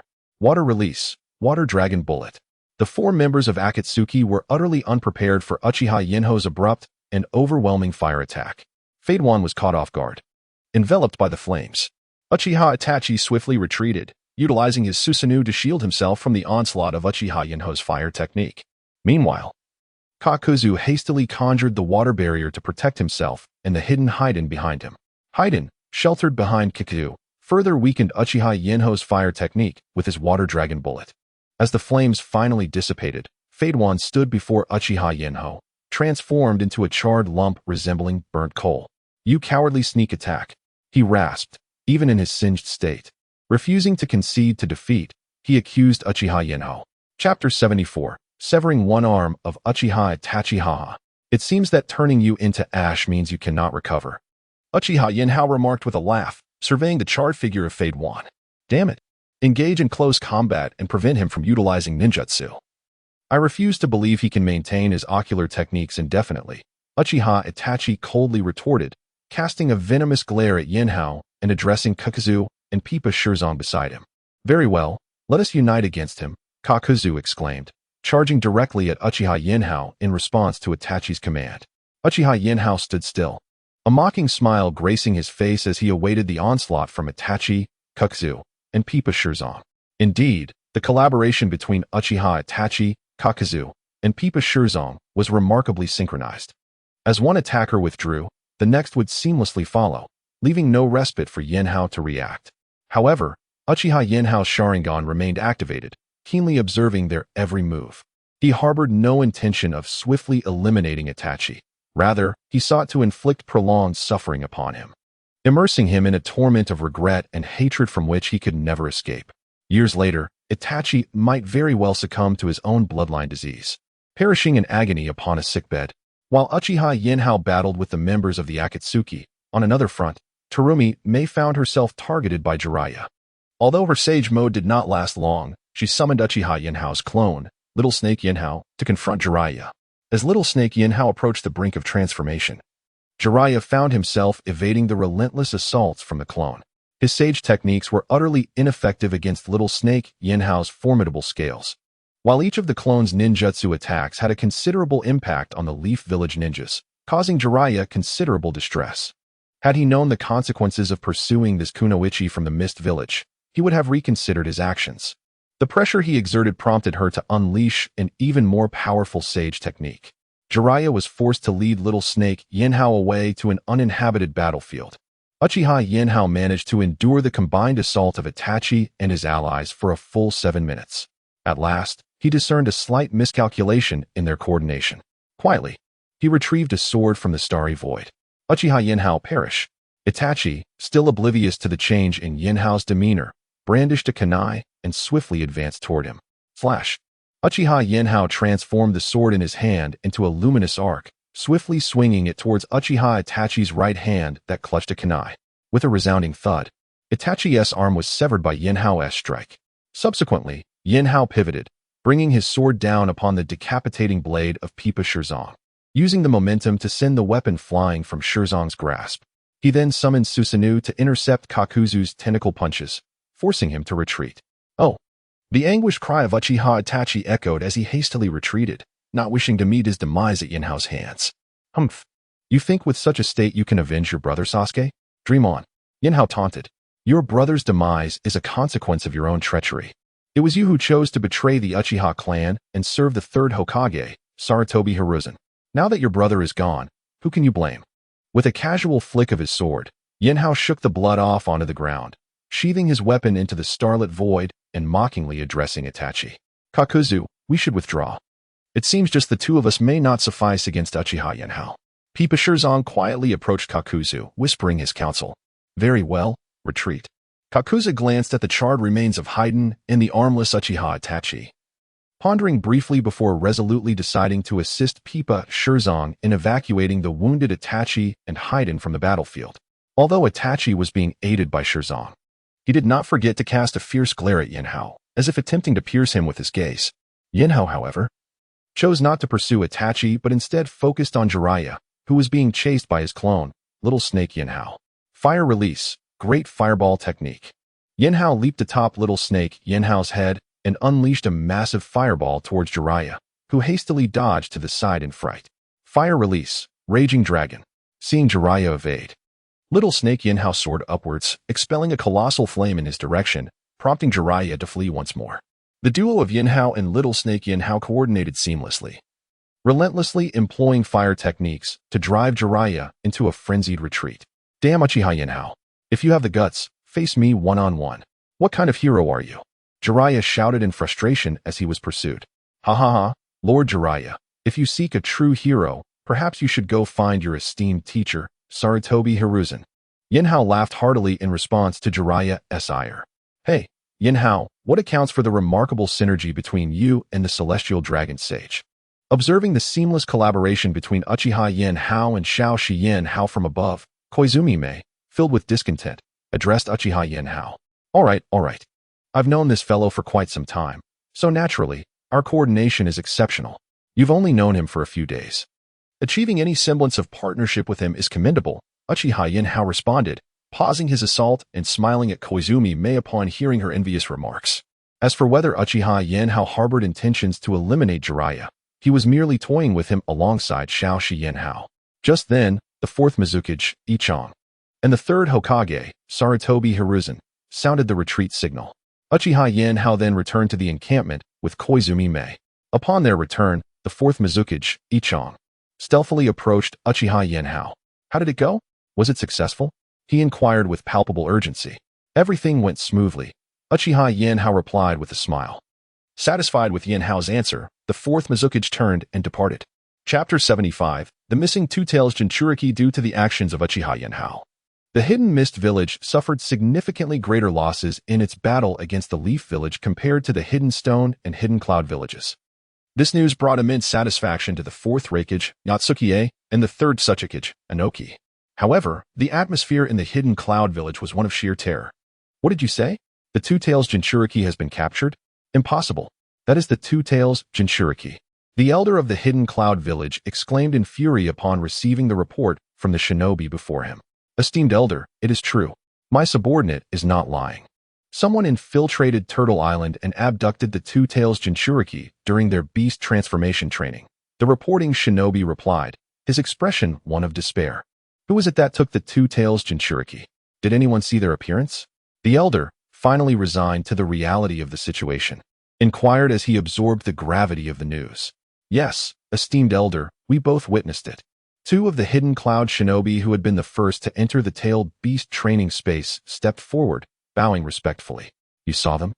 Then hurry up and draw what you observed. We must relay this information to the fourth Reikage. The elder commanded, excitement surging within him at the prospect of identifying the perpetrator. Understood, esteemed elder. The two shinobi straightened up, and with the assistance of an interrogator, they sketched the transformed figure of Uchiha Obito, who had taken on Uchiha Yenhao's appearance. Sharingan, Red Cloud Cloak. Does such a person exist in the ninja world? The elder furrowed his brow as he examined the sketches. Forget the details for now. You two must take this information to the fourth Reikage and let him decide the next course of action. After a brief inspection, the elder instructed the two to head to the battlefield in the Leaf Village with the completed drawings. Yes, esteemed elder. The two shinobi promptly departed towards the Leaf Village. The loss of the tailed beast was a grave dereliction of duty for these shinobi, and they could only hope that the intelligence they provided would enable the fourth Reikage to swiftly recover the Two Tails Jinchuriki. Early the next morning, as the fourth Reikage was preparing to engage in battle alongside the shinobi from the Hidden Cloud Village against those from the Leaf Village, he was interrupted by the arrival of Tsunade, accompanied by two weary Hidden Cloud shinobi. Reikage-sama, it is grave news. The Two Tails Jinchuriki has been taken. Tsunade exclaimed as he entered the command tent. What? Two wooden figures have been abducted. Who possesses such audacity to target the shinobi of our Kumogakure village? Upon hearing the words of Tsunade, the fourth Reikage, Yatsuki AI, furiously smashed the table before him into two halves. The action of the Reikage startled Tsunade and the two shinobi from Kumogakure who had come to deliver the news.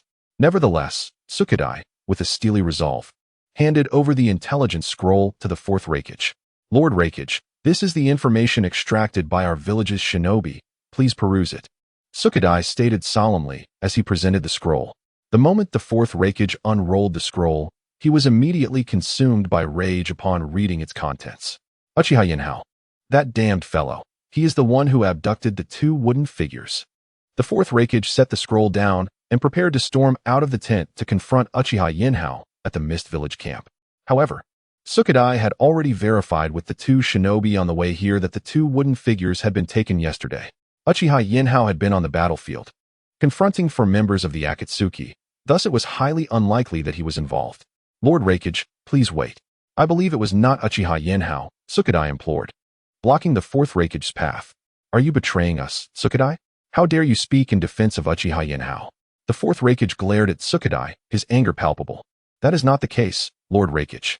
I previously confirmed with two shinobi stationed on Turtle Island that the two wooden figures were indeed abducted during the day by an unidentified member of the Uchiha Clan. Uchiha Yenhao was engaged on the battlefield yesterday and could not have possibly left. If you recklessly seek out Uchiha Yenhao, it could very well escalate tensions with the Mist Village and provide Konoha with an opportunity to breathe, Tsunade asserted firmly, looking intently at the fourth Reikage. Even if it was not Uchiha Yenhao, this remaining member of the Uchiha Clan must certainly know who is responsible. I will confront him. Perhaps I can extract useful information from him, the fourth Reikage retorted, unwilling to relent. Lord Reikage, wait a moment. I will accompany you. We must not let our relations with the Mist Village deteriorate, especially since we are currently at a standoff with Konoha. Tsunade responded, a hint of relief crossing his face upon hearing the fourth Reikage's words. As long as the Reikage did not act recklessly, he felt reassured in his leadership. Very well. Let us also summon Killer Bee. We shall apply pressure on the Mist Village to prevent them from seizing resources that do not rightfully belong to them once the war concludes. The fourth Reikage chuckled as he patted Tsunade on the shoulder. Then, accompanied by Tsunade and the two Kumogakure members, he swiftly exited the Reikage's tent, heading towards the Mist Village camp. As they departed from the encampment, the battle-ready Karabi was summoned by the fourth Reikage, to accompany him to the Mist Ninja Village's camp. Come out, Uchiha Yenhao, show yourself. The fourth Reikage, accompanied by 4 subordinates, stood outside the Mist Ninja Village's encampment, vociferously calling out into the depths of the camp. What brings you to our Mist Ninja Village encampment, fourth Reikage? The fourth Mizukage, Jeriah, heard the Reikage shouts and promptly approached the entrance, coldly interrogating him. Spare me your nonsense. I demand an explanation regarding Uchiha Yenhao from your village, the fourth Reikage retorted, addressing the diminutive figure of the fourth Mizukage without reservation. Enough. Unless you can furnish a valid reason, I will not permit Uchiha Yenhao to come forth and meet you. The fourth Mizukage declared resolutely, gazing firmly at the fourth Reikage. Chapter 76. The Inquiry of the Fourth Reikage. Well, the two-tails Jinchuriki of our Yunin village has been abducted. The shinobi of our village clearly witnessed that the perpetrator possessed the Sharingan with Tomo patterns in his eyes. Furthermore, he could transform it into a Mangekyō and wield space-time ninjutsu. I wish to ascertain whether this individual is Uchiha Yenhao from your village. The fourth Reikage, Yayua, cast a cold gaze at the fourth Mizukage, Jeriah, and spoke with a chilling tone. Impossible. Uchiha Yenhao has been residing in our Kirigakure for some time. There is no way he would abduct the tailed beast from your Yunin village, Jeriah retorted emphatically. Do not waste my time with your nonsense. I shall not converse further. Summon Uchiha Yenhao immediately. I demand to confront him face to face. Yayua interrupted, disdain etched on his features. You, do not presume to dictate to me. As you just stated, there must be a valid reason to summon him. But now, recovering our village's two-tails Jinchuriki surely qualifies as a valid reason, does it not? You should expedite the process of bringing him forth. Yayua interjected loudly. The fourth Mizukage, Jeriah, glared fiercely at Yayua, inhaling deeply before addressing the nearby shinobi of Kirigakure, instructing them to summon Uchiha Yenhao to the gate. At once, Mizukage-sama. The shinobi responded before swiftly entering the camp to relay the message to Uchiha Yenhao. Before long, Uchiha Yenhao arrived at the entrance of the Kirigakure camp, escorted by the shinobi. Mizukage-sama, is there something you require of me? Uchiha Yenhao regarded the fourth Mizukage with a calm demeanor, offering a reassuring glance before addressing him nonchalantly. It is not I who seeks you, but the fourth Reikage, Yayua. You may speak with him directly, Jeriah stated coldly, gesturing towards Yayua. Uchiha Yenhao, are you the one who abducted the two-tails Jinchuriki from our village? Yayua stepped forward, his voice sharp as he questioned Uchiha Yenhao. If I had indeed taken the two tails, I would have already cast it into Konoha to wreak havoc, rather than standing here now. Uchiha Yenhao replied with a cold smirk directed at Yayua. Oh, so you are implying that you did indeed abduct the two tails from my village? Upon hearing Uchiha Yenhao's words, Yayua activated his lightning-released chakra mode, preparing to engage in combat. I find it beneath me to converse with you. You are unworthy of my words. If you believe I am the one responsible for the abduction, then so be it. Uchiha Yenhao activated his Mangekyō Sharingan, fixating his gaze on the fourth Reikage, Yatsuki, and coldly remarked, please, do not act in such a manner. The Reikage, visibly agitated, was urged to calm down by the nearby Tsunade, who stepped forward and anxiously interjected, Lord Reikage, it may not be the actions of Lord Uchiha Yenhao. Tsunade then turned to Yenhao with a smile. We merely wish to inquire about certain intelligence. We are not here to interrogate you. Please, temper your ire. Yenhao regarded Tsunade with a steely demeanor, retorting, very well, then. I am curious, how many members of the Uchiha clan survived after the massacre? Tsunade, with trepidation, cautiously inquired. How many, you ask? 4 individuals remain, along with 2 beasts, Yenhao responded coldly.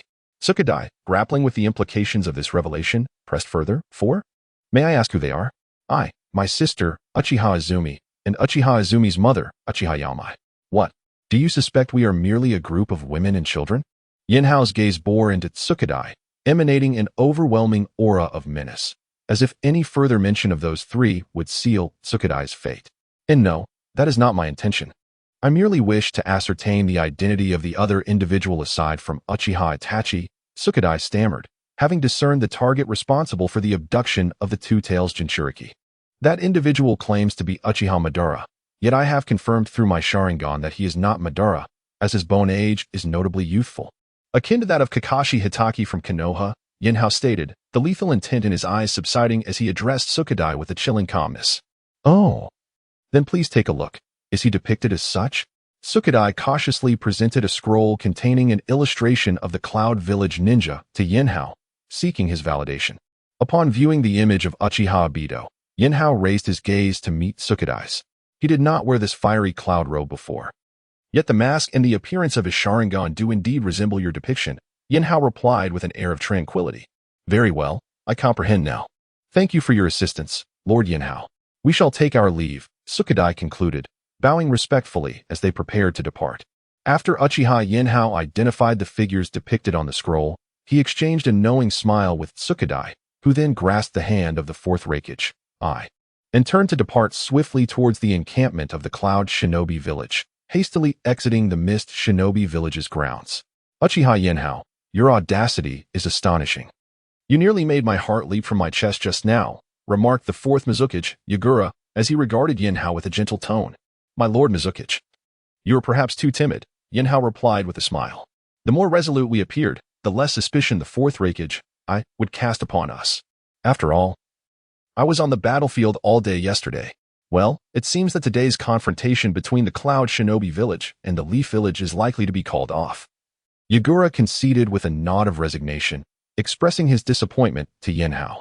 Indeed, let us now await the unfolding drama. Should the Cloud Shinobi Village withdraw at this juncture, the repercussions for their village would be significant. The Leaf Village will not permit them to retreat from the battlefield so easily. Considering that the three of us have thoroughly scoured the land of fire, Yinhao observed, turning his attention towards the direction in which the fourth Reikage had departed before making his way back into the encampment of the Mist Shinobi Village. Chapter 77. The suspected Akatsuki organization T-Dai firmly escorted the fourth Reikage, back to the encampment of the Cloud Ninja Village. T-Dai, please enlighten me on our next course of action. I welcome any suggestions from all of you, the fourth Reikage declared boldly from his grand chair. Addressing the assembly before him, Lord Reikage, I believe there are two possibilities regarding the abduction of the two Jinchuriki. One is that Konoha village issued a task, requesting the Akatsuki to seize the two Jinchuriki. The other is that the Akatsuki seeks to capitalize on our conflict with Konoha to acquire formidable power, hence the abduction. Regardless of the scenario, we must announce to the ninja world a bounty on this Uchiha member capable of time-space ninjutsu and demand the return of the two Jinchuriki. T-Dai asserted, gazing at the fourth Reikage. Very well, T-Dai, you shall handle both the matter of the Jinchuriki and the bounty on this Uchiha clan member. I now intend to lead our village's shinobi into a fierce battle against Konoha, the fourth Reikage replied, nodding in satisfaction after hearing T-Dai's analysis. He rose from his seat, seething with fury as he charged towards the battlefield against Konoha. Come with me. As the fourth Reikage arrived on the battlefield, he locked eyes with the third Hokage, Hiruzen Sarutobi, his fury igniting. He shouted to his companion, Killer Bee, and swiftly lunged at the third Hokage. Lightning release, lightning bolt bomb. The sudden onslaught from the fourth Reikage left the third Hokage astounded. Damn it, Reikage. You can't possibly think we were truly defeated by the Mist Ninja yesterday, he retorted, barely evading the fourth Reikage's fierce attack, his voice laced with anger. You despicable scoundrels of Konoha. You dared to abduct the two-tails Jinchuriki from the Cloud Village. Prepare to face your demise, the fourth Reikage exclaimed, his chakra surging as he advanced towards the third Hokage. Wait, when did we from Konoha ever abduct your village's two-tails Jinchuriki amidst your onslaught? Jeriah, having just attained sage mode, rushed to intervene, fearing for his teacher's life as the fourth Reikage bore down on him. Humph, it was a member of the Akatsuki. That masked Uchiha, who infiltrated my village and captured our two-tails Jinchuriki. Just yesterday, wasn't it your Konoha that summoned members of the Akatsuki to attack Uchiha Inko? Why are you quibbling now? Surely, it was your people who assaulted my village's Jinchuriki. The fourth Reikage retorted, thwarted by Jeriah's intervention. As Jeriah beheld the third Hokage, Hiruzen Sarutobi, being rescued by medical ninjas, he scoffed. No, it cannot be. Struggling to turn, he gazed at his mentor, muttering, how can it be impossible? It must have been the people of Konoha. The fourth Reikage, discerned Jeriah's ignorance regarding the matter through his expression. However, I was resolute in his intention to confront Jeriah, convinced that this incident could only have been orchestrated by Hiruzen Sarutobi. Thus, he relentlessly assaulted Jeriah. Meanwhile, Killer Bee, now in his half-tailed beast form, unleashed his wrath upon the ninjas of Konoha without restraint, as he had lost Jeriah's interference. The carnage inflicted upon Konoha's forces was catastrophic. Yet, it seemed to be a consensus among the various ninja clans that, in the face of the Eight Tails Jinchuriki, they had communicated through the Yamanaka clan's channels to evade Killer B's onslaught. Only the ninjas from the Sarutobi, Shimura, Nara, and Mito clans suffered significant casualties at the hands of the Eight Tails. Just as Killer B prepared to launch a tailed beast bomb, a golden-haired figure emerged on the battlefield, striking the Eight Tails and forcing him back. "Tsunade, you've returned?" Jeriah exclaimed, having been engaged in combat with I. Upon hearing the thunderous impact nearby, he instinctively turned to see Tsunade Senju, who had repelled the Eight Tails. "If I do not return, this village will inevitably fall to you," Tsunade retorted, glancing at Jeriah before charging towards Killer B. Inspired by Tsunade's arrival, the morale of Konoha's ninjas surged, enabling them to repel the Cloud Village's forces, which had been on the verge of breaching Konoha. Upon witnessing Tsunade's presence, Ice's expression darkened. He understood all too well the formidable prowess of her medical ninjutsu, realizing that the likelihood of seizing Konoha had diminished drastically. Consequently, I gestured to the surrounding Cloud ninjas, who had been furiously attacking, prompting them to engage in a more tactical skirmish rather than a direct assault on Konoha. The battle outside Konoha turned into a back-and-forth exchange. Yet the casualty count began to plummet, with no further losses incurred. "Humph, the people of Konoha had better prepare themselves.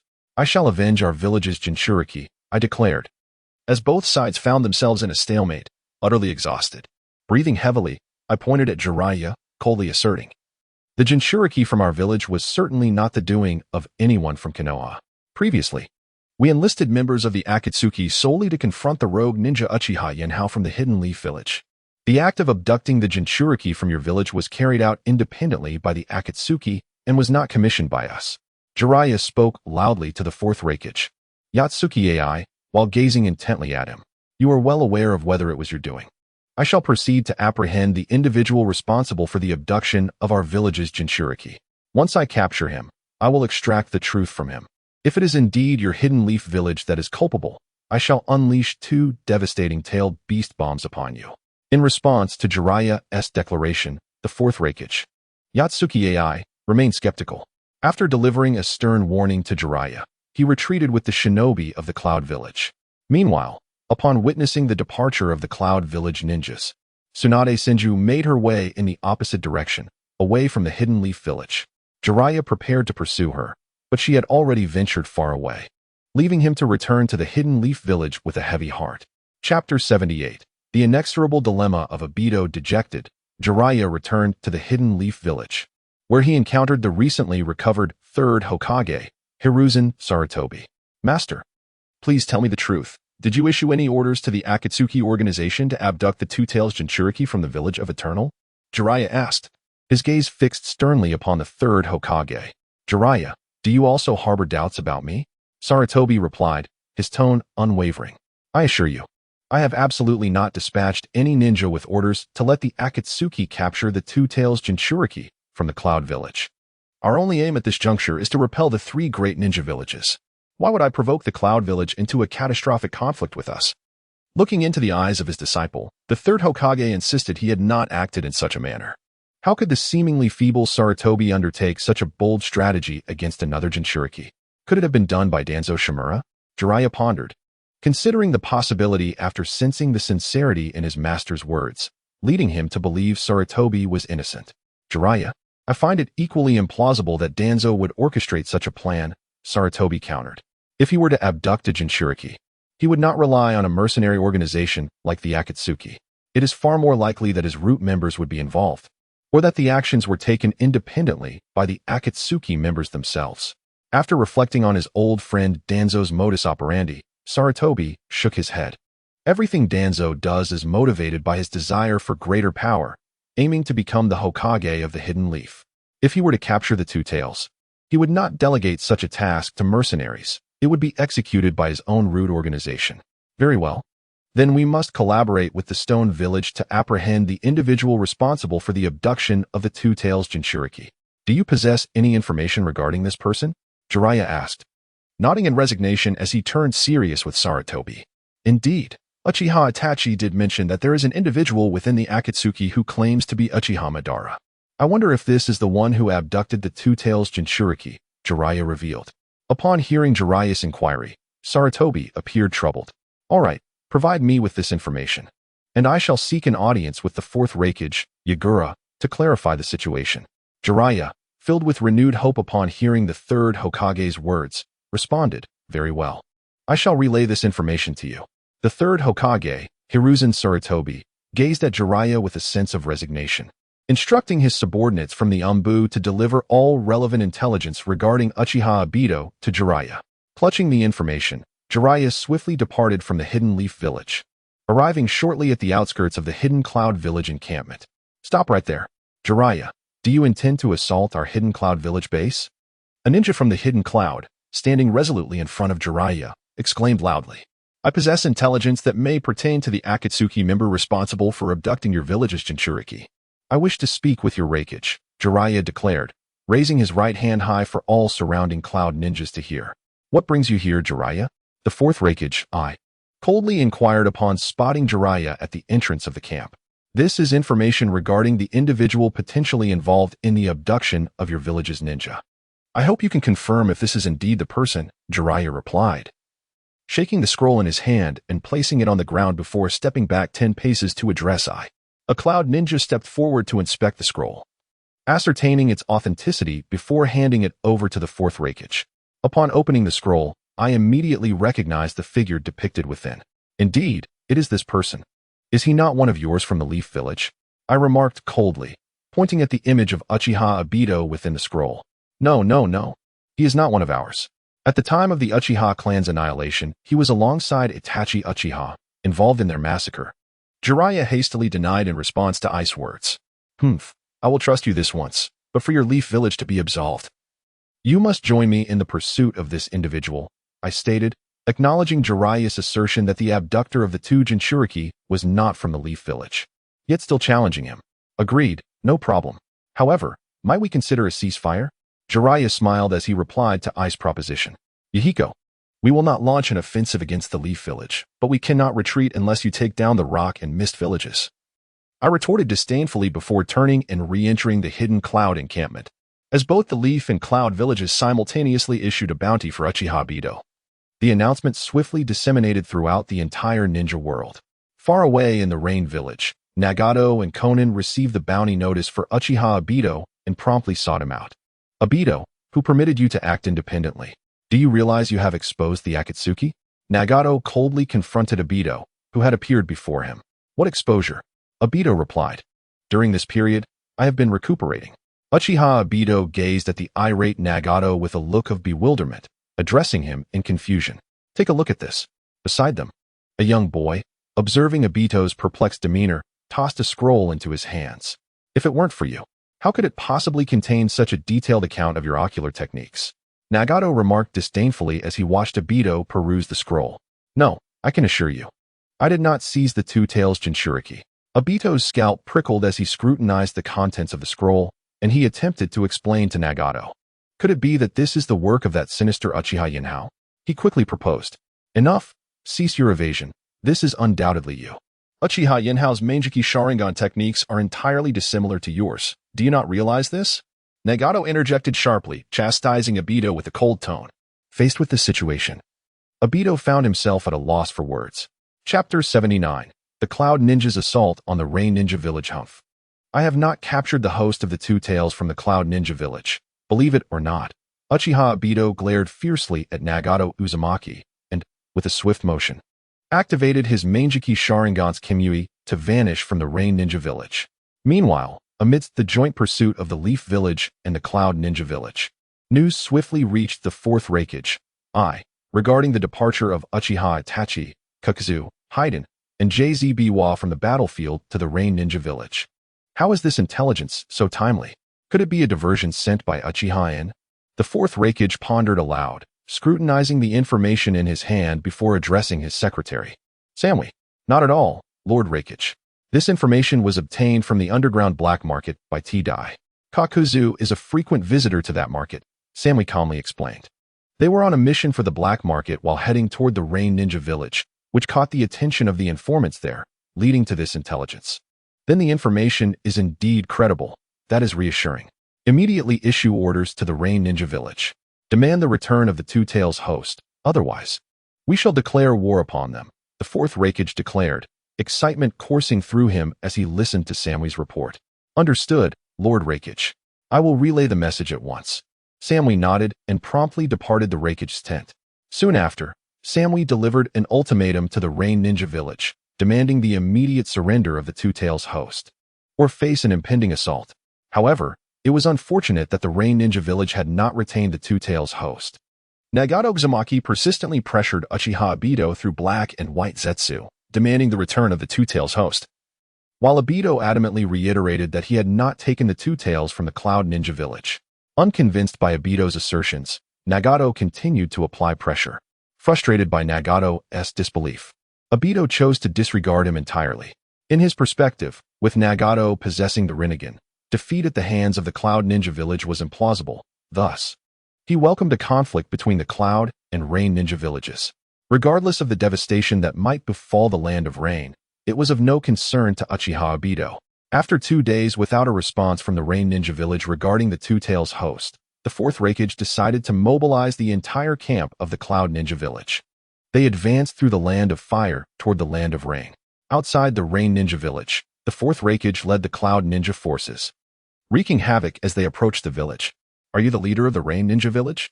Where is Hanzo of the Salamander?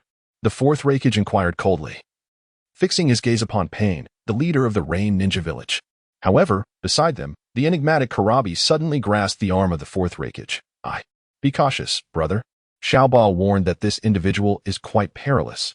You must prioritize your safety, Karabi whispered into the ear of the fourth Reikage. The Deva Path of Pain glared at the fourth Reikage and coldly warned, withdraw from the Land of Rain at once. Or do not blame me for my lack of courtesy. A mere ninja from the Rain Village dares to speak to me in such a manner? Prepare to meet your demise. The fourth Reikage, incensed by Pain's words, immediately activated his lightning release chakra mode and charged fiercely at Pain's face. In response to the fourth Reikage's onslaught, Pain merely raised a hand and effortlessly performed a Shinra Tensei, sending the advancing fourth Reikage hurtling back. The surrounding Cloud Village ninjas, witnessing the fourth Reikage's fervent charge towards Pain, swiftly surged into the depths of the Rain Village. In an instant, a fierce battle erupted between the ninjas of the Rain and Cloud Villages. Fourth Reikage, you shall perish. Shinra Tensei. Although Pain's strength surpassed that of the fourth Reikage, the combat prowess of the Cloud Village ninjas overshadowed that of their Rain Village counterparts. In mere moments, numerous ninjas from the Rain Village fell victim to the onslaught of the Cloud Village. Upon witnessing this scene, Pain was instantly enraged. He unleashed a powerful Shinra Tensei aimed directly at the fourth Reikage. As Pain launched his attack on his elder brother, Karabi swiftly entered his tail beast mode to shield the fourth Reikage from Pain's assault. Oh, the Rinnegan, how terrifying. A brother, let us attack together. Karabi rapped in his off-key manner while coordinating with the fourth Reikage to confront Pain. Faced with the large-scale assault from the Cloud Village, Pain and Konan joined forces to counter the fourth Reikage and the Eight Tails Jinchuriki, Karabi. Although the fourth Reikage and Karabi struggled against the combined might of Pain and Konan, the surrounding ninjas from the Cloud Village were merciless in their attacks on the Rain Village. The Rain Village ninjas suffered devastating losses under the relentless onslaught of their Cloud Village adversaries, which caused Pain's eyes to blaze with fury. Konan, assist the foolish Rain Village ninjas. I will handle these two, Pain commanded sternly. Understood, Konan replied before spreading her wings and soaring towards the Rain Village ninjas. As the fourth Reikage prepared to intercept Konan, Pain invoked a summoning technique, calling forth all 6 paths of Pain. With a disdainful snort, Pain led the 6 paths into a fierce assault against the fourth Reikage and the Eight Tails Jinchuriki, Karabi. With the arrival of Pain's 6 paths onto the battlefield, the confrontation between the hidden Cloud Village and the hidden Rain Village was instantly transformed. The Eight Tails Jinchuriki, Karabi, and the fourth Reikage, who had just been in a standoff with Tendo, Pain, and Konan, found themselves being relentlessly pressured by Pain's 6 paths. Fortunately, both Karabi and possessed remarkable speed, enabling them to evade Pain's attacks each time. However, they found themselves incapable of launching an effective counteroffensive against him. On the other side, Konan's dance of the Shikigami proved extraordinarily effective against the brutes of the hidden Cloud Village. Each ninja from the hidden cloud was unable to strike at Konan. who effortlessly dispatched them in an instant. With Conan's involvement, the ninjas of the Hidden Cloud Village were gradually driven out by those of the Hidden Rain Village. Faced with this alarming situation, the fourth Reikage, I could only grit his teeth in frustration. Everyone retreat. After careful consideration, I shouted decisively, leading the ninjas of the Hidden Rain Village in a swift withdrawal. Meanwhile, Pain, witnessing the losses incurred by the Hidden Rain Village, was filled with rage. Damn Uchiha Madara. I shall not let you have it easy. Chapter 80. The recruitment of the boar, deer, and butterfly during the fierce confrontation between the Rain Ninja Village and the Cloud Ninja Village. Uchiha Yinhao stealthily infiltrated the Hidden Leaf Village through the starry space, seeking out Nara Shikaku, the clan leader of the Nara clan. Although the Cloud Ninja Village had retreated, the Rock Ninja Village and the Mist Ninja Village remained poised outside, indicating that the forthcoming battle would be fraught with difficulties.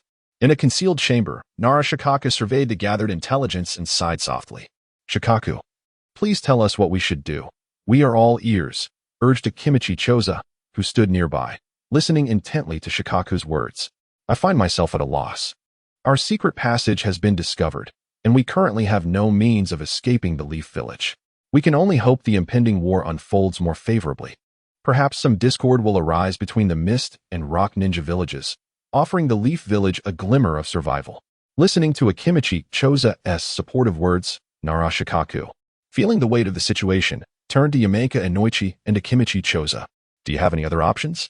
At that moment, Uchiha Yinhao, who had been eavesdropping, observed Nara Shikaku's exasperation and spoke with a smile. Who dares to emerge? Uchiha Yinhao's sudden voice heightened the tension, prompting Nara Shikaku, Yamaka Inoichi, and Akimichi Choza to huddle closely together, their vigilance heightened. Uchiha Yinhao stepped forth. Nara Shikaku responded first, sheathing his kunai and addressing the surrounding air with calmness. Truly commendable. The strategist of the Leaf Village and leader of the Nara clan, Uchiha Yinhao remarked with admiration as he projected himself from the starry space into the hidden chamber. The prodigy of the Uchiha clan, Uchiha Yinhao, to what do I owe the pleasure of your presence here? Speak your mind. I seek to exact revenge upon the Leaf Village and believe that the three clans of the boar, deer, and butterfly could serve as my strength. Would you consider aligning yourselves with me? Uchiha Yinhao extended his right hand, smiling at Nara Shikaku, Yamaka Inoichi, and Akimichi Choza. What benefits can you offer us? Nara Shikaku inquired, regarding Uchiha Yinhao with a calm demeanor. Acknowledging Nara Shikaku's composed response amidst such a precarious moment, Uchiha Yinhao nodded appreciatively. You shall be treated similarly to the Hyuga clan, becoming a recognized ninja family within the Mist Ninja Village.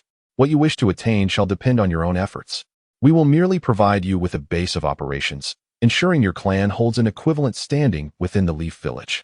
Beyond that, there are no additional incentives. Very well. We three clans shall join your cause, Nara Shikaku replied, a faint smile gracing his otherwise composed expression upon hearing Uchiha Yinhao's proposal. In that case, let it be 3 days hence. I shall grant you 3 days to prepare. Consolidate the ninjas of your clan, for in 3 days, I shall employ the space-time ninjutsu to transport all of your kin beyond the village of Konoha. Uchiha Yinhao remarked with a smile to Nara Shikaku. Here are the explosive tags. Affix them within your clan's current residence in Konoha. On the day of departure, you must detonate them all at once.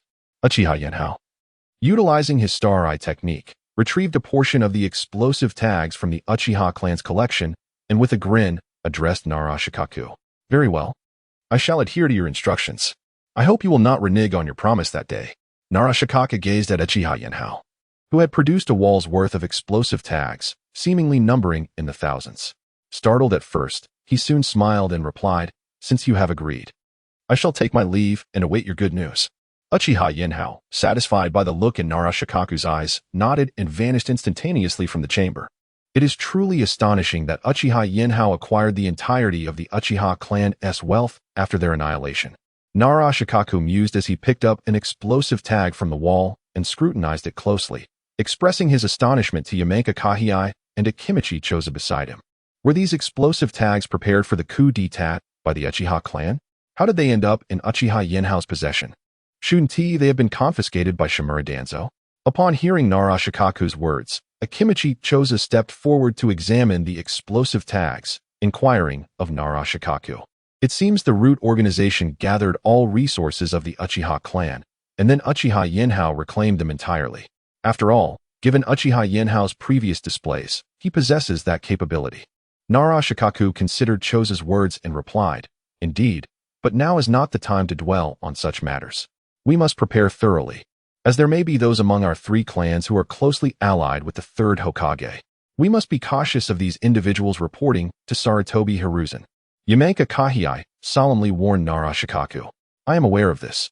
I know who among our 3 clans is close to the 3rd Hokage, and I shall seal their chakra and confine them in the chamber beforehand, so you need not worry, Kahiai." Nara Shikaku reassured him with a smile. "Really? That is splendid. I shall return and arrange for Ino and the others to be entrusted to Uchiha Yinhao, allowing Uchiha Yinhao to escort them out of Konoha." Yamaka Kahiai responded cheerfully to Nara Shikaku. "Then I shall also return to summon Choji. Shikaku, please fetch Shikamaru as well. The 3 of them are the most vital heirs of our Ino, Shika, Cho trio. As long as they are present, we could perish without concern." Hisashi Akimichi heard Hachi Yamashiro's words and smiled as he addressed Narashi Shikaku. "Very well, let us each proceed separately." Upon hearing Akimichi's words, Shikaku chuckled and then spoke to both Yamashiro and Akimichi. After that, he exited the hidden chamber and ventured in different directions. At the Fog Ninja Village camp, "Yinho, where have you wandered off to this time?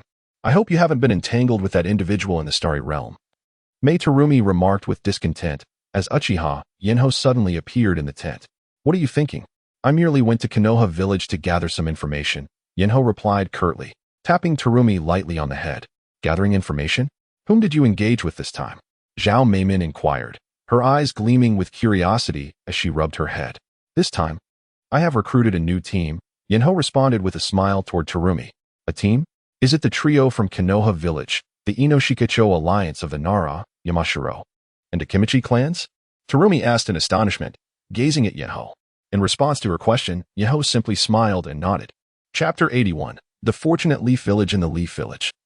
The fierce conflict between the Cloud and Rain ninjas culminated in a devastating loss for the Cloud Village. The unexpected strength of the Rain Village took everyone by surprise. Yet, the absence of Hanzo of the Salamander remained a mystery. Within the Hokage's conference room, the 3rd Hokage, Hiruzen Sarutobi, perused the intelligence relayed by the Leaf Village's Umbu. Expressing his bewilderment aloud, "Hanzo of the Salamander should have perished at the hands of that ninja possessing the Rinnegan," he noted. Beside him, Danzo Shimura observed the 3rd Hokage with a grave demeanor. "How do you know this, Danzo?" Hiruzen inquired, casting a surprised glance at him. "Oh, I merely deduced it," Danzo replied calmly. "Given that Hanzo has yet to make an appearance despite the entire Cloud Village launching an assault on the Rain Village, I inferred his fate." He refrained from revealing that he and Hanzo had orchestrated a scheme against the Akatsuki in the Rain Country, resulting in the demise of their first leader, Yahiko. "I see," Hiruzen acknowledged, a hint of concern creeping into his expression. Indeed, Hanzo's formidable prowess lies in his poisonous techniques, a product of human experimentation. There may have been unforeseen complications. With a sense of foreboding, Hiruzen could only speculate on Hanzo's absence. "It is unfortunate that we failed to eliminate Uchiha Enho while recruiting members of the Akatsuki. Yet the Cloud Village's withdrawal has alleviated a considerable burden from us," remarked Mido Gate, glancing at the despondent faces around him. "However, we must remain vigilant. The Mist and Stone villages still possess considerable strength," he cautioned. "Perhaps the fighting will pause for a while, as the Cloud Village is likely to retreat. The Mist and Stone villages will need to observe from a distance for at least a few days." Upon hearing Mido's words, a faint smile graced Hiruzen's face as he reassured his old comrades. "We understand, and we will deploy a substantial force for surveillance, so you need not worry.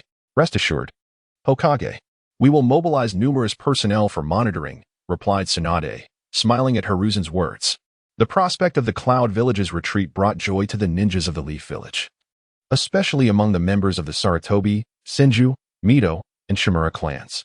To pacify the various clans of the Leaf Village, Hiruzen was compelled to dispatch 3,000 elite ninjas from these 4 clans, alongside other allied clans, to the front lines of the battlefield.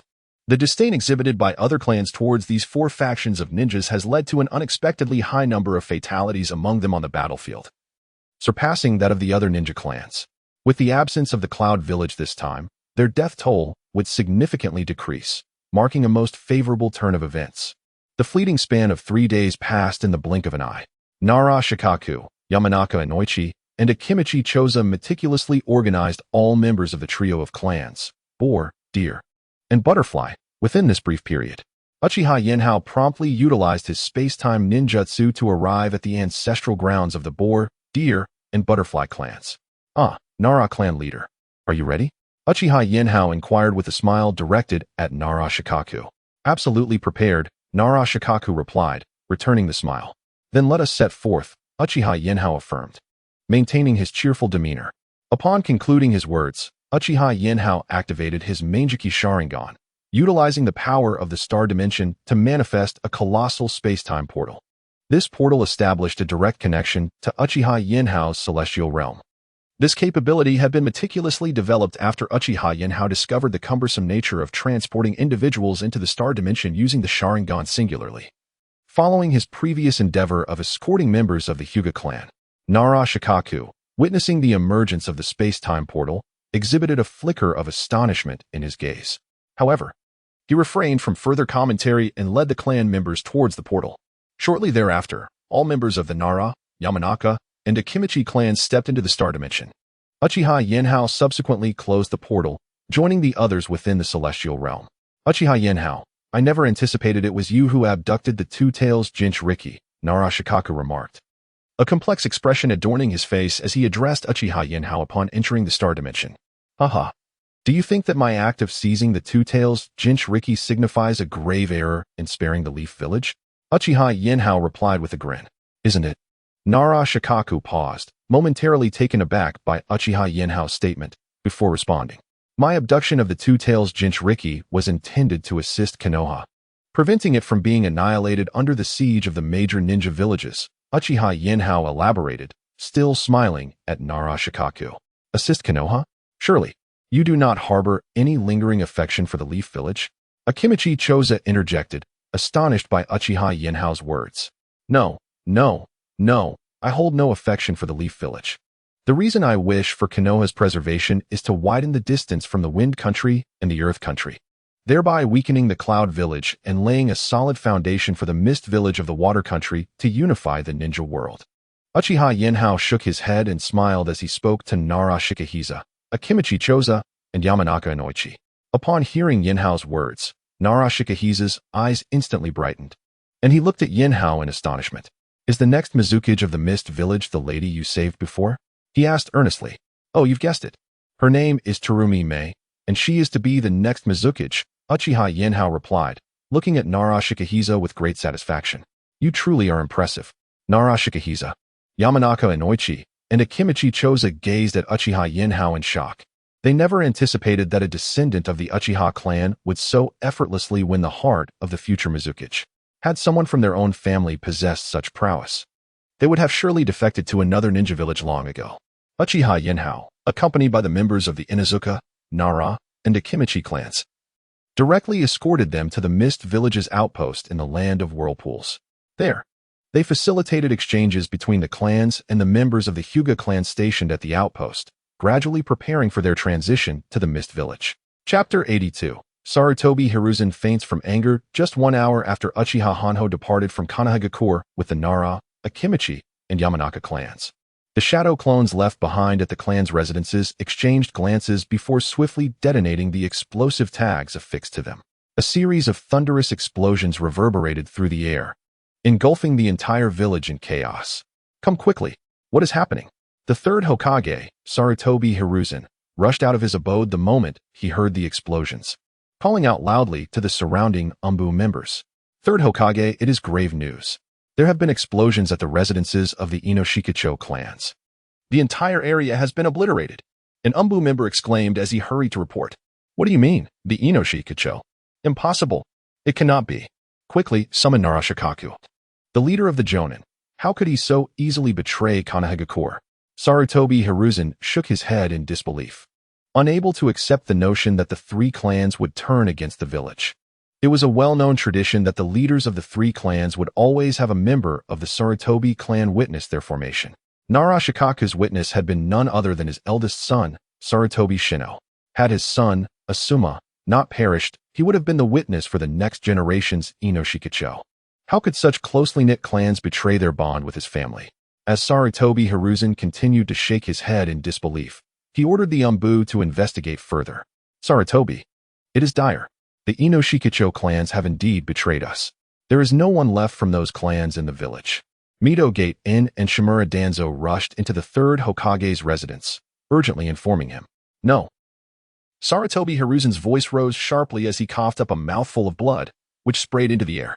As he began to collapse, fortunately, Shimura Danzo reacted swiftly, rushing forward to support the third Hokage, preventing him from hitting the ground.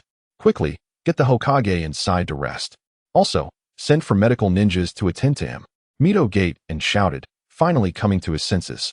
In response to Mizugage's command, the Umbu members hastily summoned several medical ninjas to tend to the unconscious third Hokage, Sarutobi Hiruzen.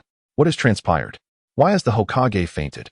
Jeriah arrived at the residence of the third Hokage, Hiruzen Sarutobi, only to find him in a state of unconsciousness. In a low voice, he inquired of Danzo Shimura, who stood nearby. What could have caused this? What else? The Inuzuka, Nara, and Akimichi clans have defected. They somehow managed to escape from the Hidden Leaf village. Danzo replied with a cold glance at Jeriah. What? The Nara clan has betrayed us. Jeriah exclaimed, taken aback by Danzo's revelation.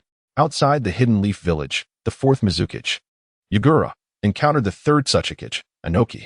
Mizukage, since the Cloud Village has withdrawn from the battlefield, let us take turns launching assaults on the Hidden Leaf village, Inoki stated coolly. Agreed, but who shall strike first tomorrow? Yagura replied nonchalantly. Now that the Rock Village has departed, it's our turn. Tomorrow, the Rock Village shall initiate the attack. Inoki mused, recalling the various clans of the Hidden Leaf, which he believed could not be defeated in the short term, planning to prolong their engagement with the village. With Uchiha Yenho in the Mist Village, the Hidden Leaf would undoubtedly target the Mist Village mercilessly. He intended to exploit this situation, thus he proposed to Yagura, very well.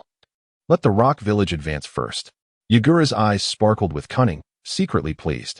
Uchiha Yenho had lured the Inuzuka, Nara, and Akimichi clans away from the Hidden Leaf village. Once the war commenced tomorrow, the Hidden Leaf would surely reveal a weakness between the Nine-Tails Jinchuriki and the Edo Tensei technique.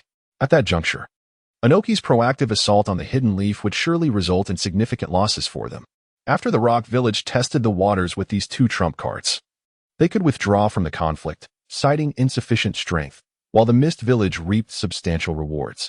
As Yagura inwardly chuckled, he returned to the Mist Village camp with Terumi Mei. In the Hidden Leaf Village, the third Hokage, Hiruzen Sarutobi, awoke after 3 hours, thanks to the efforts of numerous medical ninjas. Hiruzen, you're awake, Danzo exclaimed.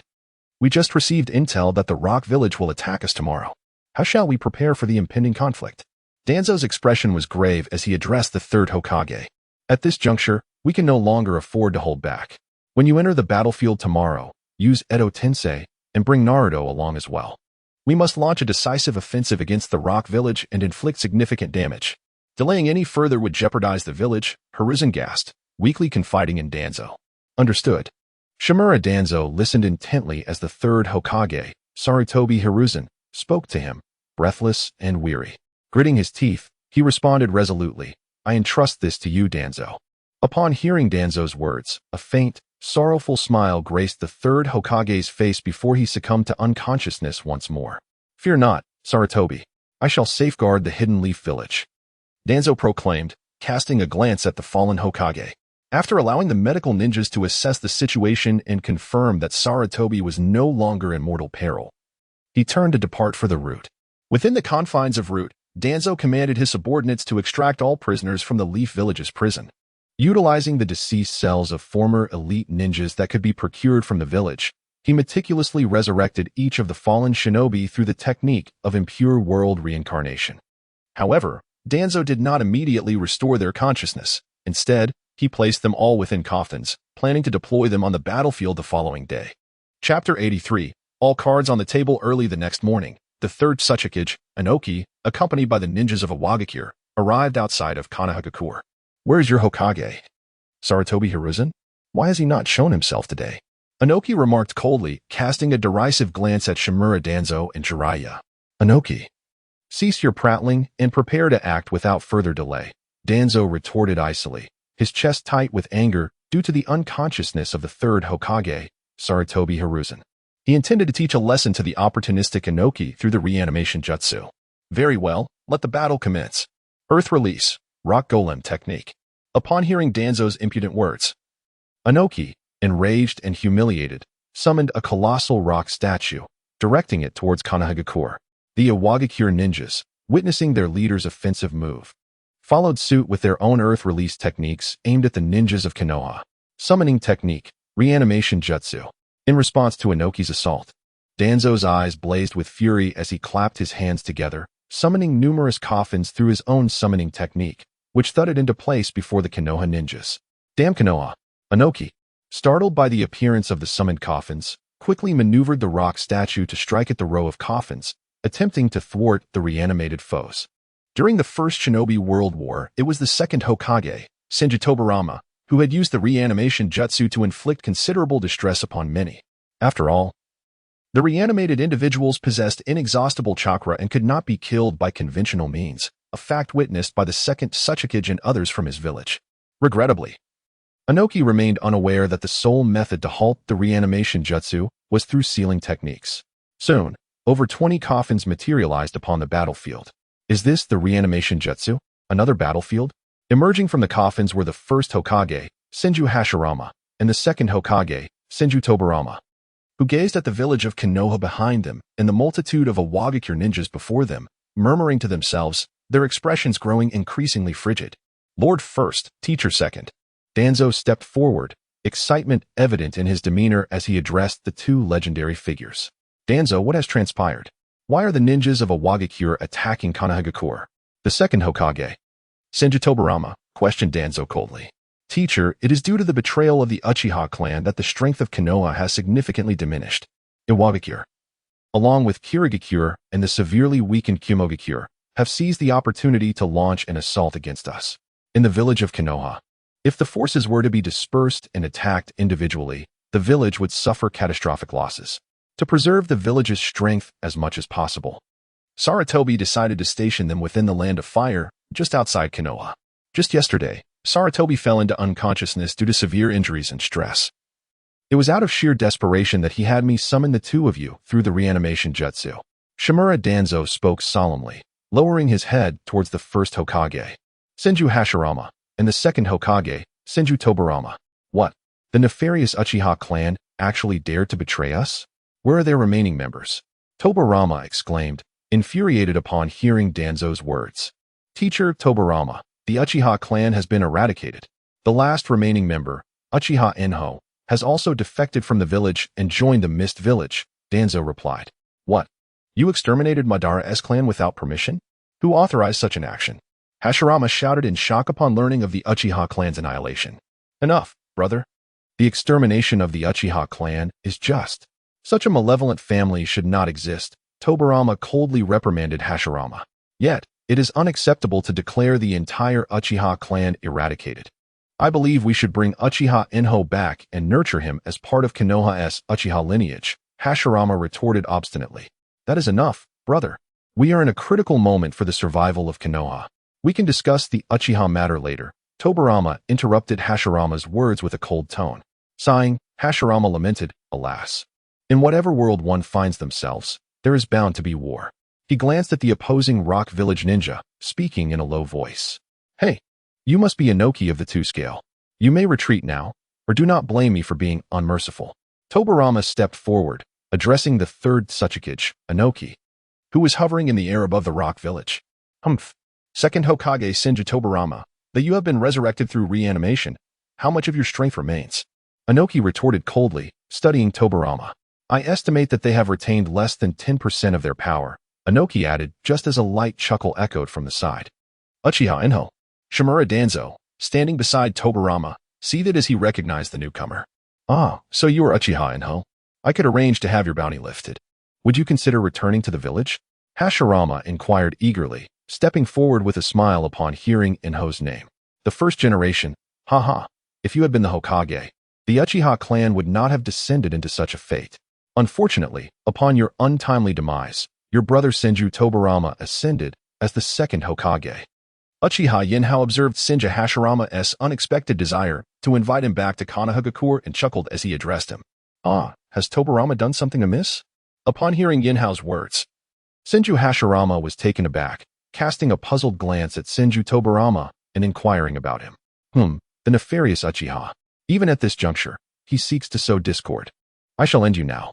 Senju Tobirama, incensed by Yinhao's remarks, raised his hand to form seals, preparing to launch an attack against Uchiha Yinhao. The village lacks more than just the Uchiha. Even the Nara, Akimichi, and Yamanaka clans have vanished. Surprised? Uchiha Yinhao smiled at the impending confrontation with Senju Tobirama, addressing both him and Senju Hashirama. Chapter 84. The Escaping Rock Ninja Village. What? The Hyuga and Inuzuka clans have been annihilated as well. Upon hearing Uchiha Yinhao's words, Senju Hashirama was instantly taken aback, casting a shocked glance at Shimura Danzo. Danzo, what on earth have you done? How could you wipe out so many clans? Senju Tobirama turned to Shimura Danzo, his voice icy as he interrogated him. Teacher, we did not annihilate the Hyuga or Inuzuka clans. It was they who defected from Konoha. Shimura Danzo stammered, his legs trembling under the weight of the accusation. Silence. How can you claim innocence? If you had no part in this, why would the Hyuga and Inuzuka clans choose to flee? Especially the Nara clan. What reason do they have to abandon their village? Senju Tobirama glared fiercely at Shimura Danzo, pressing for answers. Uchiha Yinhao observed the tense exchange, a smirk of satisfaction creeping onto his face as he awaited Danzo's response to Tobirama's inquiries. Teacher Tobirama, the Hyuga and Inuzuka clans fled out of fear of an impending assault from the Cloud, Rock, and Mist ninja villages. They were simply too cowardly to stand their ground. Shimura Danzo attempted to justify himself, his voice laced with desperation. Moreover, teacher, given the looming threat, we should first repel the Rock Ninja village before I explain further. Shimura Danzo earnestly addressed Senju Tobirama, hoping to divert attention. Just as Tobirama was about to continue his interrogation, Senju Hashirama intervened, placing a hand on Tobirama's shoulder. Tobirama, Danzo has a point. Regardless of the misdeeds they may have committed, our foremost duty is to repel the ninja from Iwagakure. Otherwise, more of our Konoha shinobi and civilians may suffer. Hashirama stated coldly. Taking a deep breath, Senju Tobirama fixed a menacing glare at Shimura Danzo. For now, I shall spare you, but once this conflict concludes, I will hold you accountable. His voice dripped with cold resolve as he addressed the trembling Danzo. Hearing Tobirama's words, Danzo's previously taut nerves relaxed in an instant. Meanwhile, both Senju Tobirama and Senju Hashirama turned their grim expressions toward the looming figure of Inoki, the third Tsuchikage. Inoki, are you truly unwilling to retreat? Hashirama inquired with a smile directed at the third Tsuchikage. This is our village's greatest opportunity to defeat Konoha.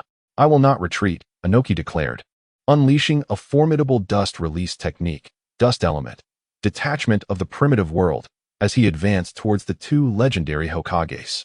However, Senju Tobirama merely smiled coldly in the face of the assault from the third Tsuchikage, Noki. With a swift motion, he hurled a stone, instantaneously appearing before Noki. Utilizing a ninja technique, he summoned a multitude of explosive tags and launched them at Noki. Understanding the principle of capturing the leader first, Senju Tobirama and Senju Hashirama joined forces to attack the third Hokage, Noki. Despite his many years of existence, and although his strength had not significantly increased, Noki possessed an abundance of practical experience. In response to the onslaught from Tobirama and Hashirama, he promptly amplified his super lightweight rock technique, allowing his body to ascend into the air, successfully evading their combined assault. Observing the battle from the sidelines, Uchiha Yinho noted that while Noki, Tobirama, and Hashirama engaged in fierce combat, the ninjas from Konohagakure and Iwagakure had retreated to a safe distance, refraining from joining the fray. This won't do. Allow me to assist you, he declared as he activated Sage Mode and unleashed an illusionary attack on the tailed beast hosts, the Four-Tails Jinchuriki, Sutsuki, and the Five-Tails Jinchuriki, Han, who were spectating among the Iwagakure ninjas. He then used his illusionary powers to manipulate two root ninjas surrounding Naruto Uzumaki, compelling them to release the 8 trigrams seal binding him. A fearsome roar echoed across the battlefield as 3 colossal tailed beasts clad in dark crimson emerged. The Four-Tails and Five-Tails wreaked havoc within the Iwagakure camp, while the Nine-Tails engaged in a fierce battle among the ninjas of Konohagakure. Haha, a monster brawl. Now this is entertaining. Uchiha Yinho chuckled lightly as he observed the chaos caused by the three-tailed beasts in their respective territories. Swiftly, he activated his space-time ninjutsu to retreat into his celestial space, escaping to a safe distance. Although Uchiha Yinho had departed, the ninjas of Konoha and Iwagakure were now filled with fervor. "Charge!" cried out a Konoha ninja as he clashed with an Iwagakure counterpart. Soon, the ninjas from Konoha and Iwagakure were engaged in battle. "All resurrected ones, advance!" Shimura Danzo commanded, witnessing the inexplicable conflict erupting between the two villages, rallying the reanimated Konoha ninjas to attack the Iwagakure forces. The majority of these reanimated ninjas were elite shinobi from the Uchiha Clan or those closely affiliated with them. Predating the establishment of Konoha, their prowess far surpassed that of the current generation of shinobi capable of attaining the rank of Jonin. As these reanimated warriors surged into the Iwagakure camp, the defenses of the Iwagakure ninjas crumbled rapidly under their assault. In the air, the two figures of Inoki and Senju Tobarama clashed with each other, witnessing the ninjas of his village being mercilessly slaughtered by the reanimated elite shinobi, akin to harvesting wheat. A glimmer of sorrow flickered in Inoki's eyes. The entirety of Iwagakure's forces began a swift retreat. Unable to bear the sight of his village's ninjas falling in droves to the Edo Tensei, Inoki called out fervently to the ninjas of Iwagakure. Upon hearing his voice, the ninjas of Iwagakure felt as if they had received a blessing from the heavens, and they promptly turned to flee towards the direction of the Suna village in the land of Earth. Meanwhile, the ninjas of Konoha, under the command of numerous reanimated warriors, surged toward the ninjas of Iwagakure, intent on leaving them behind on the soil outside the village. Observing the retreat of Iwagakure's ninjas, Senju Hashirama halted his advance, and alongside his younger brother, the second Hokage Senju Tobarama, he coldly approached Danzo Shimura. Chapter 85, The Beaten Shimura Danzo Speak. Danzo, the second Hokage, Senju Tobarama, said coldly, his gaze fixed on Shimura Danzo. "The Uchiha clan has been annihilated, and the Hyuga and the Inuzuka, Nara, and Yamanaka clans have defected from the village. What have you done?" "Master, we had no choice," Danzo replied, his voice trembling. The Uchiha were truly malevolent. They had previously controlled the Nine Tails to attack the village, causing immense devastation. "It was they who inflicted great harm upon our home. That is why Sarutobi ordered Itachi Uchiha to silently eliminate the entire Uchiha clan." However, the unexpected emergence of the Mangekyō Sharingan in Uchiha Inho transformed what was meant to be a covert operation into a fierce battle between the village and the Uchiha clan. "None of this pertains to me," Danzo whined, bowing low before the first Hokage, Senju Hashirama, and the second Hokage, Tobarama, as he pleaded cautiously. Suddenly, Hashirama delivered a fierce kick to Danzo, sending him sprawling. "Danzo, do you believe that I, having been reincarnated through Edo Tensei, cannot perceive that your entire arm is constructed from my cells? And why does your arm bear the aura of the Uchiha clan Sharingan?" As Danzo lay on the ground, he begged for mercy. "Please, first Hokage, spare me. This was the work of Orochimaru, one of Sarutobi's disciples, who crafted it for me after I was injured on the battlefield. You cannot hold this against me." Yet, Danzo's gaze remained fixed on the retreating figures of the Iwagakure shinobi in the distance. "Enough, Danzo. Take us to Sarutobi at once. I refuse to believe that the little monkey is unaware of the deeds you have committed," Tobarama commanded, gently pulling Hashirama back. "Very well, I shall lead you to him," Danzo replied, hastily rising to his feet, eager to comply. He quickly guided Hashirama and Tobarama towards Konoha from within the village. However, it was not long before Danzo noticed the Iwagakure ninja had already vanished into the distance. Positioned ahead of Hashirama and Tobarama, he swiftly formed hand seals. In merely a second, he completed the release of Edo Tensei. "Danzo, I have come to understand the nature of your and Sarutobi's actions. Konoha will meet its demise at your hands," Tobarama remarked, observing the white light emanating from his body, casting a cold glance at Danzo, filled with disappointment. "Rest assured, Master Tobarama, no matter what happens, Konoha is a vital force in our hands. We would never completely destroy it," Danzo asserted confidently, straightening his posture. Upon finishing his words, the reanimated forms of Senju Hashirama and Senju Tobarama collapsed to the ground, transforming into a fallen ninja and a scattering of debris. It appears that summoning Lord Hashirama and Lord Tobarama will no longer be an option. Shimura Danzo gazed at the fallen Senju Tobarama and Senju Hashirama. Shaking his head in resignation, lamenting the unfortunate circumstances. After all, even though their powers were significantly diminished due to the impure world reincarnation, the formidable strength of the Senju brothers could still prove advantageous against those of the Kage level. With their prowess, even if merely at the level of elite shinobi, they were more than capable of holding their own against typical Kage-level adversaries. However, Shimura Danzo sensed something amiss. He had not restrained the consciousness of his two mentors, allowing them to play pivotal roles during the battle. Yet, the lack of resistance from his teachers when he released the impure world reincarnation puzzled him. Nevertheless, Danzo had no time to dwell on these thoughts. He needed to swiftly organize the villagers and launch a surprise attack on the Mist Village using the Nine Tails and the remaining reanimated shinobi, aiming to decisively defeat the Mist Village and bring this war to an end. Damned. The third Tsuchikage, Inoki of the both sides, was diligently fending off the assaults from Konoha while cautiously using earth release techniques to suppress the two-tailed beasts from Iwagakure.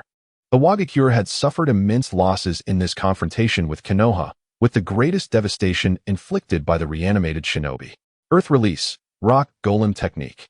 A colossal boulder, summoned by the third Tsuchikage Inoki, materialized instantaneously, tightly ensnaring the four-tails Jinchuriki, Old Kuro. Old Kuro awakened quickly.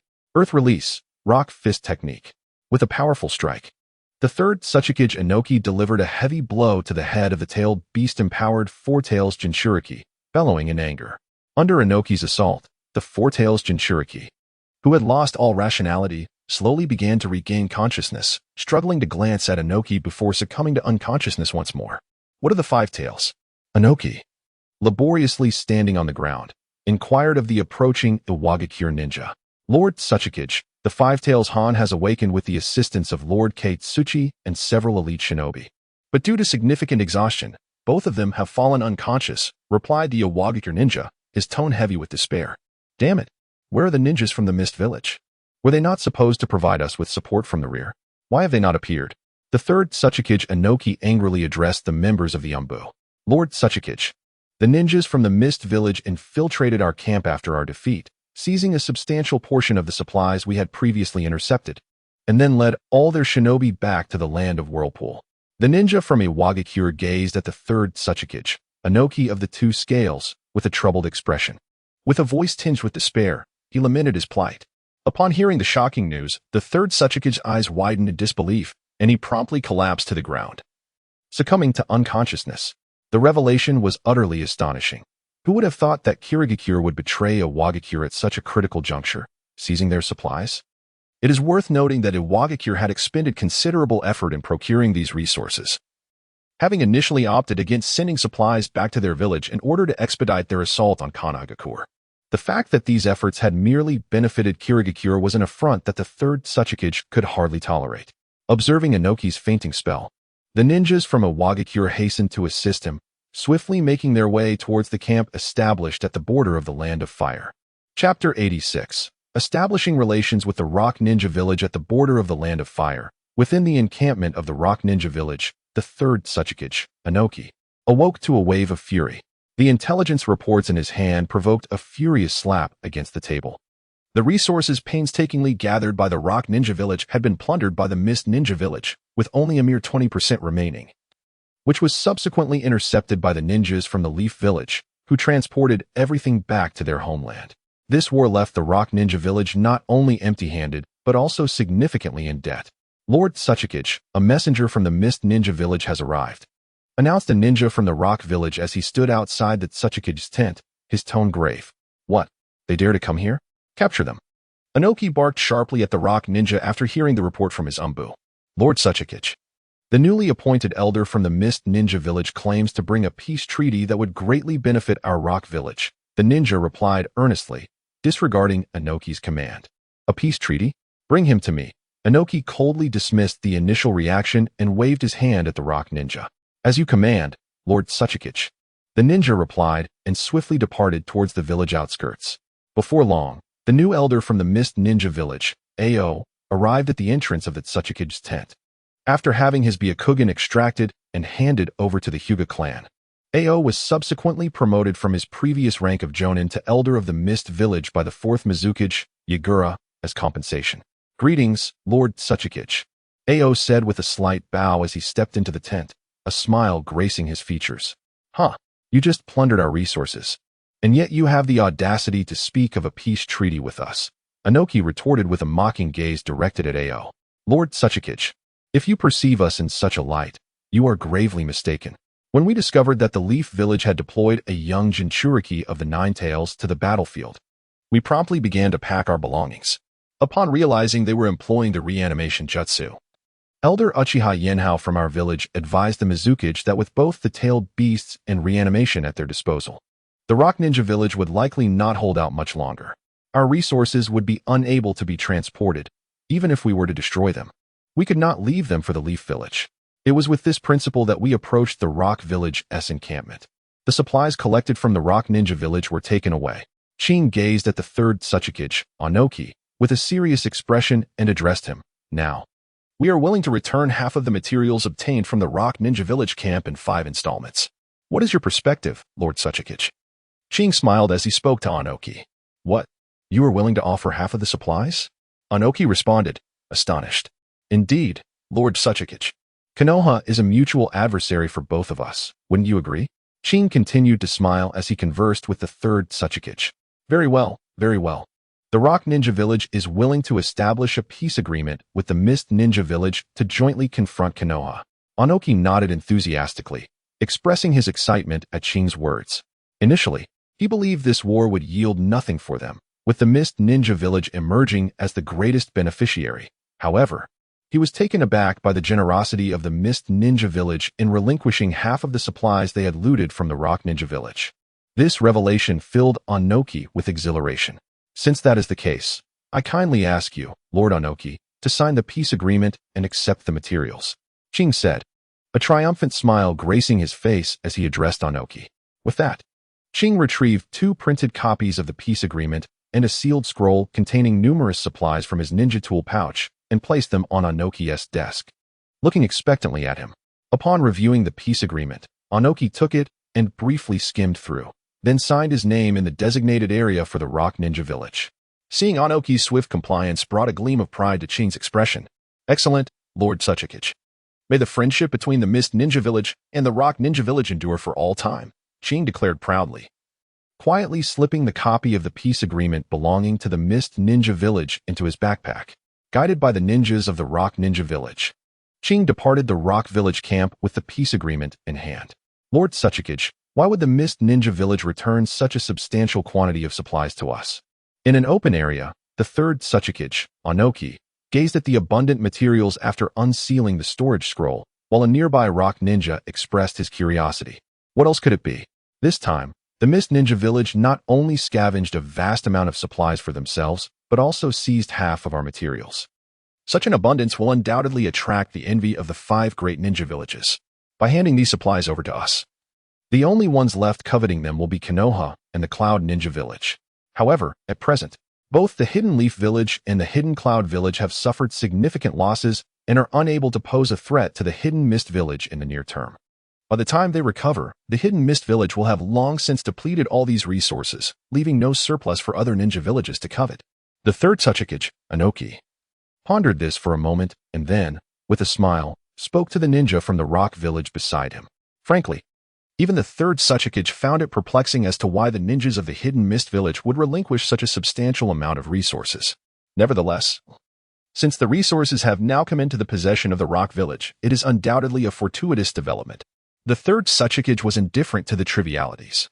After exiting the Rock Village's encampment, Elder Ao of the Hidden Mist Village glanced back at the Rock Village's camp with a smile before swiftly turning back towards the Land of Water.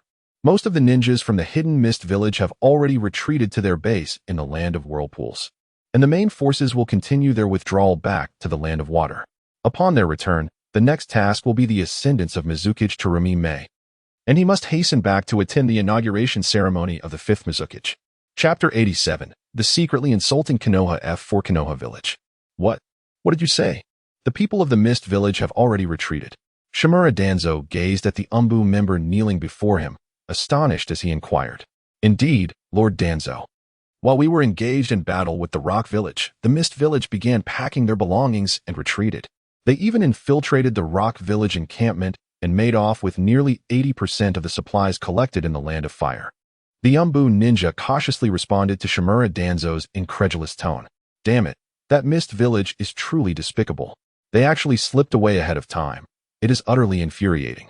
Upon hearing the Umbu member's report, Shimura Danzo slammed his palm onto the nearby table in frustration, exclaiming angrily, Danzo, what is the matter? I heard your loud outburst from outside. What has transpired? Mizukage In and T-Rin-K Haru entered the conference room side by side, with Mizukage In smiling as he addressed Shimura Danzo. The Cloud Village has been defeated by Pain, the leader of the Akatsuki from the Rain Village.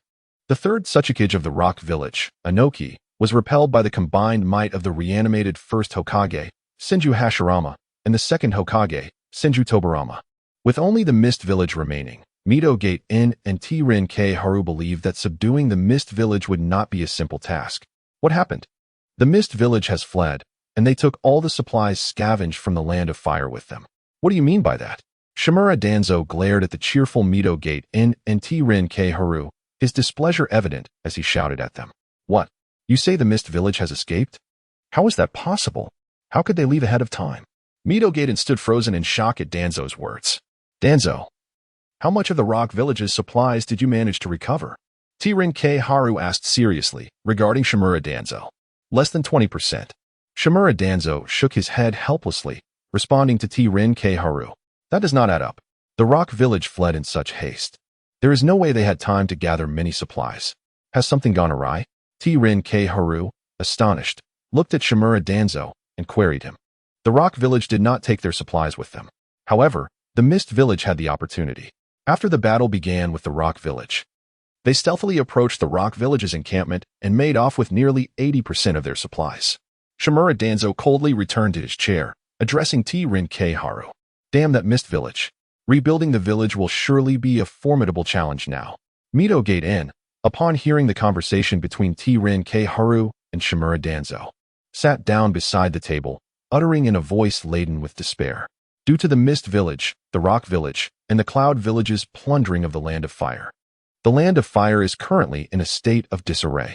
The daimyo had previously issued a tax exemption order, and now the Land of Fire struggles to collect any taxes at all. If taxation were to continue, the commoners would be compelled to flee to neighboring nations. With the inability to collect taxes, Konoha is not eligible for any supplemental funding. Initially, it was hoped that by utilizing the resurrected ninjas through the Edo Tensei technique and the Nine-Tails Jinchuriki to defeat the Iwagakure and Kirigakure, they could seize the resources that had been plundered within the Land of Fire to aid Konoha's restoration. However, this now appears to be a daunting challenge. Danzo, this situation cannot persist. Do you have any alternative solutions? Think hard. Tsunade urged as she leaned against the table, her eyes filled with anticipation as she addressed Shimura Danzo. What options do I have?